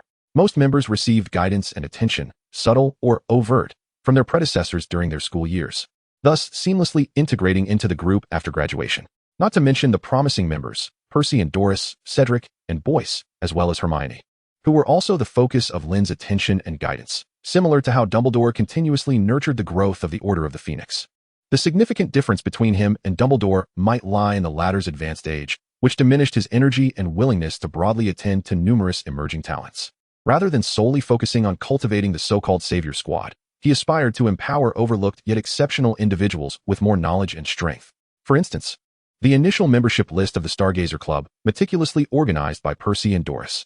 Besides the 3 assistants, several young wizards responded to the invitation, each deserving of dedicated resources and effort for their serious development. Compared to the previously clandestine student gatherings, the establishment of the Professors Club represented a qualitative transformation. Given time, they would undoubtedly deliver a subtle shock to Dumbledore, who had long been a proponent of fate from the new generation. Lynn was firmly convinced of this. Tap, tap, tap. As he pondered, a knock echoed from outside the door. Before he could rise, a small head peeked in. Professor, have our dolls been completed? The visitor was Doris, who had grown increasingly vivacious since they became acquainted, her demeanor a stark contrast to her conduct in other settings. This perfectly aligned with Euphemia's description, cold on the outside, warm within, exceedingly affectionate towards those she cherishes, and profoundly emotional. However, her words struck a disheartening chord with Lynn. Compared to their true forms, the young wizards of this peaceful era favored the whimsical, adaptable dolls that could change according to their whims. A lamentable chasm of understanding lay before him, and he could do naught but accept it, evoking a sense of melancholy. How utterly dull, Doris lamented, her voice rising in the otherwise quiet office after another week had passed. If you could focus on your studies, perhaps you wouldn't find it so tiresome. Percy replied expressionlessly. Having spent considerable time together, he had developed immunity to the noise around him. I'm not a bookworm like you, Doris retorted, pulling a face before glancing at Lynn. Professor, is Quidditch really that entertaining? On match days, hardly anyone remains at school. To speak candidly, A certain upperclassman had repeatedly extolled its virtues to him, yet he had never grasped its allure. As Lynn turned the page of the ancient tome he was studying, he remarked, "Indeed, I knew it." Doris exclaimed, as if she had found a kindred spirit. "It's even less amusing than dueling." Alas, Boyce and Andrew are also off to watch the match, leaving no one to play with me. Speaking of which, Penelope must have gone to watch the match as well. Lynn inquired, setting down his book in genuine curiosity. "Percy, aren't you going to accompany your girlfriend? There are no pressing tasks today. Even Hermione has been lured away by Ron. Your two assistants are merely here to read or pass the time." Percy, not lifting his gaze, replied, "No need for that. I wish to swiftly master rune magic and complete my history of magic assignment." "Don't overexert yourself," Lynn advised, imparting wisdom from his own experiences. "Constant study does not guarantee efficiency. Perhaps a balanced approach with some practical application would be more beneficial, like engaging in a duel practice with Doris, who seems quite restless." "Yay." Just as Percy was about to decline, Doris clapped her hands, disregarding his protests and forcibly dragging him out. Under Lynn's watchful yet approving gaze, Doris's clamor rivaled even Amanda's. Rather than subjecting them both to torment, it seemed more fitting for Percy to make a contribution. After all, he wouldn't mind. This experience would undoubtedly aid in his growth, and he would understand. With this thought, Lynn closed his book, rose gracefully, adjusted his attire, and exited the room. Today marked the Quidditch match between Gryffindor and Slytherin, and he sensed an unusual atmospheric shift, a peculiar wave of energy in the air. Dismissed the assistant, so he may free his hands to meet this uninvited guest. On the pitch, drenched in rain and the scent of potions, Hermione felt utterly despondent. The intricate process of concocting the compound potion had commenced, with most of the necessary ingredients already gathered. Under Lynn's subtle guidance, she had early on secured access to Snape's potion store. All was prepared, save for the elusive skin of the African tree snake. However, the preparation of this potion was a laborious endeavor. While not as protracted as the 6-month timeline of the Felix Felicis, it still required a full month. These past few days had found her busily occupied with an unrelenting schedule. She had classes to attend, advanced potion-making to self-study, duties as Lynn's assistant to fulfill, and even attempted to carve out time to brew potions in the laboratory of the Room of Requirement, though at times she found herself relegated to a secluded classroom. Just when she hoped to rest on the weekend, she had to come watch Harry's match. The cold wind swept through, yet Miss Granger's heart felt even chillier. The match had commenced, and with the formidable capabilities of the Firebolt 2001, Slytherin's usual physical tactics were bolstered, swiftly granting them an advantage. Despite Oliver Wood's valiant efforts, he struggled to prevent the widening score gap. Fortunately, Slytherin's seeker, Draco Malfoy, appeared to be out of sorts, his flying maneuvers unusually stiff, failing to measure up to either Harry or his own customary performance. Graceful as a bird, Harry darted across the field, while Malfoy seemed somewhat sluggish, merely trailing behind in confusion. Harry was taken aback by Malfoy's unusual demeanor, but chose to remain focused on his search. He understood that he was the sole hope for victory. Just as he diligently sought the elusive golden snitch, the situation on the field took a sudden turn. The bludger was out of control. The 10-inch iron ball, like a runaway stallion, sped through the air, its relentless target set firmly on Harry. With a resounding crash, the impact was swift, shattering even the boards at the base of the stands. Harry found himself in peril. Madame Hooch gazed anxiously at the sky, her whistle poised between her lips, yet she could discern no fault in the unfolding chaos. Below the stands, a house elf concealed in the shadows discreetly wiped away his sweat. He had just executed a rather advanced spell and felt quite fatigued. However, the thought that Harry Potter might escape unscathed invigorated him. If Harry Potter were injured and forced to leave school, he would be safe. I do not share your perspective, little one. Avoiding the problem does not resolve it, and creating new dangers is hardly a solution. Your approach is overly simplistic and crude. Who? The sudden noise startled Dobby, who raised his burned hands to his chest, ready to retaliate. Do not be alarmed. I know you mean no harm to the students here, and thus, I will not harm you. Lynn emerged from the shadows, standing confidently. You are Lynn Eric. Dobby recognized the formidable wizard with great trepidation. Excellent. That saves me the trouble of an introduction. I implore you to cease such actions. Harry is under the protection of Hogwarts, and Malfoy's schemes are devoid of significance. Lynn spoke with a calm yet authoritative tone, leaving no room for argument. Dobby trembled all over. Despite his formidable magical prowess, he was still gripped by fear in Lynn's presence. But master, he struggled to articulate. No, Dobby cannot speak. Dobby is a bad elf. He must punish himself. Before he could finish, he forcefully struck his head against the wooden railing, blood streaming forth. Without waiting for Lynn to approach, the anguished little elf vanished in an instant, the disapparition spell proving ineffective. Fairy magic operates on a distinctly different plane from wizardry. Wondrous and potent, yet another stubborn soul. It is no wonder he could engage with them. With a sigh, Lynn raised his wand. Dumbledore, this frivolous affair, let it be. For the sake of the crown, I cast a stasis charm. Magical energy enveloped the surface of the iron ball, flickering momentarily. The speeding quaffle slowed. Yet it seemed reluctant as it hurtled towards Harry, striking his arm with a resounding thud. From afar, Lynn felt an inexplicable pang of pain. Nevertheless, Harry maintained his stable flight, even with one arm rendered nearly immobile. Free from Malfoy's hindrance and interference, he focused entirely on the golden snitch. The rain mist blurred his vision, dampening his glasses, yet it could not obscure the glimmer of gold within his sight. The broom soared like an arrow, and in the fleeting moment before its descent, the shimmering light fell into his grasp. As Lynn emerged from the wooden structure beneath the stands, the now placid quaffle had been secured back into Madame Hooch's box. The audience surged onto the field, braving the downpour to encircle the muddy terrain. The scoreboard settled at 170 to 100, with Gryffindor triumphing by a margin of 70 points. Harry clutched the golden snitch tightly, on the verge of fainting from pain and exposure. Upon seeing Lynn approach from a distance, the surrounding students instinctively parted to create a path for him to reach the injured. However, before he could close the distance to Harry, an irksome, boisterous voice reached his ears. "Do not worry, I shall mend your arm. It is merely a minor injury." The ever self-aggrandizing Lockhart arrived even earlier than Professor McGonagall. Observing the struggling Harry, he proclaimed loudly, "Lie down, Harry. This is a simple spell. It will only take me a moment." The jubilant crowd had pressed Ron and Hermione to the periphery, oblivious to Harry's fearful expression, including the excited team captain Wood and Harry's young admirer, Colin Creevey, who clutched a camera.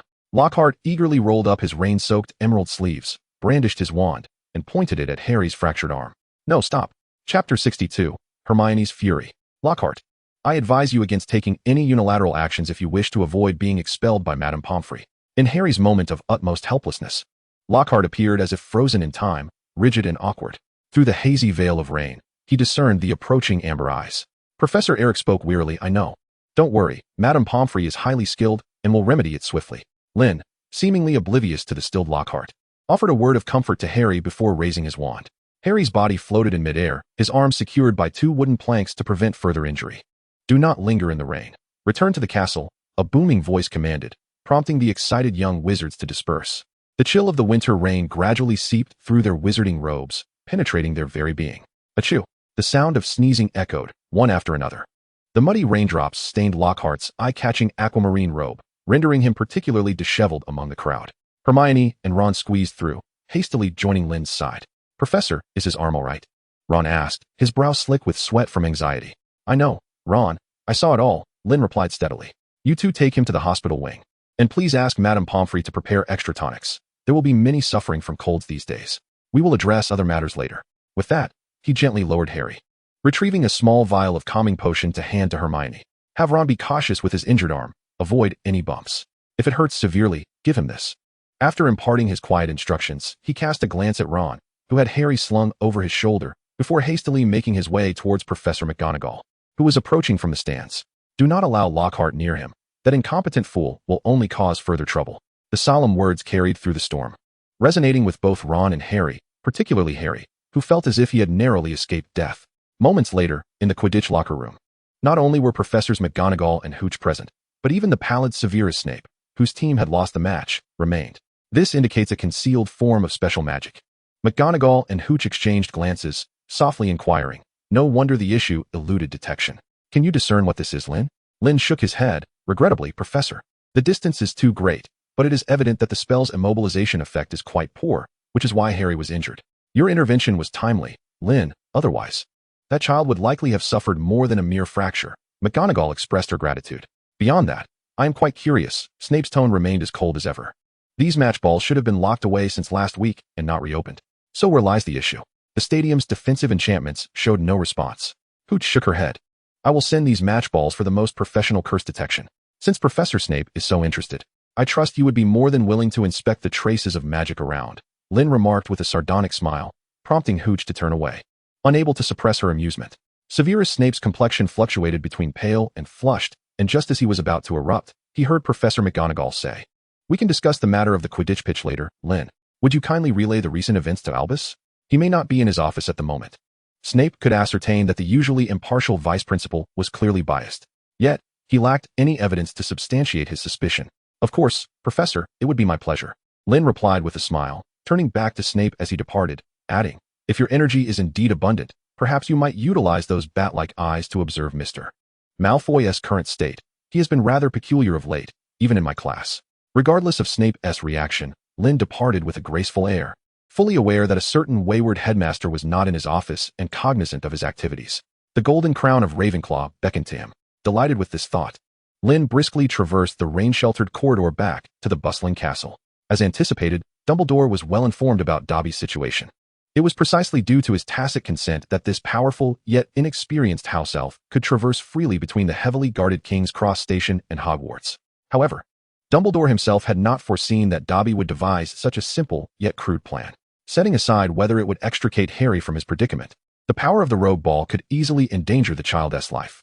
Faced with Lynn's sardonic remarks, the eloquent elder could only feign silence. Yet, after the triumphant Lynn departed, a knowing smile crept across the elder's face, one that Snape would certainly find familiar. Should Lynn decide to make a comeback, he would realize that this old fox was certainly not up to any good, much like that charming yet bothersome old man from Newmongard. They were a fitting pair. Having left the room of requirement, the now aimless Lynn prepared to visit the hospital wing to check on the injured before returning to his room for a brief nap. However, before he even reached the hospital, he overheard several young witches whispering animatedly about the recent Quidditch match. From their chatter, Lynn caught wind of an alternate version of the day's events. They claimed that Gryffindor's seeker, Harry Potter, had sustained severe injuries on the field, with a broken arm in urgent need of healing. Professor Lockhart had stepped forward, ready to stabilize Potter's condition and prevent further harm, only to be forcibly interrupted by Professor Eric, who roughly took the injured boy away, leaving Lockhart abandoned. Captivated by their vivid recounting, Lynn found himself increasingly intrigued. He suddenly realized that he had underestimated Lockhart. He had indeed learned to cultivate the art of garnering sympathy, far surpassing the simplistic narratives of the quaint Wizarding World. He hastily halted, concealing himself in a corner, fearful of alerting them, wishing to hear the remainder of the tale. Unfortunately, his plans were abruptly thwarted. "What nonsense are you lot spouting?" Angry roars echoed from afar as Hermione marched towards the gossiping crowd, her eyes ablaze with fury. What purpose did Lockhart serve other than to create chaos? Was he whisked away by those Cornish pixies? Or was he merely performing his ludicrous plays in defense against the dark arts class? By what right could he be compared to Professor Eric? How dare you malign him here? Miss Granger, her emotions pinned up to the brink, erupted like a pile of dry kindling ignited by chance. Though petite in stature, she exuded a commanding presence that overshadowed the dozen or so older students before her. The fans of Lockhart, who had been chattering just moments before, shrank back in intimidation, stumbling over their words. Yet their courage faltered completely in the face of Hermione's fierce demeanor, prompting them to scatter. In their frantic retreat, they collided with Lynn. "Professor Eric!" A cacophony of terrified shrieks erupted as the young witches dispersed in disarray. At that moment, Hermione, who had just released her pent-up emotions, instinctively retreated as well. "Professor, I did not mean to be so rude. It was their fault in the office." A flushed Hermione buried her head, stammering. It was undeniably awkward to reveal her tempestuous side to a professor, especially for someone as sensitive as Miss Granger. Yet, Lynn appeared quite pleased. He presented an array of exquisite delicacies, warmly laid out before Hermione. With their delightful colors and aromas, it was evident these were not mere Hogwarts kitchen creations. "I did not find you rude at all. On the contrary, I am truly grateful that you stood up for me in front of so many," he said with a smile, handing her a steaming cup of beverage. After being caught in the rain, one must replenish their energy promptly, lest they catch a cold. The rain itself is hardly a concern. As he spoke, he gently flicked his fingers, and without the use of his wand, Hermione's damp hair was instantly adorned with countless tiny droplets. "Thank you, Professor." With her anxiety dissipating, Hermione lifted her head, a faint blush lingering on her cheeks, resembling a ripening apple. "What kind of magic is this?" "It is one of the simplest spells, the levitation charm. Every spell, when mastered sufficiently, possesses myriad applications." Lynn waved his fingers, causing the tiny droplets to coalesce into a water sphere that flew into the sink in the washroom. "Can the levitation charm do that?" Hermione exclaimed in astonishment. "Indeed, and I know someone who relishes employing the levitation charm in battle," Lynn replied with a smile. "For instance, redirecting upward force in conjunction with transfiguration creates a potent combination of magic." He thought of the former Auror, Dmitri, far away in Russia, uncertain of their fate since being placed on the wanted list. One could only imagine their discomfort. As Hermione appeared eager to continue her inquiries, he hastily interjected, noting that not every moment is suitable for learning. "You must be rather fatigued lately," he remarked. "Make sure to nourish yourself, and then take a moment to rest."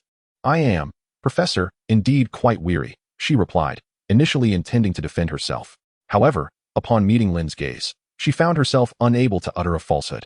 The exhausted young witch buried her head, her eating demeanor reminiscent of a little hamster diligently hoarding provisions for the winter. Though she appeared refined, her efficiency was remarkable, as she swiftly cleared the table of delicacies, leaving her with an insatiable craving.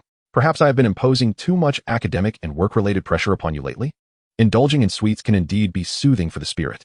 No, Professor, it's not that. The treats here are simply too delectable. May I have some again next time?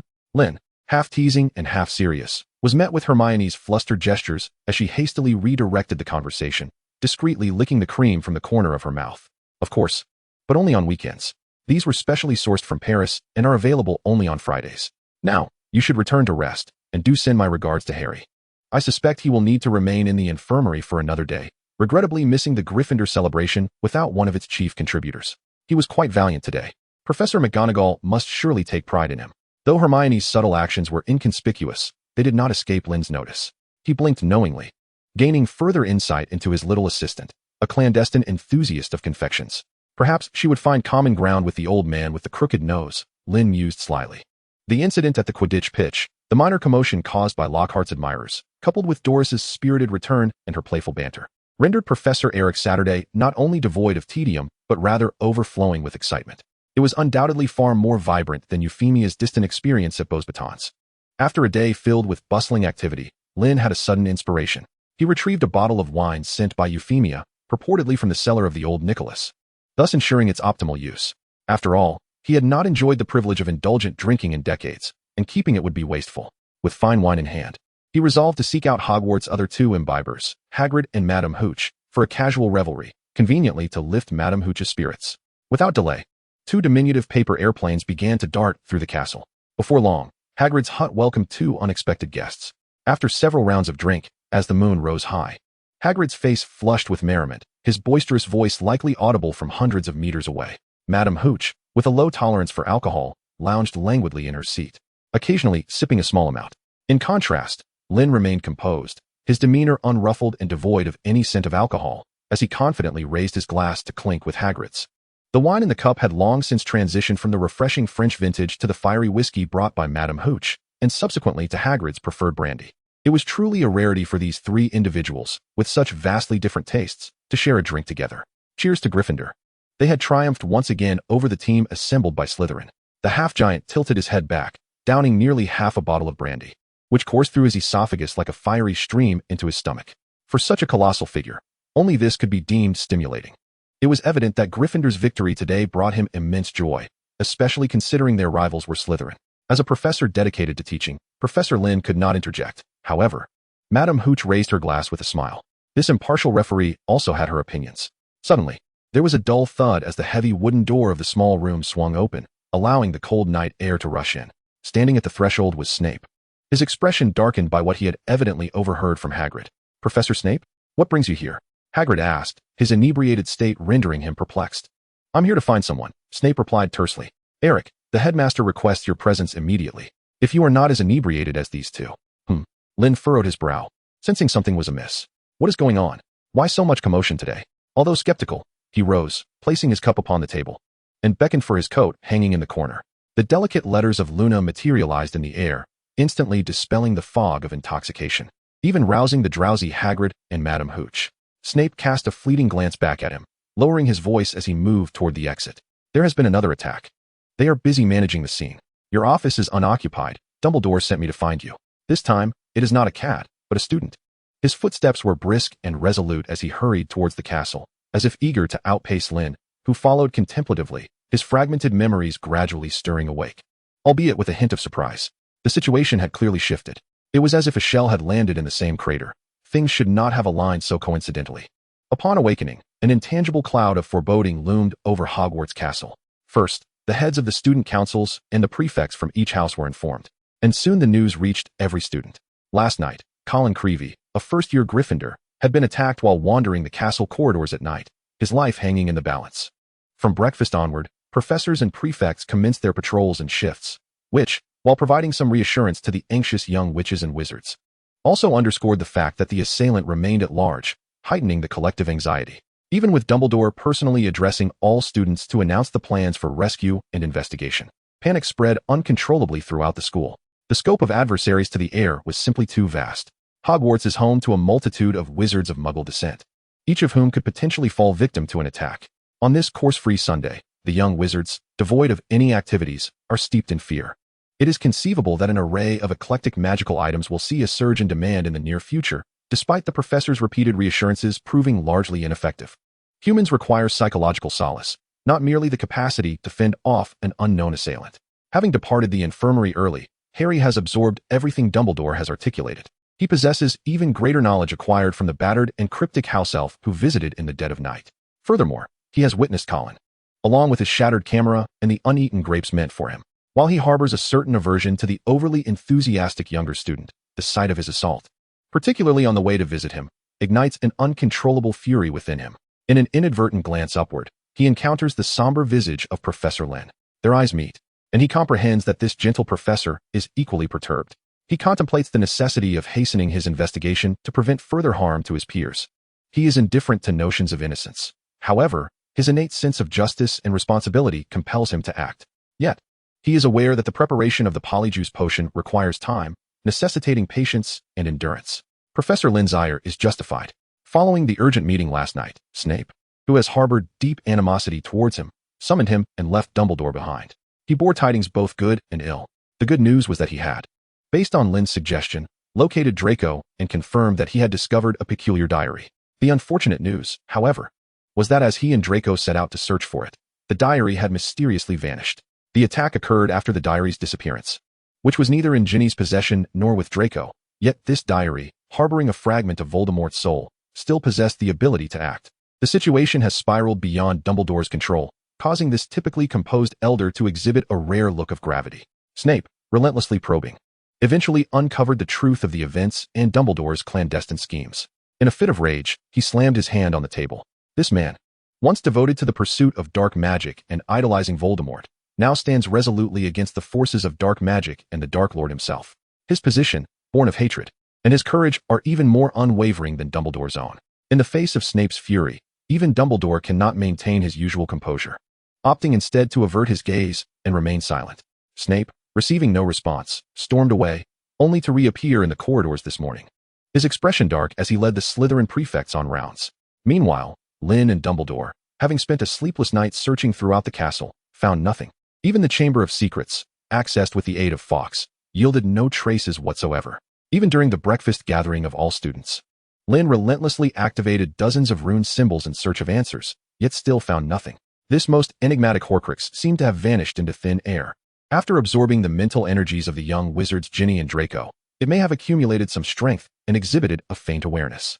However, at present, all was mere conjecture. Gurgle. In the office, a large vial of brain-refreshing potion was consumed, invigorating him with its cool essence.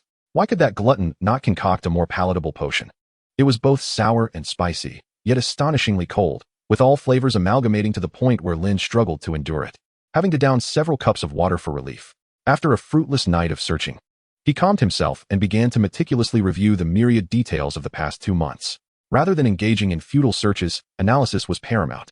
The parchment was densely inscribed with notes: diary, basilisk, Ginny, Draco, Chamber of Secrets. 5 blood-red keywords stood out prominently. Surrounding them was nearly 3 months' worth of information, intricately weaving a tight logical chain. As the only known Horcrux possessing independent consciousness, this diary bore a most peculiar soul. No one could ascertain its state or intent. Perhaps it was a legacy of Slytherin. Perhaps it was a twisted soul, reveling in murder and destruction. Or perhaps, having savored the sweetness of absorbing mental energy, it sought to augment itself, or even turn the tables. Various hypotheses flashed through his mind, yet the logical chain still lacked its most crucial link. He was certain that the combined mental powers of 2 fledgling wizards could never fully empower it. At least for now, its strength must remain quite feeble. Based on his understanding of Voldemort, even at the age of 16, he possessed a contradictory nature of arrogance and insecurity. Although he did not know why it had regained the ability for independent action so swiftly, as long as it had attained consciousness, it surely would not remain dormant for long. Then bang! A loud noise interrupted Lynn's thoughts as Snape entered with a forceful presence. Tell me, what else has Dumbledore concealed? His pale face bore a sickly flush, accompanied by a familiar scent of potions. The two, harboring deep-seated enmity, exchanged silent glances, the air thick with tension. Please, have a seat. A chair was placed before Snape as Lynn restrained his temper, striving to maintain a semblance of politeness. If you are referring to his training plan for the 3 children this year, to my knowledge, there is nothing. But that is merely what I know. With his hands crossed on his lap, he spoke slowly. You are just as arrogant as he is, Eric. Observing the empty potion vials on the table, Snape's expression softened slightly, convinced of his own mastery, dismissing all others. You are mistaken, Snape. I am entirely different from him. I have always adhered to the values of Hufflepuff. Lynn regarded him for the first time devoid of personal sentiment, perpetually committed to doing what is right. Severe as Snape instinctively wished to retort, yet found himself at a loss for words. He understood that Lynn would not deceive him in this matter and recognized that he had always maintained this stance. Whether during their school days filled with fierce rivalry, the deadly struggles in the months following graduation, or the cold disdain that followed Dumbledore's personal intervention, it had remained unchanged for over a decade. An extended silence ensued.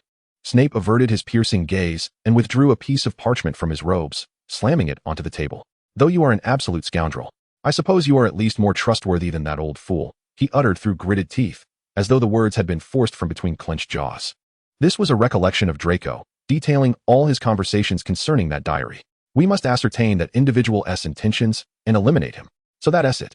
I had no idea Mr. Malfoy held such fear of me, Lynn said, a hint of surprise in his tone as he observed Malfoy's neat handwriting. His demeanor noticeably lighter than before. Snape's cold, fish-like eyes remained fixed upon him, conveying a wealth of unspoken messages. Do not regard me with such disdain, Snape. I admit I hold Lucius in contempt. Lynn picked up the parchment, continuing, however, I am not like you. I never perpetuate grudges onto the next generation. Pausing, he turned to face Snape. You know precisely what I mean, and it would be wise not to test my limits. It is not 11 years ago. I genuinely intend to take action, and not even Dumbledore can hinder me. You cannot expect the child to realize this, Snape replied, pursing his lips and feigning ignorance to the latter part of Lynn's statement. The message had been conveyed clearly, and Lynn, disinterested in further debate, pointed to the recorded dialogue on the parchment, asserting, it is evident. The former master of this diary was aware of my existence and was on alert. Alert? Snape interjected. It initially fell into Ginny Weasley's hands, absorbing her mental energy to enhance itself. Ignoring him, Lynn continued his analysis, yet the 2 protective spells cast by Dumbledore and myself rendered it unsustainable. Thus, it sought out a new host, namely Malfoy. In Malfoy, it drew upon even greater power. For the boy's negative emotions and mental energy far exceeded those of Ginny, a mere first-year student. Lucius's son is indeed much more substantial than he himself. Lynn scoffed. Yet Snape exhibited no sign of reaction, which left him somewhat disheartened. In Malfoy's confessions, young Tom, in contrast to Ginny's prior condition, became aware that someone had discovered him and was scheming something. So, when I summoned Draco, he sensed the danger? Or rather, he recognized there might be a risk but was unwilling to take it, Snape mused, furrowing his brow. He reflected on the stern tone and demeanor he had adopted when he found Draco, considering it might have served as a catalyst. Moreover, Lynn nodded, his fingertips gliding over the parchment before him, opting to play along. To play along? Departing from Malfoy. He had 3 paths to choose from. One was to swiftly fortify himself, another to navigate through the murky waters, or perhaps, a combination of both. Snape swiftly grasped the intricate web of Lynn's thoughts, locate the prey, incite chaos through an ambush, and then lie in wait for the opportune moment. But why seek out Cleavy? A pertinent question. Lynn's tone was reminiscent of a lecture, beginning the analysis from the first assault. The first? Snape, deeply offended, cast a skeptical glance at Lynn, his displeasure barely restrained. Indeed, the first, Lynn reiterated. At that moment his aim was to foster unease and suspicion. Allowing himself to swiftly detach from Ginny and find a suitable candidate, the cat was merely a bonus. He chose Malfoy. Now, driven by greed, he sought to achieve dual objectives. Among the fragile young wizards, who was in the direst state, and whom was Colin seeking? Lynn inquired with a smile. He was confident Snape was still unaware of Harry's true situation, yet that did not hinder his guidance. Harry Potter. Snape gritted his teeth, enunciating each word with deliberation. Cleavy had served as Potter's scapegoat, forcing him into concealment. With a scowl, he declared, the trail has gone cold. Gone cold? Perhaps not. You have devoted much of your life to studying Old Tom, have you not? Consider how he would act under adverse conditions. No one understands him better than you. Lynn rose leisurely, confidence radiating from him. The intelligence on Malfoy had filled in previous gaps. He had identified Tom's vulnerabilities. He realized that while the events unfolded similarly to his memories, the underlying logic and future trajectories were starkly different. The same fate corresponded to nearly opposite motivations, inevitably leading to disparate outcomes. This sufficed for him to draw conclusions. If he lay in wait, gathering strength until he was formidable, much like in the 50s and 60s. I see your point, he thought. Now he dared not stir the grass and startle the snake. Snape also stood. a flicker of delight crossing his face. Though far from an exemplary teacher, he at least understood the importance of safeguarding his students. After all, even in Lynn's fragmented memories, there existed a vivid image of this professor shielding the trio of Gryffindors he loathed most. Yet, such sentiments were not words Lynn would utter. He merely picked up the parchment from the table and walked past Snape. It was time to seek out that crooked-nosed old man and divulge my plan to him. A plan to lure young Tom back into the fray. And then there's that fool Lucius. I wonder if Dumbledore has ensnared him with the Imperius curse, rendering him foolishly compliant. If you oppose his plans, it would be best to lend your support to me, or retreat to your damp office. As evening descended upon the hall, it was once again time for dinner. The long table, typically bustling with noise, appeared eerily silent today. The young wizards, burdened with their worries, silently consumed their meals, each morsel tasting of ash. The air was thick and stifling, the only sound being the clinking of cutlery against plates. In the midst of this profound silence, Percy Weasley entered through the door, accompanied by the poised and proud Doris. They carried a pristine piece of parchment and walked steadily towards the notice board. Doris unfurled the parchment, and instead of using magic, Percy picked up a small hammer resting nearby. The dull thuds echoed distinctly within the hall, resonating not only in the young wizards' ears, but also stirring their very souls. Gradually, heads began to lift. Some bold young wizards approached, forming a small cluster. They read the text on the parchment poster, and suppressed gasps erupted like waves, one after another. Once Percy and Doris completed their task, the entire assembly of young wizards congregated around the notice board, engaging in animated discussions about the information displayed. Self-defense instruction in dangerous situations at the Dueling Club. Instructors: Lynn Eric, Severus Snape. Class time: every Tuesday at 8 p.m. Location: Hogwarts Great Hall. The fervent discussions reached the professor's table, where several concerned heads of houses turned to gaze at Dumbledore, who sat at the center. Upon receiving a reassuring glance from him, they felt a sense of relief. Only Gilderoy Lockhart, seated among them, appeared contemplative. Disturbed by the ongoing discussions, he could no longer remain seated. His keen instincts alerted him to a splendid opportunity for self-promotion, given that the young wizards were utterly naive. Observing Dumbledore at the dining table, he pondered briefly before decisively rising and striding over in a few swift steps to whisper in his ear. No one could decipher their exchange, but moments later, the defense against the dark arts professor returned to his seat, seemingly victorious, and eagerly resumed his meal with a lamb leg. Unbeknownst to him, Dumbledore's expression was quite complex, enigmatic, to say the least. He glanced at the empty seats at either end of the professor's table, his lips moving imperceptibly, as if to convey something, or perhaps nothing at all. Chapter 66. His duel is an art. News of the dueling club swiftly permeated the campus, rekindling a flicker of vitality among the despondent young wizards. In a world fraught with peril, acquiring self-defense skills had become an urgent necessity for students of all grades. This responsibility should have fallen upon the defense against the dark arts, yet its teaching quality had languished for decades. Against this backdrop, the emergence of the dueling club appeared particularly enticing. With Snape at the helm and the formidable Professor Eric, anticipation ran high. With varied emotions, they engaged in spirited discussions, finally enduring the 2 days that followed. Tuesday evening, 8 p.m., the Great Hall. The long table vanished once more, the gilded stage extending outward along the walls. Its dome shrouded in darkness, illuminated by hundreds of candles. The young wizards gathered eagerly in the hall, only to be met with a disappointing spectacle. The figure upon the stage transformed into Lockhart. Beside him, Snape wore a sullen expression, a stark contrast to Lockhart's self-satisfied demeanor. Once again, Lockhart resorted to his promotional antics, indulging in self-aggrandizing rhetoric, though a smattering of fans offered their applause. Snape stepped forward, brusquely shoving him aside, surveying the room with a cold voice. Now, Professor Lockhart will demonstrate for us. With that, he turned with flair and exited the stage, brushing past Lynn. In that fleeting moment, he whispered, "Remember, you owe me a favor." Lynn nodded silently, her gaze fixed on Lockhart as though observing a corpse. She had not forgotten his instigation of the young wizards to distort truth, nor did she intend to show leniency. Lockhart stared blankly at Lynn, confusion flashing through his mind. This was not how the script was meant to unfold. Yet, he found himself with no options. Below the stage, Snape pressed his wand against his throat. The first part of the duel, bow. Lynn executed a perfectly measured bow, her expression impassive. Professor Eric is also a skilled duelist. We were good friends during our school days. Lockhart grinned widely, albeit with a tinge of bitterness. With no avenue for retreat, both wands were raised before their chests. As you can see, we use one. Lockhart attempted to elaborate, but Snape's voice completely drowned him out. 1, 2, 3, stupefy. As Snape's words echoed, a brilliant red beam pierced the hall. Boom. The dazzling light illuminated every face, slender yet perilously potent. Harry was certain that Professor Eric was absolutely furious. radiating a murderous intent. Turning to look, he saw the flamboyant professor embedded in the wall on the opposite side of the hall, surrounded by cracked bricks. Madame Pomfrey hurried over with a medical kit. Before administering aid, she needed to find a way to extract Lockhart from the wall. Now we can officially commence our lesson. Lynn demurely retracted her wand, gracefully bowing. The stunning spell is one of the most commonly used dueling spells, on par with the disarming charm, and stands as one of the most practical combat techniques. Her voice remained clear, as if nothing had transpired. Everyone was deeply shocked, save for Snape. He returned to the stage, calmly stating, "You must learn to protect yourselves. Not only spells, but also combat skills are of greater importance to you." Harry and Ron looked at him in astonishment, as if meeting him for the first time. He was actually speaking properly. Ron's eyes widened in disbelief.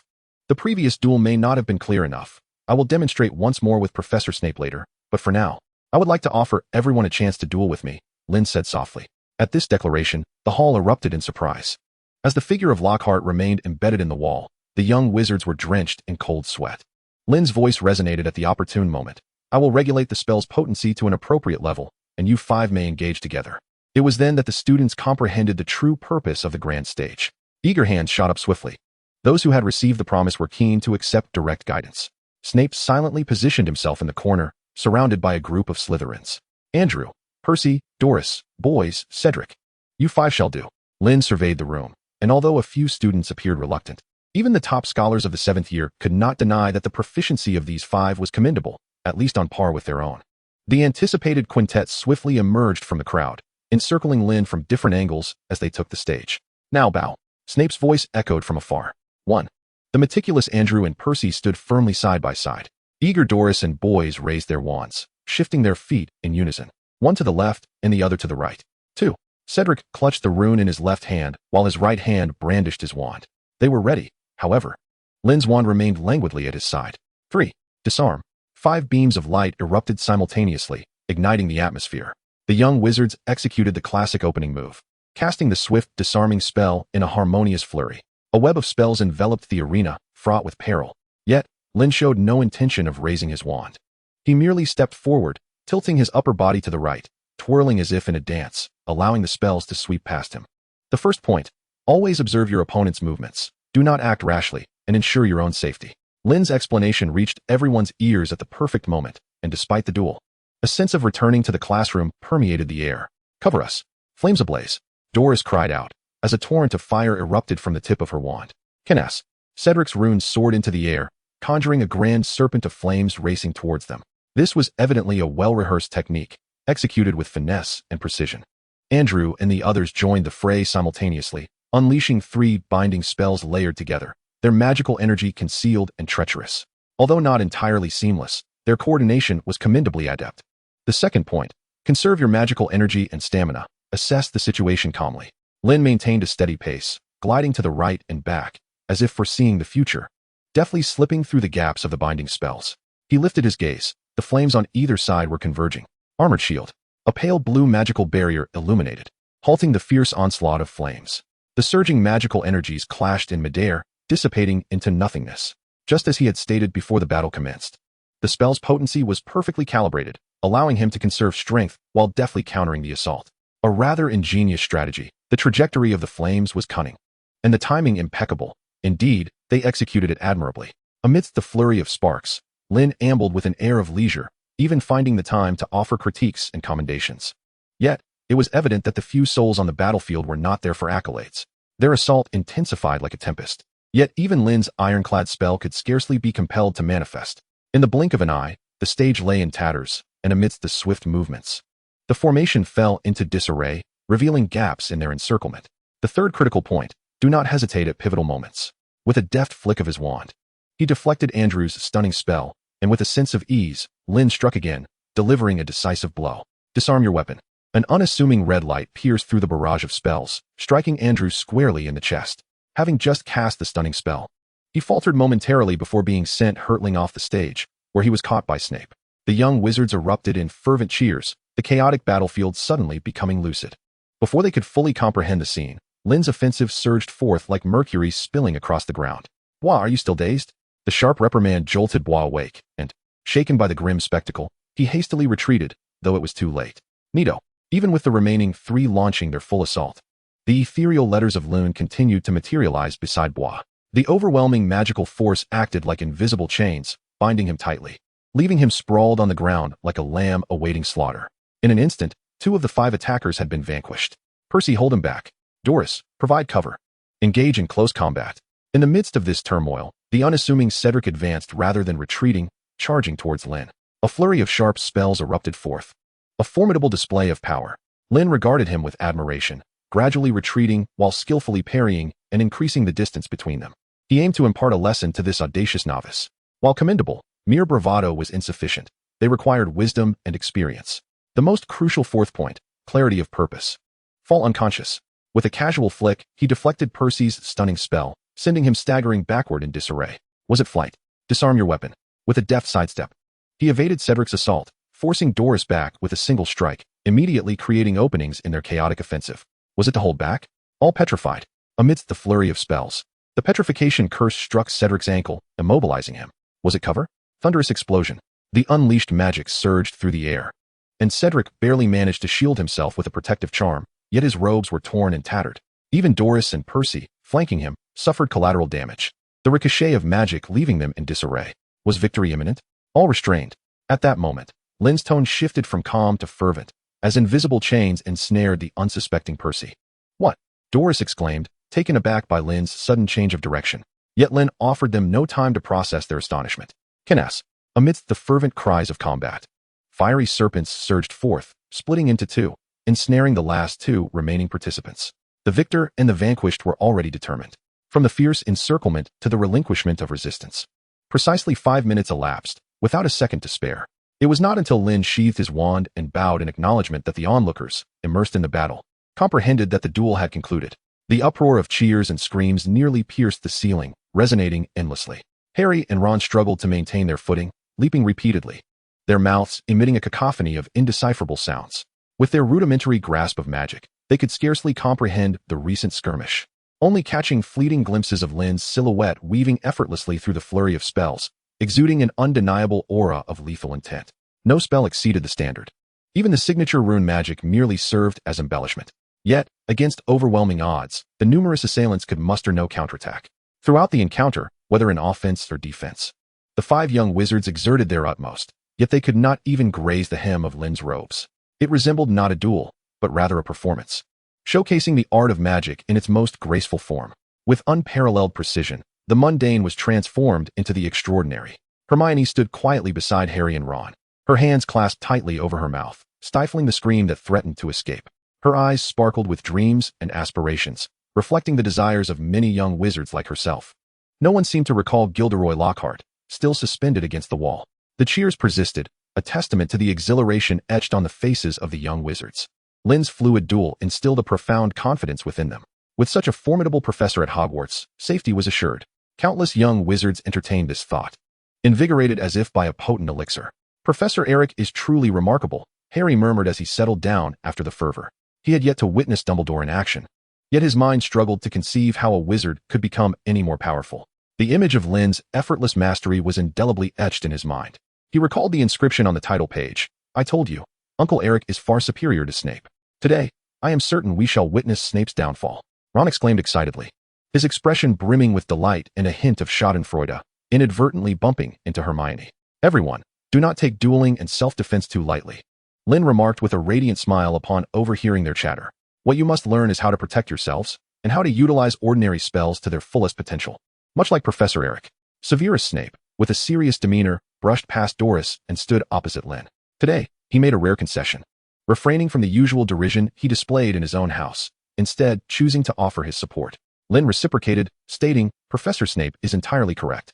At your age, mastering simple and practical spells, as well as combat techniques, is of utmost importance, rather than indulging in superficial magic. What combat techniques, Professor? Ron inquired loudly. Escaping Ron. Lynn replied earnestly. When faced with insurmountable danger, fleeing is the wisest choice. This was not a particularly uplifting answer, yet no young wizard would dare to contest it. If a wizard as formidable as Professor Eric were to confront them, fleeing would indeed be their only chance, albeit a slim one. Today's session primarily served as a demonstration. Professor Snape and I would engage in a duel to provide you with a vivid experience of high-level wizard combat. and to clarify the importance of knowing when to flee rather than recklessly charging forward. Though their tones were distinctly different, they harmonized perfectly as they both drew their wands. An invisible tension crackled in the air, reminiscent of the confrontation from months prior, albeit with less lethal intent and more of a sparring spirit. Even so, the charged atmosphere caused the young wizards to stiffen in apprehension. Suddenly, without warning, Snape's wand struck first. A slender yet deadly red beam shot forth, aimed directly at Lynn's chest. The abruptness of the silent spell elicited gasps from the onlookers, while the earlier duel had also featured silent casting. In terms of both power and surprise, even the most skilled young wizards could not compare to the battle-hardened Snape. Stealthy, cunning, and unexpected, these were the hallmarks of a duelist's arsenal. Snape undoubtedly excelled in this regard. Indeed, before Lynn's arrival, no one at Hogwarts, apart from Dumbledore and Flitwick, was likely as adept at such casting techniques. However, Lynn was fully aware and had prepared accordingly. With his wand raised, a formidable shield of light materialized before him, far grander in both scale and force than the previous ironclad charm. This was its ultimate form, the supreme ironclad charm. With a series of resounding thuds, 3 successive strikes, whether from strong assaults or sudden ambushes, were repelled entirely, the wall of light remaining steadfast. The dazzling azure glow obscured vision, prompting Snape to retreat several steps, the tip of his wand glowing with white light. As anticipated, while on the defensive, Lynn's counterattack was simultaneous. Stupefy. The vibrant crimson light surged forth, albeit directed in a different trajectory. Snape, wary of any miscalculation, smoothly cast his protective charm. A thin yet resilient aura enveloped him, and the piercing beam of light was deflected like a torrent of water meeting a dam, dispersing to the sides. The magical energies entwined in the air, both spells dissipating in a stalemate. Yet there was no hint of satisfaction on Snape's face. With a powerful push of his feet, he lunged to the side. Boom. At the very moment he vacated his position, a fireball erupted from the ground, exploding into chaos. Amidst the haze of battle, the emblem of Kinas slowly materialized, only to swiftly dissipate. The air surged with energy as Snape, though beleaguered, executed a deft roll, rising with an impassive demeanor, his eyes flickering with intensity. In the mere exchange of offense and defense, he discerned the crux of the matter. His spells were evidently inferior in potency. A single stunning curse compelled him to defend with all his might, leaving him bereft of any offensive maneuvers, while his attacks were met with an impenetrable shield. Growing increasingly wary, he abruptly raised his wand, slicing through the air with a speed almost imperceptible. A torrent of formidable spells intertwined, as he sought to compensate for quality with quantity, aiming for victory amidst the chaos. With sheer determination, he unleashed a barrage far more powerful than that of the previous quintet. Yet, it proved insufficient, for Lynn's onslaught was even more relentless. In this moment, their thoughts aligned. Bathed in the luminescence of spells, Lynn seemed rooted to the ground, advancing step by step, each footfall echoing in the hearts of the onlookers. One hand gripped his wand, unleashing an unending stream of spells. The other traced intricate patterns in the air, conjuring dazzling runes that twisted and turned. In mere moments, he closed the distance to Snape, mere meters separating them, an inconsequential gap for wizards. The spells flew forth and collided in an instant, magnifying the disparity in reaction speed and spell intensity. With each clash, the residual shockwaves left Snape reeling, forcing him to retreat until he found himself against the wall. This disparity was not merely one of magical prowess, but also reflected their differing mastery of spells. Snape felt acutely that each of Lynn's incantations reached an apex far beyond his own, polished to perfection. Even if Lynn could not fully unleash their potential for the sake of speed, they surpassed Snape's spells by a notable degree. He had exhausted his capabilities, with no hidden cards left to play except for the dark magic he had chosen to forego. Yet, observing Lynn's leisurely demeanor and the mighty magic he wielded with abandon, Snape sensed a stark clarity. Even now, this younger adversary, mere years his junior, retained significant reserves of power. Compared to the brute force exhibited over a decade ago, the now comprehensive prowess of Lynn was astonishingly formidable. There were no weaknesses to exploit. Every domain was impeccably executed, rendering any depth indiscernible. And then there was that wand, along with the unseen alchemical instruments. As his thoughts swirled, a momentary lapse in focus allowed the disarming curse to come perilously close. The icy runes beneath his feet emanated a chilling aura. The alarm bells rang in his mind. Well aware of the ice rune's potency, Snape dared not falter. A surge of magical energy erupted within him, forcing the encroaching spell back as he stumbled sideways. Simultaneously, a murky black mist erupted from the tip of his wand, swiftly enveloping the battlefield and obscuring both their figures and the spectator's view. Seizing this opportunity, he hastily created distance. Lynn, however, refrained from pursuit. He merely sheathed his wand, allowing the coalescing runic letters to gradually fade away. The black mist served as the agreed signal before class, marking the cessation of the duel. As the smoke dissipated, both participants withdrew their spells simultaneously, leaving the outcome undetermined. This duel, more thrilling than the casual defeat of Lockhart and the group of 5 students, stirred excitement among the young wizards. Ron, exuberant, grasped Harry's arm, reciting incantations with fervor. His voice echoed, each word distinctly audible to Snape, whose countenance darkened further. Yet, he said nothing, merely stepping back to cede the center stage to Lynn. He was convinced that, even with all his cards on the table, he would not match Lynn's prowess. Compared to his nearly full exertion, Lynn merely showcased the tip of his iceberg of talents. Sensing the young wizard's fervor, Lynn was pleased to note that the earlier gloom had vanished, and he cheerfully proclaimed, "You have likely realized that dueling is not merely 2 wizards mindlessly casting spells at each other. There are numerous influencing factors. For instance, Professor Snape's recent haze spell, which is a focal point of today's lesson. It can obscure an opponent's vision and create opportunities for retreat." With that, he turned to Snape, forming a silent shape with his lips, as if to say, "The debt is repaid." Snape shot him a fierce glare. Lynn chuckled and turned away, deciding to refrain from further provoking the brooding figure, his wand poised near his lips. Now, his voice overshadowed the whispers of the young wizards, directing them to practice in groups by grade. The entire hall transformed into a training ground, with each young wizard particularly focused during the 2+ hours of practice.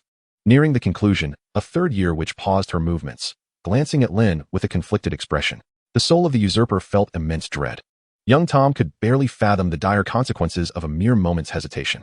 He was still too feeble and resolved that even if he could not make a grand display, there were other means. A shadow, unbefitting her age, loomed over the young witch's face. Yet, when she raised her gaze once more, her innocent smile betrayed no hint of her inner turmoil, and her soul mirrored this facade. However, as Lynn's voice resonated, her expression instantly stiffened. "Those whose names I call shall remain. I will cast protective spells upon you. Starting tomorrow, I will enchant everyone in the hall until all are complete." Lynn's gaze swept across the hall, laden with intrigue. When Lockhart awoke from his profound stupor, the dueling club had long since concluded, and he found himself in the infirmary.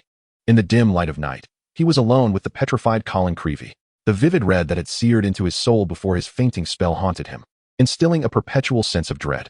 2 tears slipped from the corners of his eyes. Lying solitary upon the bed, he perceived only impenetrable darkness before him. Even the excruciating pain that felt as if his entire body were shattering paled in comparison to the agony of his spirit. This was the greatest humiliation of his life. Reflecting on his previous grandiloquent conversations with Dumbledore, as well as his self-aggrandizement in front of hundreds of young wizards, he felt an unprecedented despair. His soft fists clenched tightly, the meticulously trimmed nails deeply embedded in his flesh, drawing forth blood without his awareness. Having seamlessly navigated through life since graduation, appropriating one heroic tale after another, he had never envisioned such a dismal fate for himself. He harbored no sense of self-degradation, only an infinite loathing directed at every individual involved in this calamity. Akin to his disdain for the gossip journalist Rita Skeeter, a multitude of emotions, jealousy, resentment, fury, and shame, intertwined in his eyes, coalescing into a murky darkness. The anguished wail of a dying beast reverberated through the infirmary, gradually fading away, while Lockhart emitted the cries of a defeated hound within the infirmary. Another disheartened soul wrestled with his own turmoil in the Slytherin dormitory. In the stillness of the night, an ethereal form coalesced into the visage of a 16-year-old Tom Riddle, representing the true essence of his fractured soul. In the face of his immortality and power, he had never cared for the so-called bloodline. Despite his fervent admiration for the pure blood he lacked, after parting ways with Malfoy, he had intended to discreetly infiltrate the body of an unremarkable third-year witch, seeking to exploit the chaos among the young wizards. However, he encountered formidable obstacles right from the outset. He had aimed to probe into the depths of Professor Eric, who once instilled fear in his previous host, Malfoy, only to confront a power so immense that he found himself unable to resist. Yet, as a mere soul fragment, he possessed a sensitivity far superior to any living being. In the presence of this latent yet astounding power, he felt no more than a fragile vessel amidst a tempest. Moreover, the girl he had possessed was listed among those attending class just before the incident. Although he had forcibly commandeered this vulnerable soul without arousing suspicion or causing any commotion, he now faced his greatest dilemma. Just as he had previously leaned towards Ginny, he found himself thwarted. The faint glow of Luna acted as an armor encasing the young witch's spirit, while it did not entirely impede his actions. It posed significant hindrances. Considering the time and energy involved, this was a most unwise endeavor. The fact that ancient magic could be employed continuously in such a manner was utterly perplexing.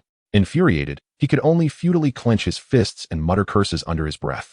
At 16, he experienced the fury that had once exploded from his powerful form over a decade prior. The once invincible Dark Lord had also encountered several moments of exasperation, powerless to unleash his formidable might. Anger aside, the inherently cunning Riddle was acutely aware of his current predicament. He could not afford to squander time within this girl. He must act swiftly, seeking out those students who remained unprotected, racing against the clock. With a sinister gaze sweeping over the slumbering girl, he raised his fingertip and erased all memories of himself from her mind. As a master of manipulating souls, few dare to claim their prowess surpasses his. Even if he is merely a 16-year-old with fragmented memories, limited vision, and skills, not to mention his magic only slightly restored. A chilling breeze swept through, carrying an old diary aloft, vanishing into the dimly lit Slytherin common room. He was on the hunt for his next quarry. Though he had not intended to strike so soon, time waits for no one. It was akin to a ferocious beast relentlessly pursuing its prey. Just when one believes to be safe, it encroaches swiftly. Tales of the dueling club spread rapidly across the campus. Each participant in the club became an unwitting herald, disseminating the exhilarating news. Alongside this, the saga of Lockhart's misadventures circulated. Skeptics remained, yet upon witnessing the temporary replacement, Snape, they were compelled to accept reality, only to be pleasantly surprised by the notable elevation in the quality of instruction. Without comparison, there could be no pain. Daily, countless young wizards flocked to the hospital wing, eager to catch a glimpse of Professor Lockhart, who had been so forcefully propelled into the wall that he seemed irretrievable. This brought him repeated psychological and physical blows until he could barely muster the strength to leave his sickbed. However, according to Professor McGonagall, it seemed unlikely he would return to class before Christmas. During this time, Lynn and his protective magic gained considerable renown within the school. Each day, hundreds of young sorcerers benefited from his meticulously cast spells, receiving enduring protection. Even the stern Professor McGonagall exhibited clear surprise at his endeavors, her demeanor softening significantly. The intricate application of such demanding protective magic was no simple feat through personal experience. The young wizards were convinced that as long as Professor Eric was by their side, their safety was assured. While the ominous clouds shrouding Hogwarts had not fully dissipated, a sliver of light began to break through. Before long, Friday arrived. After attending classes and accomplishing his daily objectives, Lynn managed to steal a few moments of leisure as he returned to his office. Just as he prepared to catch up on sleep, a knock echoed through the room. Percy, Doris, and Hermione entered in unison. "Good afternoon. If this concerns studies, I would prefer to postpone it. I am quite exhausted." Observing his trio of assistants, a trace of bitterness tinged Lynn's smile, his voice weary and lacking energy. The high-level runic magic was no trivial endeavor, particularly those pertaining to the soul. Even he felt the toll of daily exertion weighing heavily upon him. The advanced runic symbols he had intended to inscribe were now entrusted to Euphemia and Nico. At this point, even the thought of guiding a few assistants in learning felt beyond his capacity. The trio exchanged glances, until Hermione stepped forward to break the silence. "Professor, we have another matter to discuss." "Another matter?" Lynn's eyelids began to flutter. Doris reminded, "Professor, tomorrow evening marks the inaugural meeting of the club. Shall we proceed as scheduled? The room of requirement has been adequately prepared, and all preliminary arrangements have been completed, so you need not worry." These past few days have been a blur. "I nearly forgot about it," Lynn exclaimed, slapping his forehead and shaking his head to regain focus. "Thanks to the three of you, we shall hold it as planned.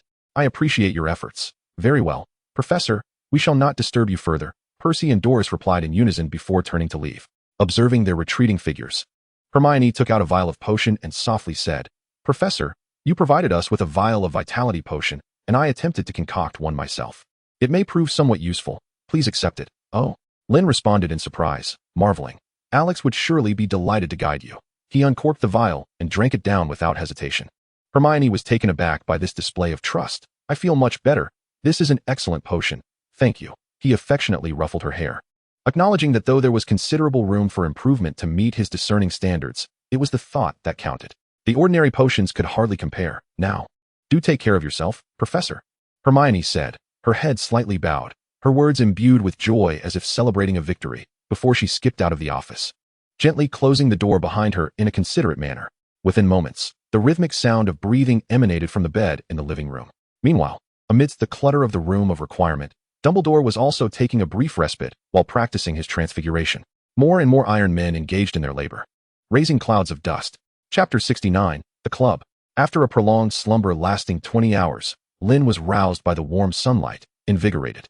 Perhaps Hermione's vitality potion had indeed worked wonders, or perhaps it was merely a psychological effect, or possibly a combination of both. either way. Waking up felt akin to being rejuvenated. This sensation was particularly pronounced after he discreetly ventured to the dining hall and indulged in a hearty meal that even the house elves marveled at. The plan was steadily advancing. The activities of the Voldemort's diary were diminishing day by day, and the fear of impending doom was becoming increasingly palpable. After hastening to the Great Hall to cast protective charms for the eagerly awaiting new batch of young witches and wizards, Lynn cheerfully entered the headmaster's office, jesting about the old man's gray beard, which elicited hearty laughter from the elderly wizard. Thus, after dinner, fully restored in body and spirit, he returned to the 8th floor. His professors' club was set to hold activities in the Room of Requirement, a unique endeavor among all the professors. Percy Weasley possessed an exceedingly rare quality. Regardless of how mundane or tedious the task, he managed to execute it with remarkable efficiency and enthusiasm. Even Hermione, known for her diligence and focus, found it hard to keep pace with him. This was indeed a commendable trait. Whether pursuing power within the Ministry of Magic or exploring the unknown realms of academia, his unwavering focus propels him steadily forward throughout the years, allowing him to gradually surpass many prodigious wizards who initially seemed far superior. This is the core reason why Lynn entrusts the club's daily operations to his capable management. Perhaps in the realm of creative genius, he may not rival his elder brother or the ever-inventive Doris, lacking that crucial spark of inspiration. Much like the practice of magic, he can swiftly master an array of spells, yet as he progresses, he inevitably encounters formidable obstacles that require him to exert efforts several-fold, if not dozens of times, greater than those of others. Yet, he possesses the will to invest that extraordinary level of diligence.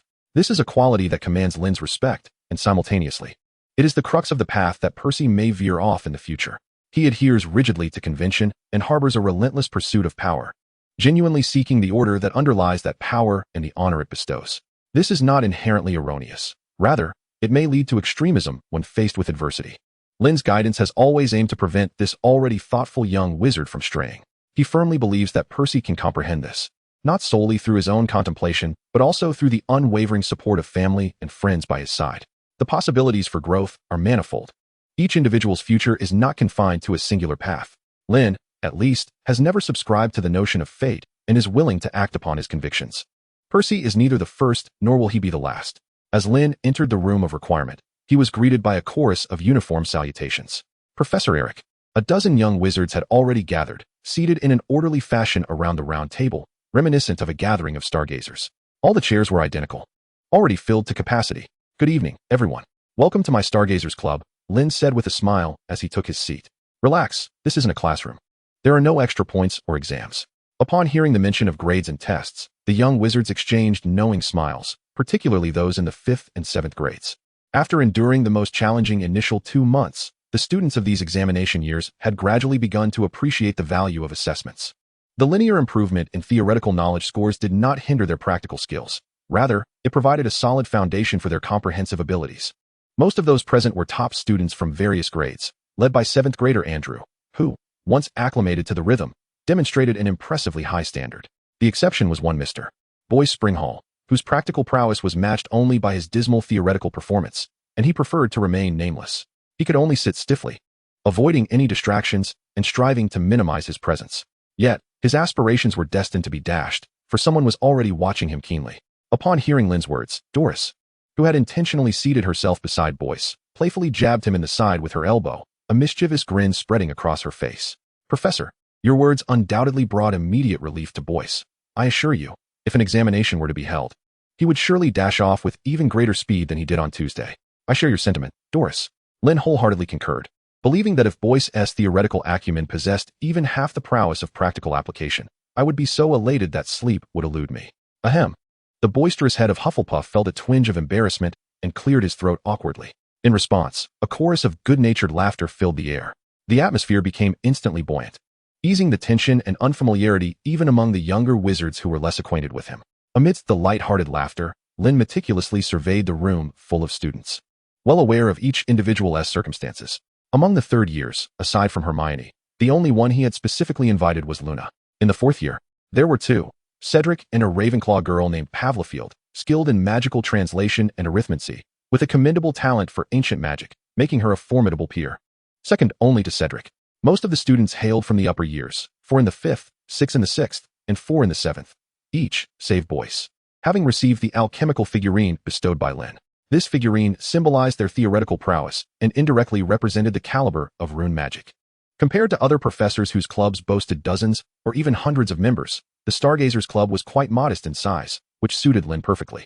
The young wizards here were either potential stars he had identified early on or promising talents discovered in recent months, aligning flawlessly with his philosophy of small-scale, elevated education. Although the lower years were not devoid of exceptionally gifted newcomers, their growth required time, diverging from the club's intended focus. As familiar faces flitted through his mind, Lynn spoke gently. The essential details are outlined in the invitation, and Percy has already briefed everyone, so I shall refrain from reiterating them. Before we commence tonight's activities, does anyone have any questions? Professor, Andrew was the first to raise his hand, inquiring about the uniqueness of ancient magic studied by the club. In terms of magical nature, there is nothing particularly special. Lynn had anticipated this question and, while responding, deftly snapped his fingers. With a soft pop, the lights dimmed. A small orb of light ascended from his fingertips, hovering in midair, emitting a hazy glow, as if veiled in a gossamer shroud. However, the distinctions in manifestation were significant. No sooner had he finished speaking than a blinding golden light erupted. The sudden radiance compelled the young wizards to instinctively shield their eyes, tightly closing them as tears involuntarily welled up. Yet, it was but a fleeting moment. In an instant, the dazzling brilliance faded, as if all its intensity had been exhausted in that brief interval. As the crowd gradually reopened their eyes, the hanging lights remained dim. Yet the room was suffused with a gentle luminosity. Its origin and destination were unknown, but it spread naturally, much like the air, enveloping everyone in its warm embrace. The radiant incantation of the Persian plateau, rooted in the mythos of the Persian deity of light, Ahura, is said to have once wielded terrifying power. Yet it has now faded into obscurity, leaving only the essence of illumination. Lynn's voice flowed smoothly, devoid of emotional fluctuation, and she posed a question. So, who can enlighten me on the distinction between it and the flickering of phosphorescence? It is composition, Professor, Luna interjected lightly, having anticipated the brilliance and preemptively shielded her eyes.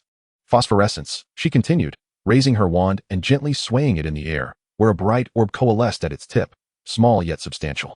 This was one of the most elementary spells, the luminosity charm. The surrounding young sorcerers turned their attention to her, eager to glean insights from the youngest among them. The luminosity charm transforms magical energy into light, thereby illuminating the vicinity. The radiant incantation, however, is not mere magical energy. It embodies a sort of principle.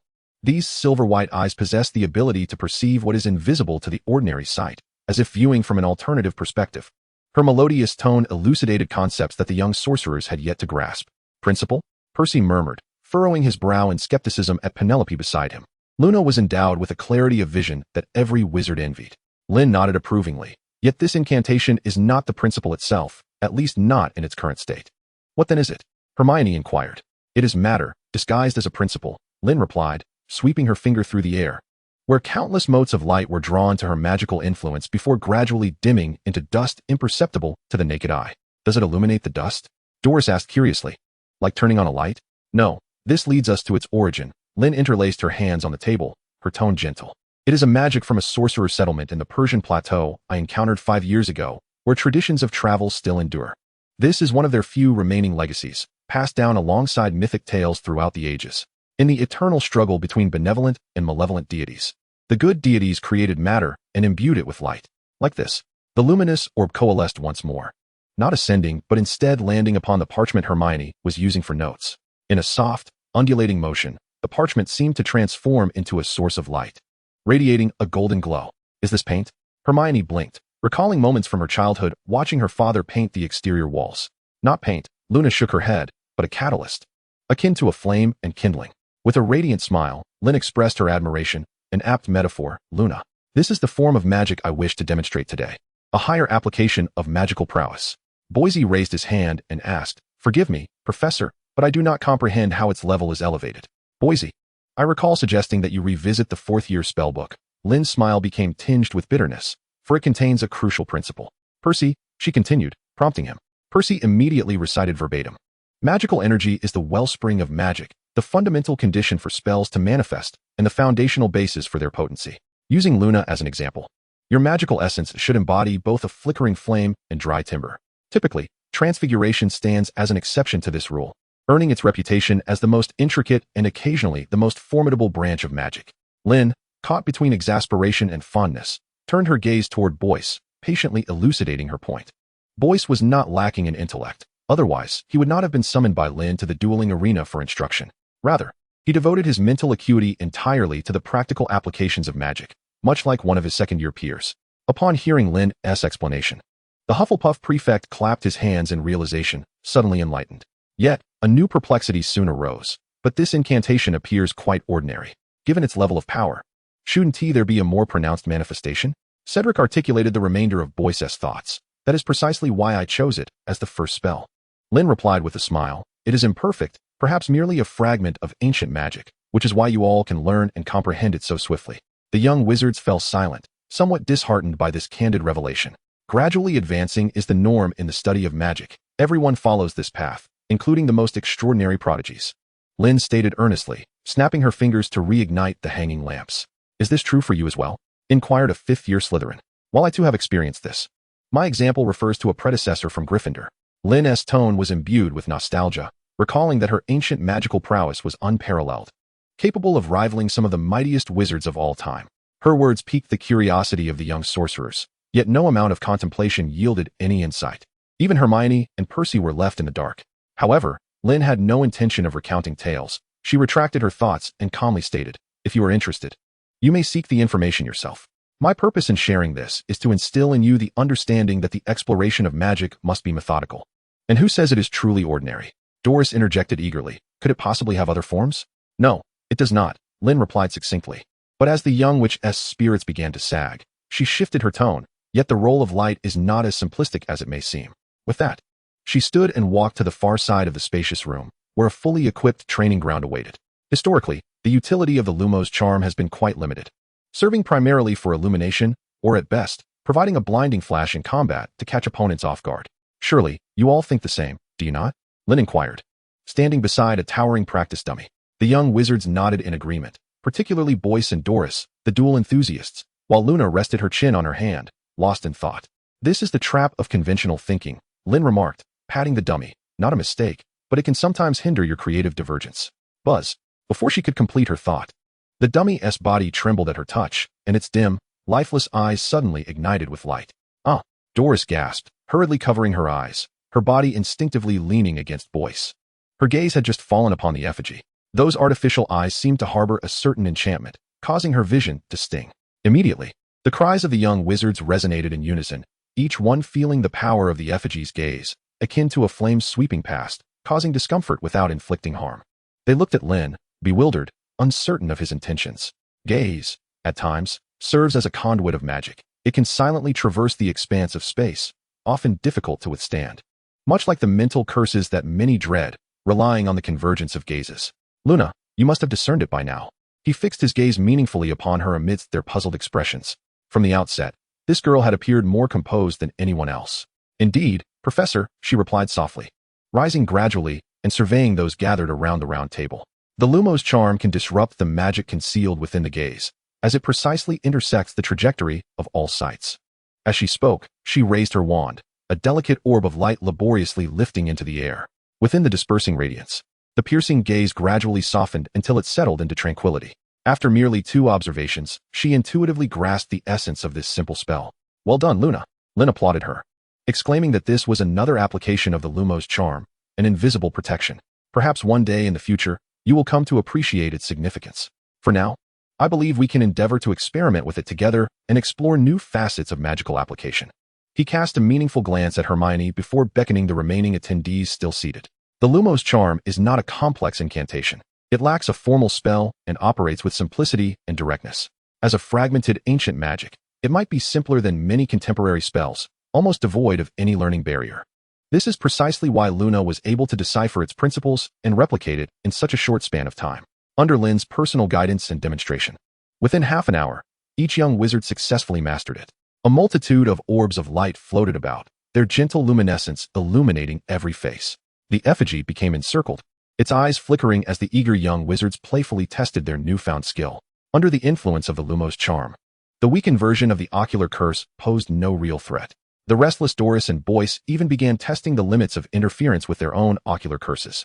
Unsurprisingly, the novice-level Lumos charm proved utterly incapable of countering the full force of the incantations. As the spells clashed, both fell to the ground, clutching their eyes and rolling about. eliciting a chorus of laughter. Lynn, who was explaining the principles of luminescence to Hermione and Luna, was momentarily distracted and looked up. Get up quickly. How old are you? Have you no shame? With a flick of his wrist, Lynn dispelled the eye ailments afflicting the two, feeling both exasperated and amused. Doris, why do you choose to engage in such reckless behavior alongside him? It's just an experiment, and besides, it's not dangerous, Doris pouted, her slightly aggrieved gaze proving quite disarming. Lynn could only respond with a resigned sigh. What if I weren't here? Would you both so carelessly conduct experiments on yourselves? But you're right next to us. You're just focused on giving them special treatment, showing favoritism, Doris retorted, playfully sticking out her tongue before shifting her gaze and giving Boyce a gentle nudge with her foot. Boyce immediately grasped the situation, earnestly declaring, We've already learned the spell, but without any subsequent tasks, we simply wanted to give it a try. You too. It's not that I show favoritism.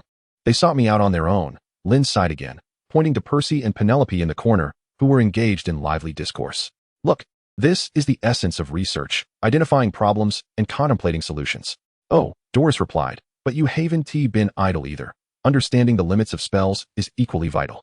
Tapping the heads of the two, Lynn shifted the conversation. The light spell is rather incomplete, lacking many crucial components, which limits its efficacy. Even when mastered, it cannot fully counteract those truly advanced spells. Isn't that somewhat pointless then? Boyce mused, rubbing his nose. You wouldn't assign us ineffective magic. Does that mean there's a way to fill this gap? Indeed, Boyce, Lynn affirmed, his expression one of approval, but it's not just that.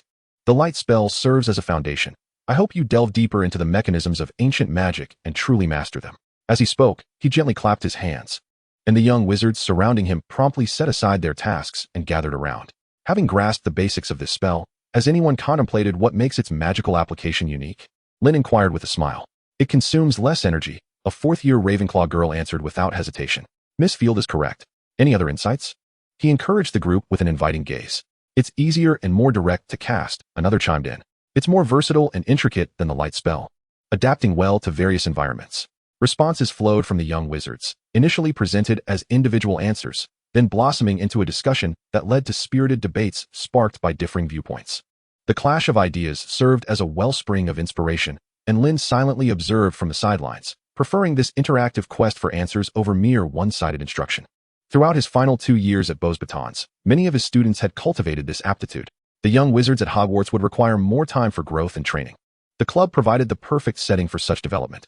The animated discussions soon extended beyond half an hour, with the engrossed young wizards oblivious to the passage of time. As the debate intensified, they sat on the floor, wands in hand, demonstrating their theories on the spot. Novel ideas emerged in abundance, some well-reasoned and supported by evidence, like those from Percy and Hermione, while others were whimsically imaginative, reminiscent of Luna and Boyce. There are also some novel thoughts integrated within, considering the myths behind the spells. The rationality and emotion of magic intertwine, much like the extension of a road, constructing a lattice of knowledge and ideas. From a fragmented spell, reduced to its basic efficacy, the young wizard's thoughts stretched towards the unknown, reaching the very limits of their imagination. Ultimately, the discussion quiets, and all gazes converge upon Lynn, awaiting his judgment. It is a captivating discourse. I have gleaned much from the plethora of intriguing perspectives presented. Lynn, seated comfortably on the ground, smiled softly, akin to each young wizard, and leisurely remarked, what you need is not a conclusion, but to remember this state of contemplation, to uphold your views and seek your own answers. But what if we are wrong, Professor? Percy inquired, his eyes betraying a hint of anxiety. Is it not perfectly normal to err? Lynn replied with a smile. No one is without fault. Right and wrong are but outcomes and not the entirety. At least for wizards of your age, the process holds greater significance than the answers. Do you remember what I once told you? The essence of magic is mystery, and wizards are those who deconstruct the enigmatic and explore the unknown. You are engaged in this endeavor. Percy lowered his head, silently mulling over the words Lynn had imparted to him years prior. Lynn nodded slightly, allowing a moment of silence for them to grasp the meaning of his words, before continuing. My club is named the Stargazers, for the night sky symbolizes mystery.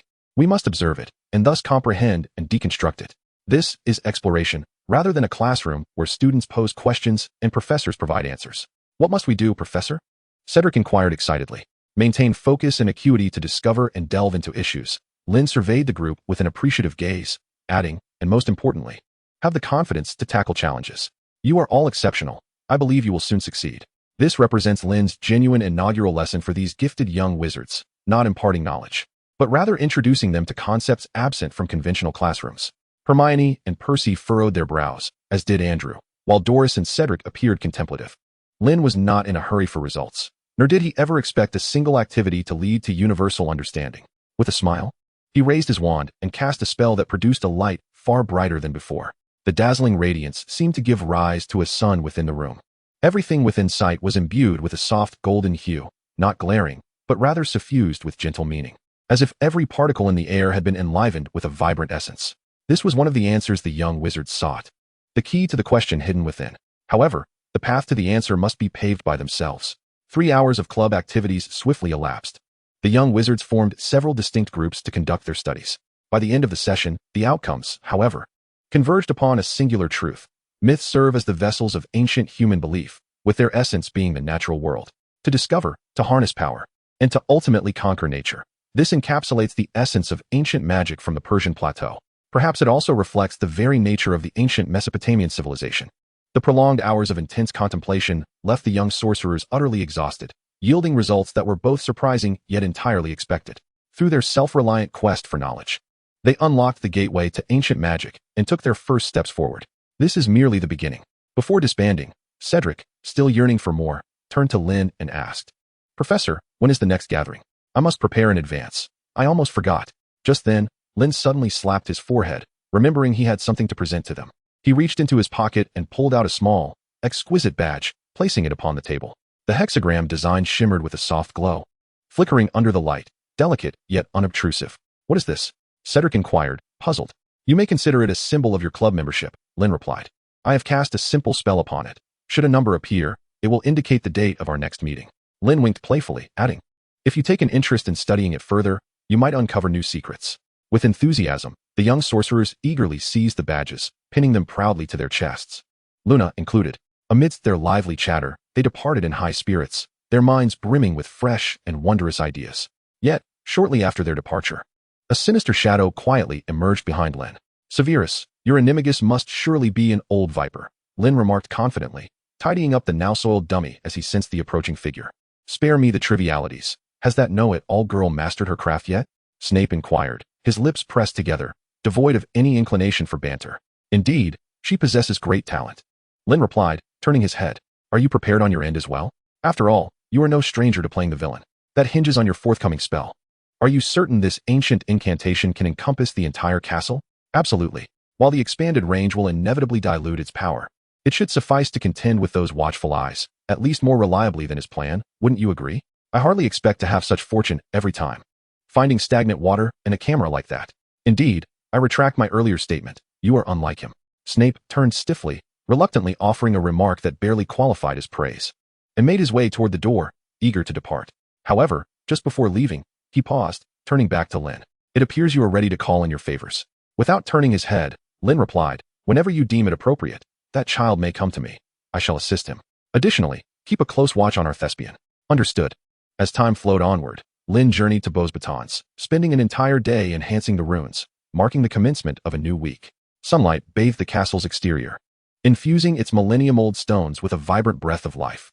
That afternoon, after enduring the rigors of herbology and transfiguration classes, Harry and his companions hastily took a nap before hastening to their defense against the dark arts lesson. Although it was primarily Harry and Ron who were reluctant to acknowledge it, Snape was undeniably superior to Lockhart. During this week of Snape's substitute teaching, they learned more than they had in Lockhart's 3 months, and even more than in Quirrell's entire year. From the first-year magical creatures' defense techniques to the fundamental counter-curses that were supposed to be taught this academic year, the cold and caustic Snape progressed swiftly, employing a rather overwhelming teaching method. It was akin to pouring murky rainwater onto a parched desert of knowledge, while not entirely satisfying and somewhat discomforting. It nonetheless transformed the barren wasteland. Even Harry and Ron began to view him with a modicum of appreciation. From the dueling club to the defense against the dark arts class, and through their unceasing patrols around the campus, they increasingly felt that this Slytherin head was not as loathsome as they had once believed. However, the harsh reality soon dispelled such fanciful notions. Another incident transpired in the defense against the dark arts class. During this lesson, instead of covering the methods for countering banshees as scheduled, Snape altered the curriculum. He presented a chapter that was meant for the latter half of the semester, magical serpentine creatures. As confusion reigned among the students, Ron even muttering that Snape resembled an ancient venomous snake, he waved his wand, summoning a massive, pitch-black python that coiled ominously before the young wizards, subsequently disregarding it. From its sharp, enormous fangs to its various potent venoms, and its resilient scales capable of withstanding numerous spells, he recounted the myriad serpentine beings of the magical realm with fervor. Yet, the young wizards displayed a distinct lack of interest in the lesson, as the python flicked its tongue, casting a chilling gaze upon them. Initially, it remained motionless, exuding an air of intimidation, vigilant and disdainful. However, as Snape spoke of the basilisk, akin to a serpent, yet vastly more perilous, the python seemed to grow restless, slowly slithering forward. The first basilisk had been bred by the treacherous Herpo, a Greek dark wizard fluent in Parseltongue. The python's sleek body glided across the floor, illuminated by the light that made its scales shimmer. Its length was impressive. An adult basilisk could reach 50 feet, cloaked in vibrant green, with a striking red feather adorning the head of the male. Some timid young wizards nearly climbed onto their chairs, gazing in terror at the floor. Its long fangs were razor-sharp, and its venom was nearly incurable, yet this was not its most terrifying weapon. The python gradually raised itself, its elongated tongue aimed at the nearby Seamus Finnegan. Those yellow, piercing eyes were its true lethal asset. No one could survive a direct gaze from them, for even the reflection of light could plunge one into a state of petrified limbo. The sharp fangs gleamed as the serpent's mouth gaped wide, stirring the deepest fears within the young wizards. Even for the mightiest dark wizard, this was a forbidden subject, for aside from Parseltongue, none could wield it. Hiss, hiss, hiss. Snape's voice faltered, yet no one took heed. All eyes were fixated on Harry. The hissing breaths escaped his lips, and the giant serpent seemed startled, hastily recoiling. Opposite him, Seamus slumped in his chair, a visage of sheer terror. Around him, the gazes of the young wizards grew increasingly complex. Aside from Parseltongue, no one could command such a perilous magical creature. At that moment, Snape's chilling narration resumed. Boom. A muffled explosion echoed as the serpent, forged from magic, burst apart, dissipating into wisps of black smoke. It appeared that we had amongst us a wizard proficient in the language of serpents. His complexion was pale and grim, a sinister smile gracing his lips, his gaze like a dagger piercing Harry's mind. Harry Potter was akin to Salazar Slytherin, a Parselmouth. This revelation spread like wildfire. By dinner, the hall was abuzz with uncontrolled murmurs. Ron, filled with indignation, rose abruptly, brandishing his wand, casting threatening glances at the spectators around them. His fiery red hair, resembling flames of wrath. After scaring off the onlookers, he plopped back down, gritting his teeth, exclaiming, "That old snake did it on purpose." I foolishly thought he had turned over a new leaf. Harry, burdened with anxiety, mechanically repeated the motions of bringing food to his mouth. He found himself once again in a position where he must clear his name. "We all know you cannot be the heir of Slytherin. You are a true Gryffindor." As Dumbledore himself has said. Ron, concerned for Harry's state, shook him vigorously, offering encouragement. Yet, the response was merely a weak murmur. "Hermione, say something," Ron implored, frustrated by their friend's unusual silence. "You've been quiet since class, and now too. What is wrong with you?" The peculiar behavior of his friends left him in a state of distress. Before he could finish his thought, a steaming baked potato was thrust into his mouth, courtesy of Hermione. She, exuding an air of detachment, scribbled furiously in her notebook, her quill nearly tearing through the parchment. After filling yet another page, she forcefully tore it out, clutching it tightly in her hand. "I know." Her voice rang out, clear and bright, drawing many curious glances. "What do you know?" Harry shot up, leaping over Ron to sit beside Hermione. "I know what the monster is." Lowering her voice, Hermione placed the parchment before Harry, her finger pointing at the center of the intricate lines. It was the basilisk. Chapter 73. Pursuit of the Truth. Are you suggesting that Professor Snape intends to frame you? In the office, observing the three agitated individuals, Lynn set aside an ancient tome and furrowed his brow. It was evident that Snape had anticipated Harry's ability to speak Parseltongue and had deliberately unleashed a serpent during class, allowing it to terrorize Seamus. Ron, consumed by rage, could hardly contain his desire to seize Snape immediately. "Professor, I suspect the creature that attacked was the basilisk," Hermione stated gravely. "The basilisk's gaze possesses lethal magic. But if one does not behold it directly, rather through a reflective medium, it results in petrification, a topic covered in Professor Snape's lesson." Harry hastily added, "There was water near Moaning Myrtle, and Colin had a camera. I heard it in the hospital wing. It was burned." "I understand," Lynn nodded. "I am well aware of your situation, and so is Professor Dumbledore. We convened a meeting the night Colin was attacked. Moreover, Professor Snape was granted permission by the headmaster to impart this knowledge to you." He gently ruffled Ron's hair. "What do you mean?" Ron exclaimed, utterly taken aback, rendered speechless. "The protective spells I have cast for you serve this very purpose, alongside the Lumos charm I taught Hermione a few days ago. The school is making every effort to safeguard everyone." Lynn spoke earnestly. "You know I am not particularly fond of him, but Professor Snape has the longest patrol schedule. Harry, perplexed, queried, "If we know the culprit is the basilisk, why don't we capture it at once?" "Because we have yet to locate it." Lynn replied with a wry smile. "The Chamber of Secrets is one of the greatest mysteries of the school, said to have been opened only twice in a millennium." "A millennium?" Ron gasped, shivering at the thought of an ancient serpent lurking within the campus. "You have mentioned this before, Professor. But I have not been able to ascertain when the chamber was last opened," Hermione lamented. "No one seems willing to inform us. Now, I can enlighten you." Lynn inhaled deeply. Professor Dumbledore stated in the meeting that this marks the reopening of the chamber after 50 years. I believe he refrained from making this public out of fear of inciting panic, as he is also in pursuit of the basilisk's whereabouts. The panic that would ensue if everyone were to learn Harry surmised the dire consequences. Should news of the ancient serpent spread, every parent would immediately withdraw their children, and the school would be indefinitely closed until all risks were mitigated. The thought of retreating to Privet Drive was something he dreaded. However, allowing the basilisk to roam freely within the school was an equally terrifying prospect. Fear and a sense of responsibility waged a fierce battle within him. Fortunately, this internal struggle did not endure for long, as Lynn spoke once more. "The current priority is to locate the lair of this basilisk. It may traverse through the pipes, yet it must eventually halt." Lynn gestured emphatically to either side. A creature of such immense size, spanning 50 feet, would undoubtedly require a concealed and vast refuge. Otherwise, it would have been discovered by now. The clues of the hidden chamber lie in the vast and secretive pipelines, which have existed for millennia. A multitude of leads coalesced in Harry's mind, erupting into an impassioned cry. His resolute desire to avoid returning to Privet Drive mingled with the elation of uncovering the truth. "We must find it," he declared emphatically. In the dimly lit laboratory of the Room of Requirement, bubbling potions simmered, releasing unpleasant aromas that the trio had grown accustomed to. "I never realized how much the professors knew and how much they accomplished without our awareness," Harry remarked, seated at a lab table, a sense of wonder in his voice. The professor's support significantly alleviated his mental burden, rendering even the potential gossip less concerning. Emerging from Lynn's office, his mind was clearer than ever, with only lingering questions remaining. Who had opened the chamber? What was their purpose? Where was it located? These were not merely questions, but a singular enigma. Professors, after all, were professors. Much like last year's protection of the Philosopher's Stone, they always undertook numerous tasks quietly. Hermione, calm and focused, wrote swiftly. Yet this time, the professors seemed equally perplexed. Ron scratched his head. "I've never seen Uncle Eric look so exhausted. With classes, exam tutoring, and providing protective spells for so many people every day, how could he not be tired?" Hermione shot him a glance, exhaling in annoyance. "So we must assist," Harry insisted. "We cannot allow the basilisk to harm anyone again. We must act swiftly." Ron hesitated, recalling Uncle Eric's words. "I know the professors are concerned for our safety, but we can help seek answers and then inform them," Harry asserted resolutely. "I believe that is feasible." Hermione interrupted Ron, placing her quill down, her tone serious. "We have several clues. When connected, they must hold value." Harry added, "For instance, Myrtle. She is certainly connected to this matter.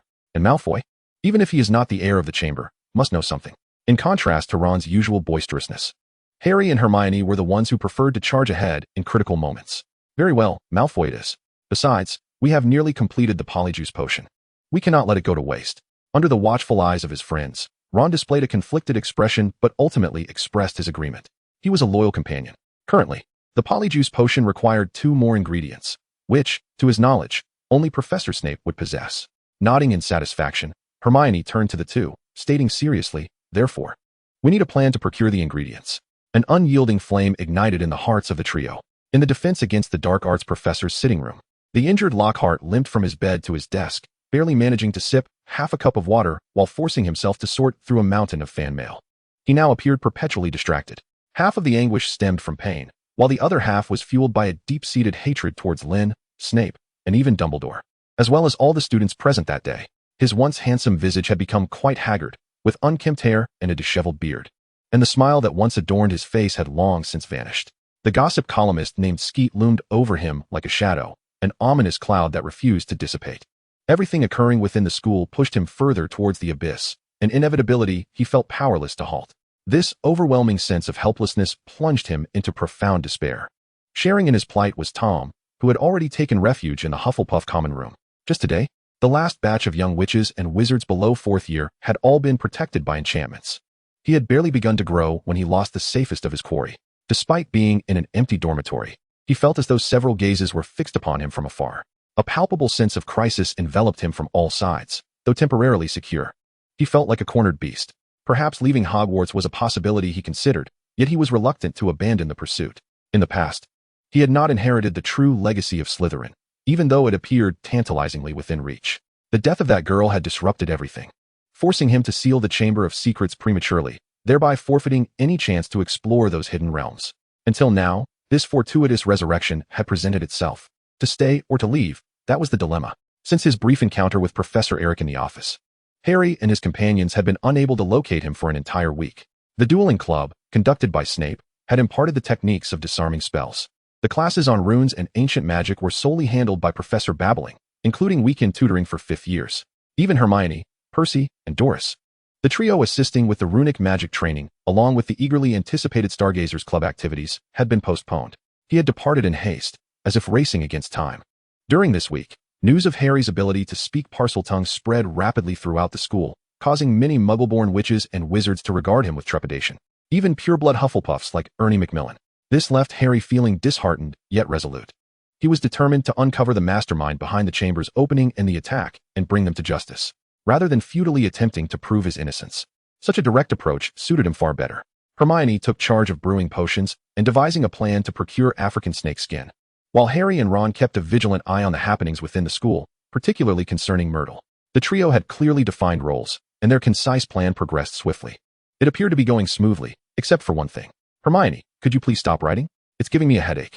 Ron exclaimed in despair as he cradled his head in the common room. "Do you wish to personally explain to Professor Eric why the homework remains unfinished? In addition to Professor McGonagall's paper, have you forgotten the expression on her face when she saw your assignment?" Hermione lifted her head, her gaze piercing. Harry, who was diligently catching up on his translation work, sensed Hermione's demeanor and promptly distanced himself from Ron. The three of them, aside from their detective pursuits, had their primary responsibilities. They were committed to their studies and aimed to be exemplary students, at the very least avoiding detention for incomplete assignments. Gazing at the empty parchment before him, Ron glanced over at Hermione, who had filled several sheets with her precise handwriting, and even Harry had completed most of his task. Suddenly realizing that he was the only one who had not studied, Ron felt a profound sense of despair.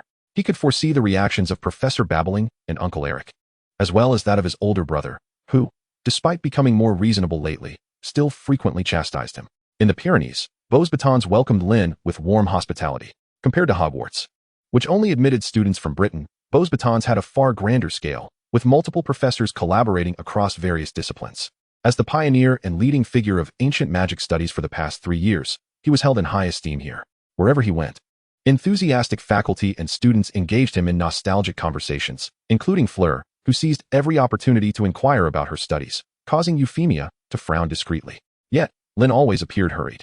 He had a crucial task at hand, seeking assistance from his closest friend and alchemy mentor. It seemed that Dumbledore's plan had faltered, thus placing the reins of power in your hands. Reading Dumbledore's handwritten letter, Nicolaim chuckled. It appears he was startled during one of his miscalculations. Now he is preoccupied with battling the demands of the Room of Requirement. "That is indeed good news," Lynn replied with a smile.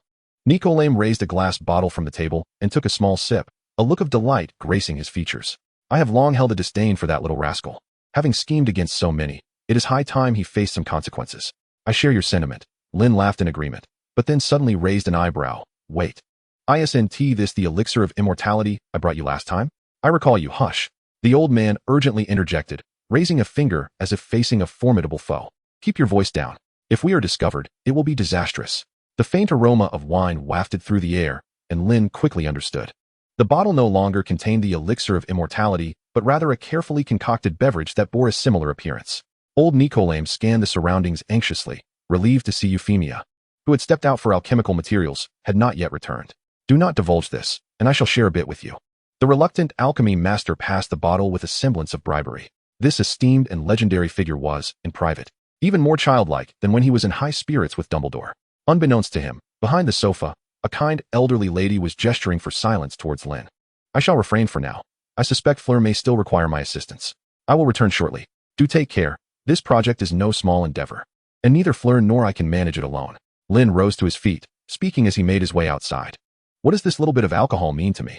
In my younger days, when I was scarcely 300 years old, I could easily consume it." However, before he could finish, he was interrupted by Lynn.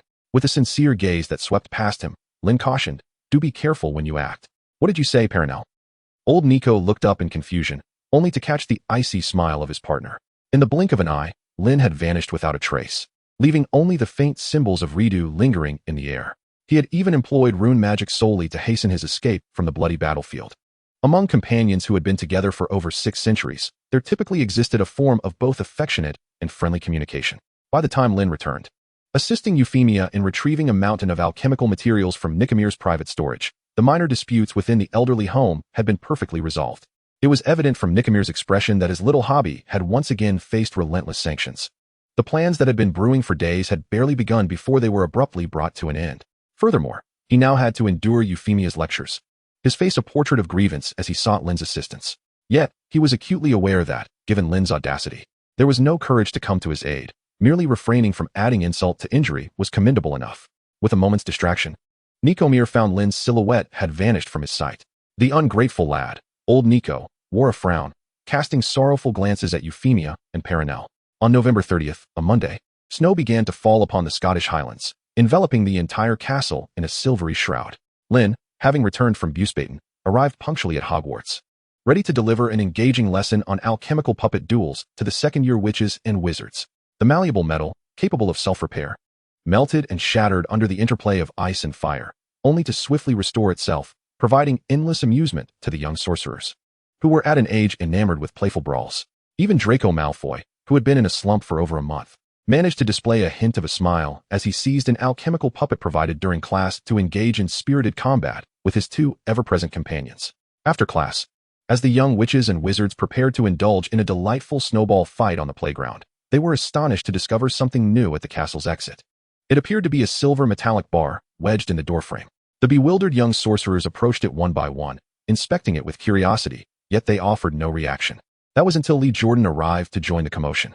The moment he stepped through the doorway, a piercing alarm sounded, and slender beams of light converged upon his pocket. Filch swiftly materialized before him, his expression impassive as he extended his hand over the contraband. A peculiar glimmer flickered in the caretaker's eyes. Professor Eric's items were indeed effective. Lee Jordan remained oblivious to the unfolding events until his newly acquired magical prank props were confiscated.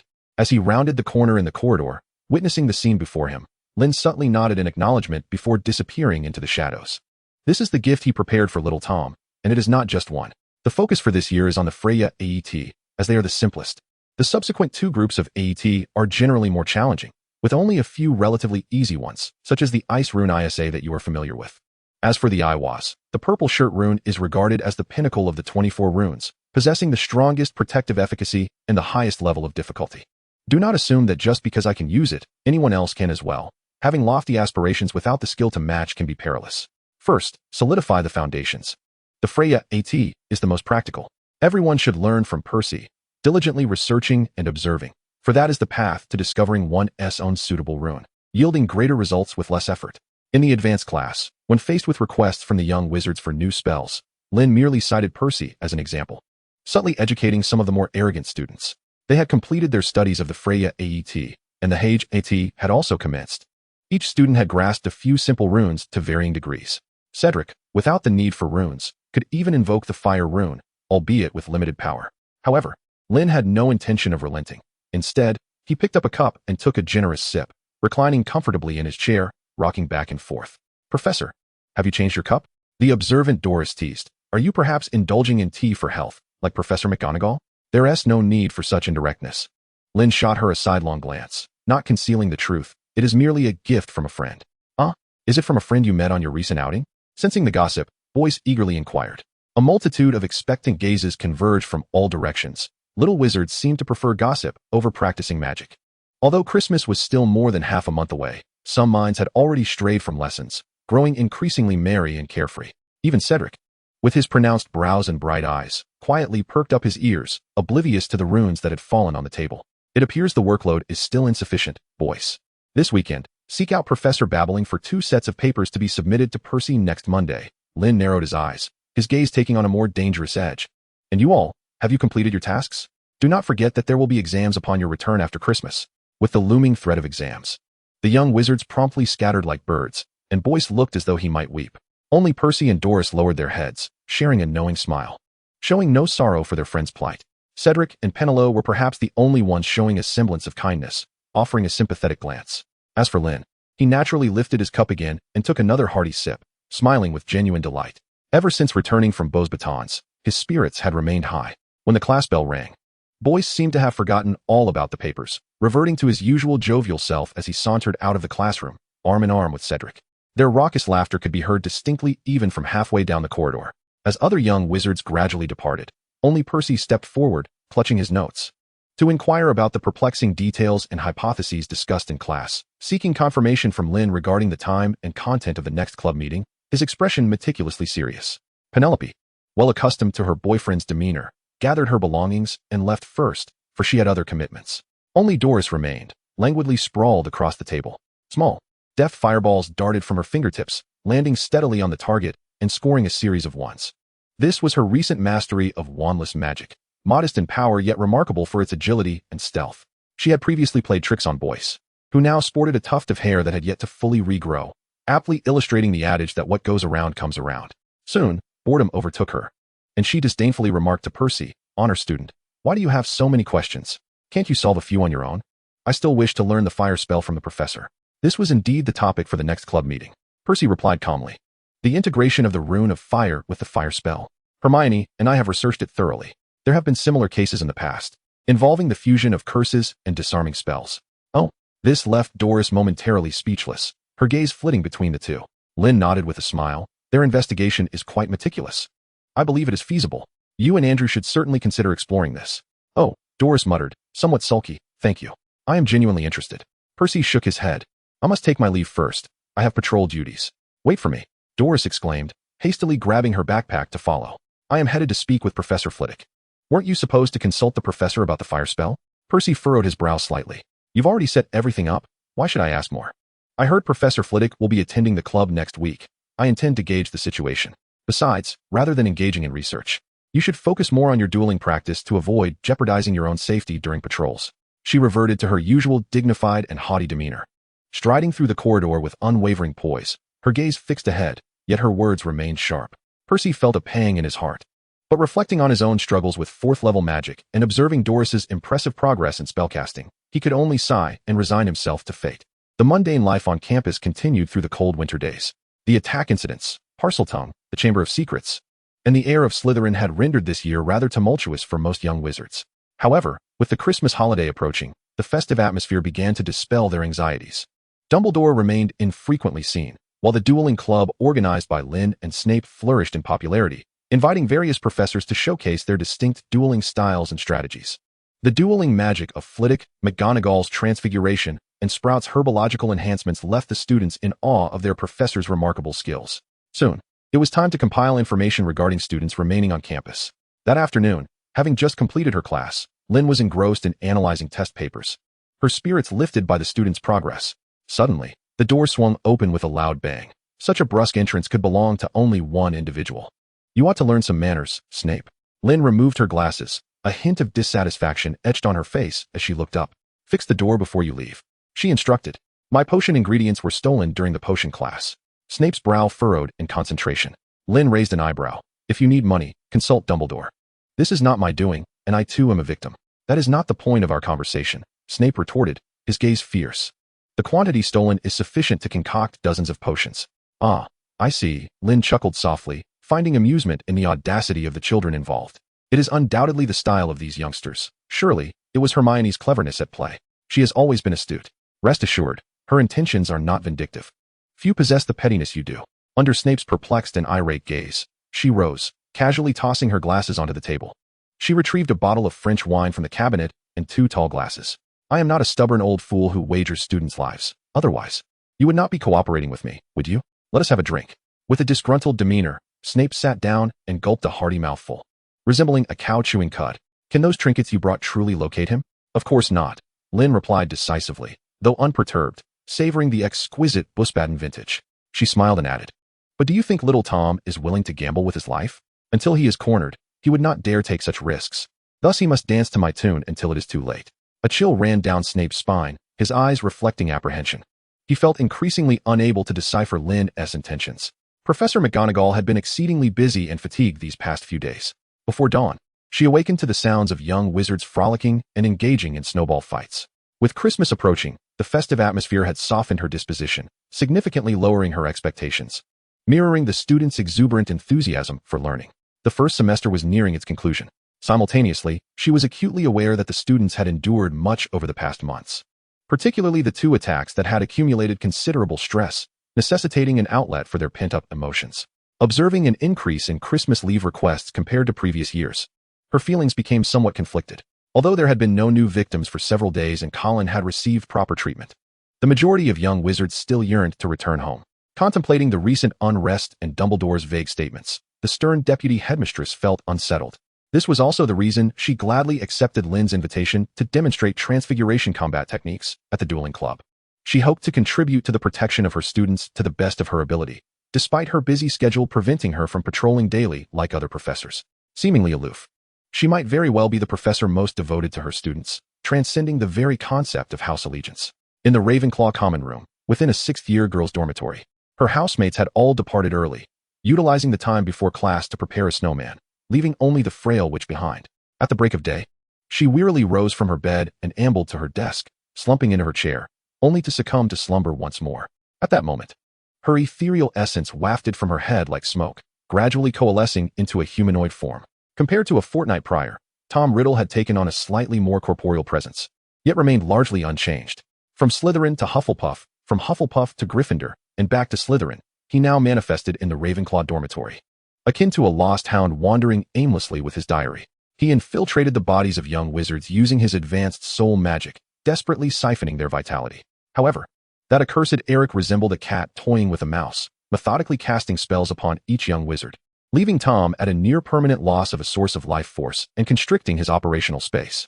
Now, he found himself compelled to risk entering the bodies of older wizards, engaging in a battle of wits with adult souls, a venture that not only intensified his depletion but also heightened the risk of exposure. He had resolved to depart Hogwarts at Christmas, seeking to fortify himself in the outside world. Yet, gazing at the unfinished school departure application before him, previous visions resurfaced in his mind. To his spectral eyes, the silvery alchemical artifacts gleamed like beacons in the night, radiating vibrant magical energy. Witnessing the ease with which magical items could be detected instilled a sense of urgency within him.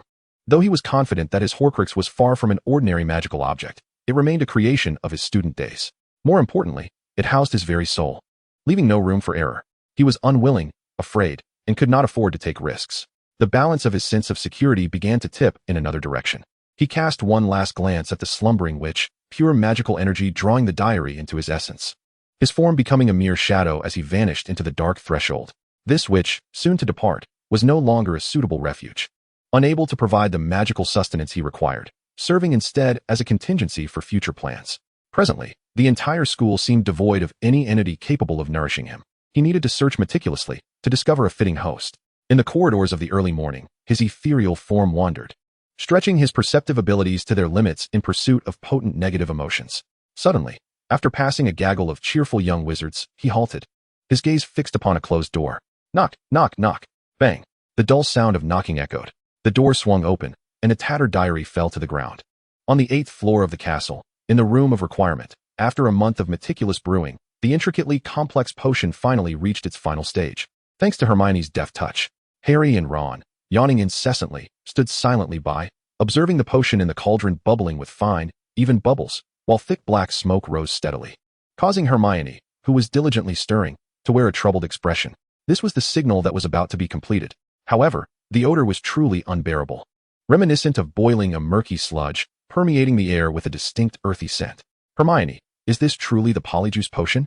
Ron asked, pinching his nose tightly, his features contorted in discomfort. Of course, Hermione replied, one hand clutching the crumpled power potion book while the other stirred vigorously. She spoke with impatience. I have followed every step in this book meticulously, and I even consulted the reference materials recommended by Professor Eric. There are no mistakes. Are you doubting my skill? Of course not, Hermione. We have complete faith in your abilities, Harry interjected, noticing Hermione's soot-streaked face and hastily attempting to remedy his brother's thoughtless remark, which eased her expression slightly. I'm sorry, Hermione. I meant no doubt about your expertise. You are the best, Ron added, realizing his mistake. As he hurriedly approached and squatted beside her, the smoke enveloping them, his guilt palpable. Is there anything we can do to help? Not at the moment. Just gather these hairs. They are crucial, Hermione said, glancing at the two with her beautiful brows slightly furrowed, and with a resigned sigh, handed over 3 delicate fabric pouches, each corresponding to their hair colors. Whose hairs are these? Harry inquired. Hermione set down her book and pointed at the bulging pouches. The black pouch contains hair from Prefect Fleur. Harry, you will use this. She collected it discreetly during her tutoring sessions with Doris, while managing assistant duties and participating in club activities. This one is from Prefect Travers. Their ISNT much, Ron, so be mindful of the time and changes. The red pouch held scattered strands of hair, as Hermione had only a few opportunities to interact with Andrew, and gathering these had required considerable effort. Yet it was barely enough for 2 small doses. This pouch belongs to Professor Eric. I shall use it. The brown pouch contained a single lock of hair that she had stealthily severed with a spell while Lynn was engrossed in her studies. Fortunately, it had gone unnoticed, except for the moment when the professor turned and cheerfully inquired if she had any questions, nearly causing her heart to leap from her chest. At that moment, she almost forgot entirely what she was supposed to do. Gurgle, gurgle. The fine bubbles began to diminish, and the churning, sludge-like potion gradually settled. The polyjuice potion was nearing completion. The room of requirement transformed into a tidy washroom. The polyjuice potion, encased in a large glass bottle, appeared dark and murky, resembling congealing sludge, utterly lacking any semblance of something consumable. A few freshly laundered wizard robes were piled upon the wash basin, garments that Hermione had surreptitiously retrieved from the laundry room, belonging to the upperclassmen. She had specifically chosen a plain black robe devoid of any house insignia, which had been left there for cleaning by an unknown hand.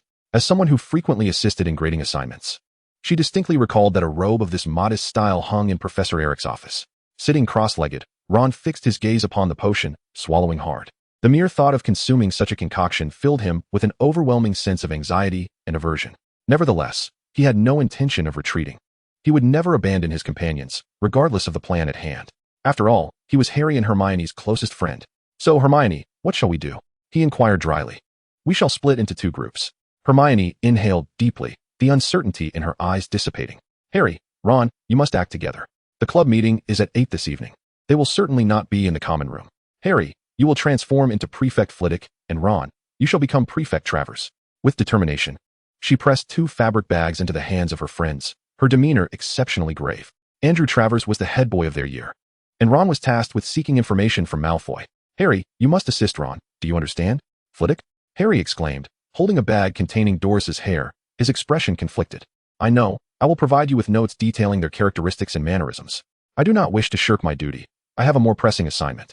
Hermione's face was taut as she raised her own bag, her expression as serious as if she were preparing for battle. What do you intend to do with Professor Eric's hair? Harry sensed something amiss. Recalling Hermione's instructions from a few days prior, hide outside the headmaster's office and listen for the command. You guessed correctly. I must masquerade as Professor Eric to meet with Headmaster Dumbledore. Hermione gritted her teeth, and before Harry and Ron could voice their astonishment, she quickly covered their mouths. Speaking urgently, I understand the risks involved, but I meet with Professor Eric several times a week.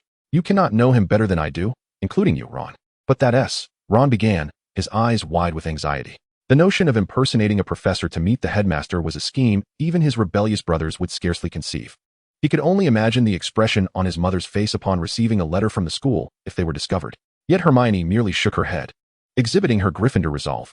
Professor Dumbledore was the Transfiguration professor at Hogwarts 50 years ago. He experienced the last opening of the Chamber of Secrets and must possess crucial knowledge, particularly regarding Hagrid and Moaning Myrtle. Yet, Hermione, as you just mentioned, Professor Eric is organizing a club activity. Surely, Professor Dumbledore is aware of this? Harry expressed his concerns. Anxiety etched upon his face. He suddenly felt that, in the presence of the truly ambitious Hermione, both he and Ron appeared overly cautious. Hermione was also quite anxious. She tugged at her frizzy hair and took deep breaths. He would not know that the club was an entirely autonomous learning platform guided by the professors, and we communicated solely through badges. As she spoke, she gestured to her chest, where the emblem of a hexagram faintly glimmered, accompanied by a string of numbers. Furthermore, Professor Eric had been exceedingly busy lately. Her tone turned slightly somber as she noted that both Percy and Doris had seen him less frequently. Recently, Lynn had been rather elusive, and aside from grading assignments and the routine Saturday classes, it was challenging for the 3 assistants to catch a glimpse of him. It wasn't merely a school matter. It seemed that one of his research projects had entered a complex phase, leaving no room for their involvement. The peculiar parchment incomprehensible to them. Thus, her gaze sharpened, her tone resolute, both encouraging her friends and invigorating herself. We do not have much time. We must act decisively. What a mad idea, Hermione. Ron, still in a state of shock, raised his head, remarking that masquerading as Professor Eric to inquire about events from 50 years ago was a formidable challenge with a low probability of success. Hermione lowered her head slightly. then abruptly lifted it again. She met Ron's bright, determined eyes. So what are we waiting for? His freckled face radiated the resolve that emerged after overcoming fear and hesitation. As he countered, if you are willing to take such risks, we are merely here to support you. What is there to fear? Ron, Hermione covered her mouth, as she had when she first met him. Harry also slapped his cheeks with determination, gritting his teeth and declaring, as long as we can find that twisted old wizard's heir from Slytherin, I am not afraid. The three pairs of vividly contrasting eyes, each reflecting a different emotion, fervently met one another's gaze, their sights intertwining in the air. At 8 o'clock in the evening, in the corridor outside the principal's office, a wizard clad in black robes slowly descended the stairs.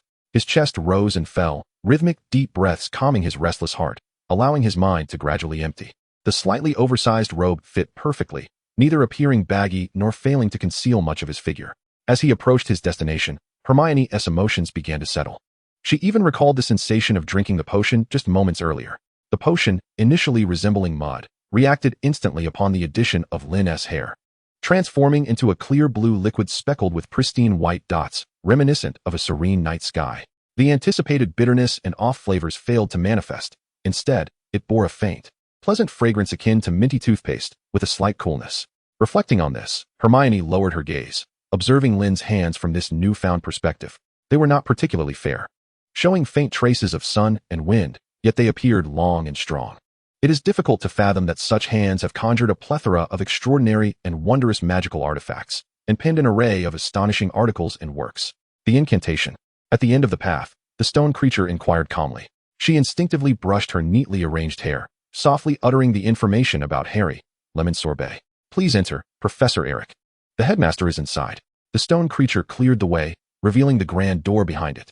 Hermione silently encouraged herself, her mind flooded with the daily conversations and mannerisms of Lynn. Taking a deep breath, she knocked on the door. Knock, knock, knock. Please come in. Dumbledore's voice was tranquil, as steady and powerful as in their few prior encounters. The young witch felt a flutter of nervousness, yet at this juncture, retreat was not an option. She steeled her resolve, turned the doorknob, and stepped into the headmaster's office for the very first time. Headmaster, I beg your pardon for the intrusion. She endeavored to mimic Lynn's tone and manner, greeting him politely, only to meet the azure gaze concealed behind the crescent-shaped spectacles. In that fleeting moment, she felt utterly transparent before him, as though gazing into an abyss or the boundless ocean. Entering the dungeons of Hogwarts Castle, she traversed the labyrinthine, shadowy corridors, where the bottom of the Black Lake housed the Slytherin common room. Outside the stone wall, Ron and Harry, transformed into Andrew and Doris, stood shoulder to shoulder. I've already inquired. That oaf, Crabbe, forgot the password, which Malfoy told him just yesterday, Ron whispered, lowering his voice near Harry's ear. Influenced by Lynn and the ever-evolving Hermione, the second-year boys had become less reckless, adopting a more strategic approach. Seeing that the coast was clear, he confidently stepped forward and declared, Glory.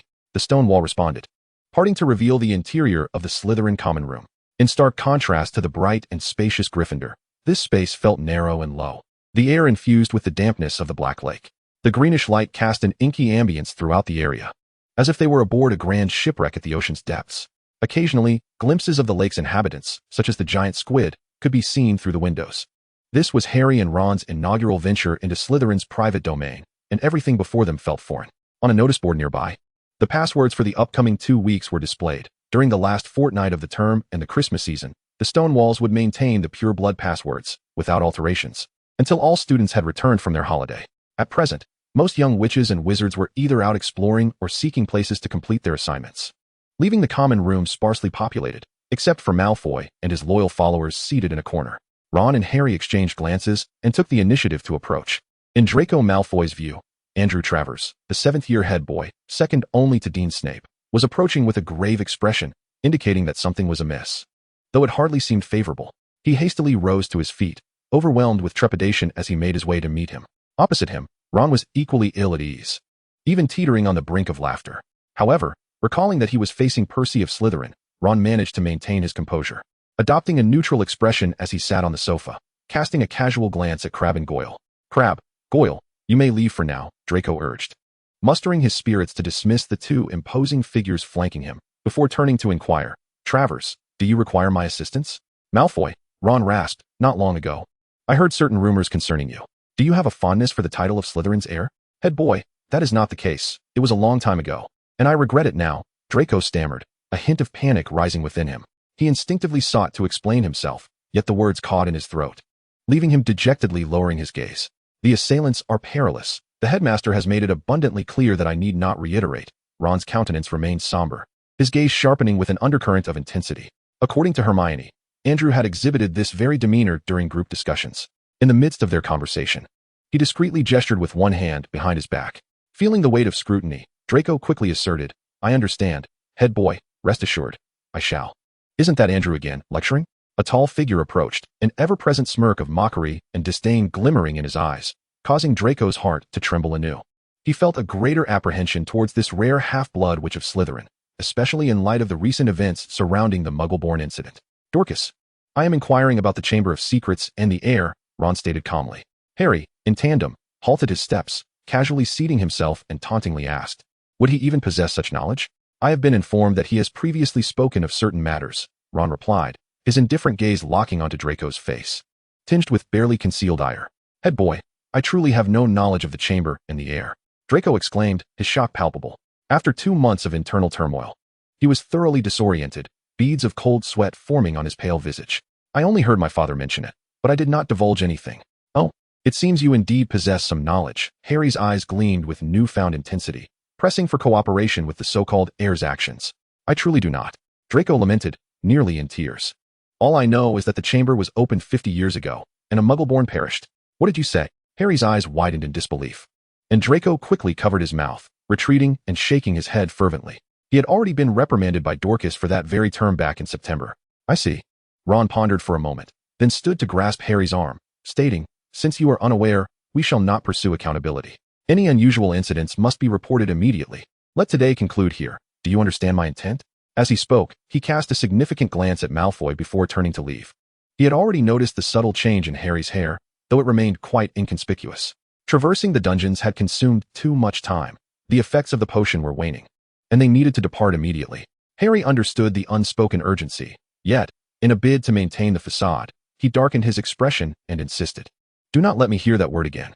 Malfoy nodded eagerly, like a chick pecking at grain, and only after both had vanished from sight did he exhale deeply, collapsing onto the sofa. Reflecting on the tribulations of the past 2 months, his spirits sank to an all-time low, and he found himself almost instinctively rushing back to his dormitory, seizing the blank school departure form to inscribe his intentions fervently. However, halfway through, the stern words of his father echoed in his mind, prompting him to discard the quill onto the floor. The current state of Malfoy Manor was far from tranquil. Amelia Bones, the head of the Department of Magical Law Enforcement, seemed intent on scrutinizing his home, conducting inspections that grew increasingly thorough. Even the hidden chamber beneath the sitting room was at risk of exposure. In a tangle of emotions, he grasped his hair tightly, emitting a silent scream, as if attempting to expel the haunting presence that had occupied his mind, persisting until he was drenched in sweat and utterly fatigued. He collapsed onto his bed, racked with pain and turmoil. In the past month, perhaps no one in Slytherin had endured greater suffering than he, save for the frightfully shaken captain of the Quidditch team, Marcus Flint. Meanwhile, just as Harry and Ron hastened to escape the dungeon before the Polyjuice Potion's effects faded, Hermione, disguised as Lynn, emerged slowly from Dumbledore's office. She remained uncertain of her performance, but deemed the outcome relatively successful. Dumbledore had been quite amiable, even inviting her to view a memory from 50 years prior in the pensive. Eager to unveil the truth, she accepted without hesitation. Within that memory, she witnessed a multitude of revelations. The dialogue between Tom Riddle and the then headmaster, Dip Pet, as well as Professor Dumbledore of Transfiguration, the youthful Hagrid alongside his fearsome spider companion, and the late Muggle-born witch, Elizabeth Warren, or perhaps, the Weeping Myrtle. Without a moment to lose, she sprinted towards the room of requirement. She needed to document everything she had seen and relay it to Harry and Ron. She had discovered the key to the truth without being detected. As she ran, her once neat hair became disheveled and voluminous, her tall frame gradually shrinking back to her own appearance. The black robe suddenly hung loosely, appearing particularly unkempt. Embarrassed, she quickened her pace, darting down the staircase until she finally concealed herself in the restroom of the room of requirement. Amid her labored breathing, she vaguely recalled brushing past someone on her way down, though their features eluded her memory. At that moment, the equally disheveled Harry and Ron entered, radiating a sense of triumph. Password, Professor Eric. Lemon sorbet. Is he particularly delighted now? I indeed heard laughter, Professor. As Lynn entered the room, he could surmise the occupant's demeanor from the slowly creaking stone beast. He was greeted by Dumbledore's warm voice. Lynn, you have been remarkably successful in educating Miss Granger. Her every gesture and word mirrors yours splendidly. The jovial elder rose and ambled over, his face alight with joy. However, shouldn't you be organizing your club meeting at this hour? I have allowed them to pursue independent studies. Percy is in charge of the organization. Today's stars are Doris and Andrew. Lynn regarded him with disdain. Your peculiar savior training plan leaves me speechless. Such a fine child has been turned into this. Do not speak so, Lynn. Were it not for Miss Granger, I might never have witnessed you willingly using the pensive in my lifetime. That girl possesses remarkable insight. Dumbledore's smile broadened, and several former headmasters on the wall shared in the merriment. I am not a voyeur like you, Lynn muttered softly, then shifted the topic. Hermione has great potential. Her future is limitless, but she requires gradual cultivation. That is a matter for the future. Presently, there are more pressing concerns. More pressing? Is every step not proceeding according to your calculations? Dumbledore inquired, slightly perplexed. Not within the school, Lynn articulated clearly. Just now, I received intelligence on him. Indeed? Dumbledore sprang to his feet, his gentle gaze suddenly sharp as a blade, radiating intensity. The elder wand gripped in his palm exuded an aura as profound as the ocean, rendering Lynn momentarily solemn. However, he quickly regained his composure, smiling as he said, "It appears we can prepare a little surprise for Tom." With that, he and Lynn proceeded into the parlor, where they beheld the now frail Fawkes. "Old friend, we must trouble you to accompany us one more time before your rebirth. Lead us away from the school." Fawkes proudly lifted his head, his aged form rejuvenated once more. With a resounding burst of flames, the headmaster's office was left entirely empty.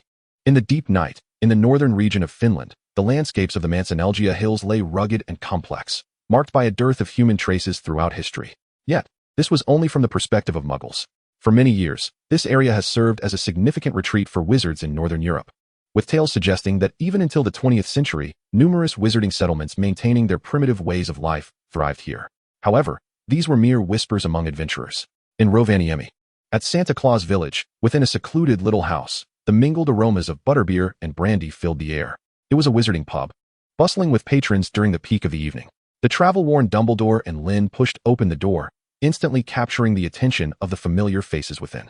However, they did not linger for long, merely strolling up to the second floor, where a cozy private room awaited them. Lynn's old friend, the adventurer Victor, was there, eagerly anticipating his arrival. Dressed in a fur coat that enveloped him like a great black bear, Victor opened his arms wide and bestowed upon Lynn a fervent embrace. The cunning old dog had finally revealed a chink in his armor.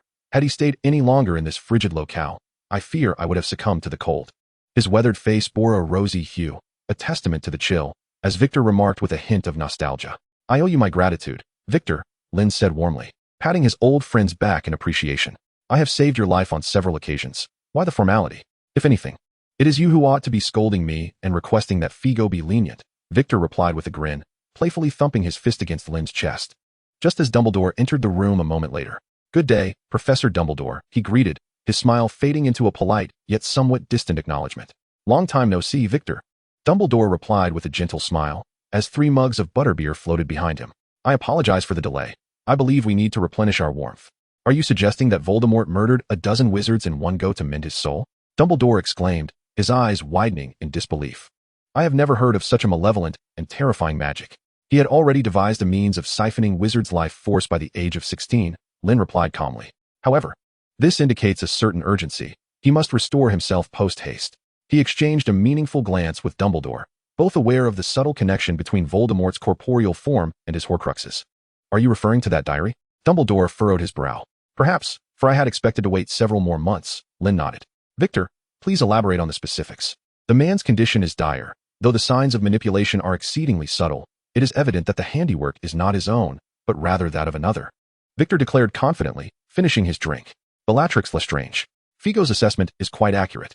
This woman has been in hiding for years, and now she has finally returned to her master. That works in our favor. It saves me the trouble of digging through the earth," Lynn scoffed. "Thank you, Victor. Inform me of the location. We must depart at once." "Lynn, a blizzard rages in the north," Victor cautioned, gesturing toward the window. "Not only is apparition perilous, but even walking could prove dangerous. It would be best to set out tomorrow morning. I have already mapped the route. They cannot escape. It is precisely because of the blizzard that I intend to go." "Victor," Lynn retorted, patting his shoulder. "This is my domain, and their vigilance will be at its lowest." With a resigned glance at Lynn, Victor, knowing he could not sway him, retrieved a piece of parchment. "Are you certain they are at that abandoned ranger camp? Do you truly not require my guidance?" "Not at all. You have performed admirably this time. The rest is best left to our greatest white wizard." With a carefree smile, Lynn rose gracefully and exchanged a glance with Dumbledore before stepping outside. After a considerable time, as the magical fluctuations from both had vanished, Victor could only shake his head with a wry smile. Indeed, I should have brought Fi along. I'll have to face her reprimand again. As night deepened, heavy snow fell across the hills. As Victor had mentioned, the polar blizzard was particularly perilous, an unstoppable force of nature. However, this did not seem to apply to the two individuals in the forest. The falling snow and howling winds, the wrath of nature, appeared to retreat in their presence. More accurately, it was as if nature chose to circumvent the leisurely young man. In this primordial land of northern Europe, the prowess of rune magic had ascended to an extraordinary level. Truly remarkable magic, Lynn, Dumbledore murmured in admiration. Lynn modestly replied, "It is merely another form of ice rune. And it is not my creation, but Fi's. Miss Fox has indeed been blessed by Merlin." Dumbledore raised his gaze, looking ahead, and remarked in wonder, "It is astonishing how versatile rune magic can be." In his line of sight, a faint golden apparition was guiding their path. While magic itself knows no hierarchy, ancient magic certainly offers numerous aspects worthy of emulation, such as the art of hunting. Lynn nodded, an ancient grimoire appearing in his left hand, his wand held delicately. "Headmaster, the quarry is not far. Perhaps we can present him with an early Christmas gift." A tattered page flew into the air, radiating golden light. In an instant, the ominous clouds above were completely dispelled. Just a moment ago, fierce winds and heavy snow had raged. Now, the tumultuous storm had vanished entirely. Beneath the brilliant starlight, a camp nestled in the mountains came into view. Naturally, this was precisely our intent. Dumbledore smiled and nodded, raising his elder wand before his chest. A surge of magical energy surged forth like an avalanche. With no hidden intentions, the mightiest wizard, alongside the most powerful wand, sent forth a clear signal. Within a dilapidated wooden cabin, a ragged woman, gaunt and emaciated, was channeling magic to stoke a green bonfire. Within the flames, a being resembling a mere ball of flesh slowly opened its eyes. Profound and malevolent magic drew forth the souls of the wronged, grinding them into dust like an invisible mill, transforming them into the purest fragments of spirit, nourishing the utterly broken remnants of wandering souls. Following yet another devastating defeat at Hogwarts, Voldemort's essence, severely weakened by Quirrell's demise, was forced to retreat and survive in the desolate, frigid wilderness. Here, he awaited the arrival of his most loyal servant, Bellatrix Lestrange. This woman, whose beauty had almost entirely faded due to years of fleeing and dark magical experimentation, sacrificed her own lifespan to bring him a crucial spell. Nourished by the souls of the deceased, he sought to restore his strength with alarming swiftness. Such malevolent power, of course, came at a steep price. The struggle that accompanied the shattering of souls unleashed astonishing force, inflicting irrevocable wounds upon both the practitioner and the subject each time. This torment far surpassed the agony of natural recovery, further exacerbating the frailty of his already weakened spirit, which had been fragmented multiple times. Yet, he found himself devoid of choices. In his most vulnerable hour, he suddenly discovered his ability to perceive the soul vessel that had initially absorbed the greatest share of his essence. Remarkably, it had revived. As the soul vessel endowed with independent consciousness, it represented the culmination of his most perilous experiment, harboring the grandest of aspirations. At that time, he was unaware of the secrets of soul division that would also disperse his consciousness within. By the time he recognized the impending danger, the division was irrevocably complete. He had no recourse but to seal his journal and entrust it to a loyal servant for safekeeping. However, this vessel, meant to remain sealed, had quietly broken free and awakened after nearly 50 years. With all the memories and knowledge of a 16-year-old, he re-emerged within the hallowed halls of Hogwarts. He was both a fragment of Voldemort's memory and an independent entity, possessing strength beyond expectations, potentially evolving into a new Dark Lord. This realization filled the fragmented original with profound dread. He was compelled to take desperate risks, endangering himself further while engaging once more in the manipulation of souls and the whims of death. Several souls shattered and merged into Voldemort's essence, augmenting his power and stabilizing his presence. Master, Bellatrix called weakly yet joyfully, her recent incantation having drained her, leaving her soul in a state of frailty. Yet, witnessing Voldemort's gradual restoration, this loyal servant, who had endured years of turmoil, was moved to tears. Even Voldemort, who knew not the meaning of love, could distinctly sense the depth of her loyalty and the stirring of emotions buried deep within her soul. A shadowy figure emerged gently from his essence, brushing against Bellatrix's shoulder. "Bellatrix Lestrange, your loyalty shall be rewarded." The solemn promise was abruptly interrupted by a sudden tremor. The familiar surge of magic jolted him into recognition of the intruder's identity. The emerald flames of dark magic extinguished in an instant, transforming anger, fear, and anxiety into a hoarse roar. Countless shadows engulfed Bellatrix, breaking through the precarious roof that had weathered the storm. Under the night sky, Voldemort and his most devoted servant beheld two unexpected guests, as well as the roaring blaze of magical power. Kansas. With a cataclysmic explosion, Lynn delivered an early Christmas greeting to an old friend, leaving behind a wooden cabin nearly consumed by Lune's fire and a multitude of dark magical materials lost to the inferno. In the face of the disillusionment charm cast by Dumbledore himself, escape had become a mere luxury.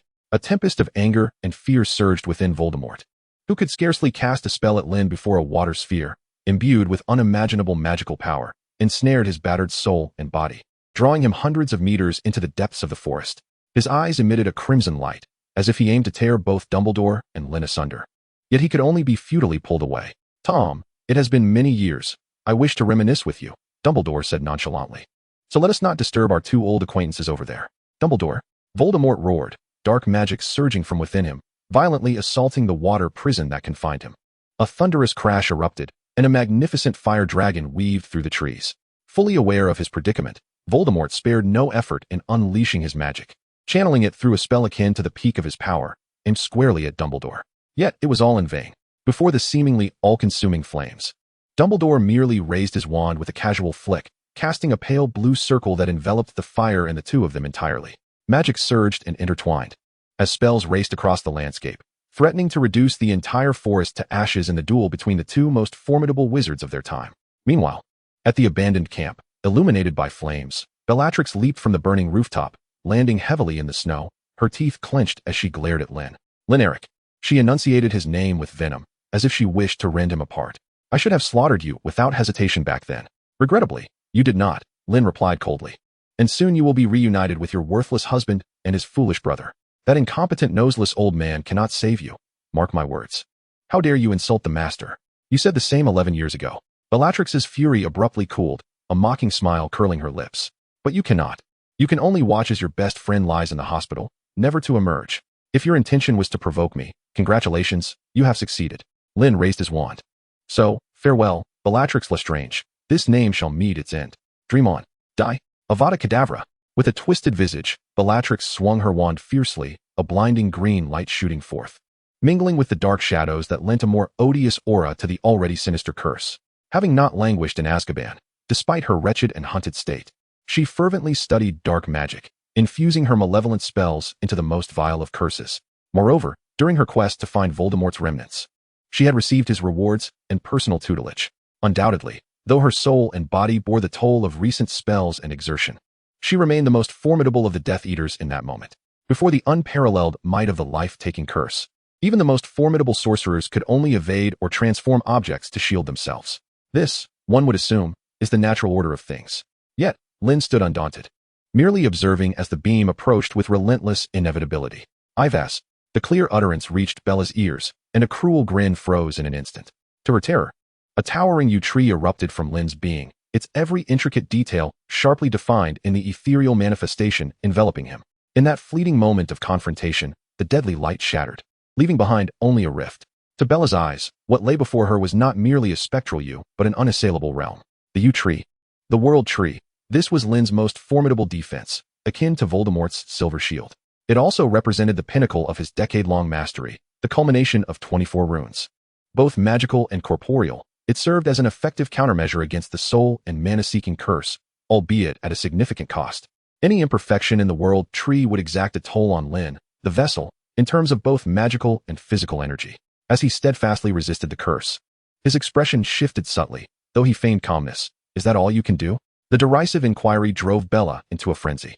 Having never contemplated the possibility of the curse being countered by magic, she unleashed a frenzied assault, a tempest of dark sorcery infused with countless toxins and curses, descending upon him like an overwhelming tide. Yet, beneath the spectral yew tree, all was in vain.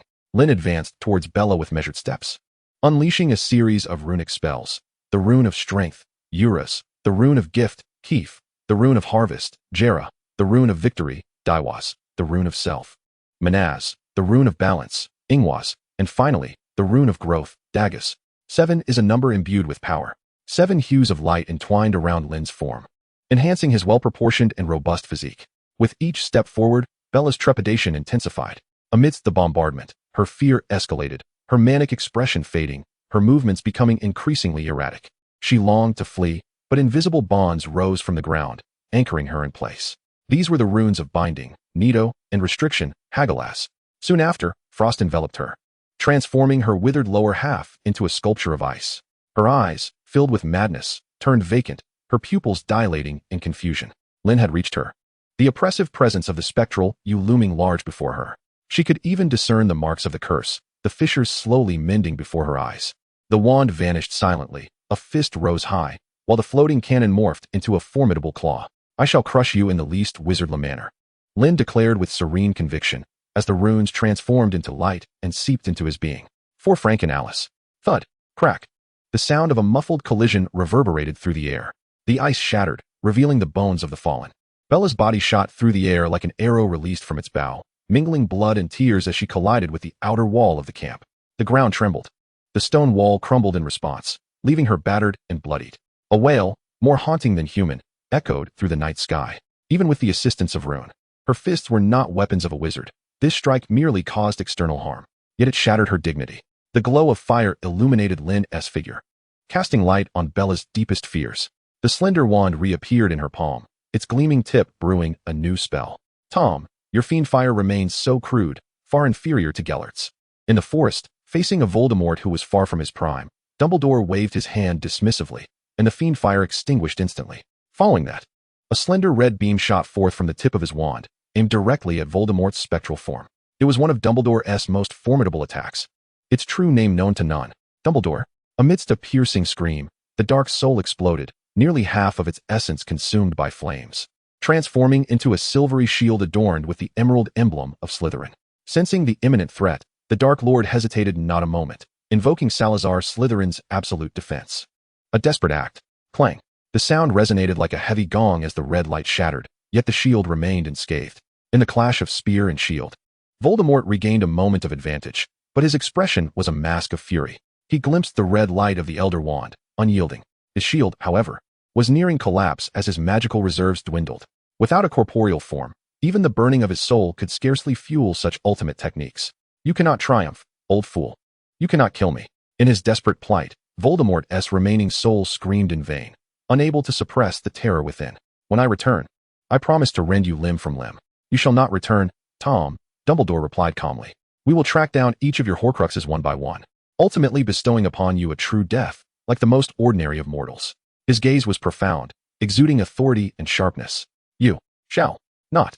Upon hearing the word mortal, the self-proclaimed immortal Dark Lord fell into an unprecedented frenzy. Yet he did not lose his composure. Rather, he became even more calculating, accompanied by a sorrowful wail. His soul once more erupted.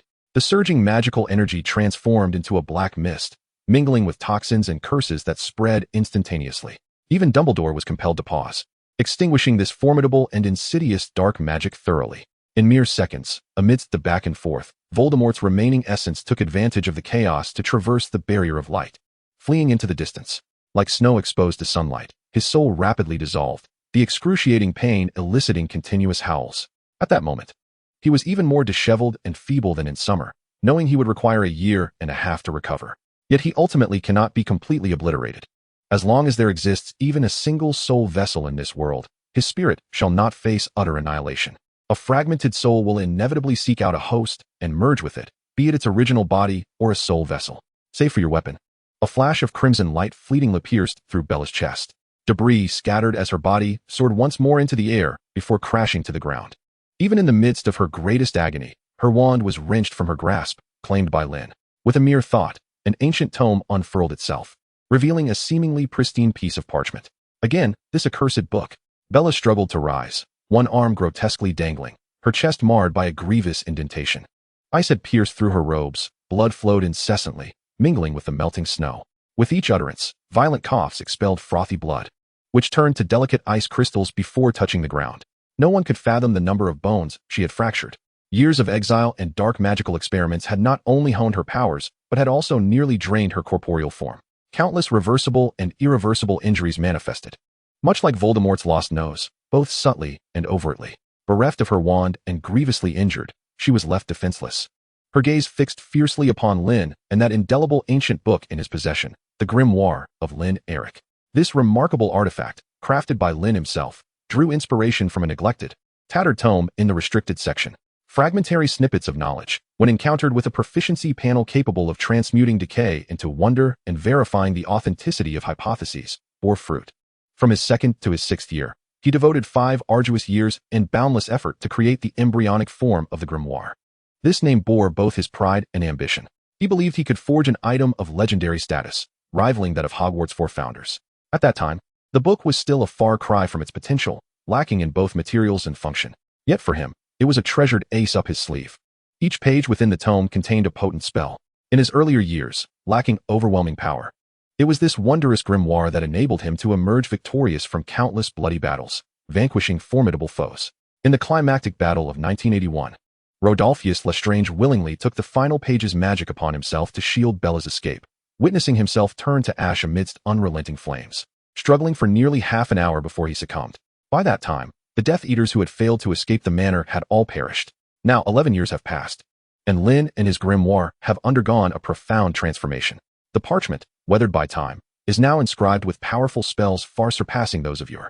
Infused with the knowledge and strength he has gathered from his travels across the globe, augmented by countless precious materials, bestowing it with astonishing magical potency. Even after plundering the accumulated wealth of the Lestrange family over a millennium, less than 20 pages had been completed in a decade. Each page represented the essence of Lynn's dedication and magic, serving as his trump card against the Dark Lord. Today, in pursuit of vengeance for an old friend, he once again wielded this tome of magic that he never parted with.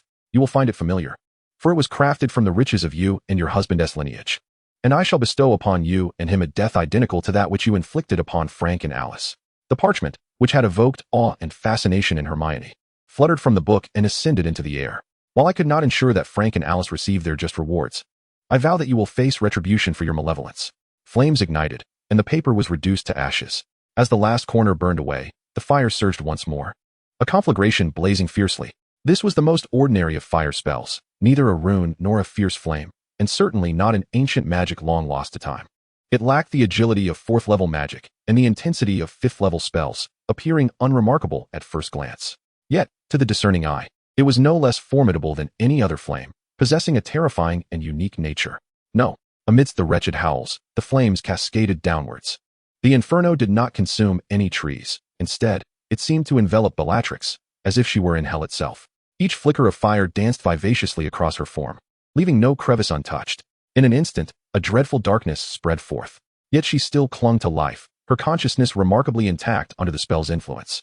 Much like her husband in years gone by, every inch of her skin was charred and shattered by the searing heat, her fractured arm dropping to the snow below, shattered to pieces. Only her eyes, filled with malice, remained unscathed. Through the despairing sea of flames, she glimpsed Lynn, illuminated by the firelight, and saw herself reflected in his gaze. The relentless agony extinguished her will to survive, yet she found herself unable to embrace death. Like the Lombard couple she had tormented in the past, she surrendered her resistance. In a fitting return, she was met with her own cruelty. In Lynn's tit-for-tat, within this unprecedented yet entirely non-dark magical execution, she felt herself reduced to meaningless dust. Yet she remained acutely aware, experiencing every ounce of pain until her body was perfectly charred, and her soul fragmented amidst the inferno.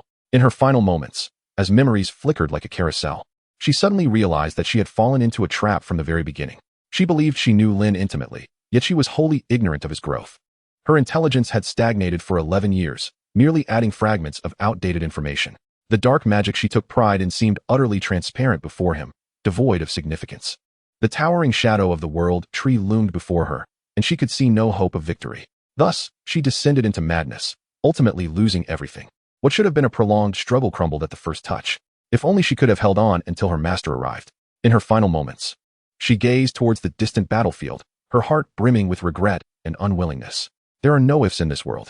Her vocal cords had been entirely incinerated, leaving her to futilely part her lips, expending her last ounce of strength to cast a silent curse upon Lynn, drawing scornful glances and more intense searing pain.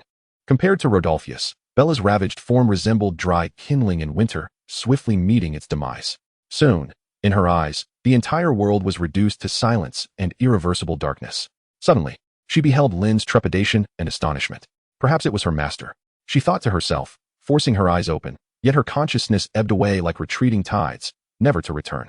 Bellatrix faced the twilight of her existence, just before the almost disintegrated shadow approached.